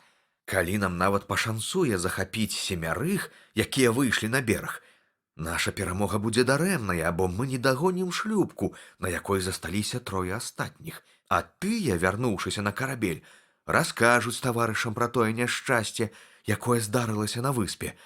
Карабель адразу ж знімецца з якара, і мы страцім яго назаўсёды. Што было рабіць? Нам не заставалася нічога іншага, як цярпліва чакаць, чым усё гэта скончыцца. Пасля таго, як 7 матросаў выйшлі на бераг, шлюпка з 3 астатнімі адышла даволі далёка ад берага і стала на якар, так што мы пазбавіліся магчымасці захапіць яе і схаваць. Тыя, што выйшлі на бераг, відаць, вырашылі не разыходзіцца. Яны ішлі адзін пры адным і пачалі падымацца на гару, пад якою знаходзіўся мой дом. Мы бачылі іх добра, яны ж не маглі нас бачыць. Мы былі б вельмі рады, калі б яны падышлі да нас бліжэй і каб мы маглі стрэляць у іх. Мы спадзяваліся, што яны накіруюцца да супрацьлеглага берага выспы, таму што, пакуль яны заставаліся на гэтым яе баку, мы не здолелі б пакінуць нашу крэпасць. Але, дабраўшыся да вяршыні гары, адкуль, відаць, была ўся паўночна-ўсходняя частка выспы, яе лясы і даліны, яны спыніліся і зноў пачалі моцна крычаць. Нарэшце, не дачакаўшыся адказу і, напэўна, баючыся аддаляцца ад берага, яны селі пад дрэвам і пачалі раіцца. Добра было б, калі б яны леглі і заснулі, як тыя, што прыехалі раніцой.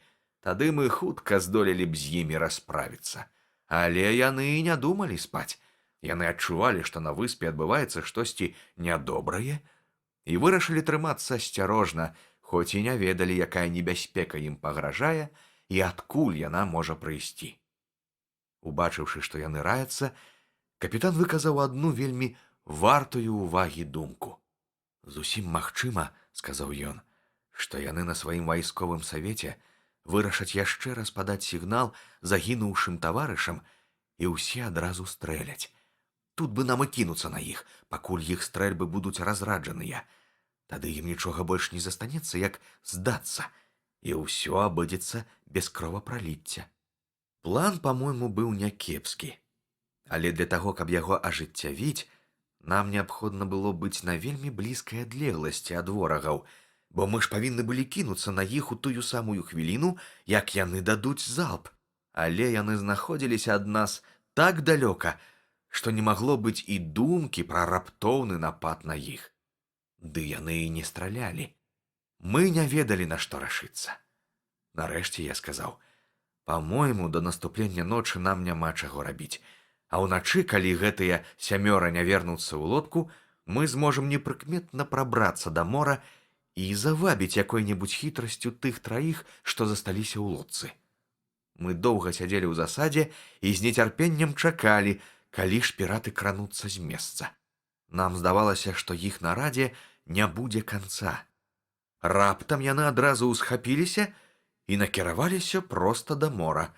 Напэўна, ім здалося, што заставацца на выспе небяспечна, і яны вырашылі вярнуцца на карабель, пакінуўшы шукаць сваіх таварышаў.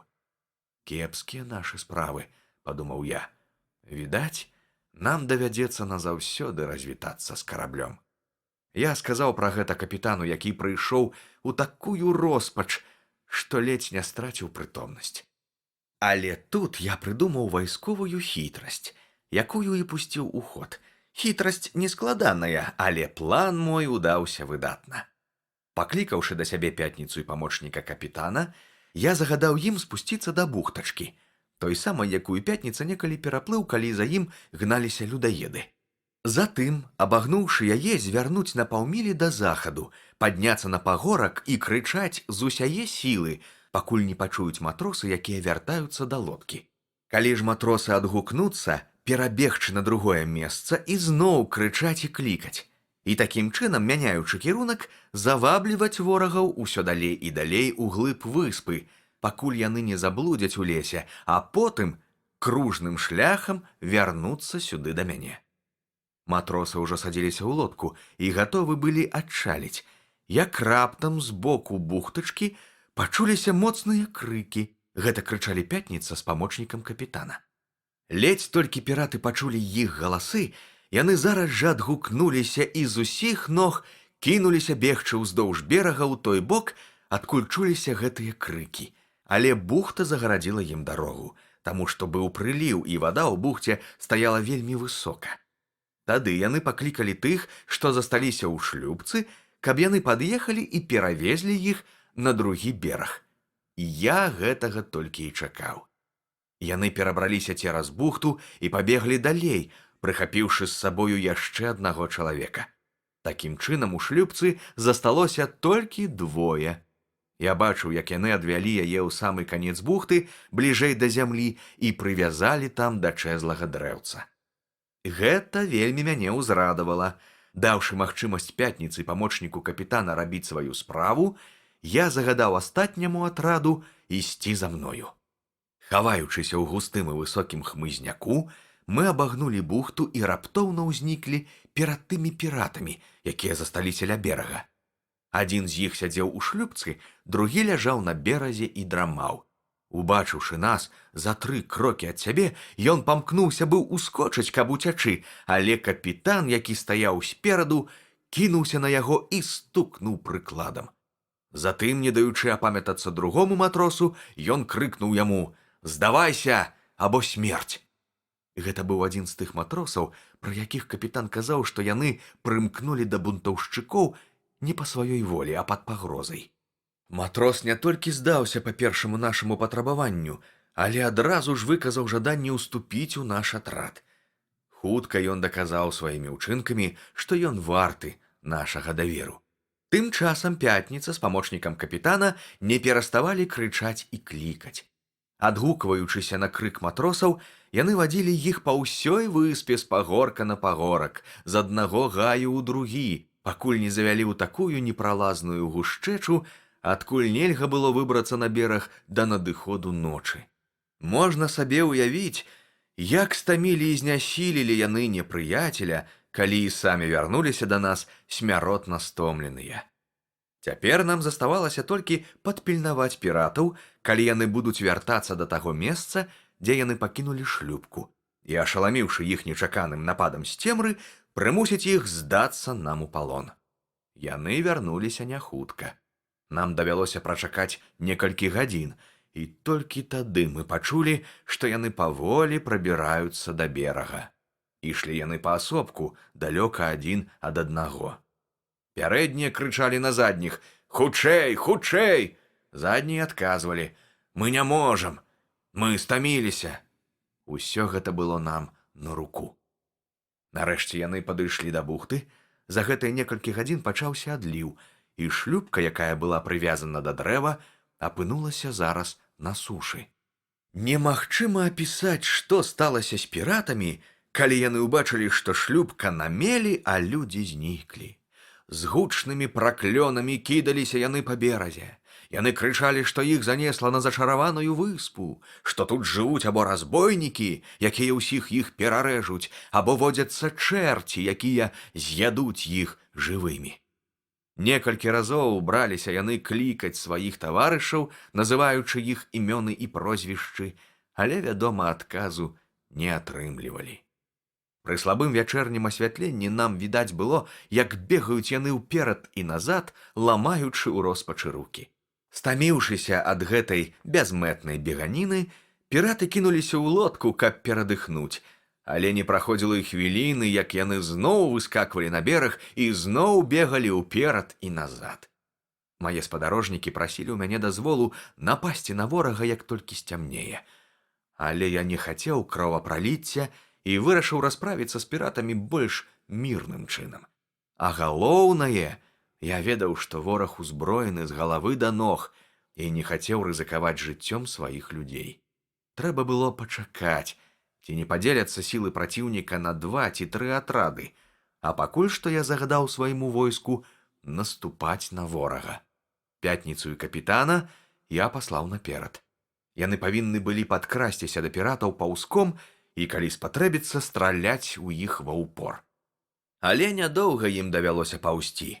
На іх самі амаль наткнуліся 3 піраты, якія выпадкова адлучыліся ад астатніх, у тым ліку і боцман, які, як ужо было сказана, быў галоўным завадатарам, а цяпер трымаўся як самы апошні баязлівец.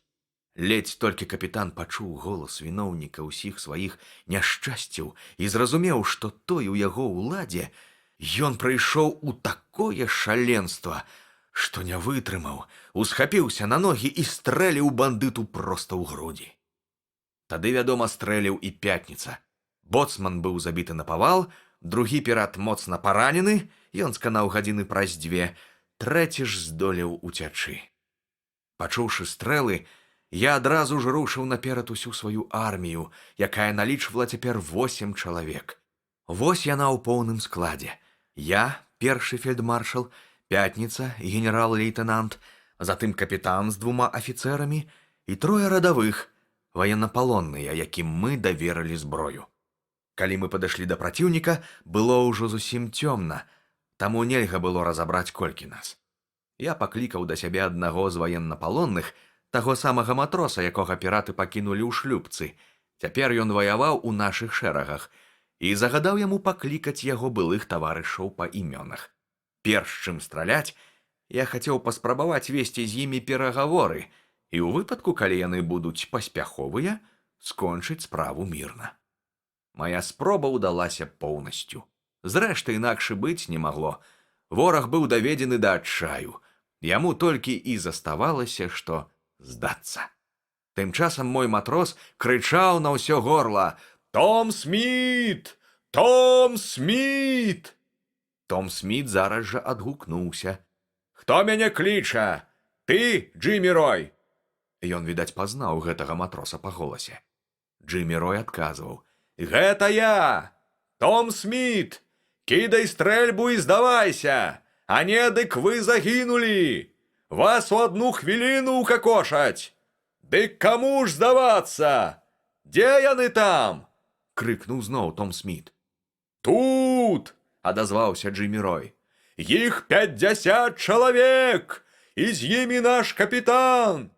Вось ужо 2 гадзіны, як яны гоняцца за вамі! Боцмана забілі! Біл Фрэй паранены! А мяне ўзялі ў палон! Калі вы не здасцеся зараз жа, развітвайцеся з жыццём! Вам не будзе літасці!» Тады Том Сміт закрычаў: «Спытаю іх, ці памілуюць яны нас! Калі памілуюць, мы зараз жа здамося! Так ім і скажы!» «Добра, я скажу!» — адказаў Джиммі Рой. Але тут перагаворы пачаў ужо сам капітан. «Гэй, Сміт!» — закрычаў ён. «Пазнаеш мой голас? Дык слухай! Калі вы адразу ж складзяце зброю і здасцеся, я абяцаю вам літасць усім, апрача Біла Аткінса. Капітан, злітуйцеся нада мною, пачуўся голас Біла Аткінса. Чым я горшы за іншых? Іншыя гэтакія ж вінаватыя, як і я. Гэта была сапраўдная хлусня, таму што Біл Аткінс, закаранелы пірат і разбойнік, даўно падбухторваў матросаў заняцца марскім разбоем. Ён першы кінуўся на капітана і звязаў яму рукі, абражаючы і лаючы яго. Таму капітан сказаў Білу Аткінсу, каб ён здаваўся, без якіх бы там ні было умоў, а там няхай ужо начальнік выспы вырашае пакінуць яго жывога ці пакараць. Начальнік выспы — гэта я, так цяпер усе мяне звалі. Біл Аткінс вымушаны быў здацца. Раздзел 28. Капітан зноў становіцца камандзірам свайго карабля, Рабінзон пакідае выспу. Такім чынам піраты склалі зброю, пакорна молячы злітавацца над імі. Той матрос, які гаварыў з імі, і яшчэ 2 чалавекі, па майму загаду, звязалі іх усіх, пасля чаго мая грозная армія з 50 чалавек, а на самой справе іх было ўсяго толькі 8, уключаючы сюды і 3 палонных, акружыла звязаных піратаў і завалодала іх шлюпкай.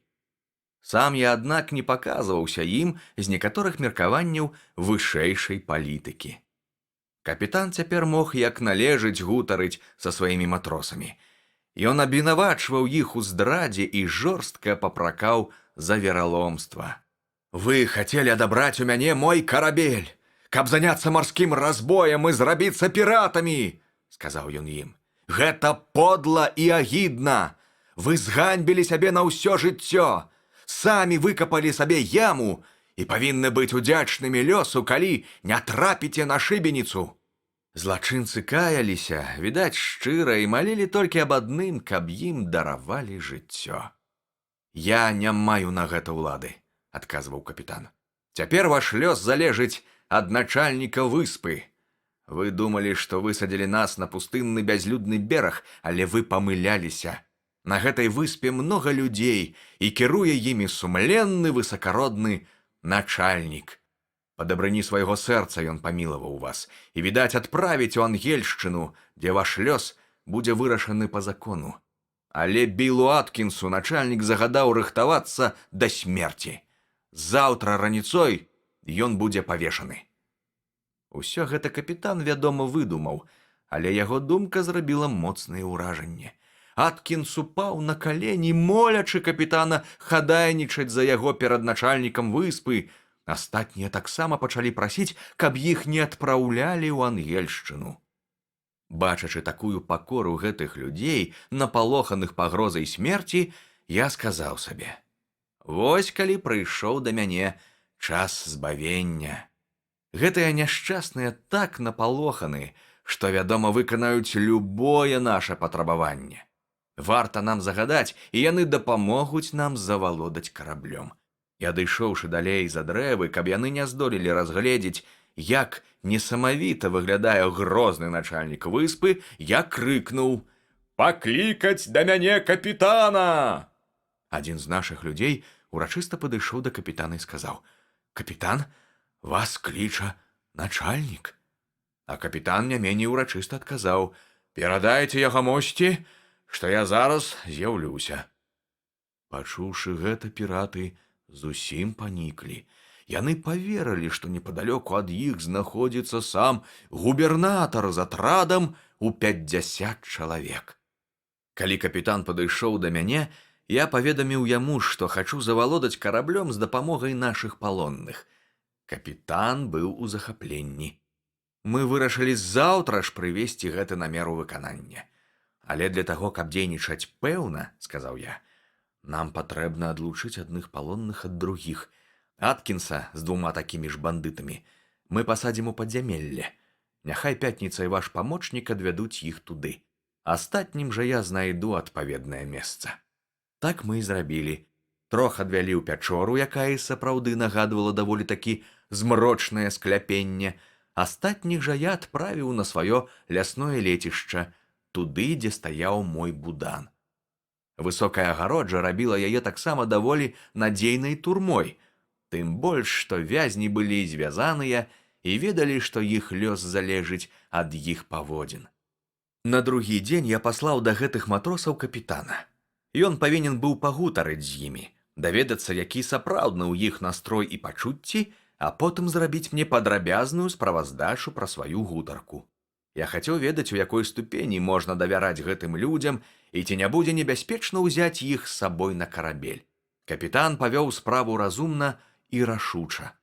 Ён нагадаў матросам, у якім крытычным становішчы яны апынуліся па ўласнай жа віне, і сказаў, што хоць начальнік выспы цяпер і памілаваў іх сваёй уладай, але калі карабель пойдзе ў Ангельшчыну, іх будуць судзіць як здраднікаў і няма сумнення павесяць. Але, дадаў ён, калі вы дапаможаце мне адабраць у піратаў мой карабель, тады начальнік выспы, прымаючы да ўвагі, што вы па сваёй волі паслужылі добрай справе, паспрабуе прасіць, каб вам даравалася ваша злачынства. Няцяжка здагадацца, з якім захапленнем сустрэлі гэтыя людзі яго прапанову.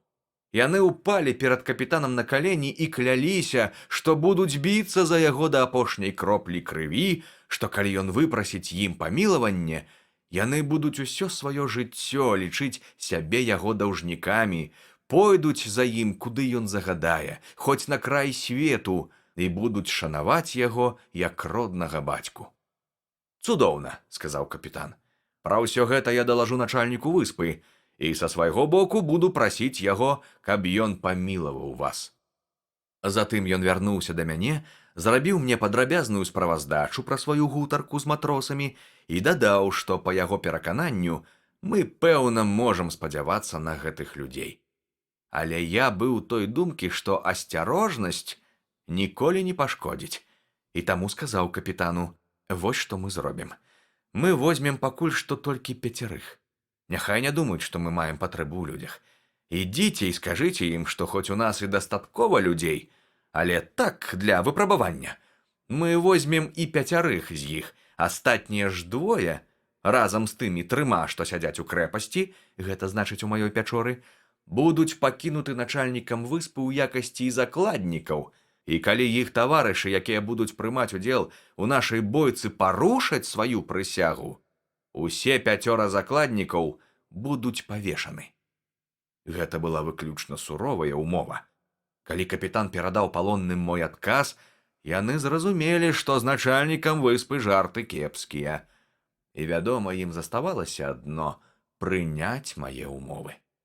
Закладнікі самі пачалі горача ўпрошваць сваіх вызваленых таварышаў, каб тыя не здрадзілі капітану. Вось поўны склад нашай арміі напярэдадні вялікай бітвы. Па-першае, капітан, яго памочнік і пасажыр. Па-другое, 2 вызваленых палонных, за якіх паручыўся сам капітан. Па-трэцяе, яшчэ 2, тыя, што сядзелі ў маім будане. Цяпер па просьбе капітана іх таксама вызвалілі. Па-чацвёртае, тыя 5 з другой партыі, якіх мы вызвалілі пазней за іншых. Такім чынам, усяго 12 чалавек, апрача тых 5, якія засталіся ў маім скляпенні закладнікамі. Я спытаў капітана, як ён мяркуе, ці магчыма напасці на карабель з такой малой сілай. Мне і пятніцу немагчыма было адлучацца. У нас на руках заставалася 7 чалавек, якіх мы павінны былі вартаваць і карміць. 5 закладнікам, якія сядзелі ў пячоры, я вырашыў ні ў чым не патураць.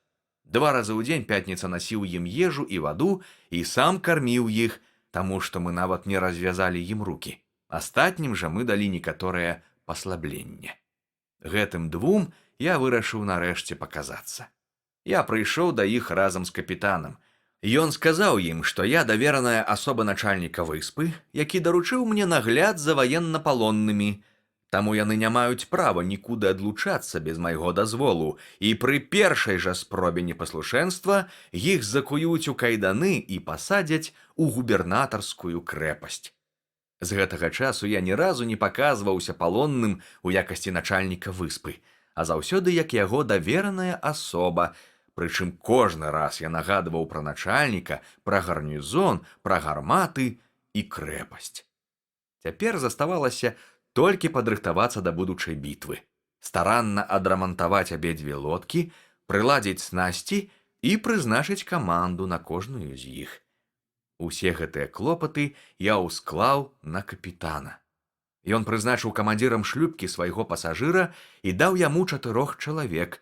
Сам жа капітан, яго памочнік і з ім 5 матросаў складалі экіпаж баркаса.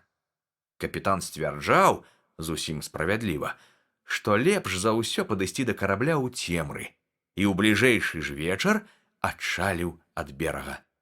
Калі апоўначы на караблі пачулі ўсплескі вёсел і паводле марскога звычаю аклікнулі шлюпку, капітан загадаў Джиммі Рою, каб ён адзін адгукнуўся, а астатнія каб маўчалі.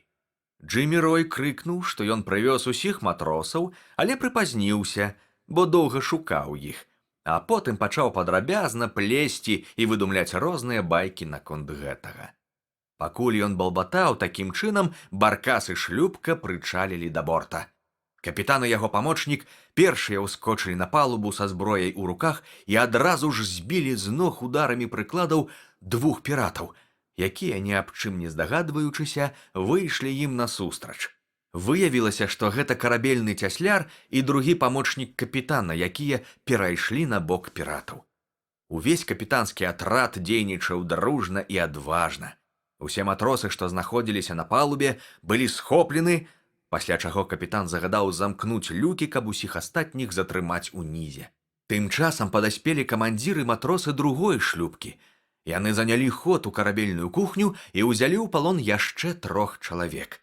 Калі на палубе і на шканцах не засталося ўжо ніводнага ворага, капітан загадаў свайму памочніку ўзяць 3 чалавек з каманды і пайсці ўзламаць дзверы галоўнай каюты, дзе, пачуўшы першыя гукі трывогі, замкнуўся новы капітан, абраны піратамі, і з ім 2 матросы і юнга. Яны паспелі захапіць з сабою зброю, так што калі памочнік капітана са сваімі людзьмі высадзілі дзверы каюты, іх сустрэлі стралянінай. Памочніку раздрабіла руку мушкетнай куляй, 2 матросаў таксама параніла, але ніхто не быў забіты. Памочнік капітана крыкнуў «На дапамогу!». Не звяртаючы ўвагі на сваю цяжкую рану, ён уварваўся ў каюту з пісталетам у руцэ і прастрэліў новаму капітану галаву. Той зваліўся, не паспеўшы прамовіць і слова. Куля трапіла яму ў рот. Пасля гэтага астатнія здаліся без бою, так што больш не пралілося ні кроплі крыві. Як толькі капітан стаў гаспадаром свайго карабля, ён загадаў даць 7 гарматных стрэлаў. Гэта быў умоўны сігнал, якім ён паведаміў мне пра паспяховае заканчэнне справы. Чакаючы гэтага сігналу, я праседзеў на беразе 2 гадзіны і быў невыказна рады, калі пачуў яго. З супакойным сэрцам я адразу ж вярнуўся дадому, лёг і імгненна заснуў, таму што быў вельмі стомлены трывогамі гэтага дня. Мяне абудзіў новы стрэл. Я ўскочыў і пачуў, што нехта кліча мяне «Начальнік! Начальнік!». Я адразу ж пазнаў голас капітана. Ён стаяў над маёй крэпасцю на гары. Я схапіў лескі і ўзлез да яго.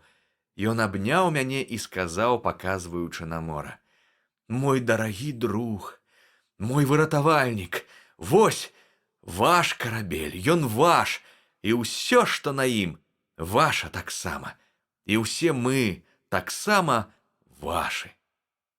Я глянуў у той бок, куды ён паказваў. Карабель стаяў ужо на другім месцы, менш чым за паўмілі ад берага. Выявілася, што, расправіўшыся з піратамі, мой сябар-капітан зараз жа загадаў зняцца з якара і, карыстаючыся спадарожным ветрыкам, падышоў да тае бухты, дзе я некалі прычальваў са сваімі плытамі. Затым, дачакаўшыся прыліву, ён на яліку зайшоў у бухту і заспяшаўся да мяне, каб паведаміць, што яго карабель знаходзіцца, можна сказаць, ля маіх дзвярэй. Ад гэтай нечаканай радасці я ледзь не страціў прытомнасць. Я ж на ўласныя вочы бачыў цяпер сваю доўгачаканую волю. Яна была тут, у мяне ў руках. Да маіх паслуг быў вялікі карабель, які гатовы быў весці мяне, куды я захачу. Я да таго ўзрадаваўся, што ў першы момант не здолеў адказаць капітану ні слова і, пэўна, паваліўся б на зямлю, калі б ён не падтрымаў мяне. Убачыўшы, што я канчаткова знясіліў ад раптоўнага шчасця, ён выцягнуў з кішэні шклянку з нейкімі лекамі, якія ён прыхапіў для мяне. Сербануўшы глыток, я ціха апусціўся на зямлю. І хоць свядомасць вярнулася да мяне, усё ж я доўга не мог загаварыць. Бедны капітан быў усхваляваны не менш, чым я. Каб вярнуць мне мае душэўныя сілы, ён шаптаў мне тысячы ласкавых шчырых слоў, але грудзі мае былі перапоўнены нахлынуўшым шчасцем, і я кепска разумеў, што ён гаворыць. Нарэшце я заплакаў ад радасці, і толькі пасля гэтага да мяне вярнулася здольнасць гаварыць. Тут я, у сваю чаргу, абняў свайго новага сябра і ад усяго сэрца павіншаваў яго. Мы абодва былі радасныя і ўсцешаныя. Калі ж мы крыху апамяталіся, капітан сказаў мне, што прывёз мне сякія такія рэчы, якія, на шчасце, не паспелі раскрасці бандыты, якія столькі часу гаспадарылі на яго караблі. Мне здаецца, што гэтыя рэчы будуць не зусім бескарысныя для вас, сказаў капітан. Ён крыкнуў сваім матросам, якія заставаліся ў лодцы. Гэй, цягніце сюды пакункі, якія мы прывезлі начальніку выспы. Гэта быў сапраўды багаты падарунак. Капітан прывёз так многа самых разнастайных рэчаў, як быццам я збіраўся заставацца на выспе да канца свайго жыцця. У пакунках былі 12 велізарных кавалкаў саланіны, 6 кумпякоў вяндліны, мех гароху, каля 100 фунтаў сухароў. Ён прывёз мне таксама скрынку цукру, скрынку мукі, мех лімонаў і 2 бутэлькі лімоннага соку. Але, вядома, ў 1000 разоў больш патрэбна была мне адзежа. І таму я бясконца ўзрадаваўся, калі выявілася, што мой сябар-капітан прывёз мне паўтузіна новых, зусім чыстых сарочак, 6 цудоўных хусцінак на шыю, 2 пары пальчатак, капялюш, чаравікі, панчохі і свой выдатны, зусім новы яшчэ гарнітур. Словам, ён апрануў мяне з галавы да ног. Падарунак быў прыемны і вельмі карысны, але вы не можаце сабе ўявіць, які быў у мяне няўклюдны выгляд, калі я апрануўся ў новы гарнітур. Як мне на першым часе было ў ім нязручна. Закончыўшы агляд падарункаў, я загадаў занесці іх у маю крэпасць і пачаў раіцца з капітанам, як нам абысціся з нашымі палоннымі, забраць іх з сабою ці пакінуць тут. Браць іх з сабою вельмі небяспечна, казаў капітан. Гэта сапраўдныя галаварэзы, асабліва ненадзейныя двое з іх, непапраўныя злодзеі і разбойнікі. Калі б я нават і рызыкнуў весці іх на сваім караблі, то не інакш як арыштантаў. Я закаваў бы іх у кайданы і аддаў бы ў рукі судовых улад у першай жа ангельскай калоніі, у якую давядзецца нам зайсці. У такім выпадку, сказаў я капітану, лепей будзе пакінуць іх тут. І я бяруся зрабіць так, што гэтыя 2 разбойнікі самі пачнуць нас упрошваць, каб мы пакінулі іх на выспе. Калі вам гэта ўдасца, буду вельмі задаволены, адказаў капітан. Добра, сказаў я. Я зараз пагавару з імі ад вашага імя. Затым я паклікаў да сябе Пятніцу і 2 матросаў-закладнікаў, якіх мы цяпер вызвалілі, бо таварышы іх стрымалі слова, якое давалі, і загадаў ім перавесці 5 нашых палонных з Пячоры ў Будан. Праз некаторы час мы з капітанам накіраваліся туды. Я ў сваім новым гарнітуры і на гэты раз ужо ў якасці начальніка выспы. Падышоўшы да агароджы майго лецішча, я загадаў вывесці да сябе арыштаваных і сказаў ім наступнае. Мне вядомы ўсе вашы злачынствы.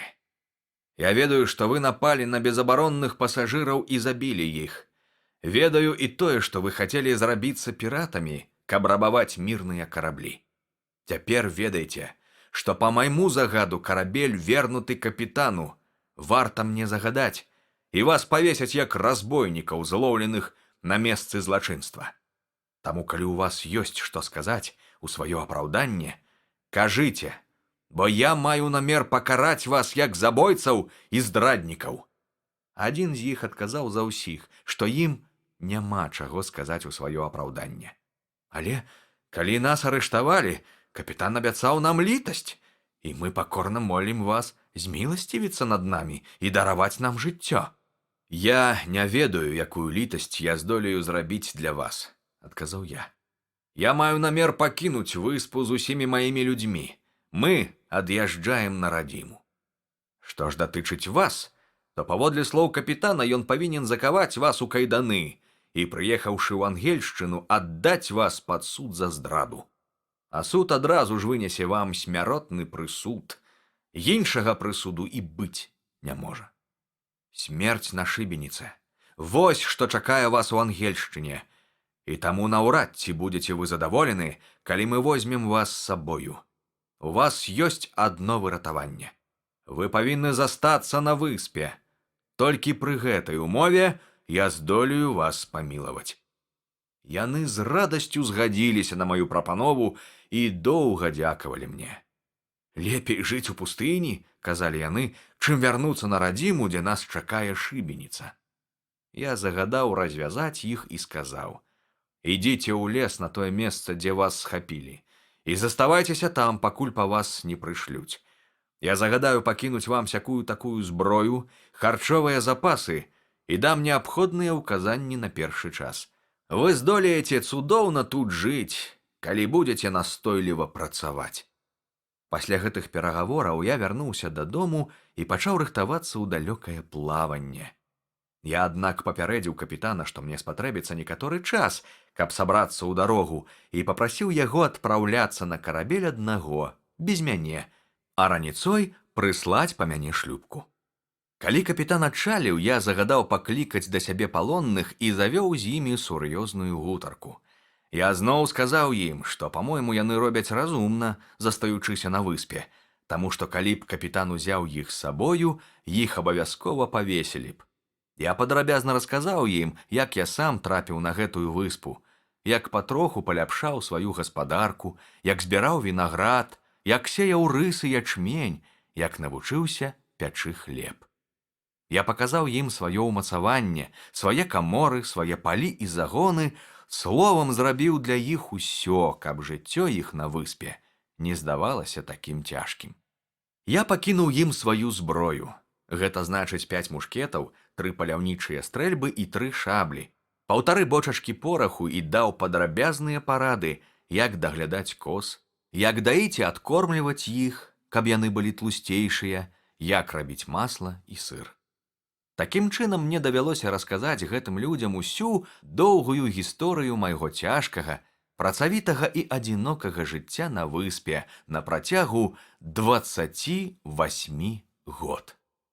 Развітваючыся з імі, я абяцаў, што папрашу капітана пакінуць ім яшчэ 2 бочачкі пораху, а таксама насення гародніны, і расказаў ім, як цяжка было без гэтага насення.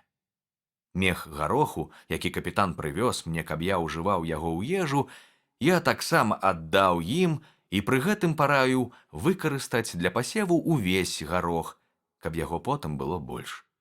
Пасля гэтай гутаркі я на другі ж дзень раніцой перабраўся на карабель. Хоць нам і вельмі не цярпелася хутчэй падняць ветразі і рушыць у далёкае плаванне, усё-такі на якары мы прастаялі яшчэ цэлыя суткі. На другі дзень раніцой мы ўбачылі, што да карабля плывуць 2 чалавекі. Выявілася, што гэта 2 з тых 5, якіх мы пакінулі на выспе. «Возьмите нас с собою!» — крычалі яны. «Лепей повесьте нас, только не покидайте на выспе, там усё роўна нас заб'юць!» У адказ на іх просьбу капітан заявіў, што не можа ўзяць іх без майго дазволу.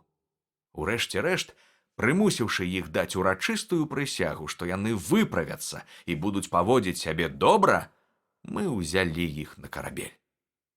Паколькі неўзабаве пачаўся прыліў, на бераг была адпраўлена шлюпка з рэчамі, якія я абяцаў пасяленцам. Да гэтых рэчаў капітан дадаў, па маёй просьбе, скрыню, напакаваную рознай адзежай. Яны ўзялі гэты падарунак з вялікай удзячнасцю. Трэба сказаць, што развітваючыся з імі, я даў слова, што не забуду пра іх, і што калі толькі ў якім-небудзь порце мы сустрэнем карабель, шлях якога будзе ляжаць паўз маю выспу, я папрашу капітана таго карабля зайсці па іх і забраць у родныя краі. Калі я пакідаў гэтую выспу, я ўзяў з сабою на памяць вялікую востраканечную шапку, якую я ўласнаручна пашыў з казінага футра, парасон і аднаго з маіх папугаяў. Не забыў я ўзяць і грошы, але яны так доўга ляжалі ў мяне без ужытку, што зусім пацямнелі. Толькі старанна пачысціўшы іх, можна было ўбачыць, што гэта срэбра. Прыхапіў я таксама і залатыя манеты, якія знайшоў на разбітым гішпанскім караблі. Як я потым удакладніў па карабельным журнале, мой ад'езд адбыўся 19 снежня 1686 года. Такім чынам, я пражыў на выспе 28 год, 2 месяцы і 19 дзён. Вецер быў спадарожны. Карабель імчаўся на ўсіх ветразях. Мне было радасна думаць, што з кожнай хвілінай я ўсё бліжэй да родных берагоў. Калі ж нарэшце паказаліся ў туманнай далечыні белыя скалы радзімы, якую я не бачыў столькі гадоў, я ледзь не страціў розум ад хвалявання і шчасця. Я толькі тое і рабіў, што падбягаў да капітана і крычаў: «Хутчэй, хутчэй!» Як толькі мы кінулі якар, я развітаўся з усімі маімі спадарожнікамі і ў суправаджэнні адданага пятніцы заспяшаўся ў той горад, дзе прайшло маё дзяцінства. Бацькоў я ўжо не спадзяваўся ўбачыць жывымі, бо нават у тую далёкую пару, калі я ўпершыню толькі адплываў у далёкія краі, яны былі такія старыя і слабыя, а з таго часу мінулі дзясяткі гадоў. Вось і наша вуліца.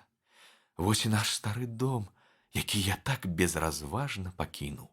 Са здзіўленнем сустрэлі мяне жыхары гэтага дома, калі я, усхваляваны да слёз, паведаміў, хто я такі. У першы момант мне не паверылі, але калі ўпэўніліся, што я сапраўды Робінзон Круза, мяне ледзь не задушылі ў абдымках. Асабліва ўзрадаваліся мне мае сёстры і іх дзеці, хлапчукі і дзяўчаткі, якія ніколі раней не бачылі мяне. Усе даўно лічылі, што я памёр, а цяпер глядзелі на мяне як на дзіва, нібыта я ўваскрэс з магілы.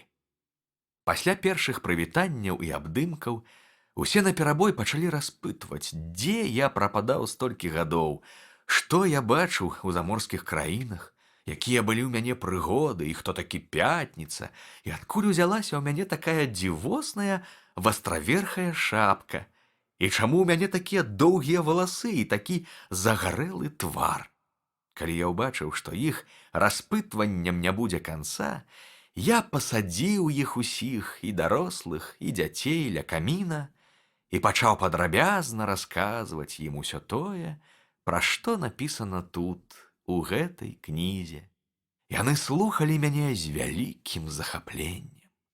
Распавядаў я з раніцы да ночы, а папугай сядзеў у мяне на плечуку і часта перабіваў маё апавяданне выгукамі: «Робін!